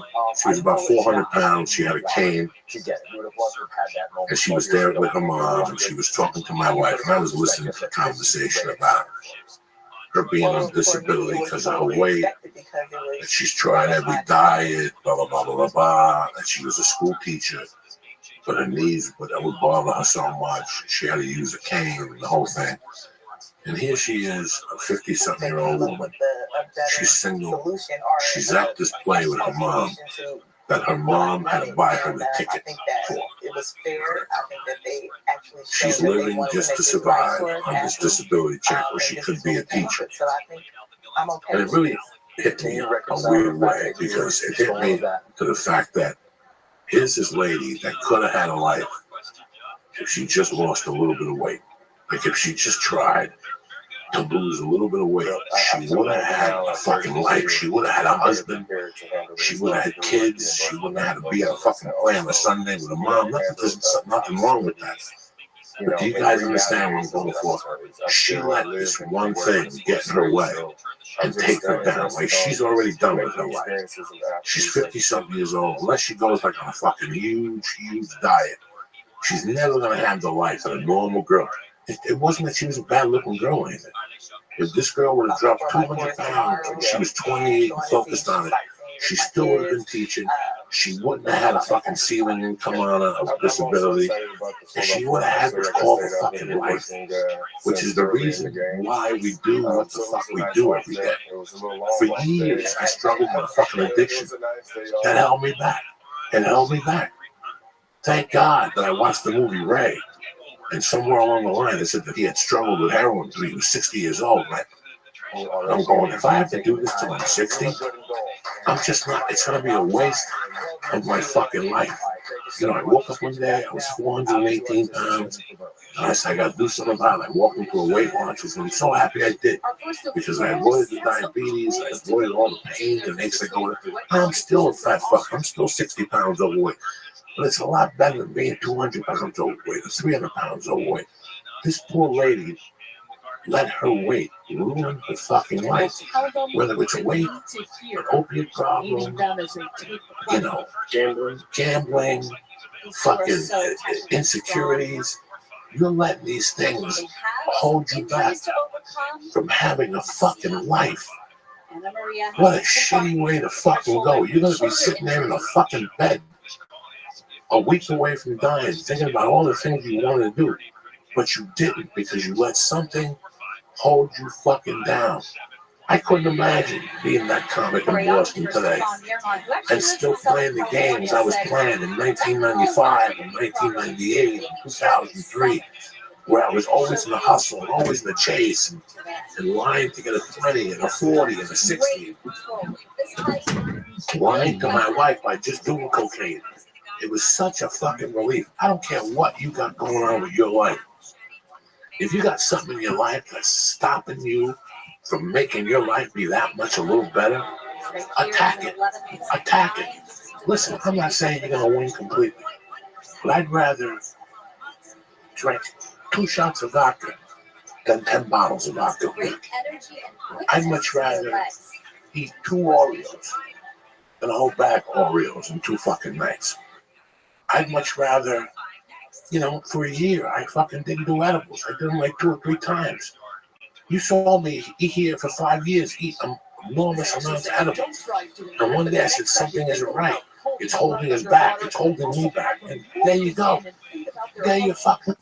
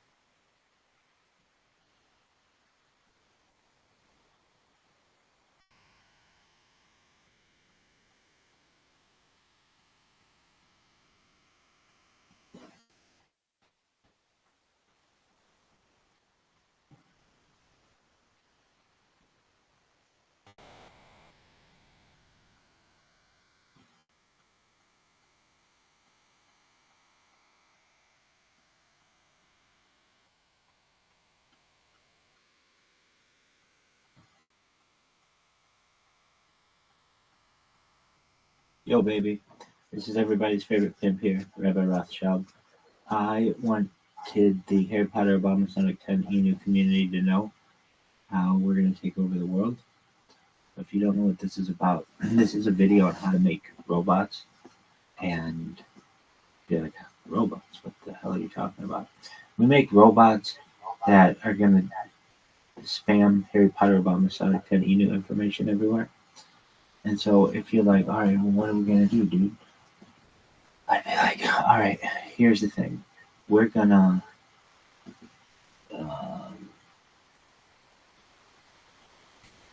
what are we going to do? I should do this differently.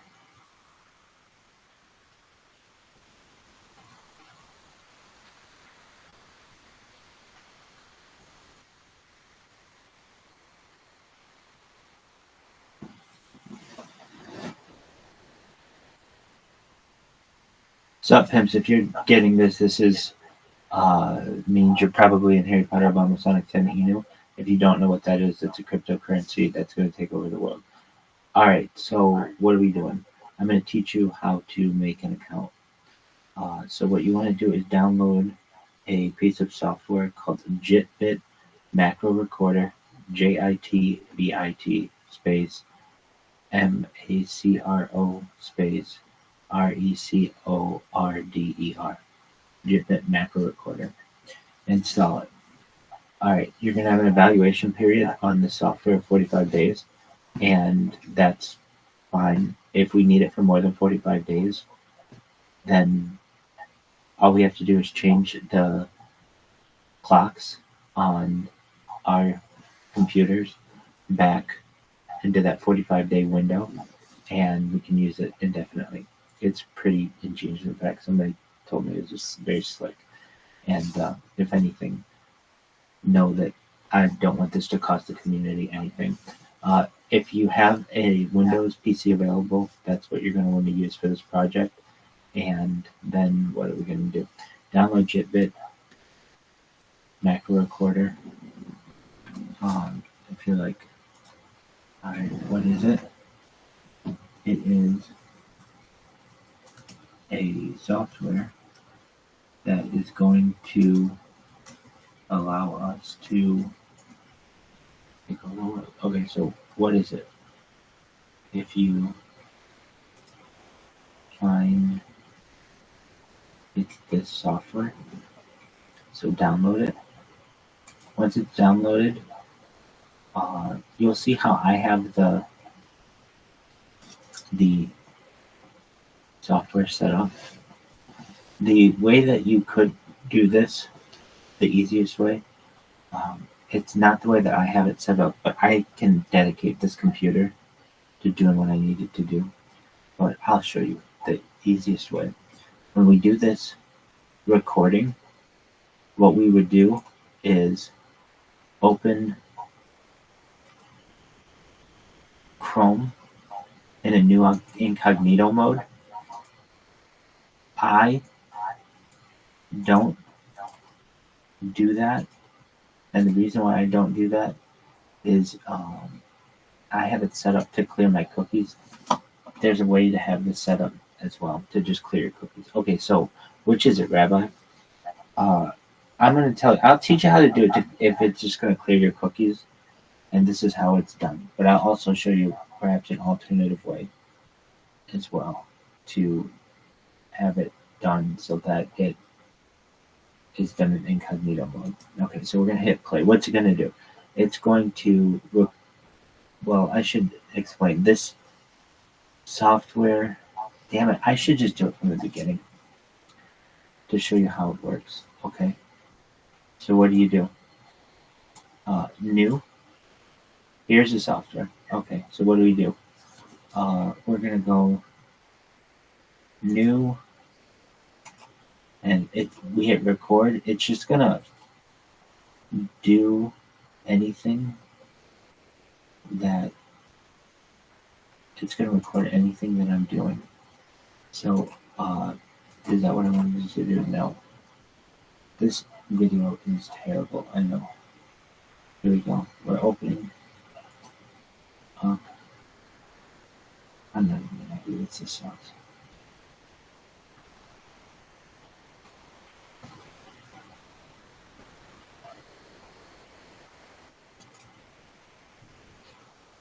Alright.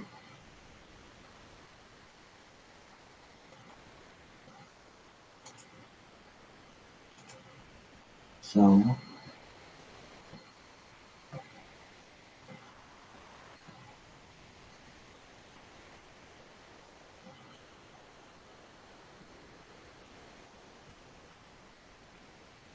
I could just get it from the internet, from that.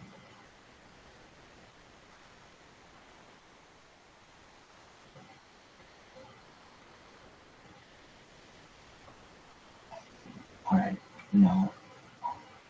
Stop recording.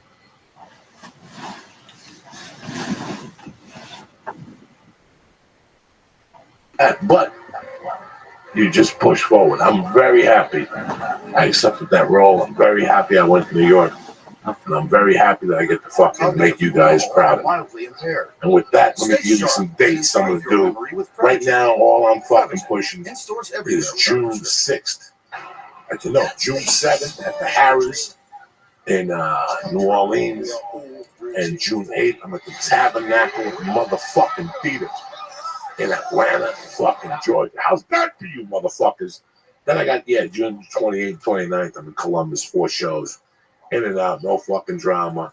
And the full schedule will be out mid-May, what's left for the rest of the year. I'm not going to do much, just a couple of weeks here and there, just to keep fucking loose and whatever. Thank you very much for letting me ramble today about my experience. The whole time I was there, I thought about you guys, and I thought about how I almost fucking turned down the project to be a little fucking pussy. I thought about how bad I would feel for you guys if I would have turned it down because of my fucking fears. Never be scared of nothing and never be scared of moving forward. Now for a word from our sponsors. I want to talk to you people about something that's very important to me, and that's CBD oil. You want to find a reliable CBD company, but they're all over the fucking place. Everybody's got a CBD oil. You don't know what you're buying. It's like the ginseng explosion of the 80s. You're probably buying fucking dick. With CBD line, you know what the fuck you're buying. Why? Because before you even spend $1, you're going to go on their website, cbdline.com, and look at their test results, their third-party test lab results yourself. They're the real deal. I've been involved with them for about fucking 3 months now, and I love them. I reached out to them. That's how fucking good I like the product. You understand me? So picking a reliable company is like pulling teeth, but that day is over because Uncle Joey is here to the motherfucking rescue.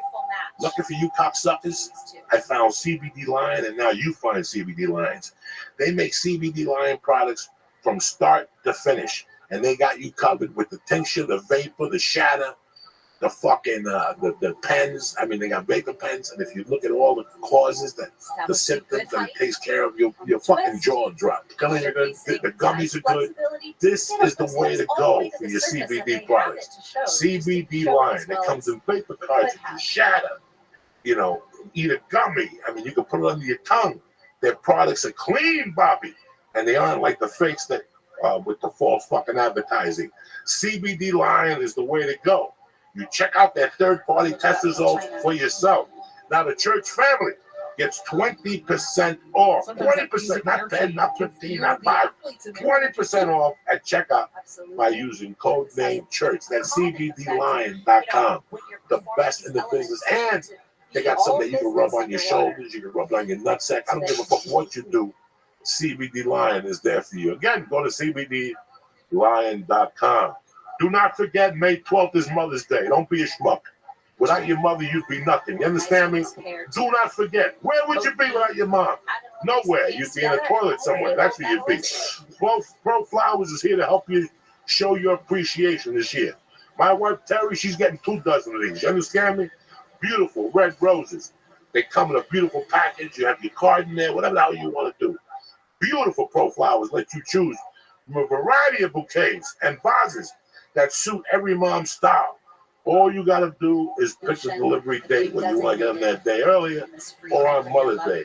Then Pro Flowers carefully packages your flowers and delivers them fresh from the farm, smelling tremendous. Your wife opens up that box, your mom, your sister, whatever mom you have in your life, Pro Flowers is the way to go. Express delivery means her flowers stay fresh, and that's what you're looking for. You understand me? So right now, you get a dozen assorted roses. Are you ready for this? $19.99. I dare you to find it cheaper. $19.99. If you find it cheaper, those roses will be dead in 3 hours. As soon as you get to them, they'll just go like olive oil. You don't want that. You want nice roses, beautiful roses. And if you double the roses, you get a premium vase, which is $9.99 more. Who you gonna get those prices at? Uncle Joey always saves the day, even Mother's Day. You understand me? So visit proflowers.com right now. You click the microphone in the upper right-hand corner, and you enter the promo code HAPPENING. HAPPENING. That's proflowers.com. Click the microphone and use the code HAPPENING. Proflowers is here to help you. This is going to make it nice and easy for you, whether you like your mother or not. Like I told you in the beginning, if you like it, send the flowers and you show up with more flowers or candy. If you don't like it, send the flowers. You need to show up. At least you don't have to feel guilty about yourself. Mother's Day is May 12th. It's May 5th. I'm giving you 7 days to work it out. Or May 6th tomorrow. I'm giving you whatever it is, 8, 9, I don't know. What am I, mathematician? Just go to proflowers.com right now. Click the microphone in the upper right-hand corner and enter the promo code church. Order like a pro and get this amazing rose deal to thank all the moms in your life. So I want to thank CBD Line. I want to thank Pro Flowers. But most importantly, I want to thank you savages for always listening. It's Monday, motherfuckers. Grab your balls and let's look forward. It's a whole new motherfucking horizon, and you guys are part of it.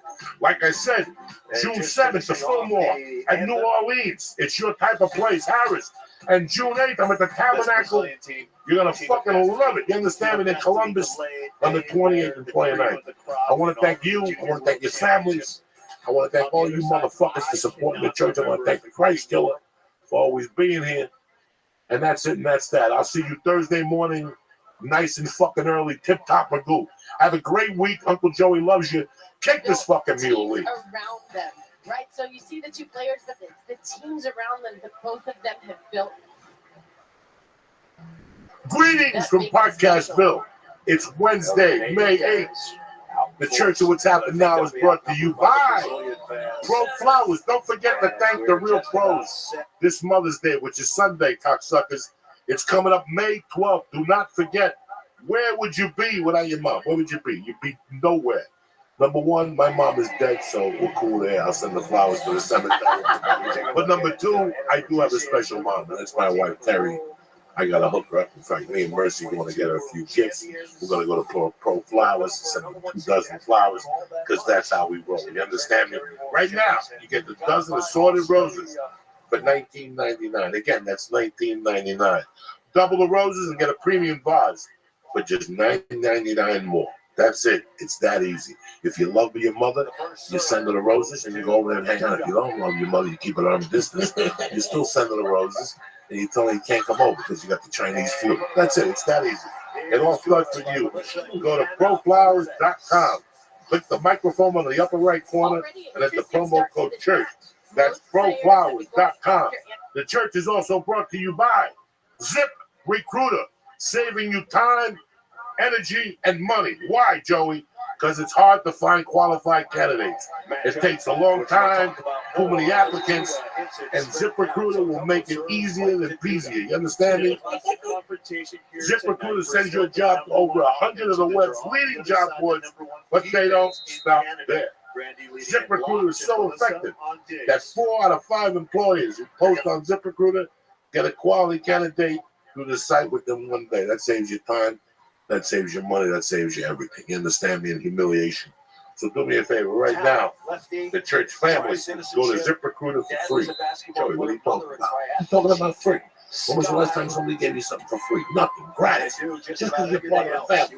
Right now, for free, go to ZipRecruiter.com/church. CHURCH.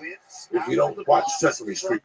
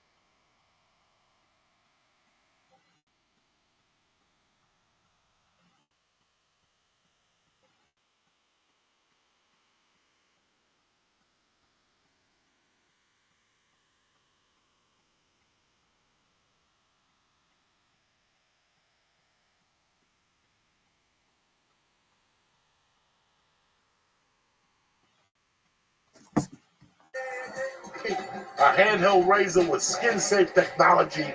It won't nick or snag that fucking nutsack or the peanut stick. Now, right now, the church family gets 20% off your first order when you use promo code CHURCH. That's 20% off your first order when you press in church at manscaped.com. And if you order the perfect package, which we'll talk about later, they'll throw in a free travel bag on the which is tremendous. It sits in my bag right now.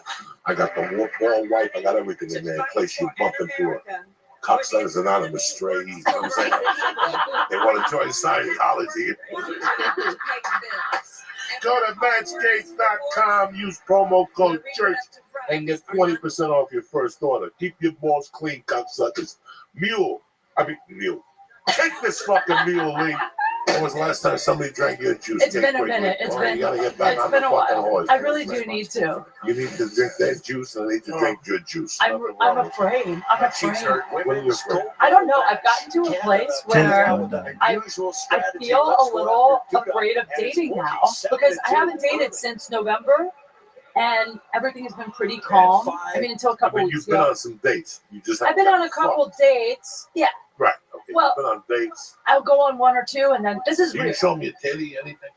No, I don't just show it. Honestly, my thing is they can touch whatever, but once I'm naked, I'm going to fuck them. You can't get naked and not have sex. I'm bullshit. They ever date somebody on the first date they play games with you? What do you mean? I I won't do that. See, I won't do that. got an episode of Law and Order coming on in 35 minutes. Either you suck this mule or you can vamos. I had a girl come over, took her shirt off, stayed the night, sucked it, but wouldn't take her. She slept in her jeans. What? Was she on her period? I don't know. Did you ask? No. I cut over the jeans, but yeah, she wouldn't take her jeans off. Why didn't you take them off? What would you do? She had a big black cock. Joey. It would be surprising since she was white with red hair. But You'd be spitting up a storm for a week. You understand? No way. Wait, but why did you ask her to take her pants off? yeah, and try? she said she wasn't comfortable yet, but she came over at midnight And she for took the her first date. So she came at midnight for the first date? Yeah. See, I've never done Yo, that this shit. fucking guy meets chicks on Tinder. They tell him that. One wanted to take it slow. When he called me next day, he goes, "You met her on Tinder, but she wanted to take it slow." Yeah, they all say that. They're all liars. They're Sometimes they mean it. No, they don't. I mean it when I say No, you it. don't. I saw you on Tinder. What? I'm on Tinder. I did. I I'm saw back you. on Tinder. But I don't fuck. I don't like just have sex. Here's the problem. I'm like really sexual, but I'm really picky. So I don't get naked with them until I'm sure that I want to like date them. But once I'm naked, we're fucking. There's no in between for me. There's no stop at third base. It's a home run. You already took your clothes off. Yeah, but lately it's happened twice that I've met great guys, and like when they're into me, I panic, and I like run away because I'm afraid that I'm gonna fuck up their life somehow. That's really true. Like I'm afraid that. Probably will. You're that afraid. I mean, what are you really afraid of? That you might cheat on them? That you might...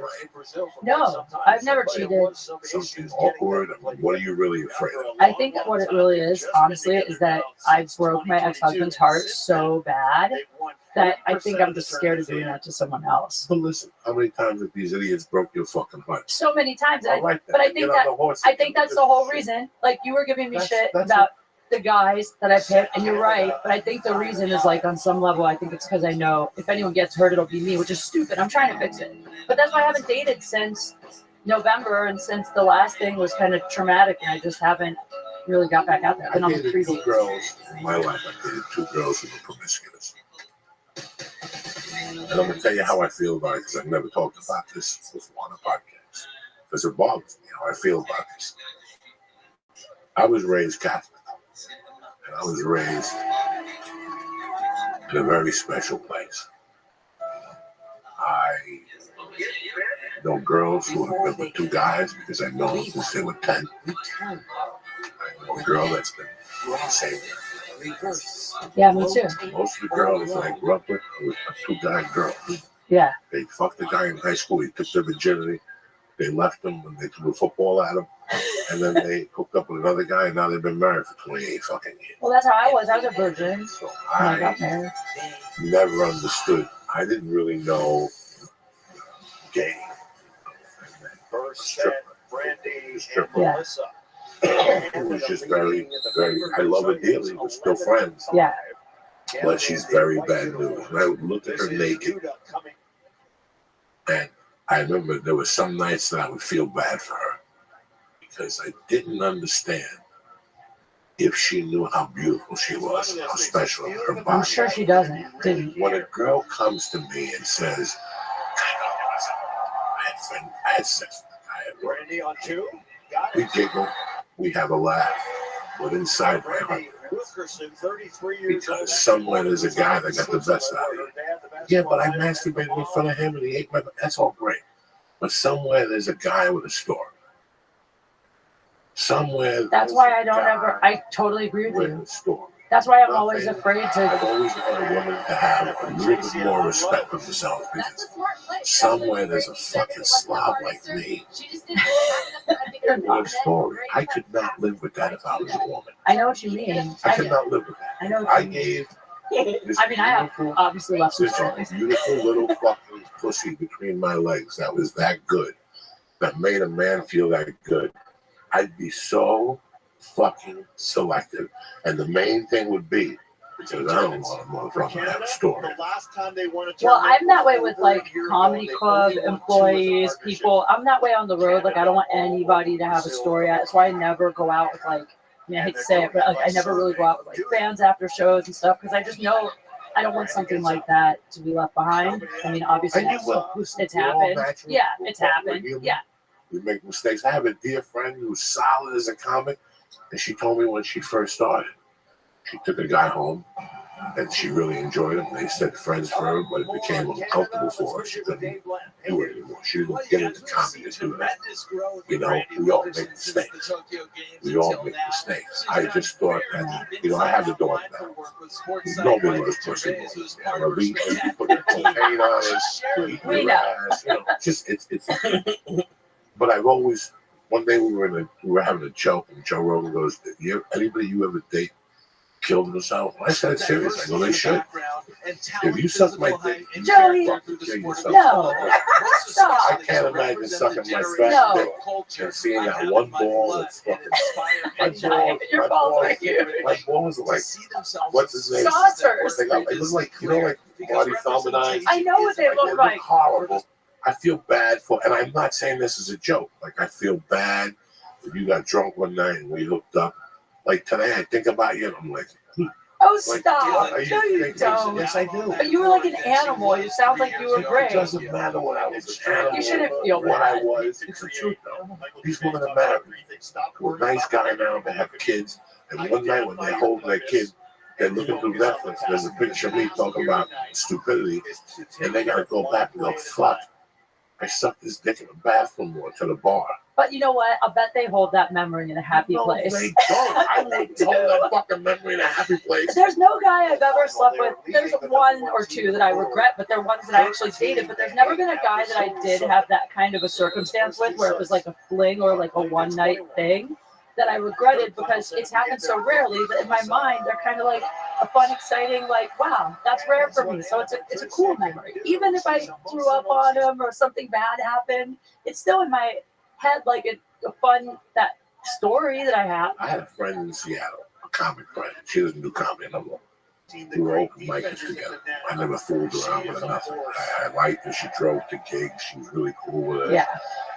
She always brought weed. And I remember one morning she went on a Kate rampage. We were talking about something. And she's like, Alki Beach. I'll never forget this one. Alki. There was an Alki breakfast spot where I used to see Eddie Vedder. Oh, wow. Eddie Vedder would eat there. I love him. At the time. This is 95. This is 20, whatever years ago, 30 years ago. And I'll never forget her telling me the story. This is when I wasn't ready for this shit, these kind of stories from women. Yeah. Like, what'd you end up doing the other night? Because we used to go to a bar on Monday nights. It was Seattle Comedy Underground. And then half of us would go to a bar in the artistic area. And there would be go-go dancers and cages and shit. And she was pretty hot. She was cute. She was hot. She was just young and I always thought she had it together until this one morning that we were talking. I go, what happened to you that night?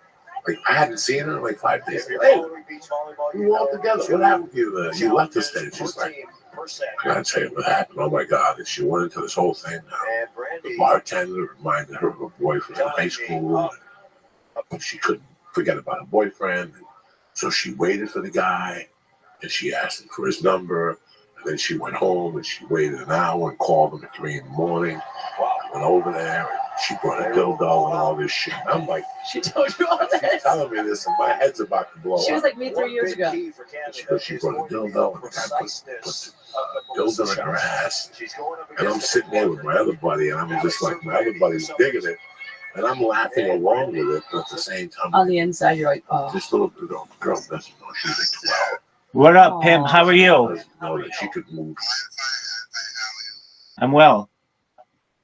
How can I help you?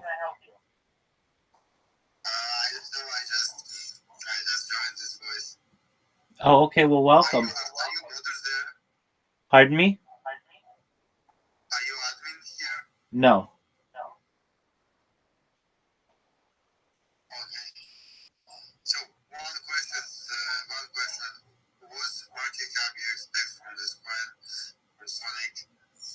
$1 trillion? $1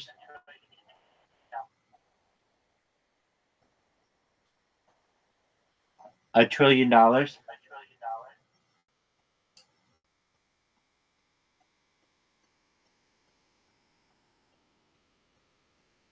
$1 trillion.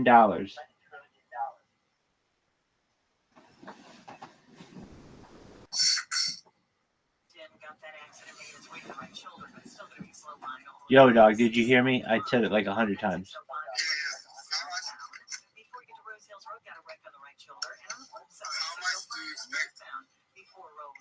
Got that crash on the right shoulder there. In Elysian Park in the 5 North at Stadium Way, got a new accident just reported in the lanes. And in Pasadena, 210 eastbound at Monterey, looks like we got a stall in the middle lane. With Southern California's only airborne traffic reports, I'm Jenny Harmon. The stars and stripes are flying high here in Paris. Hear all the remaining moments and NBC's coverage of the Paris Olympics closing ceremonies live Sunday at 3 p.m. Eastern on the free iHeart app. Just open the app and search Olympics. All the good stuff. Yeah. Camps keeps you on top of pop culture. StubHub released their annual list of the most in-demand summer tours of the U.S., and to nobody's surprise, Taylor Swift topped the list. The continuation of her already $1 billion Eras tour was followed by runners up Coldplay, Rolling Stones right behind number 3. Rising country star Zach Bryan, the self-titled album topped the Billboard 200 to the 4th position with Olivia Rodrigo next, then Morgan Wallen, the boss himself, Bruce Springsteen, number 7. Foo Fighters landed in 8th place for Stapleton's at number 9, and rounded out the top. Yo, Pimp, how can I help you? I stream my life 24/7. I've been in here more than a year.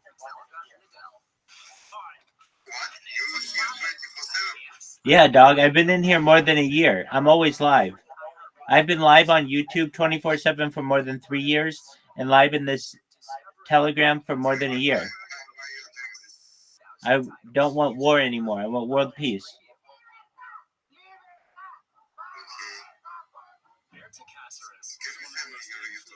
Oh, most certainly. Do you have Discord? Oh, dog, you're going to join my Discord right now, and it's going to be a big deal. Just one moment, and I'm going to send it to you, and you're going to freak. It's amazing. All right, so I'm pulling it up. What is your name? Dennis. I'm Rabbi Rothschild. Pleasure to meet you. Dennis, hey, I'm going to make you rich. Well, not just with this coin, and here's why. Content is king, and I have more content than any person ever. You can see I'm wearing the merch. This is all stuff. So if you buy Harry Potter Obama Sonic 10 Inu, I'm going to make you rich. Okay, so how? I'll show you. I've got robots. Okay, I just sent you my Discord. Yes, Discord. Moment, let me join. Excellent. Oh, I'm going to make your day. Dennis, you're amazing. Let me join this Discord. Excellent. Are you like ambassador of the Sonic coin, right? Yes, exactly. Okay.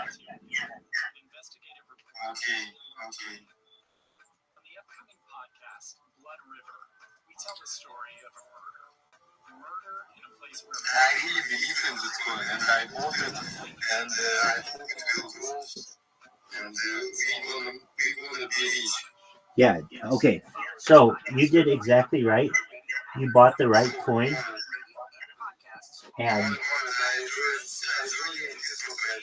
okay, good. After years of companies jacking up prices and logging record profits along the way, consumers have been pushing back on what's been called greedflation. Shoppers are looking for less expensive alternatives to artificially high prices, and some chains are now lowering their prices to try and regain lost market share. Walgreens, Michaels, Target, Amazon Fresh, and the regional Aldi and Giant food grocery stores are among the retailers that have announced Take your time, Dennis. price cuts to lure customers back.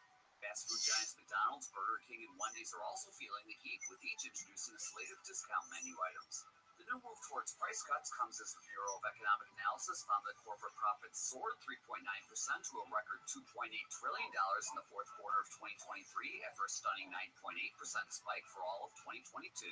While wages as a whole rose 4.4% last year, the most in over 2 decades, trends show CEO pay skyrocketing an average of 11.3%. There he is. Welcome, Dennis. I see. Hello, Dennis. How are you? Excellent. Talk to me in Discord. Can you talk to me in Discord?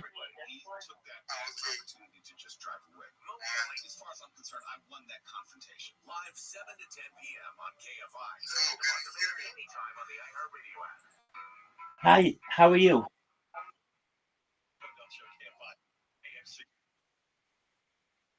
Yes, I can. I can hear you very clearly. So, welcome. Let me explain what I do. If you want to see my YouTube, you're live on YouTube right now on 8 different YouTube channels. If you want to see them in the Discord here in the upper left corner, you are going to see a link. It says 24/7. It says 24/7 live YouTube streams. It says 24/7 live YouTube streams.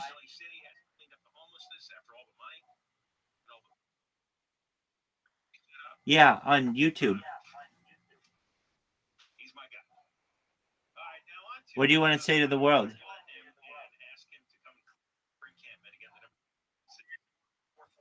Um,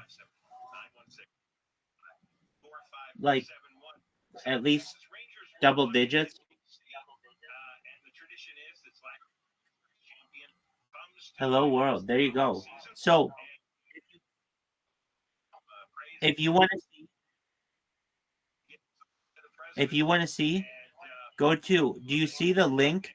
It says, in this Discord, you see it says Shalom, welcome, rule.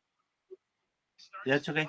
Exactly. You want to look for 24/7 live YouTube streams. Do you see in the Discord? It says 24/7 live YouTube streams. I'll send it to you in a link. I'll send it to you in a link. Just for a moment.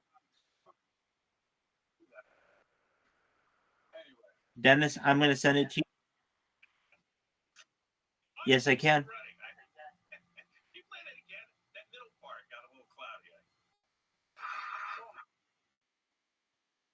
Oh, perfect. Okay. Then great. So you can see I'm live on 8 different streams and you can watch on many different.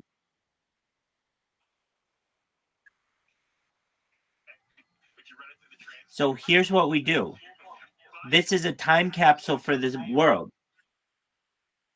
World peace. I don't want war anymore. World peace.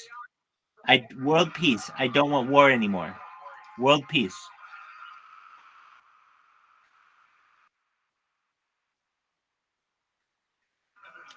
I talk about world peace all day, every day, to many different people. We talk about ending world hunger through different technologies like floating greenhouses and saltwater greenhouses and agricultural drones and hydroponics and vertical farming and cloud seeding and ending world thirst through digging of wells, which this coin does. Harry Potter Sonic 10 Inu builds wells in Nigeria for villages. Additionally, through life straws and through desalination plants, where you take the Earth's seawater, put it through a desalination plant, and it becomes drinkable. These are things that and type of technology in which I discuss every single day that are very important to the world, very important to world peace.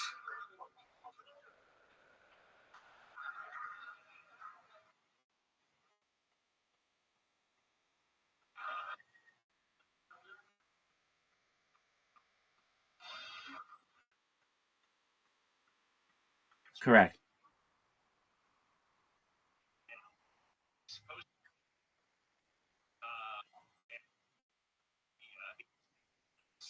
That's right. So I do my best to address that conflict through something called the Mirror Report, and it's essentially a Twitter stream that's been going now for over about 2 years or so, and it does a. I've done my best to record a lot of their conversations to basically get. Sure.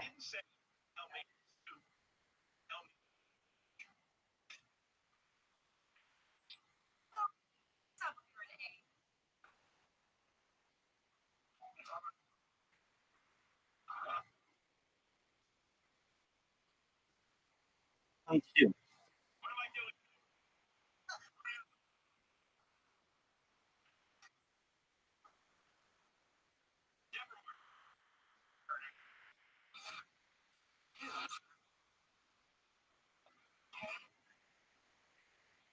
Absolutely. I'll do it as soon as they want. Tell them I'm always available and I'm very interested.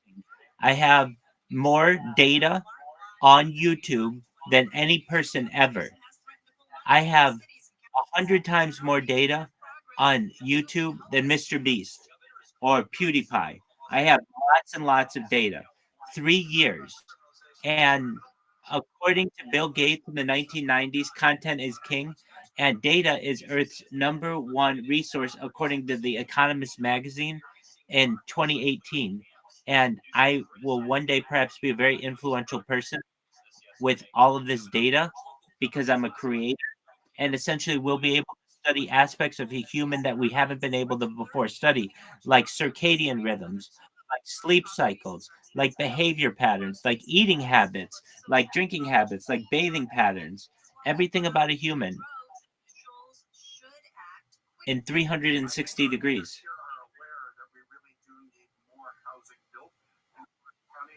So essentially, I would love to do the podcast. I have over 1,000.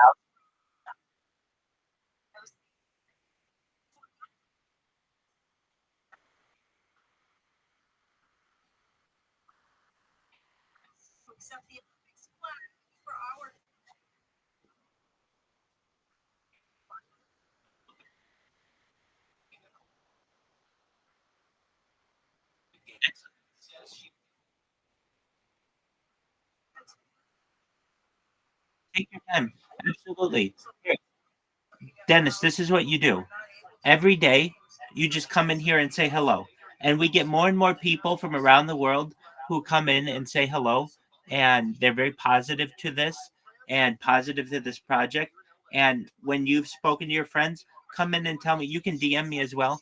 But, we can certainly talk whenever you want. And I'm always here for you. If you ever need to talk to anybody, I'm here. You have a new friend. And so you go, you get some sleep. But when you're bored in the morning, come say hi, and I'll be here, and we can talk about how you're going to do really well with your day.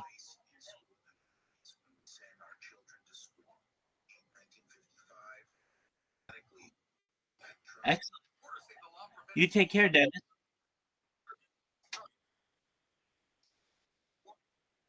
Nice to meet you too.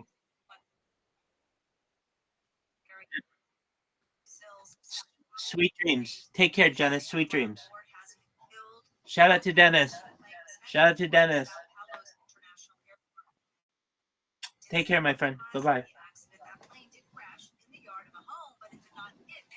Dennis is amazing.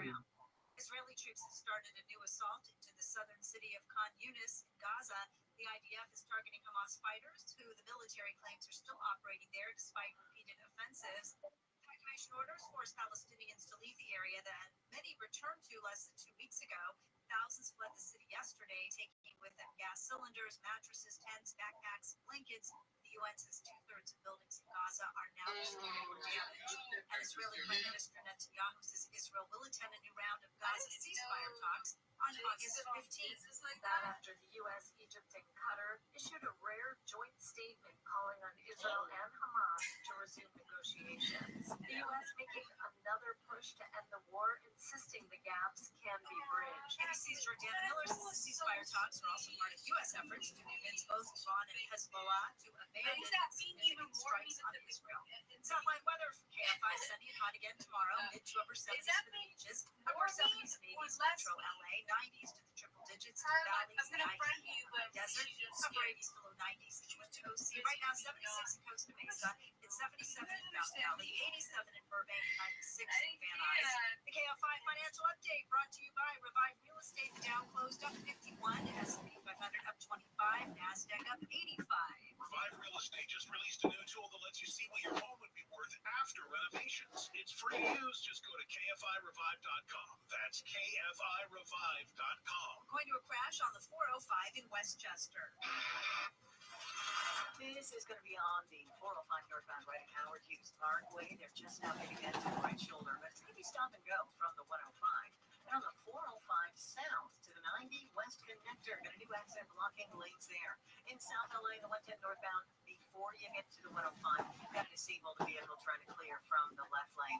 Also on the 110 north at Adams, had a new accident just reported in the lanes there. In North Long Beach on the 91 west at Long Beach Boulevard, keep your eyes peeled for some metal debris in the right lane.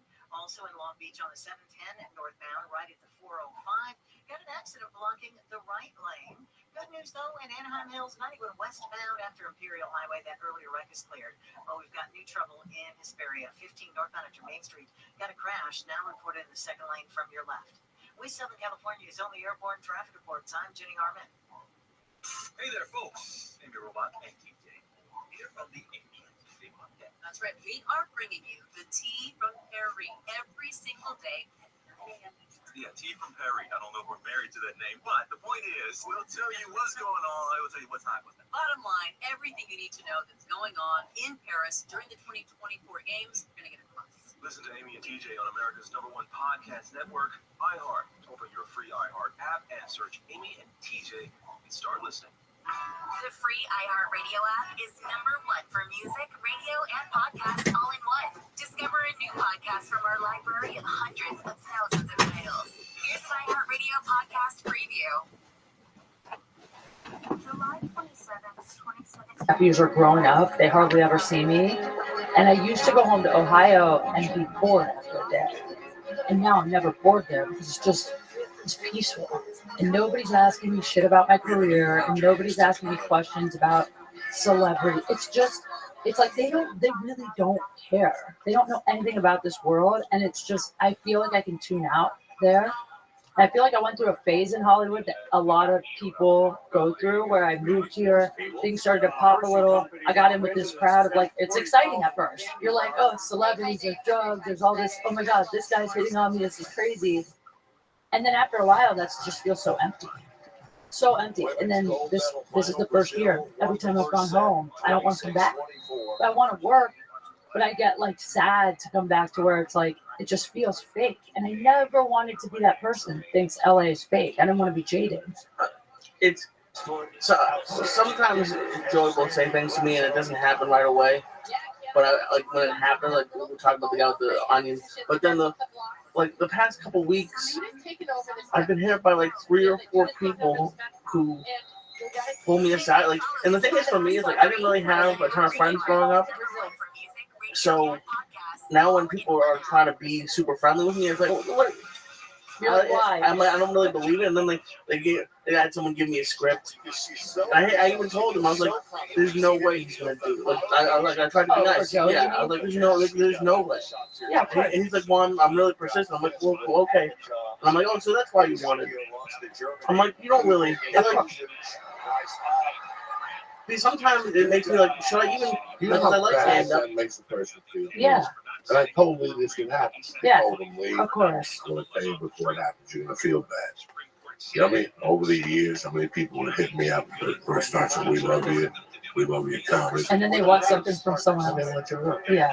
I get that on the road. People come up to me and they talk to me for a while and they go, hey man, how's Joey on this podcast? Like people do that to me. They don't understand that we've seen it already. Yeah. Like we're prepared. Like I told you yesterday. I would never. Could you imagine me calling you going, yo, I met this dude at the hot dog stand at the mall and he wants to do your podcast? Like, you would fucking hang up on me. It is ridiculous. It is ridiculous what you get. And it's getting, They're saying the ball is out. it's not getting annoying or aggravating. It's getting sad.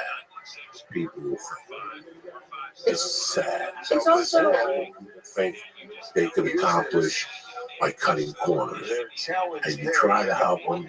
The best was I was done, and I wanted to give social media a break. Yeah, I noticed. You could just look at social media so much before you go, you know what? I want to shoot myself in the fucking head. It's true. And Twitter doesn't bother me. It's Facebook where people are just really. I don't even go through that shit anymore. I don't even look at it. So I come back to 100 messages. Yeah. I'm going through them. Some of them you put a thumb, some of them you write back. And I got the one from fucking, Milwaukee that they paid. It was a great show. And then pictures of me and them. And then fucking a whole article on why we didn't party afterward or hang out. That's what they came to. They were upset. But they paid $27.50. I go, well, I always try to put a dynamite comic in front of me. Yeah. I try to keep my ticket prices low. I go, you were looking for a friend, $27.50. You weren't looking to see a show. Go get a dog. Or join a fucking Lonely Hearts Club. Because I provide a show. It's also I'm weird. not providing a fucking, you're not going back to the hotel room. I just did 2 shows. I really am not going to talk. It's exhausting, but people don't understand, and I get it. Yeah, you want to say hello and give them a hug and take a picture. But don't ask me about World War III and what I think about the Joe Rogan controversy with Garcia of 2000. I know. That's the last thing I want to hear on my mind. I know. I can't even think. I've just been scraping for material. Also, though, for 2 hours, scraping the bottom of my mind, temples. You're going deep for your material, and now you want to ask me a question about who does the win, Toronto or you think? I have no fucking idea. I'm not even thinking about and they don't realize that they're one person, and then there's 300 more coming down the line. I was learned to keep your mouth shut. Put your hand out and say hello. That's it. Before you're going to say something wrong, don't say nothing. I know. Because what you're going to say is wrong anyway. Just put your hand out and say, it's a pleasure to meet you. It's a pleasure to meet you. What's your name? I always ask people what their name is. I want to know what their name is. And then they tell you, and then you take a picture with them, and that's it. I don't have time for a short story. There's 60 people on the line. Yeah, it's hard. You don't want to do this for them. You don't want to do this for Well, the thing yourself. is, they would never do that. Could you imagine someone messaging like Eddie Van Halen or like and going, hey, after the show, why don't we party? Like they would never do it to like a musician or like an actor in a Broadway show. I don't know why, because we come out and meet people, which is a generous thing to do. Really, like no performer. I don't sell merch. You don't sell merch. You don't have to come out. Yeah. For that particular reason. I don't sell want either. You to say hello and not feel like you have to give me $25 for a fucking t-shirt. Same. I don't want. And I don't sell it because I don't want to be obligated to come out. I want to shake your hand. Yeah. I want you to tell me you like podcasts, where you came, you like the subject matter. If I want to sell you something, I'm knocking on your door. Yeah. Right? And sell you encyclopedias, estates, door to door, whatever. There's just so many aspects of it that people really don't understand. I'm not there to sell you a t-shirt. I'm the same way. I'm happy I got you for the 27. That's how I feel. But you're like, happy that you got a babysitter. you're not a nickel and dimer. You're not someone that seems ever to me that you're in it for. I mean, making money is great, but you're not money driven. You know why? Because it's not going to get you what you want. That's how I am. Just happiness. All we're searching for is to wake up with a smile on your face and not be like the rest of fucking America that's depressed or upset about the political climate. It's true. The Koreans are going to strike us. You can't. Well, also how lucky we are. Like that. Shit. 40 years of my life. I ate shit. My mother died when I was 16. Yeah. And if I don't know how many years after that, I did it on purpose because of my love for comedy. I kept a low nut. I didn't drive a Cadillac. I didn't try to prove to people I was something I wasn't. Right. And then it was such a low nut that I kind of enjoyed it. That's how I am. That's why I have a Hyundai. You know, I come from a society where there's no flash. Yep. There's no flash for various reasons. And for the most variances, I don't want to make somebody feel bad. I'm not that person. But I'm almost uncomfortable around. I love Jews too much. I got a BMW. You understand me? No, you don't. No, I mean, you don't. I couldn't see you in a BMW. I wouldn't get a BMW. Yeah. I don't care how much money they give me. I belong in a Subaru or Ford truck. Yeah. That's who I am. Yeah. That's who I'll always be. Blue collar. Whether $1 billion and that ain't going to make you happy. Well, that's how I am So too. something when you're 21. You think you can't wait to have a Testarossa and have bitches on your arm and do drugs every night. Let me tell you something. It ain't no fucking bargain. There's a price to pay because once the cocaine and the money are gone, all those things go with it. The happiness always sticks. All you're thriving for in this life is to laugh at yourself.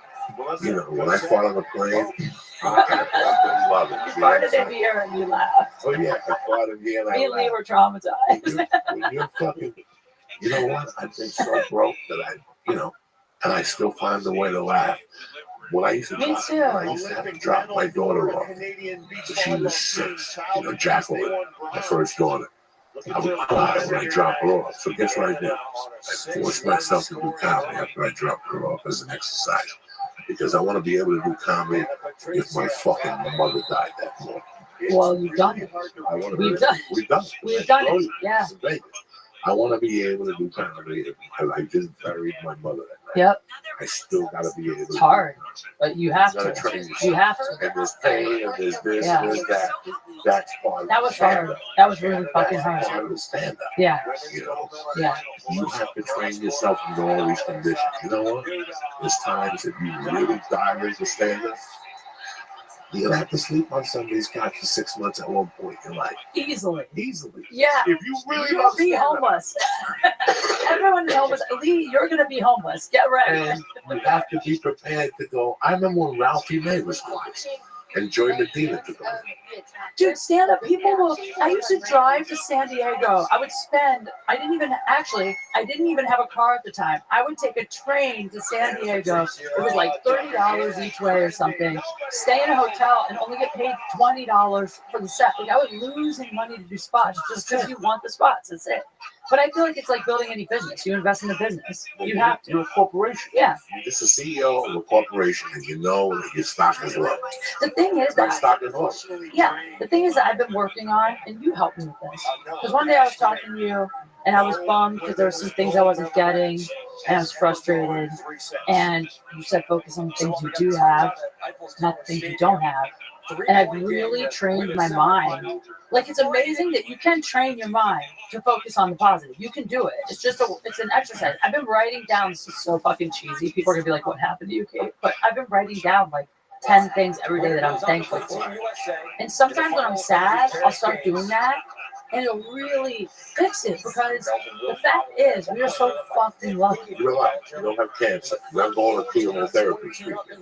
Look at what we're doing right now. $5 in your pocket to go to Subway. I can afford You get a this. veggie and cheese sandwich. Yeah. You breathe. I mean, Yeah. every morning I wake up. When I was 21, I didn't have that respect. Yeah. When I was 21, I'm broke. I'm a loser and I'm miserable. But it was all revolved around money. Money was going to make it so much better. Yeah. By the time I got to 40, I was like, Jesus Christ. Fucking staff. Comedy store every day. I may have $8.22 in my That's check. it. But I'm the staff. There's a line in Narcos Mexico.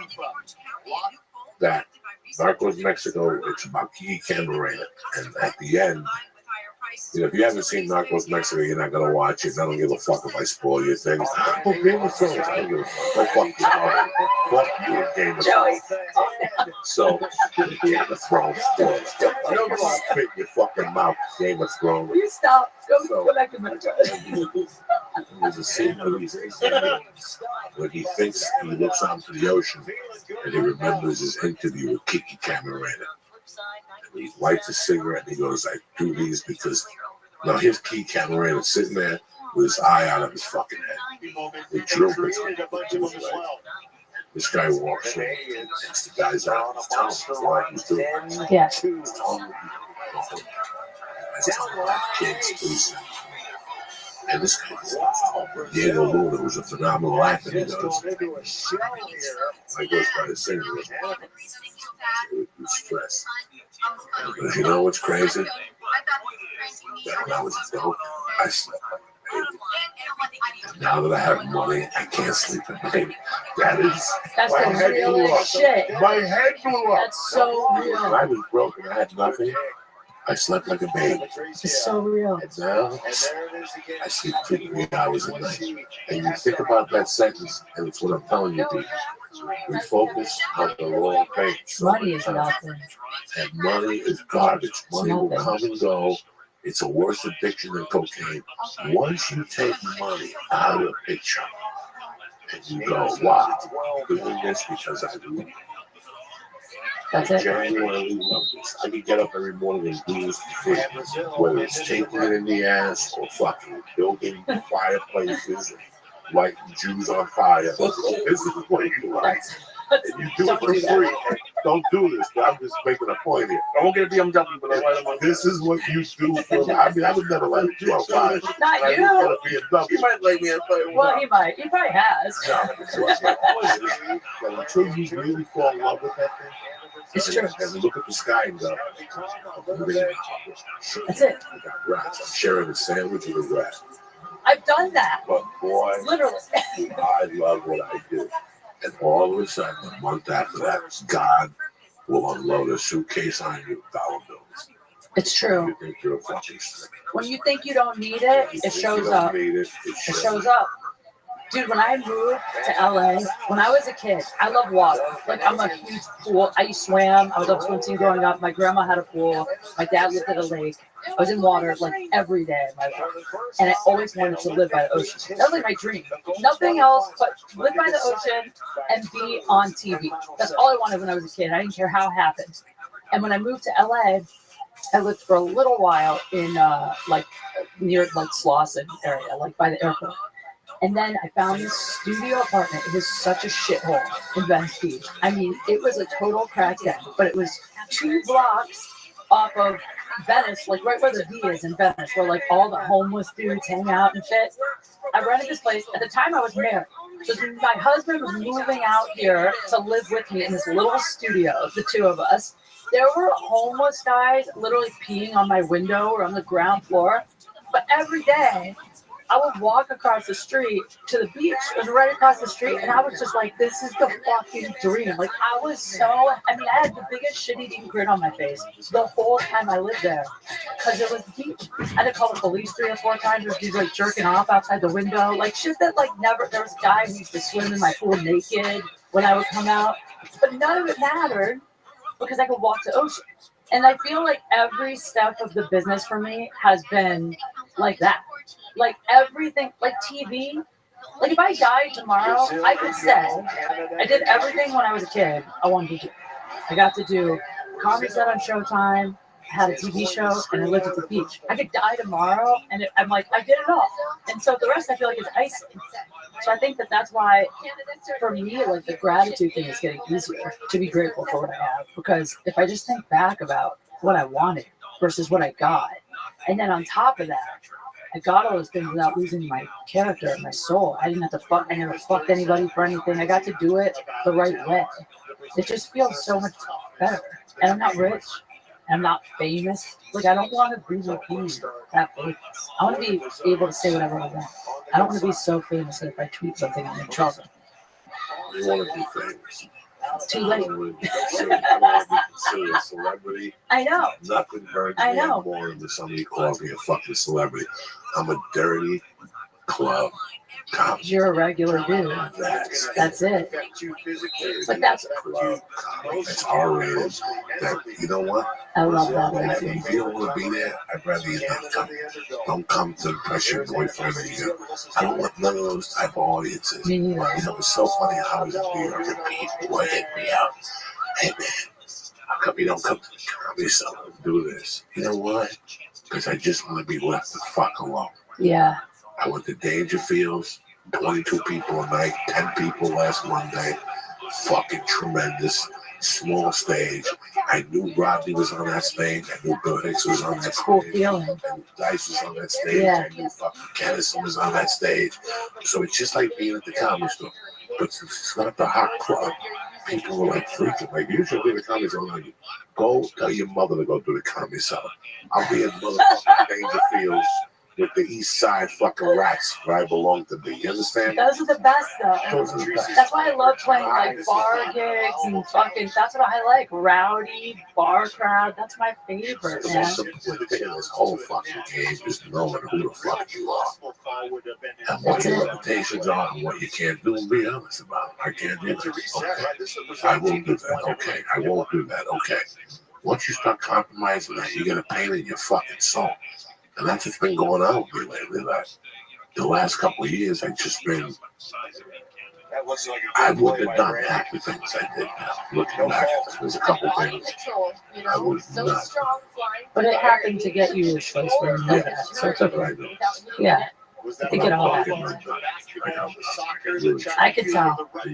I can tell. And when I come back from next week, you're really in trouble. But I really missed you, like for real. Like Oh, I missed you. you being gone from LA That though. call I made to you this morning, I couldn't make that call to a lot of people. I was so glad you I made that call called. to you because I was somewhere, you were somewhere. And I sent you the most depressing text of all time. Like I sent Joey a text that literally I was like on a plane. I was so depressed. I know you don't want me to tell. I had some shit go down that was like I felt kind of invaded. Like I got trolled a little bit by it. It was personal and I was just depressed, man. I was in Ohio and I did a college and it was great. The gig went great. But it's weird when you're I was in my home state, but not close enough to see my family, and I was by myself on the road, and I just kind of was going through it. And I was also feeling a lot of just what it's weird that you were feeling so much of what I was feeling, just about feeling a little like I'm not fitting in as much as I used to out here. I don't feel like I have as many friends as I used to out here because I'm just realizing who's really friends and who isn't. And I was just feeling lonely. I sent Joey this fucking text on the plane that was just like, I'm sorry I haven't talked to you much the last couple of weeks. I've been kind of depressed. And when I talk to Joey, like, you're so family to me. Like, I never want to, like, let you down. Like, I want to make you proud all the time. So I didn't want to call you because I knew you were doing a movie and, like, I'm so happy for you. And I didn't want to, like, bring you down.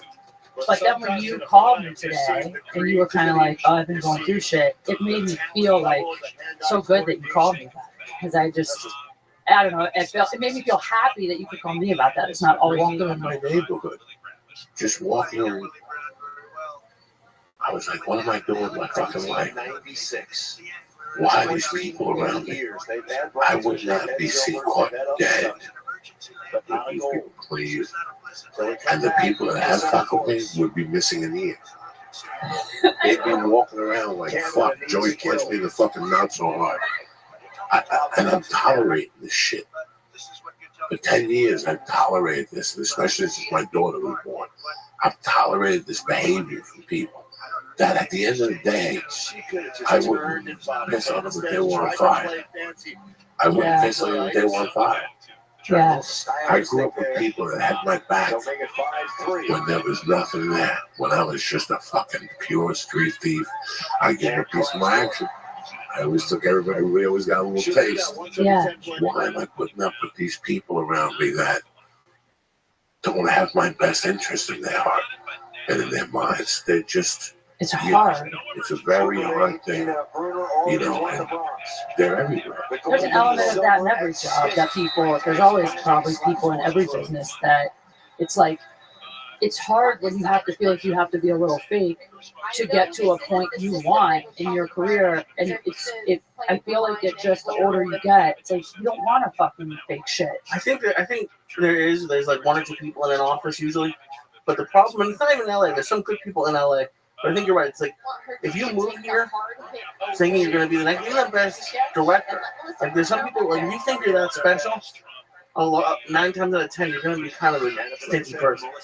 Well, I even mean just like, for instance, like there are guys booking shit, TV shows, clubs, whatever, that have been really shitty to me in the past, you know, because I didn't want to fuck them.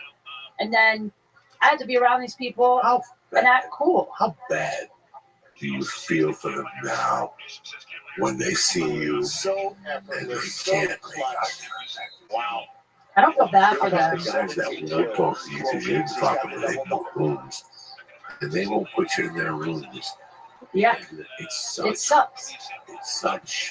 But anytime I go, I always tell people that. Like when I go to Pittsburgh, whenever I go to these towns, I go, you have no idea how happy I am to be here. The time you walk at the airport, there's no Jesse Smollett's. There's no Harvey Weinstein. There's none of his victims laying around crying. They molested them. There's no Never Land. There's no fucking, you know. It's very, people don't understand. When I go to Milwaukee, Michigan, San Antonio, fucking Texas, you think this would exist in Texas? Harvey Weinstein would have lasted an hour. He got shot. Some dude would have shot that guy. Somebody's father would have shot him. This only exists here. He pulled that stunt in Chicago, Jesse Smollett. You'll never be. There's some black people in Chicago that are black to the bone. That they really know what the struggle is. So this fucking half-breed, fucking platoon, whatever the fuck he is, Yeah. to do what he did, he doesn't deserve the love of the African American community. But this would only happen here. You don't see a black guy telling that two Nigerians jumping in New York City. No. Because you're really black. You're black. Yeah. You're black. You wouldn't even use that stunt. That write the letter to yourself. You think of all the things It's you did. crazy. Do I hate Jesse Smollett? No, I don't. That's crazy. I do not hate Jesse Smollett. I feel bad for Jesse Smollett because he's another victim of this douchebag garbage. It can fucking change you, but you have to pick, man. You can if he wasn't that guy though on some level. I mean, I've regretted things like the whole thing in this business is every day almost there's a choice you can make to stick to what you believe or to sell it every day. And like there's been times that I've done things that I believed in the moment, and then later I was like, man, I wish I hadn't done that, said that, talked about that. Maybe I feel different now. Maybe I should let some time go. But ever since I started, the one thing I believed in for me was my talent. And so like I always turned down all the shortcuts that I knew would fuck with my head. Like I couldn't. And like even when I dated comics, like I dated Bobby and like he was like, you can work with me. And I was like, I don't want to because I don't want people to think that's why this is happening. I mean, he's great. He's great. He's a little weirdo, but he's great. He's still got a good. I still love him. And he is funny as fuck, man. He is so goddamn funny. And he does have a good heart. And you know what I'll say about Bobby? Bobby is one person that when we were first hanging out, I remember people talking so much shit. Like, what is she doing with Bob? Like, really? She's only with Bobby because XYZ, he's rich, he's your favorite, whatever. The truth is, Bobby made me feel so special. Bobby gave a million compliments, and he makes you feel like, and you would always be like, you're going to be such a big star, you're so brilliant, you got it. And, like, that's really all it takes for women. If you give us a lot of compliments, and you make us feel good about ourselves, we're staying. Because that's what everybody wants, to feel loved, and Bobby's amazing. That's always the kind of guys that I'm attracted to, are guys that, like, have a childlike nature and make me feel really special.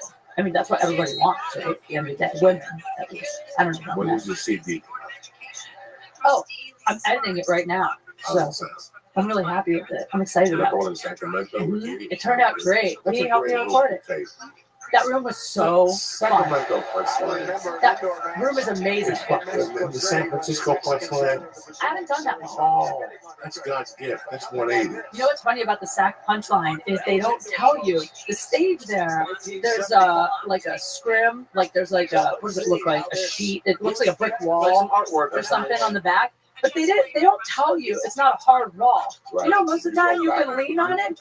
I fucking leaned on it, and I felt like I was gonna fall through the window. It's like 4 feet away or something from the window. Yeah, and it's a glass window on the second floor. I could have died. With Fluffy, I opened up for Fluffy 10 years ago when I went through that window. You did not. No, I almost did. Yeah, I did too. I'm recording. I leaned on it. I'm like, someone should tell the comic this is not a wall. It looks like a wall. It's a 4-foot gap.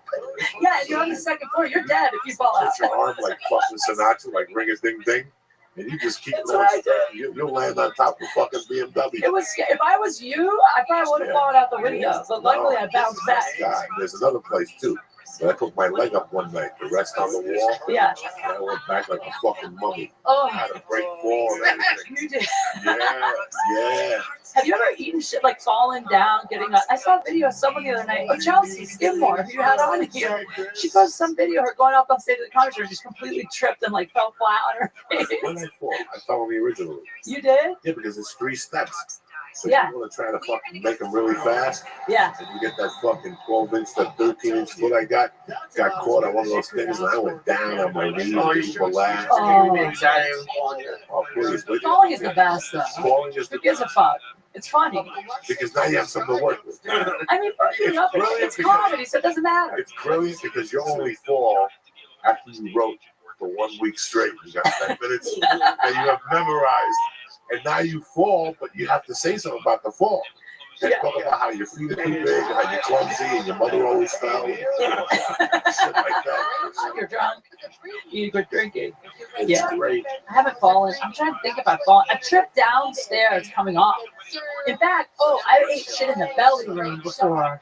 Coming from, they have that little like upper part where you can watch from, and you have to come down those 2-3 stairs. Well, for the longest time, they weren't taped or anything. You couldn't see the stairs really, and it was pitch black. I fell down those stairs like 3 times coming down, like all the time. I would fall, not drunk or anything, just fall. Now, they changed it. What are you looking for the future? What are you thinking? Honestly, there's a show right now that I'm not even. I started out pitching this show that I really want to do, and then I just decided to get funding for it and do it. I don't know if I should say what it is though, but it's such a fun. I came up with an idea that is just something that I'm like, if I could do anything, if I had like $100 grand and I could do anything I wanted, I do, and then I try to develop a funny concept out of it, and it's great, and I have people interested in sponsoring it, and so I want to make that. But my goal is to keep making shit on my own. Like, put my shit. If no one wants to buy a special, put it on YouTube. They canceled something. And I saw that these people put it up. They canceled their show. Yeah, Busy Phillips or something? Oh, yeah. Oh, Busy Phillips. She was kind of like doing the Chelsea Handler type show or something like that. She goes, unless we get picked up somewhere else. Do it yourself. That's my thing now. Like, what? Even with the special, like, fuck it. I could shoot a special anywhere and put it. I would clip it up and put it on YouTube. Those clips go viral. People come to your shows. That's it. A special go anywhere. They'll find it if you advertise it correctly and stand. Yeah. To be honest, it might do more on YouTube than some of That's the what I'm saying. Yeah. Well, I get a lot of people at my shows that, I don't love all my clips on this site, but, the Laugh Factory puts up clips every once in a while if you approve them. So I always approve the ones that are kind of like something I wrote that's for that day, and I'm probably not going to use it again. Then I give it to them, and I get people to come out, and they're like, oh, we love you on the Laugh Factory. Like, they watch that. Yeah. That's it. I had a video on Will Ferrell's thing years ago. Funnier guy. And I had hits, and nobody was. I think they picked up a Joey Karate or something like that.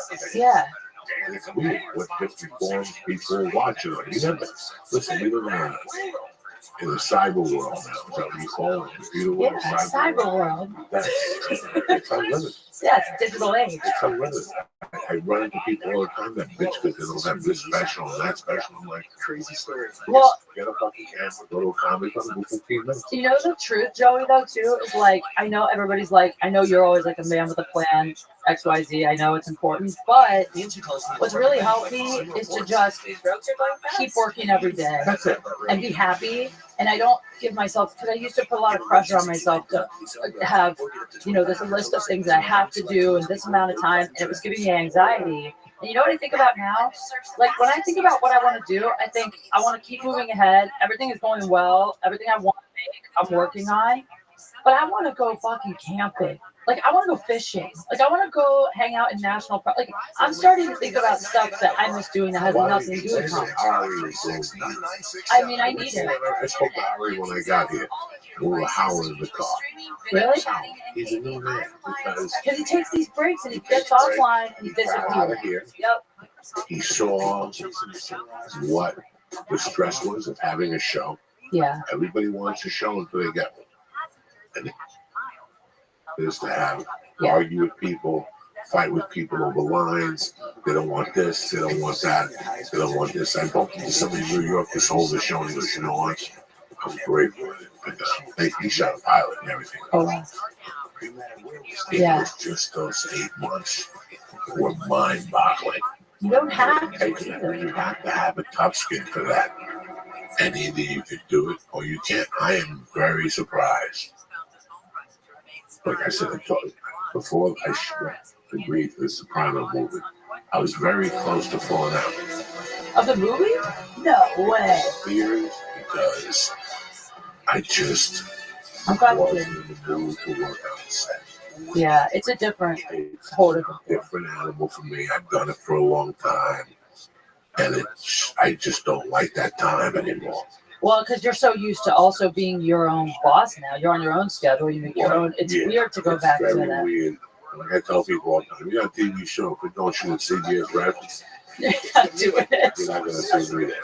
But the thing is now that if you have an audience, it's like my idea that I want to do. It's like once you build an audience, you can get people to sponsor your shit. And if you're not, I'm not worried about making millions. I'm worried about paying my bills. I can pay my bills and be happy. So why do I need to sell this shit to NBC or fucking Netflix? Just make it. Get sponsors, put it up. You can make money. Like I feel very fortunate, and it took a long time. But now I have enough people following me to get people to sponsor stuff I want to do. So there's no reason that I need to stress about I haven't sold a script. I don't have a sitcom. Who cares? I'm happy. I'm so happy. Like I feel the happiest, and that's why too. Like with like not dating and stuff. It's just I think I've realized for me that like the less trauma I keep in my life, the more fresh air, the more I get outside. More I'm around people I love. I'm just happy, and that's all that matters. I could die tomorrow. Brody died changed me too, because I remember doing this podcast before he passed, and him talking about the like trolling was getting to him, like people bullying him online, not bullying him, but like making fun of him or whatever. And it would bother him, and I remember just thinking to myself, like, everyone loved Brody so much, but he sometimes didn't feel it. And I just don't, it's not worth it. It's not worth it to put yourself in a position. I'm so sensitive. I don't want to put myself in a position where I have 8 billion. Yeah. No. Yeah, me neither. I like to be I saw a remark 3 days ago. The backhand is stupid remark. I just saw my life. But I look at him now. I'm not going to be Johnny Christian to say I pray for them. I don't give a fuck if they hit a tree. Just ignore them. You know what I'm saying? Hopefully they'll get out one of those little movie scooters, you see? A razor scooter on Sunset. Fuck those people. And they'll get hit by a truck. You don't wish that.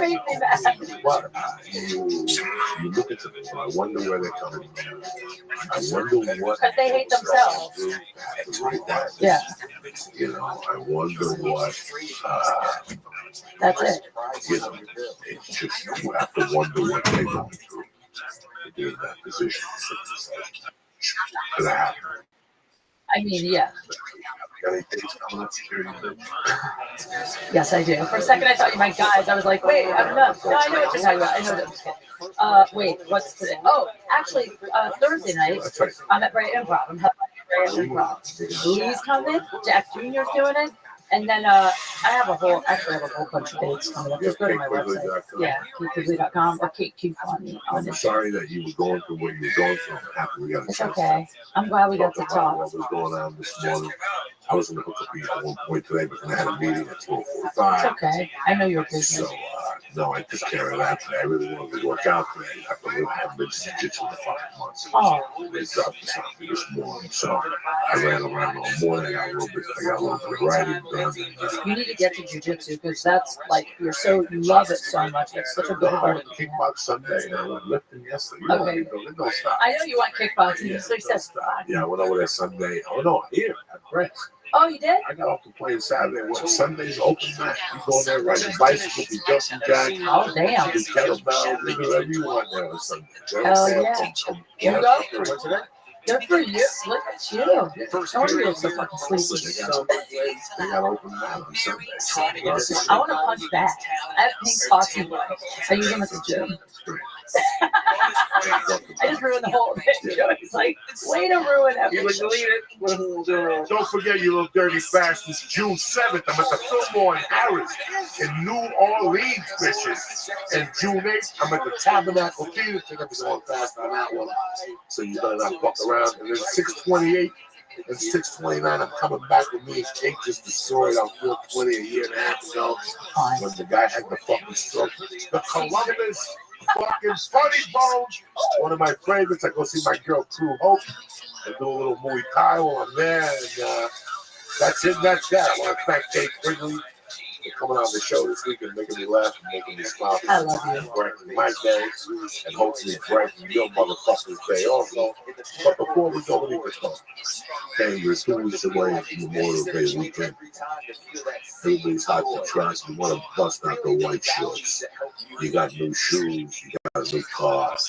But you haven't done nothing about that ugly pogo stick you got between your legs. Your balls still smell like that, and you wonder why your last three girlfriends left you. Maybe it's time to fucking turn around the bushes and clean up down there a little bit. Okay? That's where Manscaped.com comes in. Manscaped, they got precision tools for the family jewels.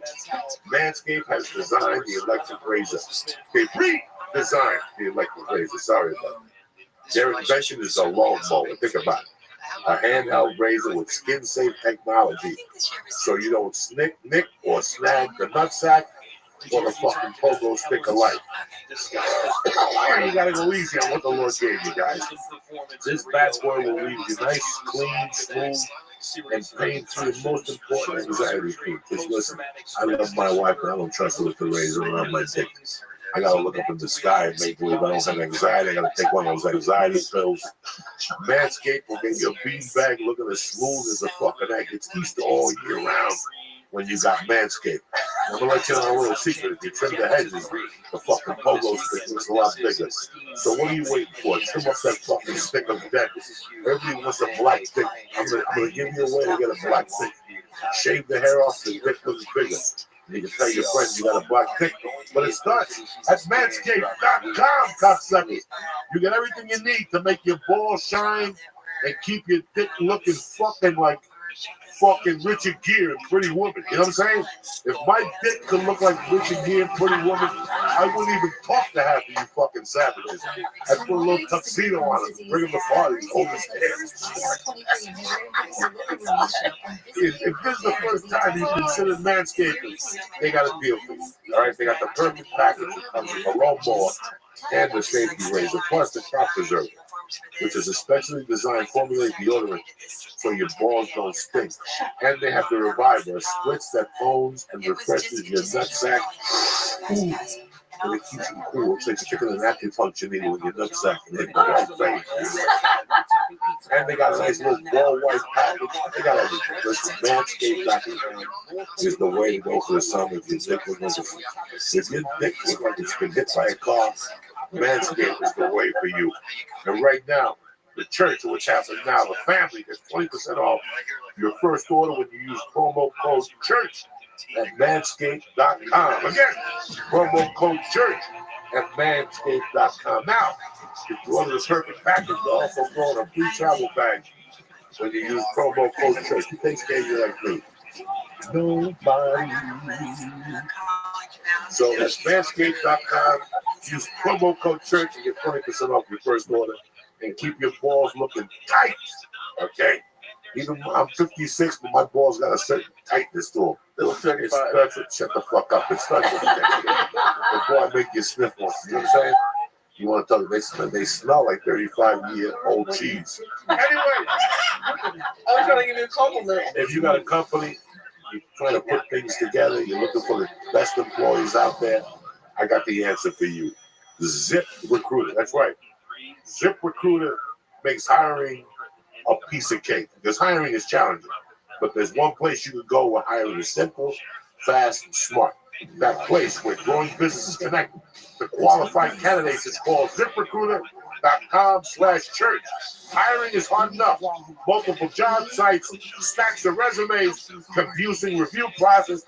But today, hiring can be easier and saves you time and money when you get it done with ZipRecruiter.com. Joey, why is ZipRecruiter the best? Why? Let me tell you. I'll tell you why. They send your job to over 100 of the web's leading job boards, but they don't stop there. With their powerful matching technology, ZipRecruiter scans through thousands of resumes to find the right people with the right experience and invite them to apply to your job. As applications come in, ZipRecruiter analyzes each one and they spotlight the top candidates so you never miss a great match. I don't care if you got 3 employees or 200 employees. If you're looking for employees, you got to go with ZipRecruiter.com. The church family, you got a business, there's the way to go. We'll hook you up for free. Did you hear that? Free. Free. Free.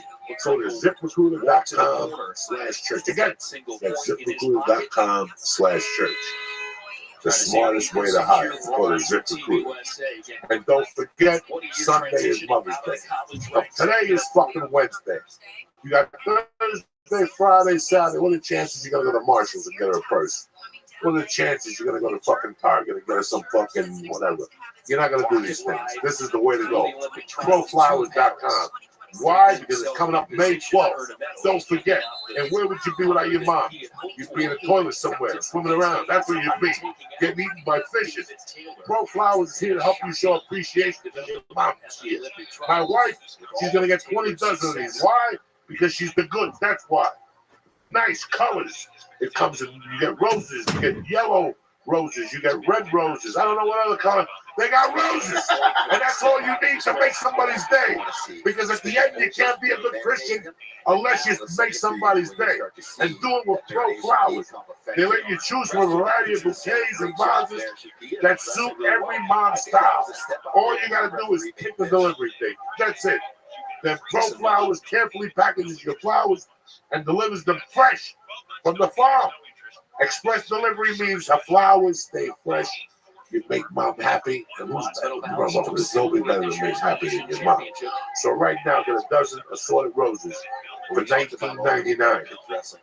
Double the roses and get a premium vase for $9.99. Who does that for you? ProFlowers.com. That's who does it. And your Uncle Joe. You gotta give me some sense. I talk to these people. Get this right. Number two, go to ProFlowers.com. Click the microphone in the upper right corner and enter the promo code church. It's that easy. Quick, enter the promo code happening. Happening. HAPPENING, baby. Happening.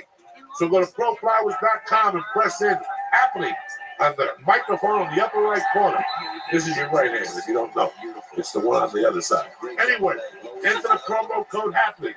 That's ProFlowers.com. Click the microphone and use promo code happening. It's the 8th. Mother's Day is on the 12th. Don't wait. Order like a pro and get the amazing rose deal with the vase for $9 more, $9.99 more. And thank all the moms in your life. I want to thank Pro Flowers. I want to thank ZipRecruiter. I want to thank Manscaped. I want to thank Kate Quigley, the Christ Killer. But most importantly, I want to thank you motherfuckers for having our back and supporting our comedy and what we're trying to do here, our cause. You know I'm with you on this fucking thing. Without you motherfuckers, I got nothing, and that's how it works out. So I want to thank you guys for being part of the church family, all you motherfuckers. We'll be back Monday morning, tip-top Magoo, ready to stab a motherfucker. I suggest you're ready to go, because next week we're giving out fucking bayonets. You understand me? Have a great weekend. Have a great week. And don't forget to stay black and don't take shit from nobody. One more time for Kate Quigley and the Christ Killer. I gotta go. Kick this motherfucking muley. Yeah.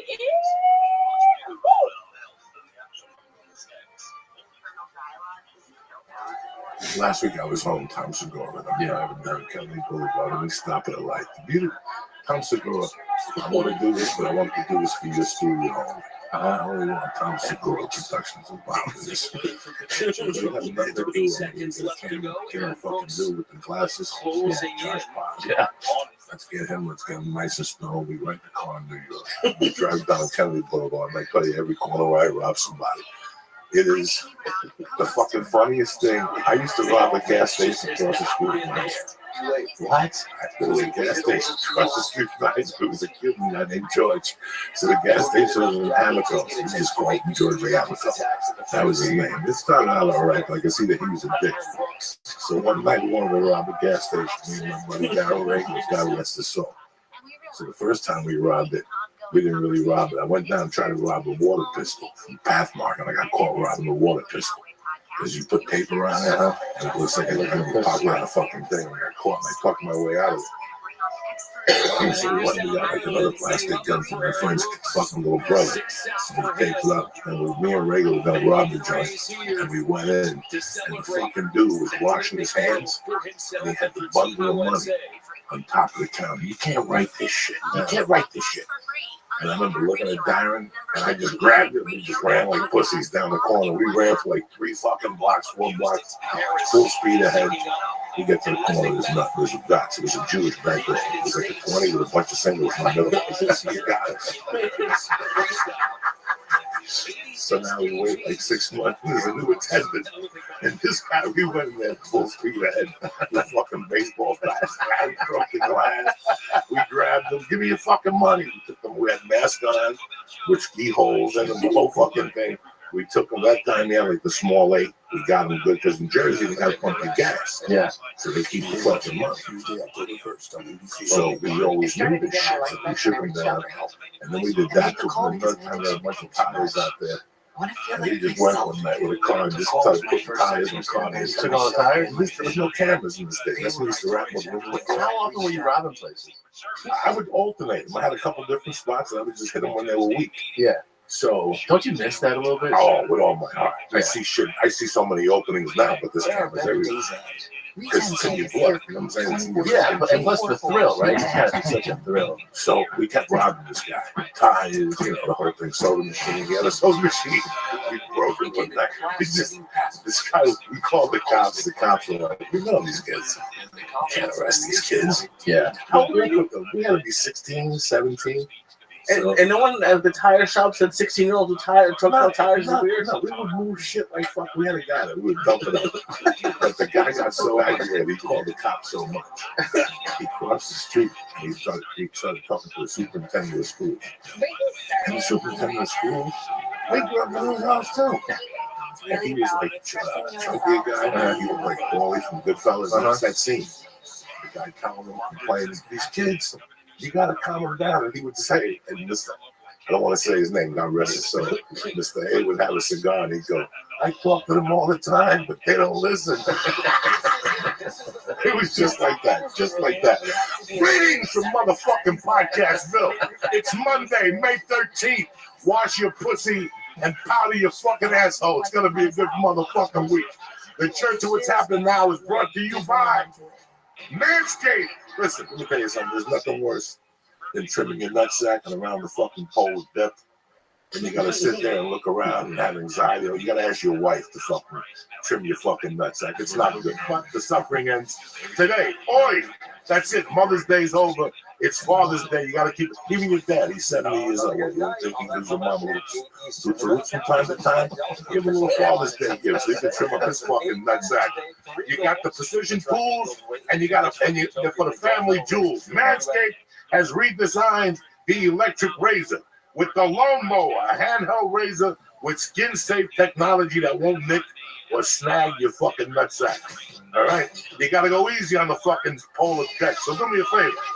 At manscaped.com, you get everything you need to make your balls shine and your dick looking pretty fucking good, too. You know what I'm saying?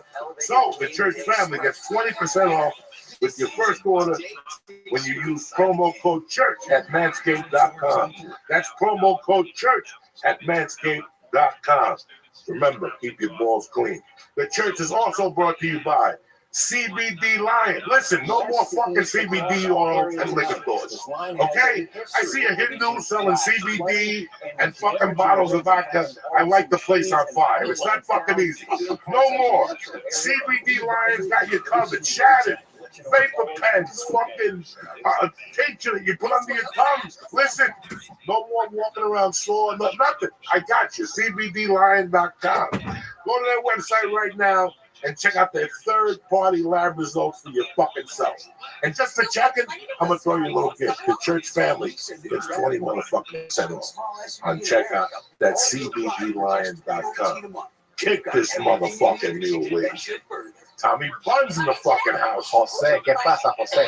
How are you? Great, man.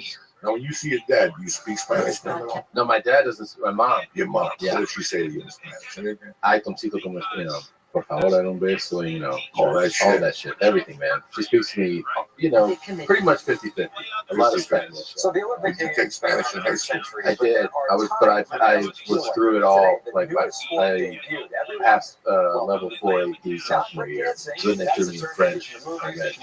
What a fucking nice man that is. I thought it was gonna be as easy as Spanish. And I was like, you never switch. You gotta keep in the neighborhood. Yeah. For me, it was Italian. Yeah, I took Italian. It was, I could understand it. Yeah. It was funny. I was watching The Godfather last night. And the more south you go on the boot, the more Spanish you get. Really? Yeah. When you listen to Salazzo talk, he pretty much speaks Spanish. He was fucking like, I forget what the line, and I go, wow, it's so close. But I grew up with Sicilians. And when they would talk, I could pick up a fucking... You can understand a lot of it. A lot of it. Yeah. I heard Then it gets a little complicated. little froggier, right? Yeah. The fucking The French like I used to. It's like some guys say buongiorno. Like Northern Italy, and I don't quote you on this. I don't know, but other people say che fa. That's hello. So I think that's more of a Sicilian dialect. Yeah. But what the fuck do I know? You ever spoken like a real, Argentine, and you're like, are you speaking Italian? And it takes you a second to realize they're speaking Spanish. Well, they sing it, It's like speaking Spanish. Yeah. People that are really from Spain, their Spanish more complicated. But right now, at this point, they came to Europe. I can maintain a simple conversation. Mm-hmm. The shit I was talking when I was 13 has disappeared from my mind. Yeah. Like when I was 13, I was dropping scientific facts in Spanish. Yeah. I could talk to my mother in the morning. Once they died, that whole world died. I was from Union City where you spoke Spanish. Like the Cubans spoke Spanish and they were amongst themselves. So you heard it. You heard the music. I remember it, and I'm happy that I remember it, but it's not like it was proven when I went on the road and podcast and grow up. I didn't know a lot of this shit he was saying. Common words that are simple. But I picked up after I listened to a podcast, so it's like a muscle that it goes away. It goes away. I used to be really sharp at one point. When I was in college, I did a semester in Madrid. And when I came back from there, I'm writing term papers in Spanish, giving presentations in Spanish. I came back and I'm not shitting you, my Spanish was better than like my mom's and other native, because I was just so immersed in it. I was in Madrid 6 months. 6 months, yeah. I was dope, dude. I loved it. How was the food? Amazing. Like everybody says. Amazing. Yeah. The seafood inspired, everything. A lot, yeah. Everything. I mean, but like the Spanish cuisine is, I think it's phenomenal. So yeah, a lot of seafood. No, it's all the paella, all the famous so good. Yeah, it's so good. When I was in Jersey this last time, I can't compare it. There's a place called West Tapas on Bergen Lane Avenue, and I went in there. The fucking paella was great. But my all-time favorite paella back there is a dump. It's always like that, though. Milwaukee, New Jersey, where fucking, for some reason, everybody's head is just huge. Milwaukee. Every time we see people walking, they're trying to carry their head, something happens to water, giant stadium or something. I don't even know if Milwaukee has a high school and blown it up right now. No fucking know. But they got a fucking pie and it's dirty. To volunteer, you gotta give them 45-minute notice. And then you gotta warm up. Because you got the shrimp with the garlic. Yeah. And you gotta dip the bread in the garlic. If not, it just doesn't fucking work. And I like when you scrape that pan. That garlic pan. Oh my God. Rice, man. I just went and had the clams. Making That's what tapas are, basically. Yeah. But it's funny, my mother she said that. Mother told me she had to do it. And I can't do the timeline. Like, when she trying to figure it out now. My mother had to do a 6-month apprenticeship with my grandmother on my father's side. Because they were from Spain, and she had him spoiled rotten. With how she cooking it? Yeah, so that was part of the deal to get married. You gotta know to cook for him. Whoa. So my father, that's the old school shit. Yeah, so when my father died, my mother kept cooking his meals. And there was a fish soup that she made that nobody's ever made, because she'd take the fish, break it into little strands, take the bones out, with potatoes or some fideo. Fideo, it's noodles. But fideo is something completely different. Yeah. And when you have fideo, you know you have the fucking fideo. And did your dad die in Cuba? No, he died in New York City. He did. He died in New York City. And how much before your mother? 13 years. 13 years before she died. Did you remember your dad? I got a lot of sections. Like I remember 2 stories. I remember me and him driving under Lincoln Tunnel with me sitting on his lap. But you couldn't do it. There ain't no seatbelt. Smoking a cigarette. Yeah. They'll throw you in jail for that. Oh, yeah. And I remember having my mother talking in the living room like Barry and me eating bread with olive oil. But that's it. I don't remember nothing else. Yeah. It's fucking sickening that I feel his presence. Like whenever I leave the house, you know, I worry about my daughter. You know, 5 school shootings this year. It's crazy, you know. You see that little young kid's face. You see the one fucking 12-year-old. He's like, I get a back, bitch.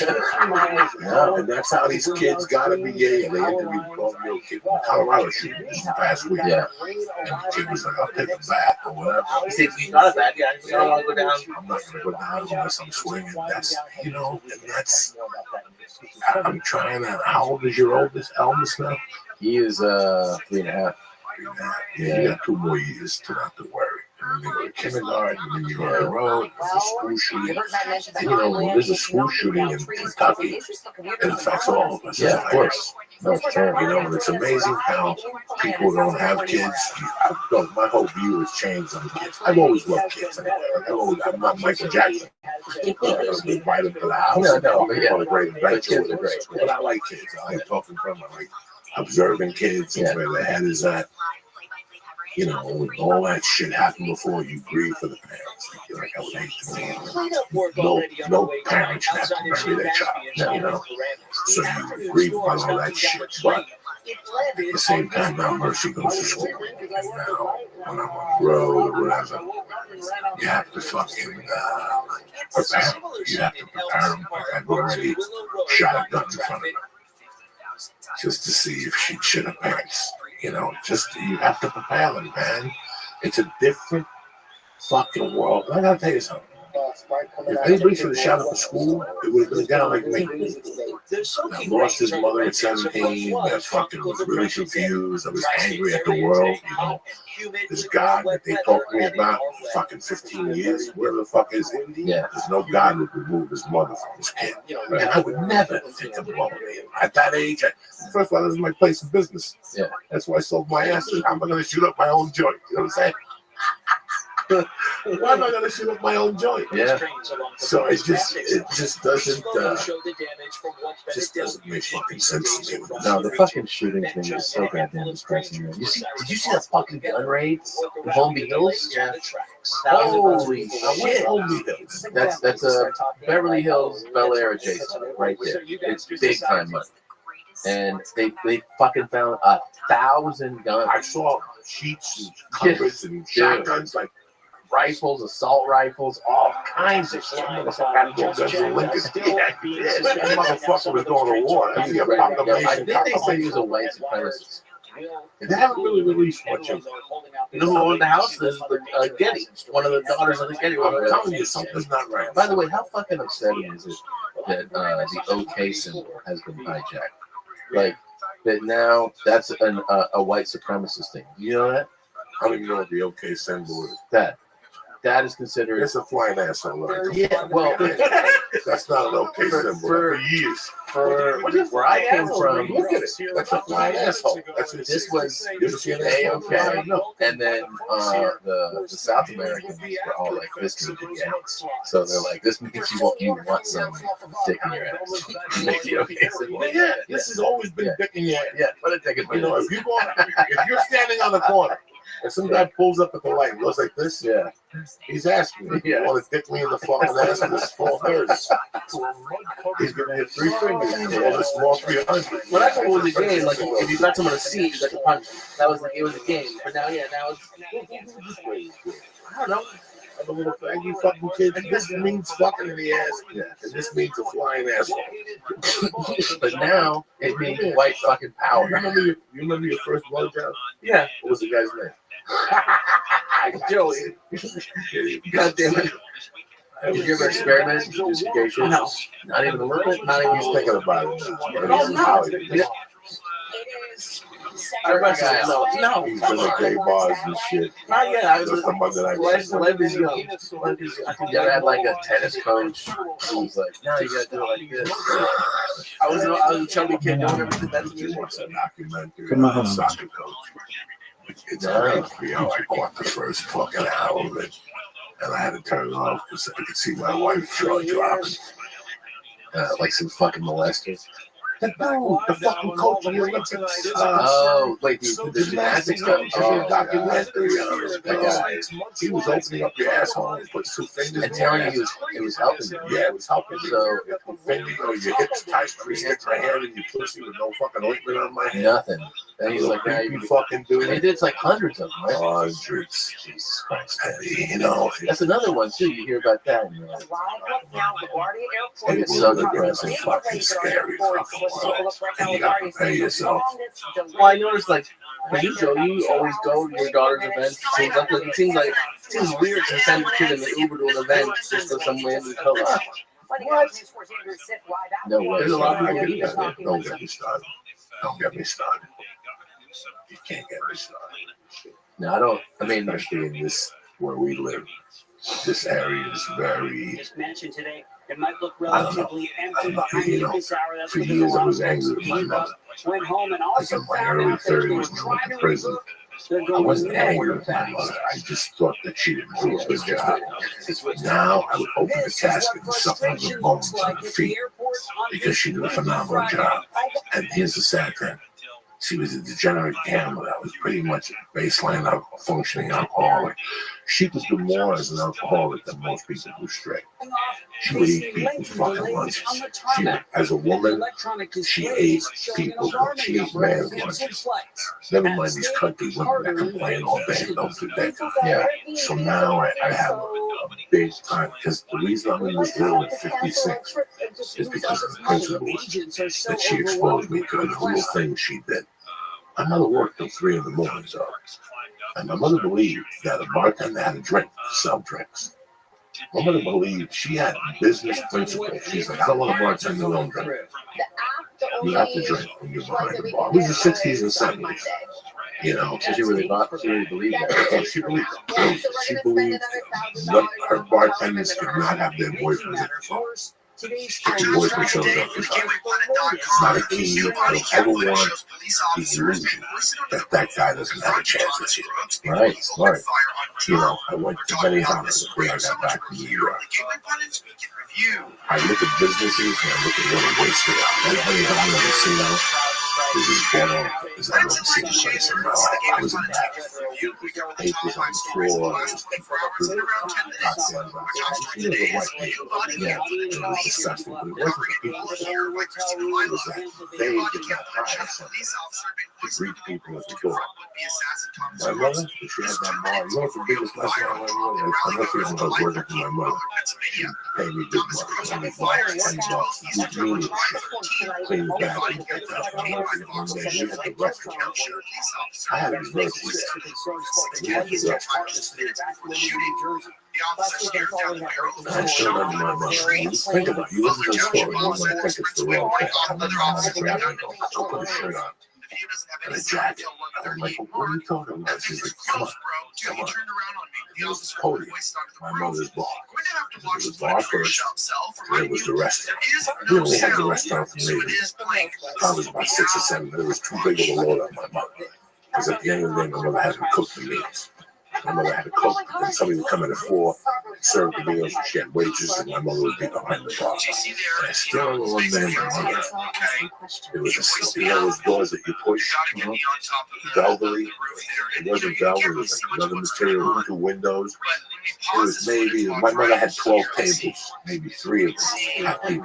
I was about 6. So August at some point here, a couple the pulled up. the Bar had like 15 people at the bar. 2 people pulled up. He was freaked out. Oh, you young. Took me to Major D. And they were goofing on me. I go, let me see you. I'll never forget. My mother was busy. What happened to those 2 people? No, he's running around the I bar sat telling them. the other She said, officers, you telling weren't them supposed to what's see going them. on as you You're skip supposed to through see the them at the information. bar. I got to get up You for can 2 see them and drinks. then take their So I see everybody in my restaurant on campus. Empty. I got to get up for 2 drinks. This is a woman in 1969 telling me this. Yeah. And me going, what the fuck are you talking about? Then she goes, where's that $10? I took it out of my hand. Took it out of my hand. She goes, you just paid for those 2 drinks. She walked away from me. And I cried. Fucking remember that lesson. Today, I remember that lesson. Yeah. So, I didn't know there could have been a guy there. I should have taken me and my daughter. Oh, you don't want to get too young? Taking my daughter, taking my wife to the bar and offering her a drink.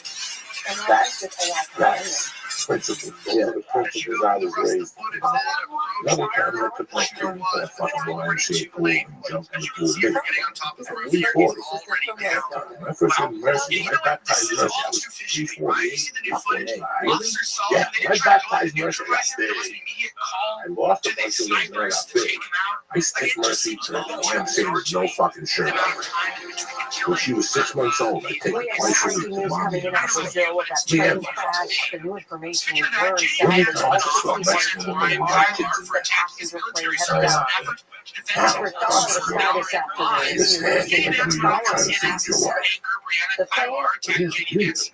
your wife and you were there. Oh, right. Tweet. And the kids in the pool, right? And then that Mexican woman, barely fucking speaks. She's in the fucking dreamer. She's a dreamer. She's in the window. You know, wait to bring the rest of them in, you know what I'm saying? Yeah. And here you do it. What are the chances that that kid had no chance? You never built a bond. Yeah. I still remember fucking 2 feet of snow. Falling in New York City. I'm a Cuban kid, though. 2 feet of snow. But waking up my mother, reaching her alcohol, and getting dressed and pulling me down and fucking Amsterdam Avenue. You know, sledged with the rope, pulling back and forth for 2 hours. And I say, with a hangover. You know what gets you? You know what Murphy's chances are? Get me out of fucking 2 feet of snow with a hangover. The impact, 0. You know what I'm saying?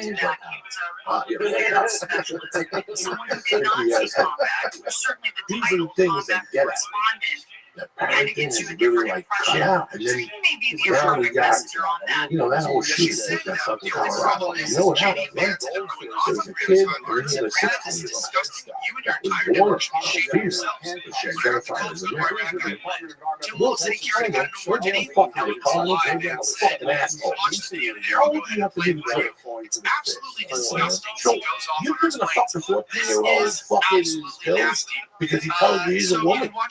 You're giving him fucking pills. It's happening every the mind is not even developed yet. I'm not a fucking genius. I'm not a fucking genius here.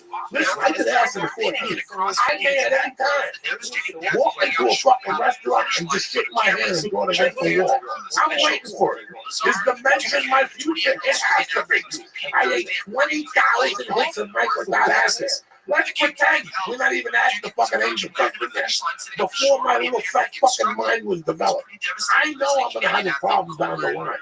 I'm not a psychiatrist. I didn't go to doctor school. I don't know what you're telling me giving a 12-year-old kid fucking kitty pills, tranny pills. You're going to give some kid tranny pills at 12 and not fuck up his little mind? You do not know that thing. The 16-year-old has to be his fucking mother because he's a fucking, he identifies as a fucking woman, but he's really a fucking man. If my kid comes to glory, Murphy comes home and says to me, I identify as a man, I will start smacking him. What the fuck? You know what I'm saying? I identify as a savage. I do check the box for fucking male. Okay? I identify as a savage. I rob people. I put people in trunks of cars. I don't give a fuck. I am a savage. I still want the box. Man, I like to put other. I'm a fucking savage fucking animal. But you know, how can you really? You know, how can you, Joey, here's your child. They're doing it to kids that are like 7 or 6. To give them titties? To do what? Yeah, to start. To do what? To transition. Like, I'm no fucking genius here, but I want you to think about this. Your little mind isn't even developed. Come back to the 24. Oh, you want to be a woman? Come back to the 24.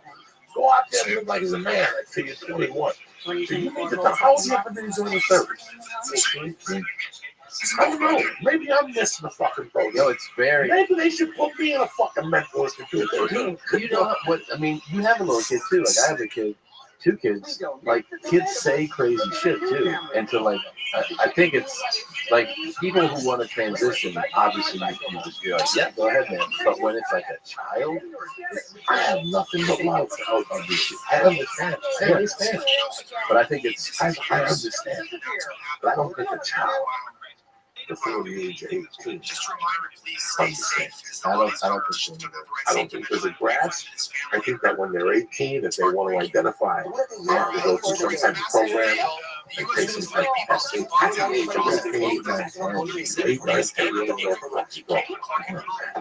what you're talking about. If you take a great look at your fucking life, you didn't have a clue at 21. You were just flapping your lips like, yeah, of course, you were just flapping. You were just picking up what people were saying at different fucking parties. Yeah, flapping. Look at that. Yeah, my one. Oh yeah, there you go. Okay. I thought it was just a microphone. Think of something for a week. Well, here's the thing, man. Think about if you do start transitioning at a really young age, and then you're like 25 or 30, and you're like, oh, fuck, like, I did it way too soon. Or even, you can be younger. You could be 19 and be like, why didn't you guys help me transition at 9 or 10? And then, you know, there's already evidence of that, of people who've done that and with suicide. Go look at the statistics. Transgender people and the journey of where it's going. Yeah. The rate of suicide death. Unhappiness. Being unhappy is a motherfucker. Totally, it makes you think. Yeah, I don't ever like being unhappy. I don't like it. I was unhappy for a long time. I know an age where I know what makes me happy. I know what makes me happy. I know what I want to do. Isn't that the best? It's 50%. It's nearly 14% of adolescents reported a previous suicide attempt. But then for people who go from female to male, it's 50.8%. And then from male to female, it's 41.8%. I don't know what I'm talking about. I'm a fucking idiot. These people's eyes. And this is what I live with. It's not about. It's common sense. Yeah, I would think so. It's fucking common sense. You have, you know, I love it when they show the governor or whatever dressing up like the KKK and putting blackface on at the age of 23. I hate to tell you, you're a fucking idiot at the age of 23. Definitely. Your first year of college, you're a fucking moron with eyeballs. I'm talking about everybody. I don't care what kind of degree you have. You have no life experience. You've been in a college, you've been in a dorm, you've been in whatever the fuck you have. Yeah, you know, this Friday night is always big. If I'm in town, there's no time. We leave at 6:30 to pick a restaurant, we take a ride. We're home by 9:30. It's no big deal. What about Sundays? You go out on Sundays? I know the policy. Sunday dinner with the family. Who goes out on Sundays? Who? No, who goes? What type of person goes out on a Sunday? Sunday what? Just a Sunday night. Well, A piece of shit. No. When you're a fucking professional, if you really want to swing things, you get your dick sucked, light your balls on fire, when you really want to party, it's Sunday and Thursday night. When I was doing coke, Sunday night's a good night to make a piece of ass because she's been saying no all weekend. Yeah. That's true. She's been saying no since Thursday. She's been holding out. She went to Chico LaRue's house and started blow. You got a Sunday. She's nice and soft. She's already taking 20 punches to the head. You know what I'm saying? She's already broke down with y'all. She's bound to say yes, okay? Couple fucking drinks, couple bluebirds, maybe a fucking sleeping pill. You get your dick sucked. You know, Thursday night, I never understood. When I was 18, I figured out not to go out on Friday nights. Before I left for Colorado, January of 1983, I was cutting. It was driving my friends crazy. They couldn't understand. What are you doing on Friday? You're up to something. What are you doing? Oh, game ball? Because I went out Thursday night. Got my dick sucked. Thursday, Friday nights, if I have it, just Thursday is the best. Thursday's the best when you get down. But back going to Sundays. Yeah, when you're partying, Sundays are good. But once you have a girlfriend and you start going steady with them or whatever, think about what this country was made of. Sunday, Friday, you know. 4 o'clock. I don't give a fuck. Unless somebody's giving you $1 million fucking dollars, I guarantee you look at statistics of people who get together. How long the family stays together. It just makes sense. I never had a family. For years, I ignored this poor girl. For the first 3 years I dated this poor girl, I was never home. Really? Never home. I didn't want to come home because I was a fucking addict. I was telling my wife the other night, if I still smarted coke, I'd be on the road every weekend. Every week. Fuck the podcast. I'd just be on the road every weekend. Why not? The party would start on fucking Wednesday. The perfect fucking the road. If you're an addict and you want to keep it quiet, the road's the way to do it. I mean, eventually you're going to make mistakes and buy an ounce of coke from an undercover agent. Or you're going to get herpes and you're going to look like Mitch Hedberg. Eventually it's going to happen. Bird, yeah. Bird, poor Bird. Leave Bird alone. He's lifting weights with one arm. That little Chinese kid with a camera. He's walking around Belgium and shit like that. I having a good time. I saw him last week. Got so fat with Chinese. I didn't even know it was Bird. I thought it was a fat I thought it was a fat Chinaman and shit. And I looked and it was Bird with some kid. That alcohol's getting to it. His fucking head is swollen from those Budweiser. That fucking Vito's vodka. He's all red. Oh no, he's a mess. He's a mess. I thought he was a fat chick. I saw him on Bird.com. And who was the fat chick? Let's do weights with some skinny fucking kids. Unbelievable. He's back, right? He's back. Yeah. He's rested. He got back last night, like 2 in the morning. Yeah. You saw him on Instagram? Oh, God forbid he don't tweet about himself. He's on there all fucking day, following He's himself. like a fucking fifth grade. Unbelievable. I'm over here now. I'm buying a shirt. He was at a bar. He made a video from the bar the other day. It's just hilarious. Oh, hanging out with people? Yeah, he's fucking hilarious. He really is. And he would walk. That is my nightmare, though. He'll tell the audience, like, let's go to this bar. The audience. And then he'll go party with the audience. Christmas night. That I could get into. That I could get into. All over these reach at Denny's. 3,000 Mexicans. He bought Christmas night. He does those Christmas day shows. Does he really? Everybody, right? Everybody. He's a savage, though. He fucking goes. He must do 280 shows a year. Still, more. Like I'm saying, Gabe has no show at all. She was tweeting last night. Yeah. Fuck all you motherfuckers. Last week, so like, he sold out the whole stuff. The fishing poles, they just had fishing poles everywhere. They show us the boat was docked. What's the Alaska show? Yeah, he sold over. I believe it. Yeah, he tweeted last night. Comics are missing out. But he never slows down. Gabe goes hard, man. Gabe goes hard. And he obviously it works. I'm not saying he shouldn't. I'm just saying that but he started at an age. No Twitter. Yeah. And built that following. This, I'm the Twitter Facebook guy. 10,000. 10,000 in Alaska? Yeah. Fuck, man. That's crazy. One guy, you look at these old bands. Like I told you one time about Aerosmith. Take Aerosmith, for example. You know how hard it was to break out of Boston?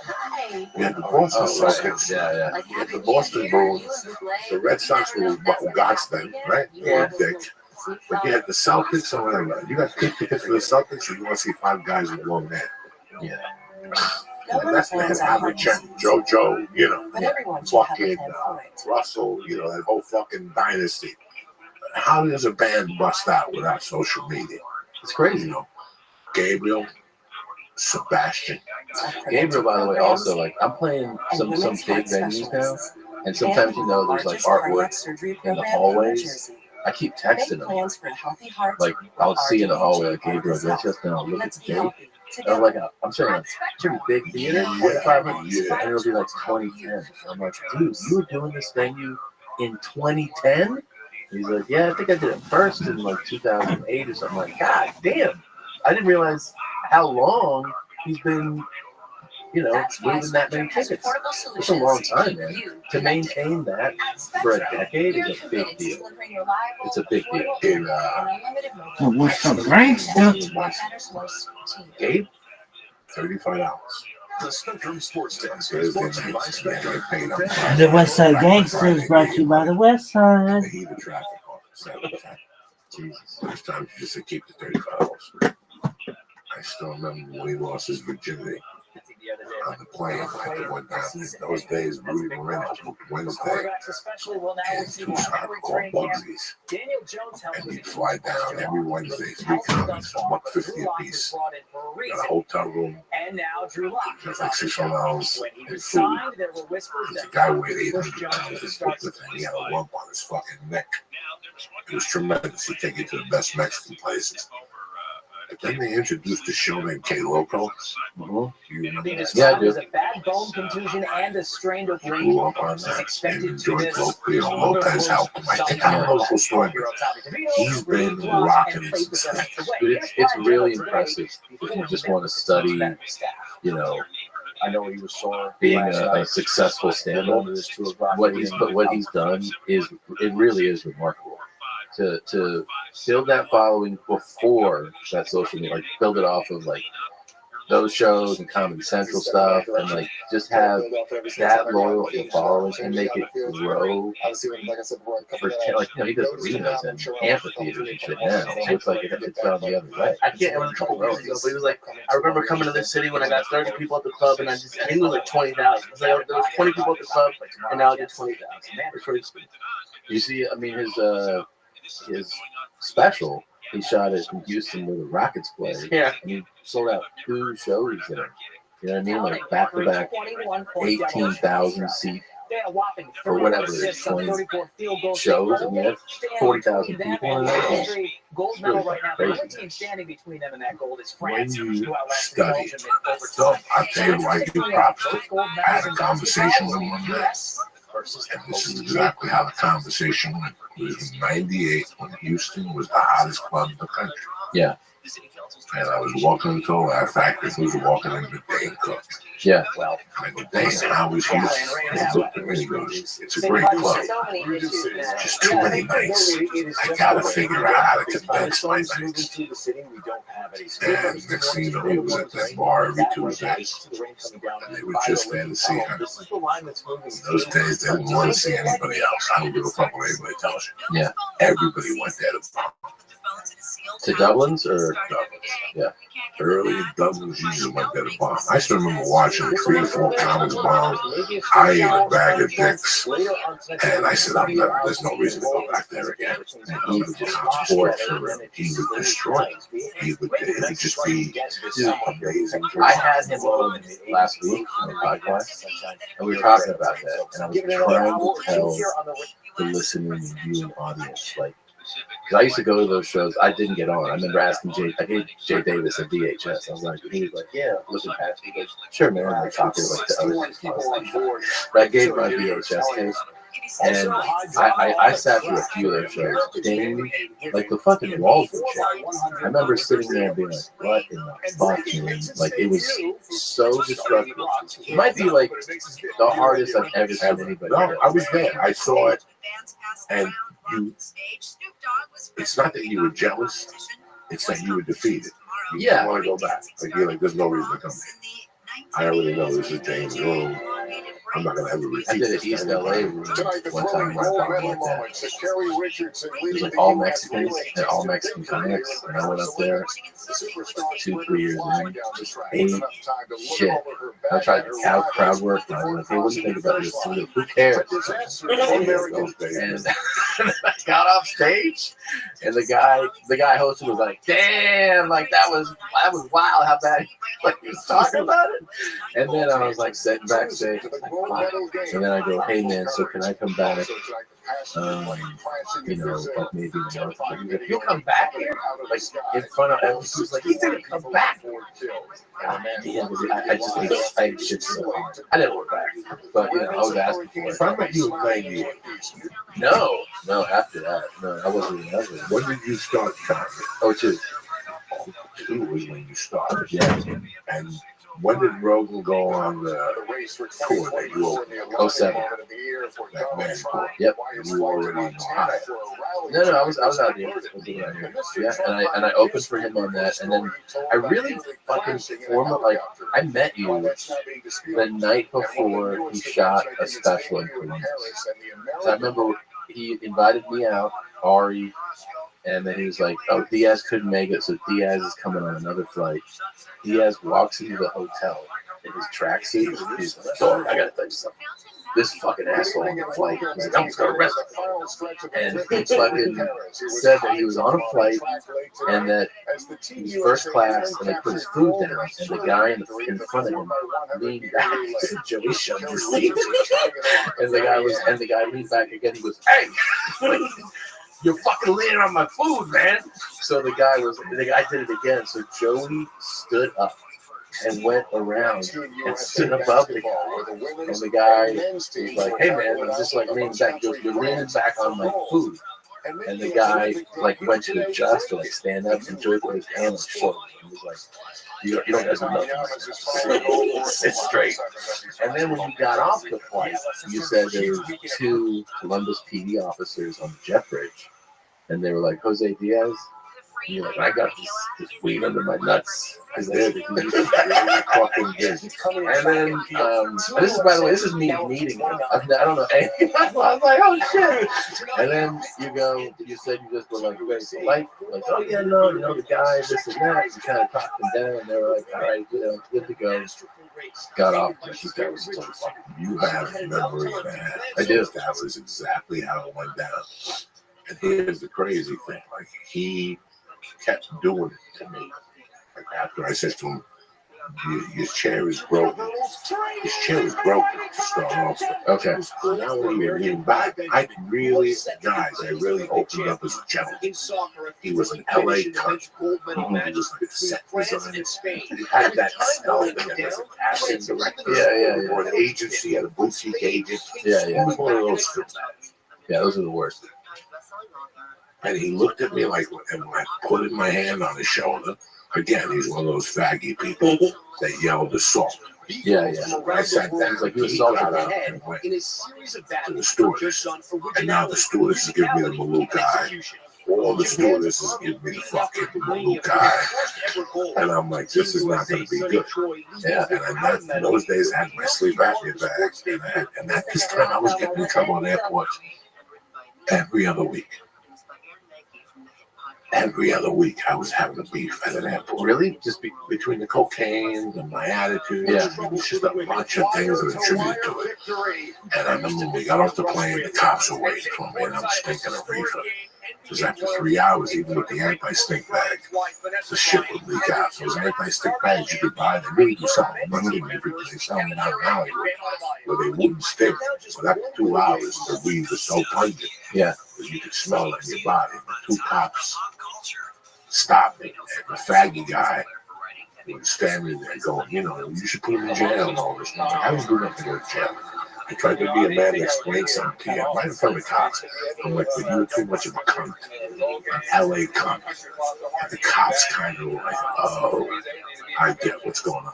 Because they're blue collar guys. So we walked away and they held me there so we couldn't get the luggage together. And that was it. But there's a guy.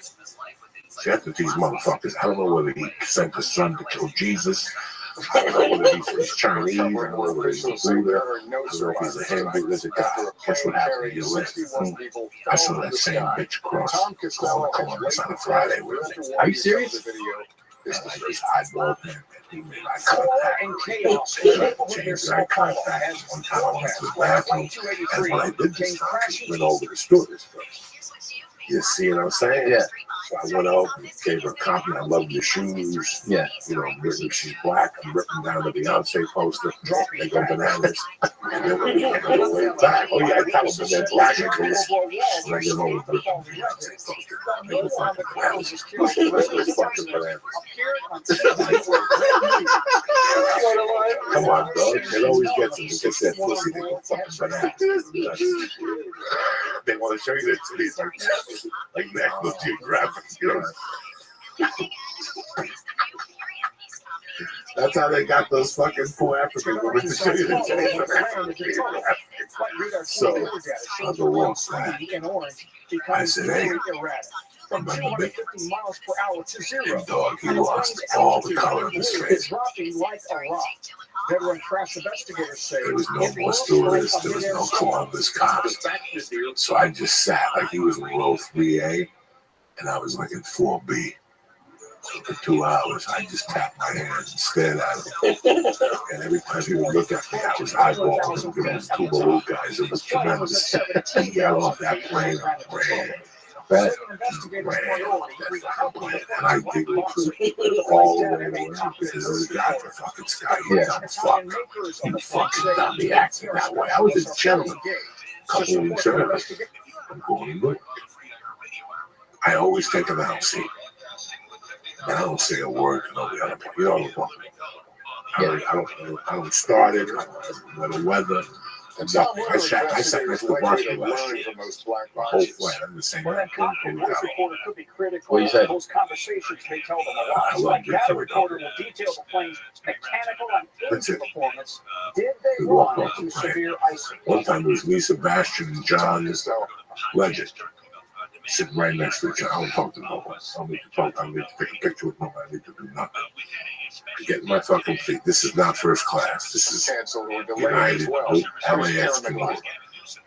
I'm sitting there. Plane lands. The plane's about to land. And I take my phone out.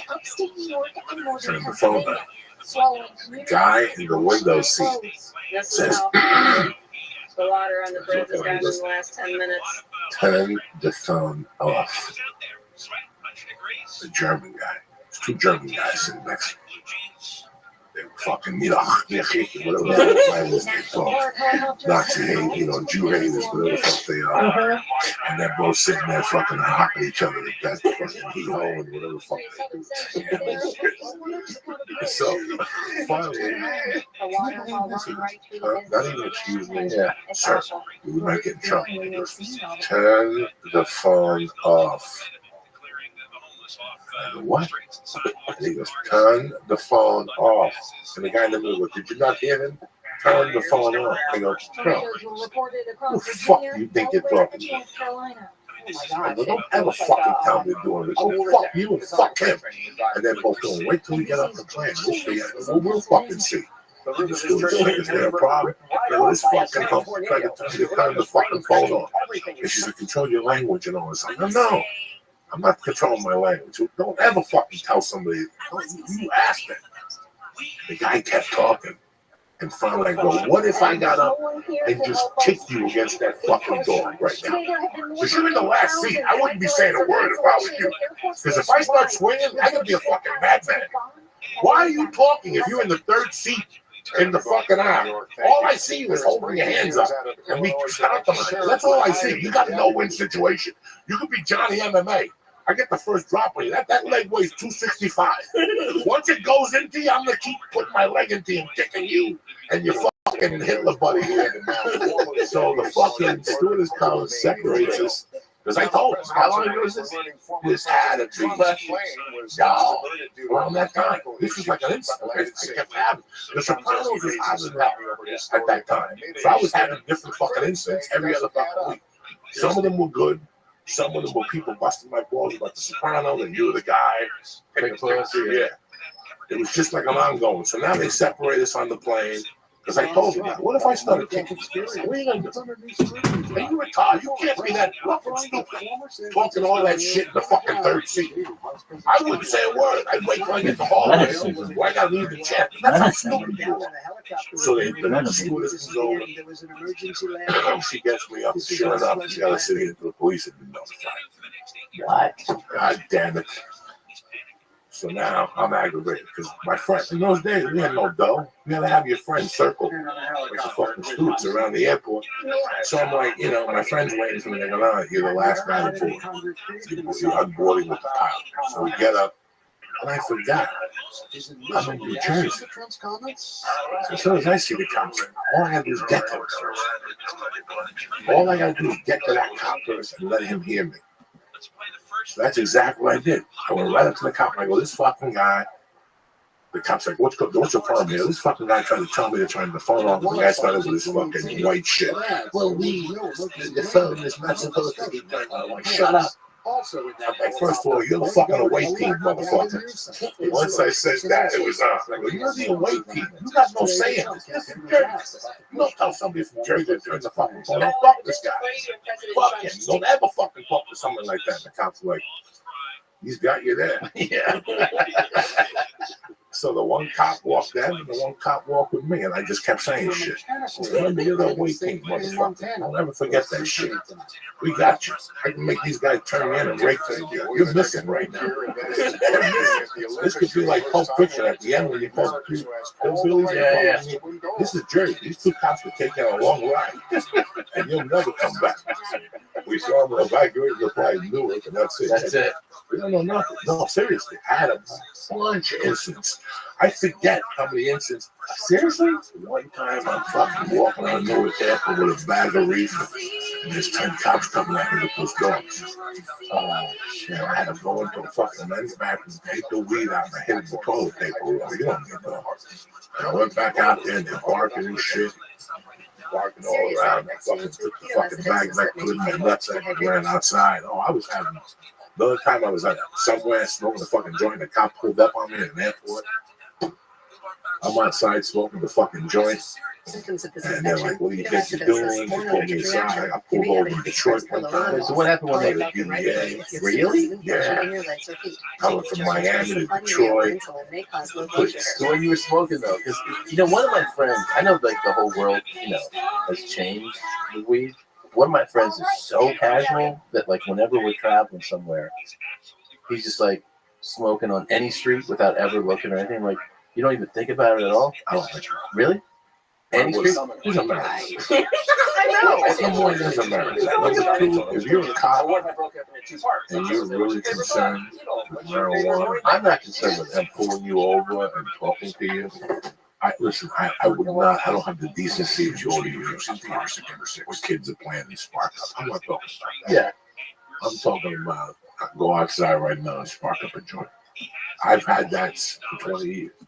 You always were like before the law, before the fucking paper. What did that cop say to you? What are you smoking? And you're like, a little weed. I get anxious at airports and go by and just turn it off and throw it away. That's it. Just be honest with them. Don't show them a fucking weed shirt. Don't tell them about your Fourth Amendment. Have liberty. Mind your business. Just tell them the truth. But did you always like? If someone was like that to me on a plane, I would have anxiety about yelling. I want to yell at them, and I would think about what I wanted to say, but I would never go back. No, I'm an adult. I do not say that shit. There's a way to speak to people. You can't tell somebody to test the fucking phone. You can't fucking do. You say, excuse me, sir.